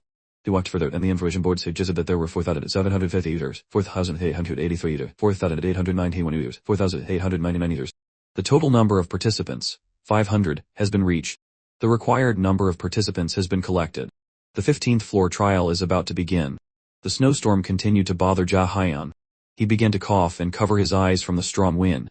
Jahayan pulled his hood tighter, thinking how terrible the wind was. He gritted his teeth. The information board said that the country of strong warriors, whose capital is on the front lines against magical beasts, welcomed him to Taro, the country of snow warriors, the kingdom of the northern land. He needed to find the desired power and complete the task. The portal on the trial fountain will be opened after completing the task. Jahayan walked into the cold room. A strong wind was blowing from the huge opening. He thought that he should first pass the trial fountain. One subscriber said that everyone is given the same thing. The test is too normal. Another thought that the administrator was playing hard to get. Suddenly, a voice asked, "Who are you?" Jahayan was scared, gritted his teeth, and began to look around. Parham looked at him, his face gloomy and angry. Crossing his arms over his chest, he said, "I have never seen your face before. Judging by the subtle things of the empire, you are a traveler." The atmosphere remained tense. Jahayan became very nervous, stuttered that it was nice to meet him, and confirmed his words. He thought, a giant. Parham extended his hand forward, his face remaining calm but cruel, saying that it was mutual. He introduced himself, and they extended their hands to each other. One of the commentators asked, "The warrior chief, Parham." Another spelled it out for Jahayan to run. The third said, "Why? He has already left," and laughed. They shook hands tightly, which made Jahayan feel pain. He was scared, clenched his teeth together, and did not expect such a reaction. The trembling of his hand and the pain intensified. What kind of power is this? A dark and powerful red aura emanated from Parham. He muttered angrily, "How did you leave the Fountain of Trials and come all the way here?" Continuing to squeeze his hand tighter. Jahayan was in pain. He stuttered and spoke in separate words. "I really don't know how it happened." Jahayan thought his hand was being held as if in a vice. "I cannot stand it." Parham smiled strangely. "So, this is your first time here?" he asked. Jahayan simply said, "That's right." Parham continued, "You already have such strength, don't you?" A glint appeared in his eyes. "I like you." His eyes lit up red, and the wind blew his hair back. "You have the qualities of a warrior." Suddenly, Parham sharply raised his leg, aiming a kick at Jahayan. Fear flashed across Jahayan's face as he noticed it, his legs sliding back. But it wasn't enough. The kick connected squarely with his side, sending him flying into the wall. Jahayan screamed in pain, still clutching Parham's hand. Suddenly, Parham laughed a little, swaying. "They say it's worth it, even if you receive a kick." Jahayan stood up, clenching his teeth and looking forward. Parham asked, "Is it because of your interesting attire?" "Whatever it is, it's impressive." One of the subscribers became worried, writing, "Why did the warrior chief already appear?" The second said, "The main man has already entered the stage." Others noted, "I don't think Jahayan should fight him right now." Jahayan, though hurt, had already walked away, saying, "That was quite an aggressive greeting from you." Parham froze in place, not understanding what he was talking about. Suddenly, his eyes lit up red, his face became angry, and he began to emit a dark aura. Jahayan leaned on one knee and looked forward, saying, "It was still quite aggressive. It was hard for me to stay on my feet." There was a lot of dust and wind around him. Parham smiled eerily, his face becoming covered with wrinkles, and he muttered, "Because all the people who come here from the Empire are so weak.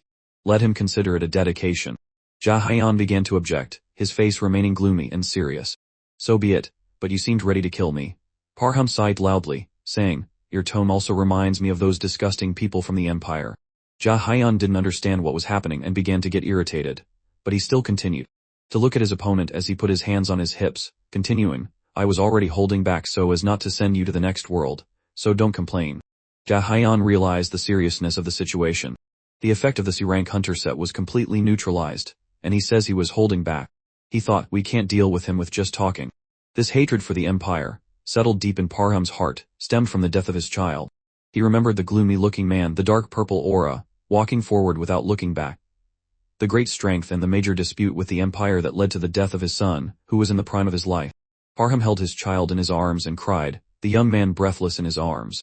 This hatred had long since spread beyond the Empire, extending even to the travelers who passed through it. The huge snowy mountains did not allow travelers to go around, and Parham, the main warrior of the sun, who would have thought that the greatest warrior of Teru would stand at the corner of the castle tower. Jaehyun continued to be nervous, and at first did not understand what to do. The subscribers commented, "Yeah, go with your dedication."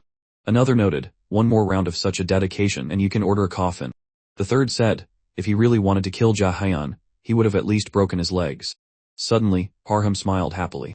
Jaehyun came a little closer, asking him, "If the dedication is over, can I go?" Parham shook his head negatively, and grinned.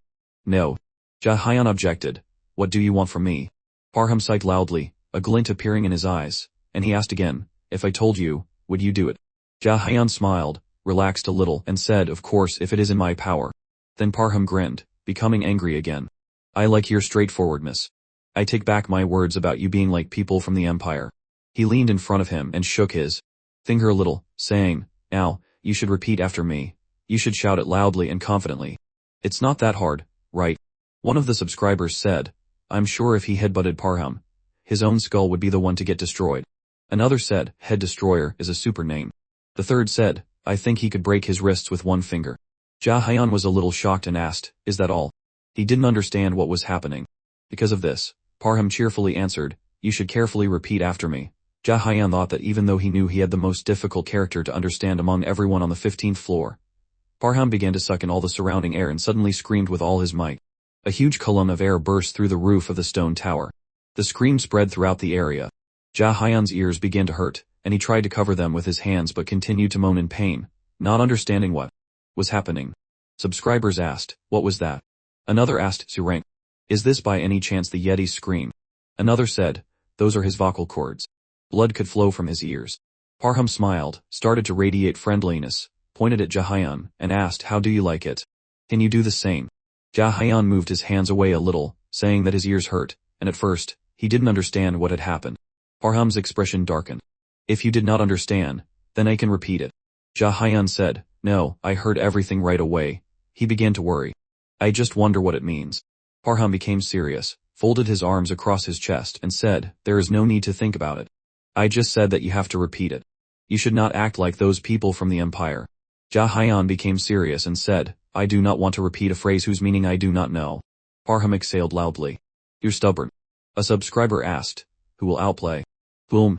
Another added, "What would he do in such a situation?" A user also wrote that the ancient Korean tradition is a grand bow. The commentator also noted that the grand bow is a cultural thing. Suddenly, Parham turned around, smiled, waved his hand, and said, "Since it is your first time, it seems you don't know anything about the Great Taru. You should follow me." The subscriber said that he should run now. A commentator also wrote, "I'm just imagining how the main character is shaking." Another wrote that Jaehyun has nowhere to run. He thought that he didn't need to make a fuss. Looking at Parham's back with white fur, he began to climb the stairs higher. Jaehyun began to seriously think that following Parham was not scary. Even though it didn't go well at the beginning, he would have to meet him anyway. Parham is one of the greatest warriors of Taru. Jaehyun recalled the 3 greatest warriors. He was still going to learn how to break the skill form, so it wasn't such a bad start. If he breaks the skill's form, it won't be his body that moves according to the skill, but rather his body will be able to directly use and control the skill. His eyes remained serious, and his eyebrows drew together. There were footprints in the snow behind Parham. Jaehyun followed him, and they came out onto the fortress wall. Parham walked up to a huge cannon that was looking beyond the fortress. He suddenly turned around and asked if he knew something like that. Parham patted the cannon. Jaehyun walked closer and said that it looked like a mana cannon. Parham laughed and said cheerfully, "So you recognized it. In the Empire, it is still being developed. In the last war, I threw bait to the people of the Empire, and then wiped them off the face of the earth with this." Parham remembered the huge explosion that caused many casualties on Earth. He stood next to the cannon he had just fired. After which, they wanted to create their own version of that cannon. It seems that the people of the Empire are actively doing this. Parham looked around and said, "The snow has almost stopped." Just in time. He asked if he wanted to use it. "It has been a long time since I have shot." Parham pointed forward with his finger. There was a huge, strange plant growing there that was emitting dark energy. Parham asked Jaehyun if he could see that black thing. Jaehyun agreed with him and came closer. Parham continued to say that it was not always so huge. It used to be no bigger than a mole in size. As he came closer, he saw how monsters were protecting it. It was the first time in my life that I had seen such creatures. The huge plant continued to emit dark energy. Nothing else was growing around it. Parham crouched down a little and took out a huge mana stone. Jahayan came closer, asking, "Does that mean he came back right away?" Parham smiled, saying, "It was only because I was accompanied by people who were in bad shape. You should not misunderstand." Parham squeezed the mana stone even tighter. "Do you know where those monsters came from?" Jahayan's expression darkened. He lowered his head and answered negatively, but thought to himself that there was no way he didn't know. At the same time, Parham began to load one mana stone into the cannon. His eyes became serious, and he said, "They came out of this thing. Can you believe it?" Parham abruptly hit the cannon with his fist. It lit up and began to prepare to fire. Jahayan was shocked and did not understand what was happening. A huge mana stone began to burst out of the cannon with a bright light. One of the subscribers asked, "What is Parham doing?" Another said, "No, he's shooting without even adjusting the angle." The third laughed, saying, "It looks like he aimed the cannon at the right target." A huge explosion thundered, and the cannonball flew towards the plant at high speed. This created a large gust of wind and a bright flash of light. The cannonball pierced through the plant, leaving many strange green splashes. The tentacles of the plant began to move, trying to extinguish the fire around them. It was as if it were alive, and a scream and an explosion were heard. Parham leaned on the cannon that had just fired, saying, "This thing has destroyed the great Teru family. What heresy." He turned to Jahayan and asked, "Isn't it interesting? The world is experiencing the same events over and over again. After destruction, only vague memories remain, which are only enough to understand that everything is repeating itself." Jahayan thought, and suddenly his face became tense. Unlike the 5th floor, the Teru people on the 15th floor remember the fall of their kingdom. A fall that is repeated over and over again. After the germination of the heart of this organism, it absorbs all the life force around it in order to bloom. The plants began to heal, only strengthening in power, creating more energy around themselves. When the petals finally open, demonic creatures will endlessly burst out of the flower. This disaster will lead to the destruction of Taru. Parham began to yawn and lean back. Jahayan was distracted, and did not understand what happened. At the same time, the man said that he had said too much that was useless, and the greatness of Teru was now just a joke. Jahayan looked at the man who had already turned away from him, thinking that he had seen monsters attacking the kingdom and destroying it, experienced his own death many times, but still remained calm. This man is really strong, not only in body but also in spirit. Suddenly, he turned to Jahayan, saying, "I've had enough of this nonsense. If you need to figure something out, you should hurry up with it, and then just leave." He asked, "Is the initiation over?" Parham raised his finger up. "Yes, and you can tell yourself that you did a great job." Suddenly, Jahayan stopped him, seriously saying that his affairs were related to him, the main warrior of the Sun. One of the commentators asked, "Why so suddenly?" Another said, "Why did Jahayan deliberately ignore their advice?" Parham calmly continued, "So you knew about me before you came here. How interesting. Can I listen to what the matter is?" Jahayan said sharply, his eyes darkening, "I would like to learn from you. I want to become a warrior." Parham began to laugh. He put his hand to his head and said that someone definitely deceived him. He smiled but continued to speak. "I've had such travelers, but most did not last even an hour, let alone days." His smile became evil and arrogant. Jahayan was quite confident and still asked, "Is this a refusal?" At the same time, Parham spread his hands, shook his head, and asked, "What are you talking about? I am not that cruel." The commentator said, "Then why did he tell him to fight 20 Yadis? He's crazy." Another asked, "Victim. How did he survive?" Another said, 20 Yadis. He refuses. Some also added that he watched from the side and did not help before he died. Parham extended his hand forward, saying, "So be it. I will give you a task. First, get used to Taru. Then you must return. If you do everything too diligently and quickly, you will only increase your chances of death." Jahayan said seriously, "But if you have vague memories after the destruction, there is no guarantee that you will remember it next time, right?" Parham shook his head affirmatively, saying that he cannot worry. Extraordinary travelers are not forgotten so easily. Jahayan asked, "What if I say that I want to start learning right now?" Parham said happily, "Also good." His eyes narrowed, and his eyebrows came together. Some commentators said, "These are the same eyes with which he sent him to kill the Yeti." Another wrote, "These seem to be emerging memories." Jahayan started to get nervous, fear showing on his face. He distracted himself and said, "Okay, first I will take the task, get used to it, and then come back." Parham pointed his finger up, saying that it was a good choice. At the same time, Parham smiled slightly, saying, "If you want to, then with your current level, a suitable task would be to hunt a red-maned white boar." At the same time, Parham was surprised, saying, "But don't you already have a task?" This made him think.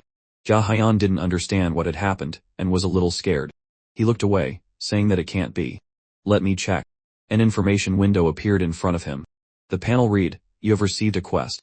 Quest rank, unknown quest. Extract the heart of the organism. You will not be able to leave the 15th floor until you complete this quest. Warning, if you cannot extract the heart of the organism before it blooms, Teru will fall."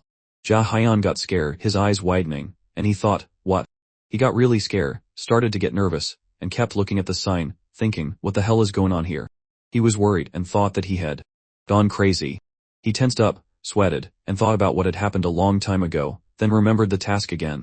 He thought, if I cannot leave, then I will die at the same moment as Teru falls. Kim covered his face with his hand from the emotions he had experienced. In the message, a viewer wrote that the admin was crazy. And I thought that he had quieted down. The next viewer wrote, leaving the task and just leaving are different things. Can he do it at all? Another viewer asked if it was possible to do this on the 15th floor. Parham looked at Kim Ja-hyun in surprise, and asked what was wrong. Kim looked down and said, yes, thinking that as the viewers wrote, considering the difficulty of the 15th floor, even if all 50 players on the floor unite. But after that, the thought was cut off. Kim looked forward seriously, a drop of sweat rolling down from him, and he continued the thought in his head, thinking that they would not be able to even scratch the heart of the organism. A viewer in the chat wrote that it was difficult even for the 25th floor. Another viewer wrote that he thought he would have to deal with the monsters that it spits out, but to kill the organism itself. A third said that even for Kim, it was too much. Parham said that he did not know what happened, asking if he could still help with something. Kim Ja-hyun turned around abruptly, confidently showing disagreement. After that, he apologized and asked if he would mind if he came back later. Parham looked at him with a smile and kind eyes, saying that he could do whatever he wanted. Kim asked where he should look for him when he returned. Parham replied, you should come to the place where the sun shines brightest on Zakharan. Lowering his head in gratitude, Kim replied, okay, in that case, I will go. Parham, watching Kim Ja-hyun leave, thought that apparently something urgent had happened, although he had even become calmer.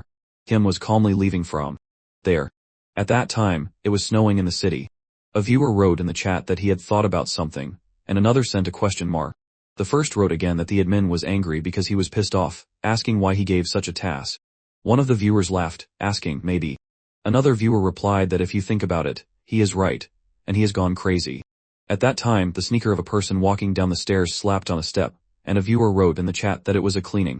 Another answered him that they will quickly organize such a thing. Kim Ja-hyun walked seriously, thinking about the fact that it was obvious who gave this task. He thought the admin was trying to test him again. There was only a month left. His thoughts were swirling around the fact that usually the body needs less than 30 days to fully blossom.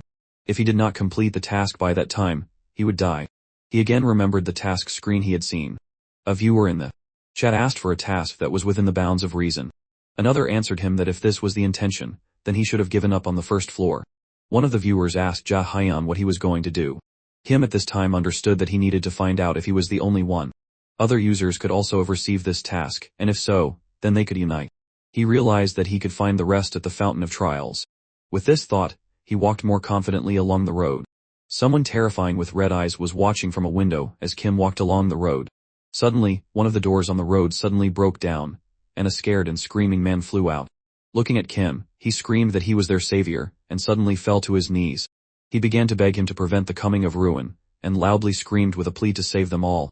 Kim was taken aback and in fear, walked away from the man, stretching out his hand to him. In anger, Kim abruptly turned away from him in the opposite direction and began to walk, and the man sitting on his knees screamed after him that he was his savior. Kim silently pulled his hood tighter over his head, while a viewer wrote in the chat that these people always do this. Another answered him that nothing can be done because the admin said it. Another viewer typed that if the admin had not said so, the inhabitants would have gone crazy and committed suicide. To save the sanity of the people of Taru, the administrator created a legend. The legend has it that one day a traveler will appear and save all the people using the name of the god with the diamond halo, Gerald. Gerald gave the people this prophecy. The people were overjoyed, they shouted and smiled.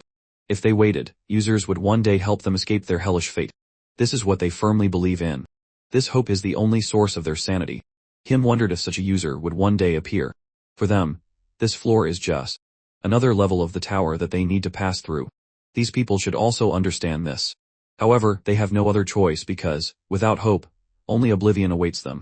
Thinking about this, Kim closed his eyes, exhaled, and decided that for now, he would focus on the test. With these thoughts, he walked forward through the snowy city. Kim came to a huge, tall building, very different from the others.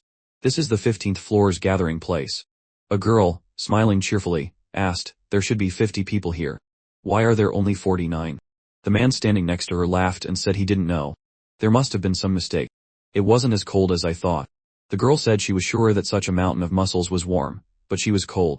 Their conversation was interrupted by a man who apologized out loud and raised his hand. The man asked in surprise what the conversation was interrupted by. Him, who had changed his clothes, apologized again. Then he announced that he was also a user and wanted to ask them something. The man happily exclaimed that this was the last one who had gotten lost, saying that it was nice to meet him. He introduced himself as Kim Sang-hook, saying that the girl next to him was called Lee Soo-yeon. Kim listened, then introduced himself. He asked her if it was her real name. The girl angrily yelled at him and then apologized to Kim, saying that Kim Sang-hook was a little immature. She then asked Kim if he had just come from outside. He answered positively, saying that he needed to ask other users something. The girl smiled and said that she was listening to him. After which, Kim asked his question, "Could you see what task you received?" She was a little taken aback, mumbling that they had just arrived, and asked him to give her a second. Then she said that this was to be expected because so far, there was nothing, and showed the screen where the notification said that she had not received any task. In the chat, a viewer insulted the admin, and another, turning to Kim, reminded him what would happen if he did not do this. Another viewer laughed that it seemed like this was an exclusive job for Kim. He thought about it, lowered his head, and whispered clearly so that Lee just wouldn't hear, and asked, "Something wrong?" Kim asked her not to worry, answering that he was glad that she had taken the time to tell him, and thinking that if he was the only one who received this task, then the rest would just pass by. The girl warned him not to be shy about approaching her, while Kim was only thinking that no matter what happened to him, it was unlikely that anyone would help him. Kim Sang-hook began to participate in the conversation again, remembering that they had added everyone else as friends, and asking him if he wanted to be friends with them. Kim Ja-hyun stood there, and thought. He was thinking that although it would be difficult to get them to help him destroy the heart, if he added them, he would be able to get more viewers, so it would not do any harm. In the comments, a viewer asked, "They are pretty cute, right?" Another answered him, "Really good-natured guys." A third laughed, telling Kim Ja-hyun to just accept them, because you never know how things could turn out.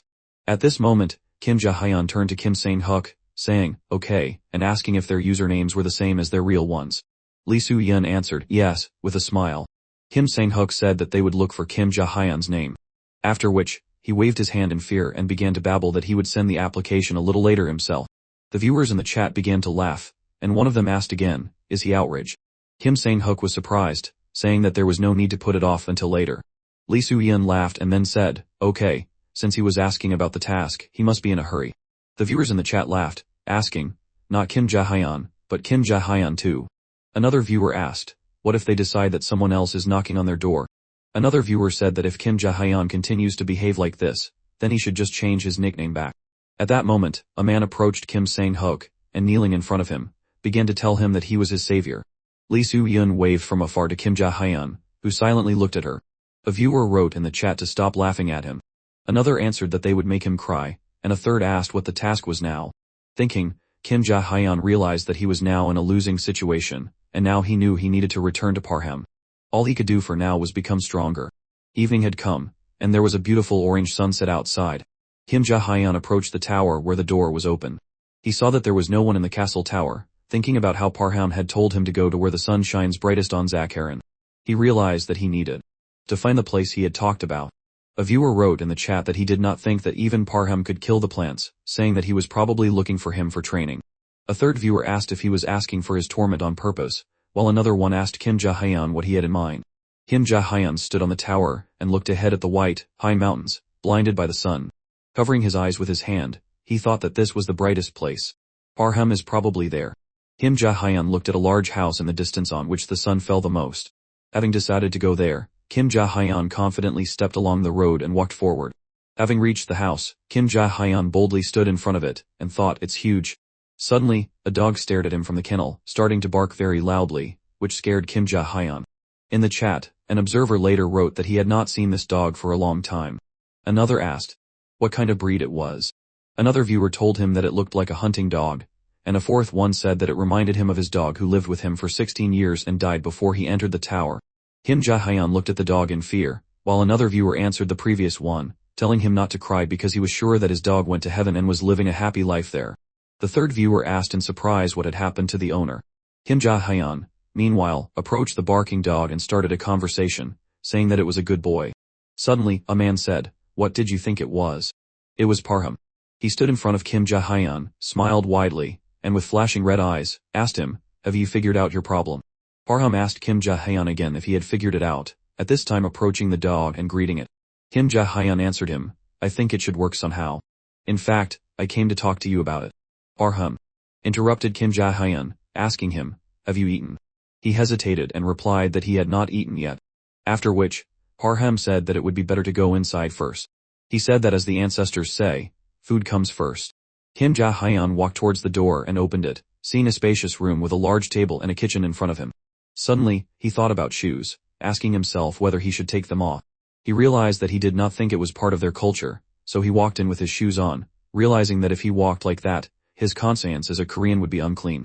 A viewer wrote in the comments that Kim Ja-hyun was deep in thought. After which, another responded that his Korean manners had turned on. Another concerned viewer pointed out that walking on the carpet in shoes was beyond the pale. Parham, walking forward, told Kim Ja-hyun to move on, after which he apologized for the intrusion. He saw a girl standing in the kitchen in front of him. A viewer in the chat was surprised, saying that he had never seen Parham's house before. Another said that the house was quite modest for the greatest warrior, and a third answered him that if he knew that the world was an endless loop of destruction, he would also be a minimalist. The girl turned and, smiling brightly, greeted the guests. Are you one of the new travelers who came this time? A viewer wrote in the comments in shock, is this really Parham's wife? Another viewer wrote there that she was very cute, and another answered that now he knows his type.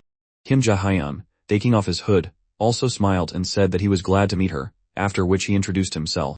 She replied that she felt the same way and said that her name was Charlotte. She was very curious about who her husband had invited to dinner, saying that it was the first time, and complimented Kim Ja-hyun, saying that he was a very nice young man. She was holding a tray of sausages and scrambled eggs in her hands. Kim Ja-hyun, hearing compliments in his direction, became embarrassed and responded with gratitude. Viewers in the comments began to write to him, what is going on? One of them wrote that he should not tell him that he was into married women. Another asked if Parham was a good fighter. The next viewer answered him, writing as if he himself did not know that he was the best warrior. At this point, Parham's eyes turned black with anger. Holding a fork in his hands, he furiously asked him, what are you doing? Sit down immediately. Kim Ja-hyun fearfully agreed with him. At this time, Charlotte said that she had prepared food that travelers usually like, asking him to start eating. Kim Ja-hyun thanked her for the food. Charlotte's eyes flashed, asking Parham, how much longer do you intend to do nothing in the castle tower? Parham asked her in surprise, how could you call it that? Kim Ja-hyun, chewing his food, thought that he had not thought that. Parham was henpecked. Viewers jokingly wrote that even a great warrior gets a scolding from his wife at home. Another wrote that his wife had just found money in his yearbook, asking if he wanted to explain it. At that moment, Parham very abruptly put his hand on Kim Ja-hyun's shoulder, which startled him, and said, it seems like you're almost finished, so why don't we talk for a while? Kim Ja-hyun replied that he had not finished eating yet, but before he finished, Parham interrupted him, saying that they would meet outside, and quickly ran away. Kim Ja-hyun was at a loss, embarrassedly telling Charlotte that he had to go, but it was very delicious. She replied, I'm very glad that you liked it. Kim Ja-hyun opened the door and left the house. In the yard, Parham approached the dog again and stroked it. The dog looked at him with kind eyes and stuck out its tongue. Parham said, if it weren't for Charlotte and this dog, I would have gone crazy a long time ago, and would have wandered through the snowy fields without a drop of hope. Kim Ja-hyun told him that Charlotte was a very nice person, to which Parham laughed and answered him that she was his ideal. Suddenly, he asked him, are you really a traveler? Kim Ja-hyun was embarrassed but answered confidently, yes. Parham then smiled and asked him, how do you look at us? You know that the world is coming to an end, but we still continue to repeat our meaningless lives. Do you find it funny? Kim Ja-hyun disagreed. He remembered how a man had approached him on the road and fallen to his knees in front of him, thinking that these people cling to the absurd belief in the existence of a savior and live a meaningless life on repeat, but they have just found their way to survive and hold on. Strengthened in his rightness, Kim Ja-hyun exhaled and said that he did not think so at all. Parham then asked, is that all? Kim Ja-hyun stood in front of him, looking into his eyes, and even more confidently answered, yes. Parham then suddenly laughed a lot and said that he really does not know how to encourage people with words and cannot understand at all what is going on in his head. After that, he added, it is strange, but you are not bad. He hugged Kim Ja-hyun. The latter asked him in amazement, is this a compliment? Viewers in the chat reminded that Kim Ja-hyun asked them to leave when they compliment him. Another laughed, saying, how many victims? Kim Ja-hyun said that he was in a rather difficult situation now, so he wanted to become a warrior. Parham looked at him with interest and asked, This is somehow connected with your task, right? After that, Bahamut replied that they would see each other the next morning, and told Kim Ji-woo to get a good night's sleep. Putting his hand on Ji-woo's shoulder, he asked in surprise why he wasn't even asking for a reason. Bahamut replied that he could ask tomorrow. For now, he could sleep here. A viewer in the chat commented that Kim Ji-woo was now officially an outsider. Another asked if Bahamut was really offering him a spot to sleep in his lair with his dog. Another was sure that Kim Ji-woo had chosen a thorny path. Ji-woo himself was thinking that under normal circumstances, he would use the accommodation next to the Fountain of Trials, but he hardly had any time to train. With these thoughts, he watched as Bahamut entered the door. Kim Ji-woo was puzzled but realized he couldn't waste time on trivial matters. His life was on the line, and he needed to do everything he could to level up. He remembered the system window he saw, which had a notification that he needed to extract the organisms. Otherwise, he wouldn't be able to leave the 15th floor until the task was complete. The next day, in the light of the sun, Bahamut shouted to Kim Ji-woo, "What kind of power do you want? The great battle technique of Takai, or do you want to learn the skills of the Empire?" Kim Ji-woo, who had just woken up and looked very sleepy, asked if Bahamut wasn't even going to give him time to wash and eat. He thought to himself that they could have at least let him spend the night inside. At this time, Bahamut stood before him, already prepared and well rested. "Washing and eating are very important after a good workout," Bahamut declared, ordering him not to talk like a weakling. One of the viewers wrote in the comments, "This is the army." Another replied, "It reminds me of my morning training." Looking at Bahamut, Kim Ji-woo said that he would like to learn the axe-wielding skills used in this place, thinking that it was the weapon he was most familiar with, and also what the warriors of Takai were best at. Furthermore, axes were Bahamut's specialty. Bahamut thought for a moment, and then asked Kim Ji-woo, "So you've already learned the skills of the Empire?" Kim Ji-woo answered negatively, after which Bahamut remarked, "This is a rather strange desire for a native of the Empire. But for starters, I don't like your clothes." "My clothes?"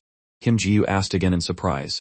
Bahamut pointed his finger at Kim Ji-woo aggressively and ordered him to take them off immediately. The viewers in the chat were surprised. One asked, "Take it off." Another joked, "I'm not into married women, but married men." Bahamut asked Kim Ji-woo how he could train while wearing clothes designed to protect their owner, saying it would only interfere. Listening to him attentively, Kim Ji-woo replied that he understood. He thought that it made sense. If he could control it, the armor would automatically react to keep him safe. Taking off his jacket, and remaining in its shirt, Kim Ji-woo stood in front of Bahamut. The warrior came up to him from behind and patted him on the shoulder, saying, "You're in good physical shape. You probably have no end of women." Kim Ji-woo immediately became embarrassed, asking him not to say that. A viewer in the comments wrote, "Ji-woo really is very popular." Another said, "That high school girl would confirm this. Right, Ji-hang." Another viewer wrote, "Kim Ji-woo has committed many sins." At this time, Bahamut said, "We will begin." He added that he was disappointed with how quickly things ended after their first meeting. He was warming up his forearm as Kim Ji-woo asked him what before he could finish. Bahamut suddenly swung his arm, his fist flying aggressively and quickly toward Kim Ji-woo, but he managed to dodge. He was very surprised. He got into a stance and shouted, "Could you at least warn me before starting?" Bahamut, smiling maliciously, said, "Legs are next." Immediately, they both got into a stance and began to fight with their legs. Bahamut told him, "You haven't even learned the skill yet, but you can certainly use the power of nature. This is truly something unique." Kim Ji-woo shouted, "If you continue laughing, we might as well end it there." He asked, "Just in case, is this also part of the training?" Bahamut told him, "You talk too much." And now, for the head. Suddenly swinging his fist right in front of Kim Ji-woo, he moved so fast that Ji-woo thought in horror that he simply wouldn't have time to dodge. Suddenly, the fist that was rushing at him bounced off an invisible wall that appeared in front of him. This power, Kim Ji-woo mentally asked himself. He looked at his gloved hands and thought it felt as if he had been hit by a hammer. Bahamut, still looking maliciously at Kim Ji-woo, said, "That's not all. We will continue." He began shouting, "Chin, stomach, head," and with each shout, he pounced on Kim Ji-woo. Not having time to catch his breath, Ji-woo stood there, dirty and covered in sweat, and thought, "What is happening? Is he a monster or something?" An hour had already passed since the beginning. Closing his eyes, he realized that he could not take it anymore and fell to the ground, having reached his limit. He hadn't even had breakfast yet. Bahamut looked down at Kim Ji-woo smugly. "You didn't learn the skills of the Empire, right?" Smiling sarcastically, he said, "In that case, this should be possible." Suddenly, he asked Kim Ji-woo, "Do you like it?" At that moment, a system window popped up in front of Kim Ji-woo, notifying him that he had learned a new skill, Takai Martial Art Level 1. He tiredly squeezed out an agreement and said, "It's perfect." Kim Ji lay there smiling contentedly, while the viewers in the chat were perplexed. "They've never seen anything like this," one wrote. They asked each other if anyone knew about it, and everyone answered negatively. At this time, Kim Ji put his hands on the ground and, standing up, thought that he also didn't expect it to happen. He looked at the system window with pleasure. The viewers noticed that he seemed to be in shock as well. Someone wrote, "I don't even know if this skill is any good." Another viewer replied, "Jiu got it after getting beat up, so it's most likely a passive skill, but it's probably a good one." Kim Ji was pleased. He realized that it couldn't be a bad skill. Although not explicitly indicated in the system, users divide skills into two main types: active skills that users need to activate, and passive skills that are maintained constantly. Passive skills are usually created by repeatedly using active skills, and there is also a small chance to get a passive skill when using a high-ranking skill. Passive skills created this way do not consume mana or aura.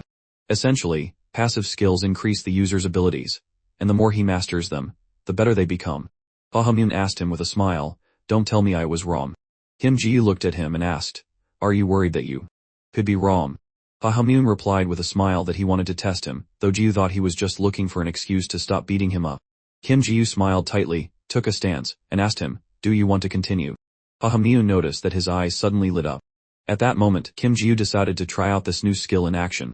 He jumped up from his spot, running forward and shouting, "I'm advancing." Bahamut looked at him in shock, thinking about his speed and movements. Anyone would agree that he is worthy of being called a warrior of Takai. How can he imitate my movements after seeing them only a couple of times? Bahamut was shocked but managed to react, suddenly parrying Kim Ji's attack. "I knew it," he thought. His initial impulse was good, but the attacks are still clumsy. Bahamut exhaled, starting to say, "You still have a long way to go," but before he could finish, he suddenly received a blow from Kim Ji. He covered his face with his hand. Kim Ji asked him, "What were you trying to say?" They started to fight again. Bahamut realized it was just a distraction, a fairly obvious move, and it was his own fault for letting his guard down, so he had nothing to say. He realized that he might have made a mistake himself. The viewers in the chat laughed, asking Kim Ji how he was able to land a blow and whether he would pay for it with his life.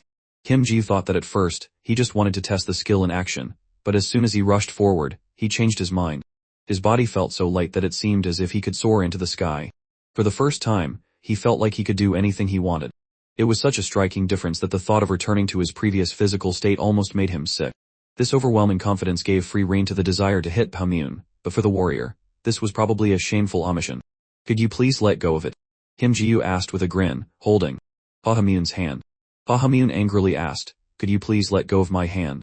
Someone in the chat room said, "It was nice meeting you, Kim Ji." Outside Bahamut's house, the dog, Tasha, was sitting alone, waiting for her owner. Suddenly, Kim Ji shouted, "Tasha," as he was sent flying and fell with a crash. Bahamut joked, "It's like you were born again." "What do you think?"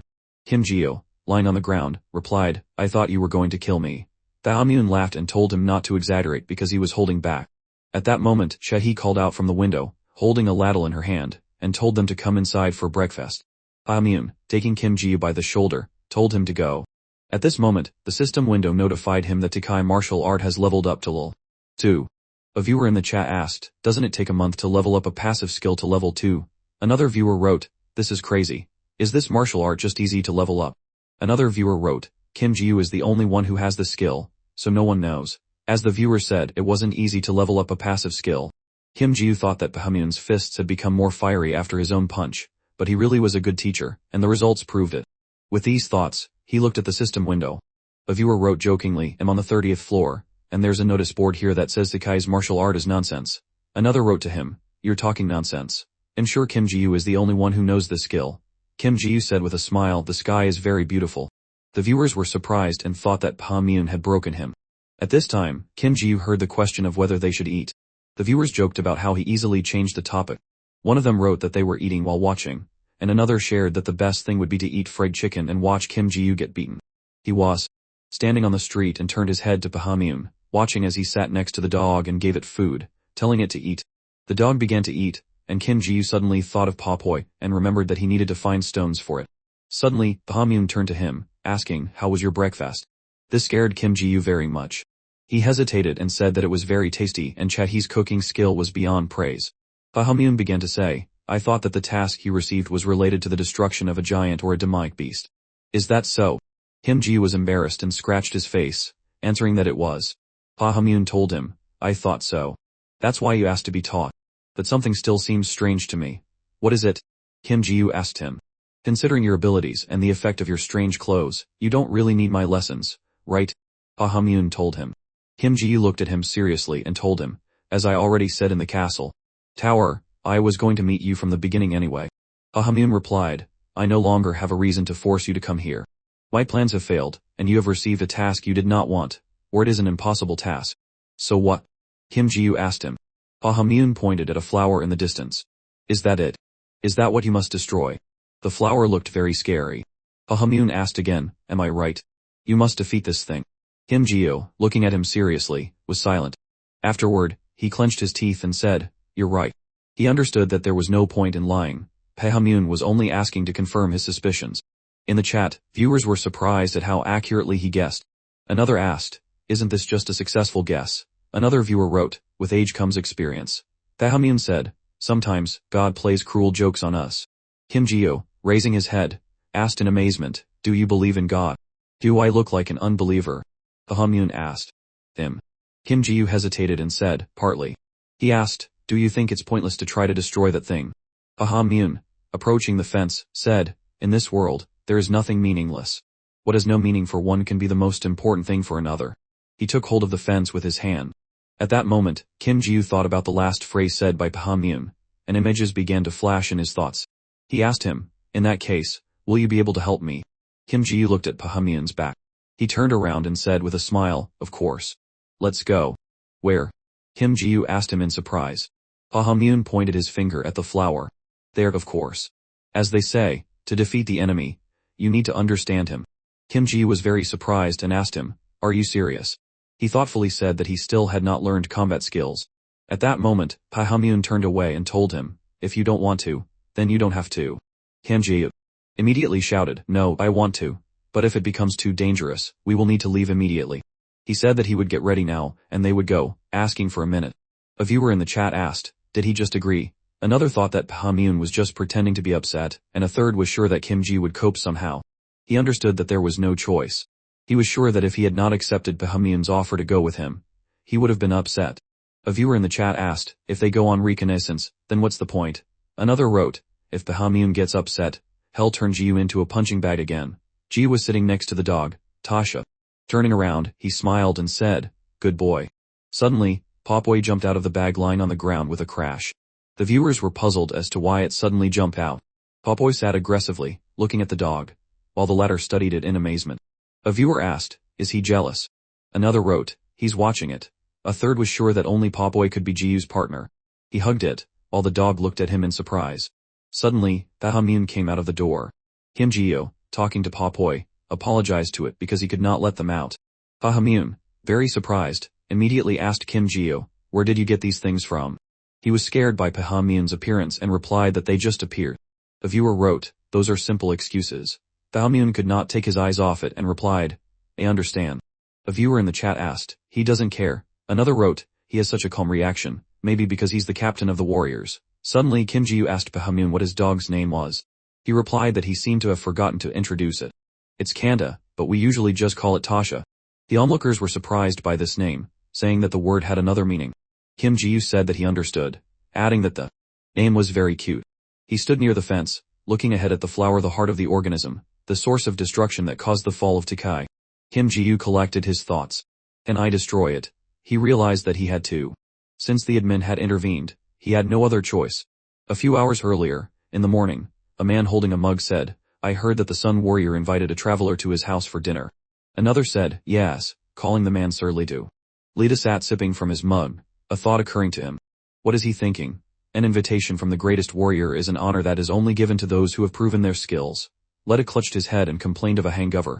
No matter how much God is playing tricks on us, the invitation to dinner at his home, even as part of an outdated tradition, seems strange. Ledu, handing the guy a mug, said that it seemed like Pahamyun was having fun again. The guy, Ledu's assistant named Karuan, told him that he didn't think so this time because the captain and the traveler had been sparring together. I don't think the sparring was frivolous, he said, which surprised Lidu. Lidu made a shocked face, then laughed very loudly and said, this is just like him, now I even feel sorry for the guy. Karuan replied, he hasn't looked truly happy for a long time, which surprised Lidu, who said, now I'm interested. We have nothing better to do anyway. It's better to do something than try to forget ourselves in a bar, and then suffer from a hangover. Are you leaving? Karuan asked him. He smiled, saying, I want to meet the traveler. Karawan agreed with him, asking, should I call the other warriors? What are you talking about? Lida asked him. We'll run into them completely by chance, right? Karawan did not understand and asked again, we. Lida laughed, saying, of course we're going together. Karawan shook his head and said, no way. I'm not going anywhere. What's wrong with you? Lida asked him. If you come with me, I'll let you die a peaceful death. He dragged him by the collar while Karawan screamed that he did not want to. They walked through the snowy forest. Lida said, I'm betting 500 coins that it will be fun. Karawan was tired and cold, saying, I can't believe you're betting real money. It seems you're adapting quickly. Lida told him, our money is worthless anyway. We need to cooperate with our saviors. Karawan told him that he was doing everything to sound noble, although in fact, he was spending his savings to buy drinks for travelers. Suddenly, Lida pointed his finger forward and said, they're there. Surprised, they looked forward, then looked at each other and ran to the fence. Standing near the fence, they saw Pahamyun and Kim Ji-yu fighting. Kim Ji-yu parried an attack while Pahamyun advanced on him. Does he ever control his strength? Lida asked in amazement. Karawan answered, he hits like that when he punishes me. I'm being serious, Lida interrupted. I'm serious too, Karawan answered. Lida thought about it. For a moment, it seemed to him that Kim Ji-yu was not a traveler. Meanwhile, Ji-yu was still fighting, tiredly wiping his face afterward. Lida thought that his movements were very similar to those of a warrior of Takai. Despite Pahamyun controlling his power during the attack, Kim Ji-yu was still able to hold his stance and simultaneously look for opportunities to attack. This is very good, Lida thought. With such skills, he could apply for the position of a centurion. Suddenly he remembered Tasha and abruptly pulled himself up, asking, what am I thinking? Karawan told him, the traveler is a good fighter because the commander is holding back. Lida agreed with him, while Pahamyun shouted, Kim Ji-yu, enough. Go and have breakfast now. It's time to get up. Karawan turned to Lida. Lida was lying on the ground and looked at Karawan in surprise. He turned away and asked for 5 more minutes, but Karawan calmly said, there's a snake nearby. Lida jumped up in fear and screamed, where is it? Then he realized that there was no snake. I was talking about myself, Karawan joked. Lida started to curse, but Karawan told him to get up, notifying him that the commander had left. They looked at Pahamyun and Kim Ji-yu, who was holding Papoy in his hands. Are those not the spirits of the world tree? Lida suddenly asked. Correct, Karawan answered. As far as I remember, no traveler has had them before. Lida said with a smile, I trust your memory. Let's go take a look. Karawan agreed and, looking ahead in fascination, whisper, I want to touch it. Did you say something? Lida asked him. Later, Kim Ji-yu was standing in the street. Papoy was sitting on the ground next to him, and noticed a man approaching. In the chat, a viewer warned Kim Ji that someone was coming. He turned around in surprise, seeing Lida, who greeted the commander of the Sun Warriors. Pahamyun approached them, and asked Lida what he was doing here. I thought you were lying dead drunk somewhere in a bar. Did you decide to check if I was in my right mind? Pahamyun added, in the end, I invited a traveler to my place for the first time. But Lida told him, I didn't come for that reason. You should learn to lie first. Pahamyun turned to Kim Ji-yu with a smile, introducing him as the traveler. Ji-yu stood and smiled shyly while Papoy hid behind his back. Lida, looking at Kim Ji-yu, thought that he was a strange guy but said out loud, pleased to meet you. He thought about the fact that a moment ago, Kim Ji-yu acted like a warrior, but judging by his outfit, no matter how you look at it, he was a resident of the empire. Suddenly, Pahamyun turned around angrily and Leto immediately introduced himself, saying, I am Leto, a centurion of the great commander of Takai. Kim Ji-yu also shyly introduced himself, saying, I am a traveler. In the chat, viewers were surprised that Leto was a centurion. One of them asked, what is he doing here? Leto said, the strange guy behind me is Karawan. He is not a warrior but is quite smart, perhaps second only to the queen in intelligence. Karawan, embarrassed, said that this was a big exaggeration, and then introduced himself, glad to meet them, to which Kim Ji-yu responded in kind. Papoy looked at everyone sweetly, jumping on Kim Ji-yu.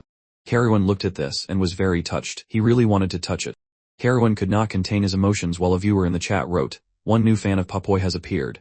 Looking at all this, Pahamyun shouted, this is ideal. I was just thinking about taking more people with me, and it's great that you decided to show yourselves.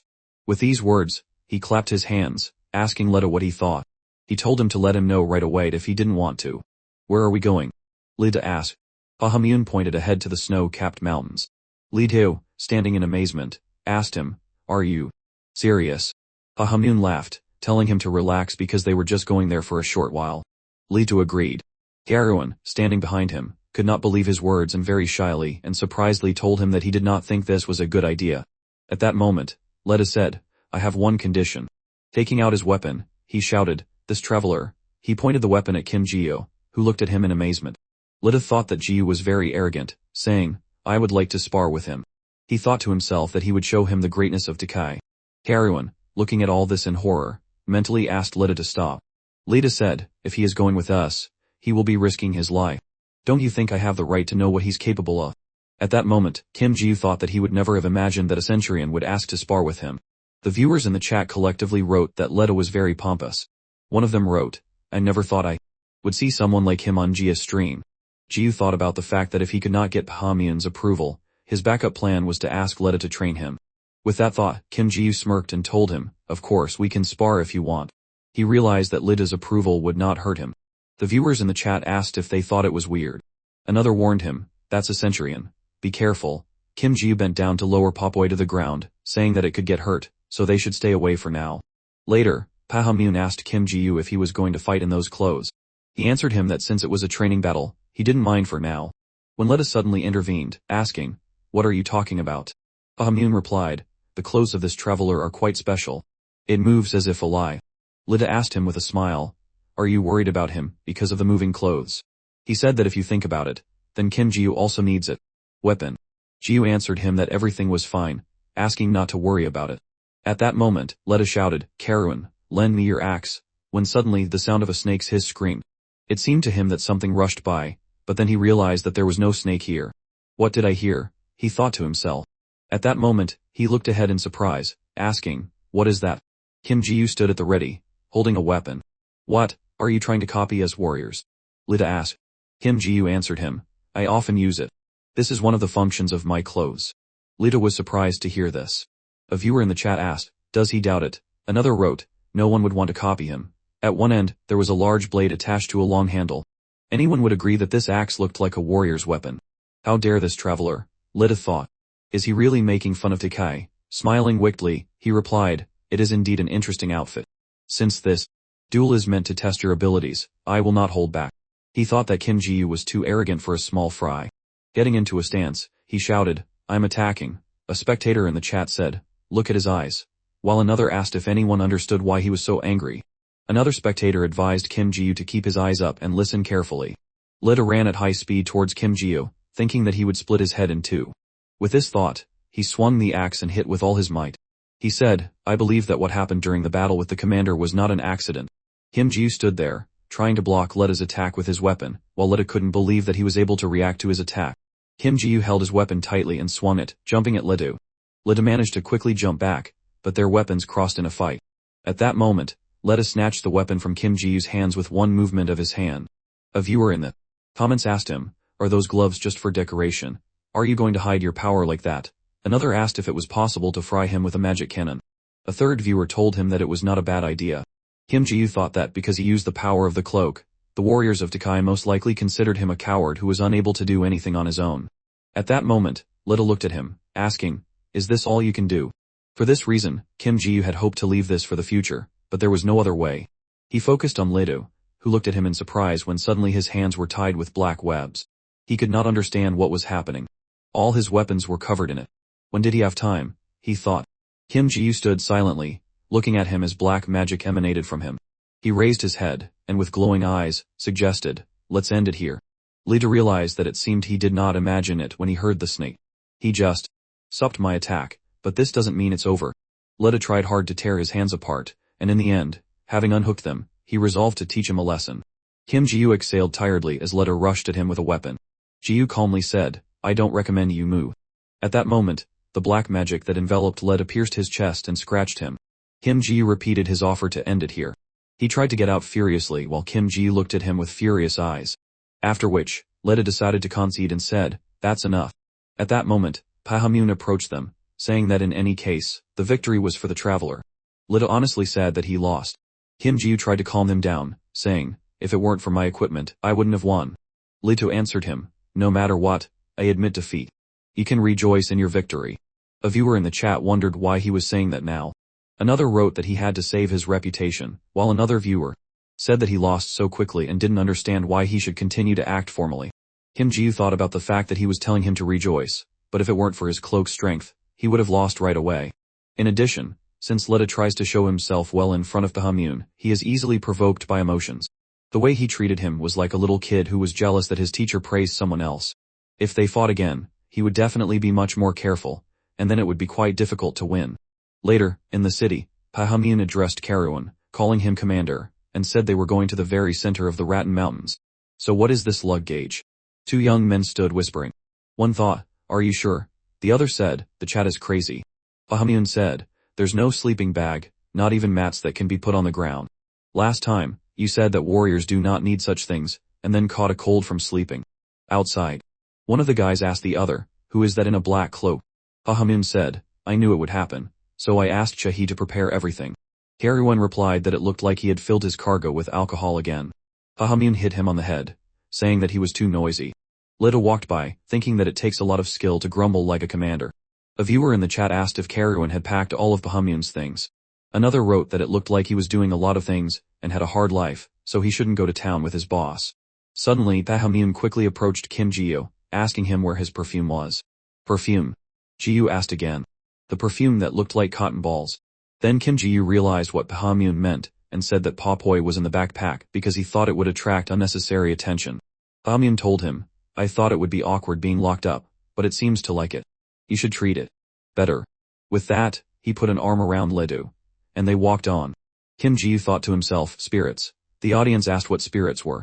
No one knew what they were for, and someone suggested that they were for cuteness. Other than the fact that they were not magical beasts, nothing else was known about the Papoy. They only knew that they appeared when the world tree was destroyed. There was also some information about their habitat, but no one knew why or how they were created. Then Kim Ji-yu thought, does Pahamyun know anything about this? The four of them were walking through the city. Suddenly, Pahamyun turned to them and asked if everyone was ready to have fun. Kim Ji-yu looked at him tiredly. Ahead were snow-capped mountains and a lot of snow. They stood looking at this and then walked forward. Kim Ji-yu turned around, and asked if everything was okay and if they needed help. Kairouan, carrying a large bag, said with a smile that he was fine.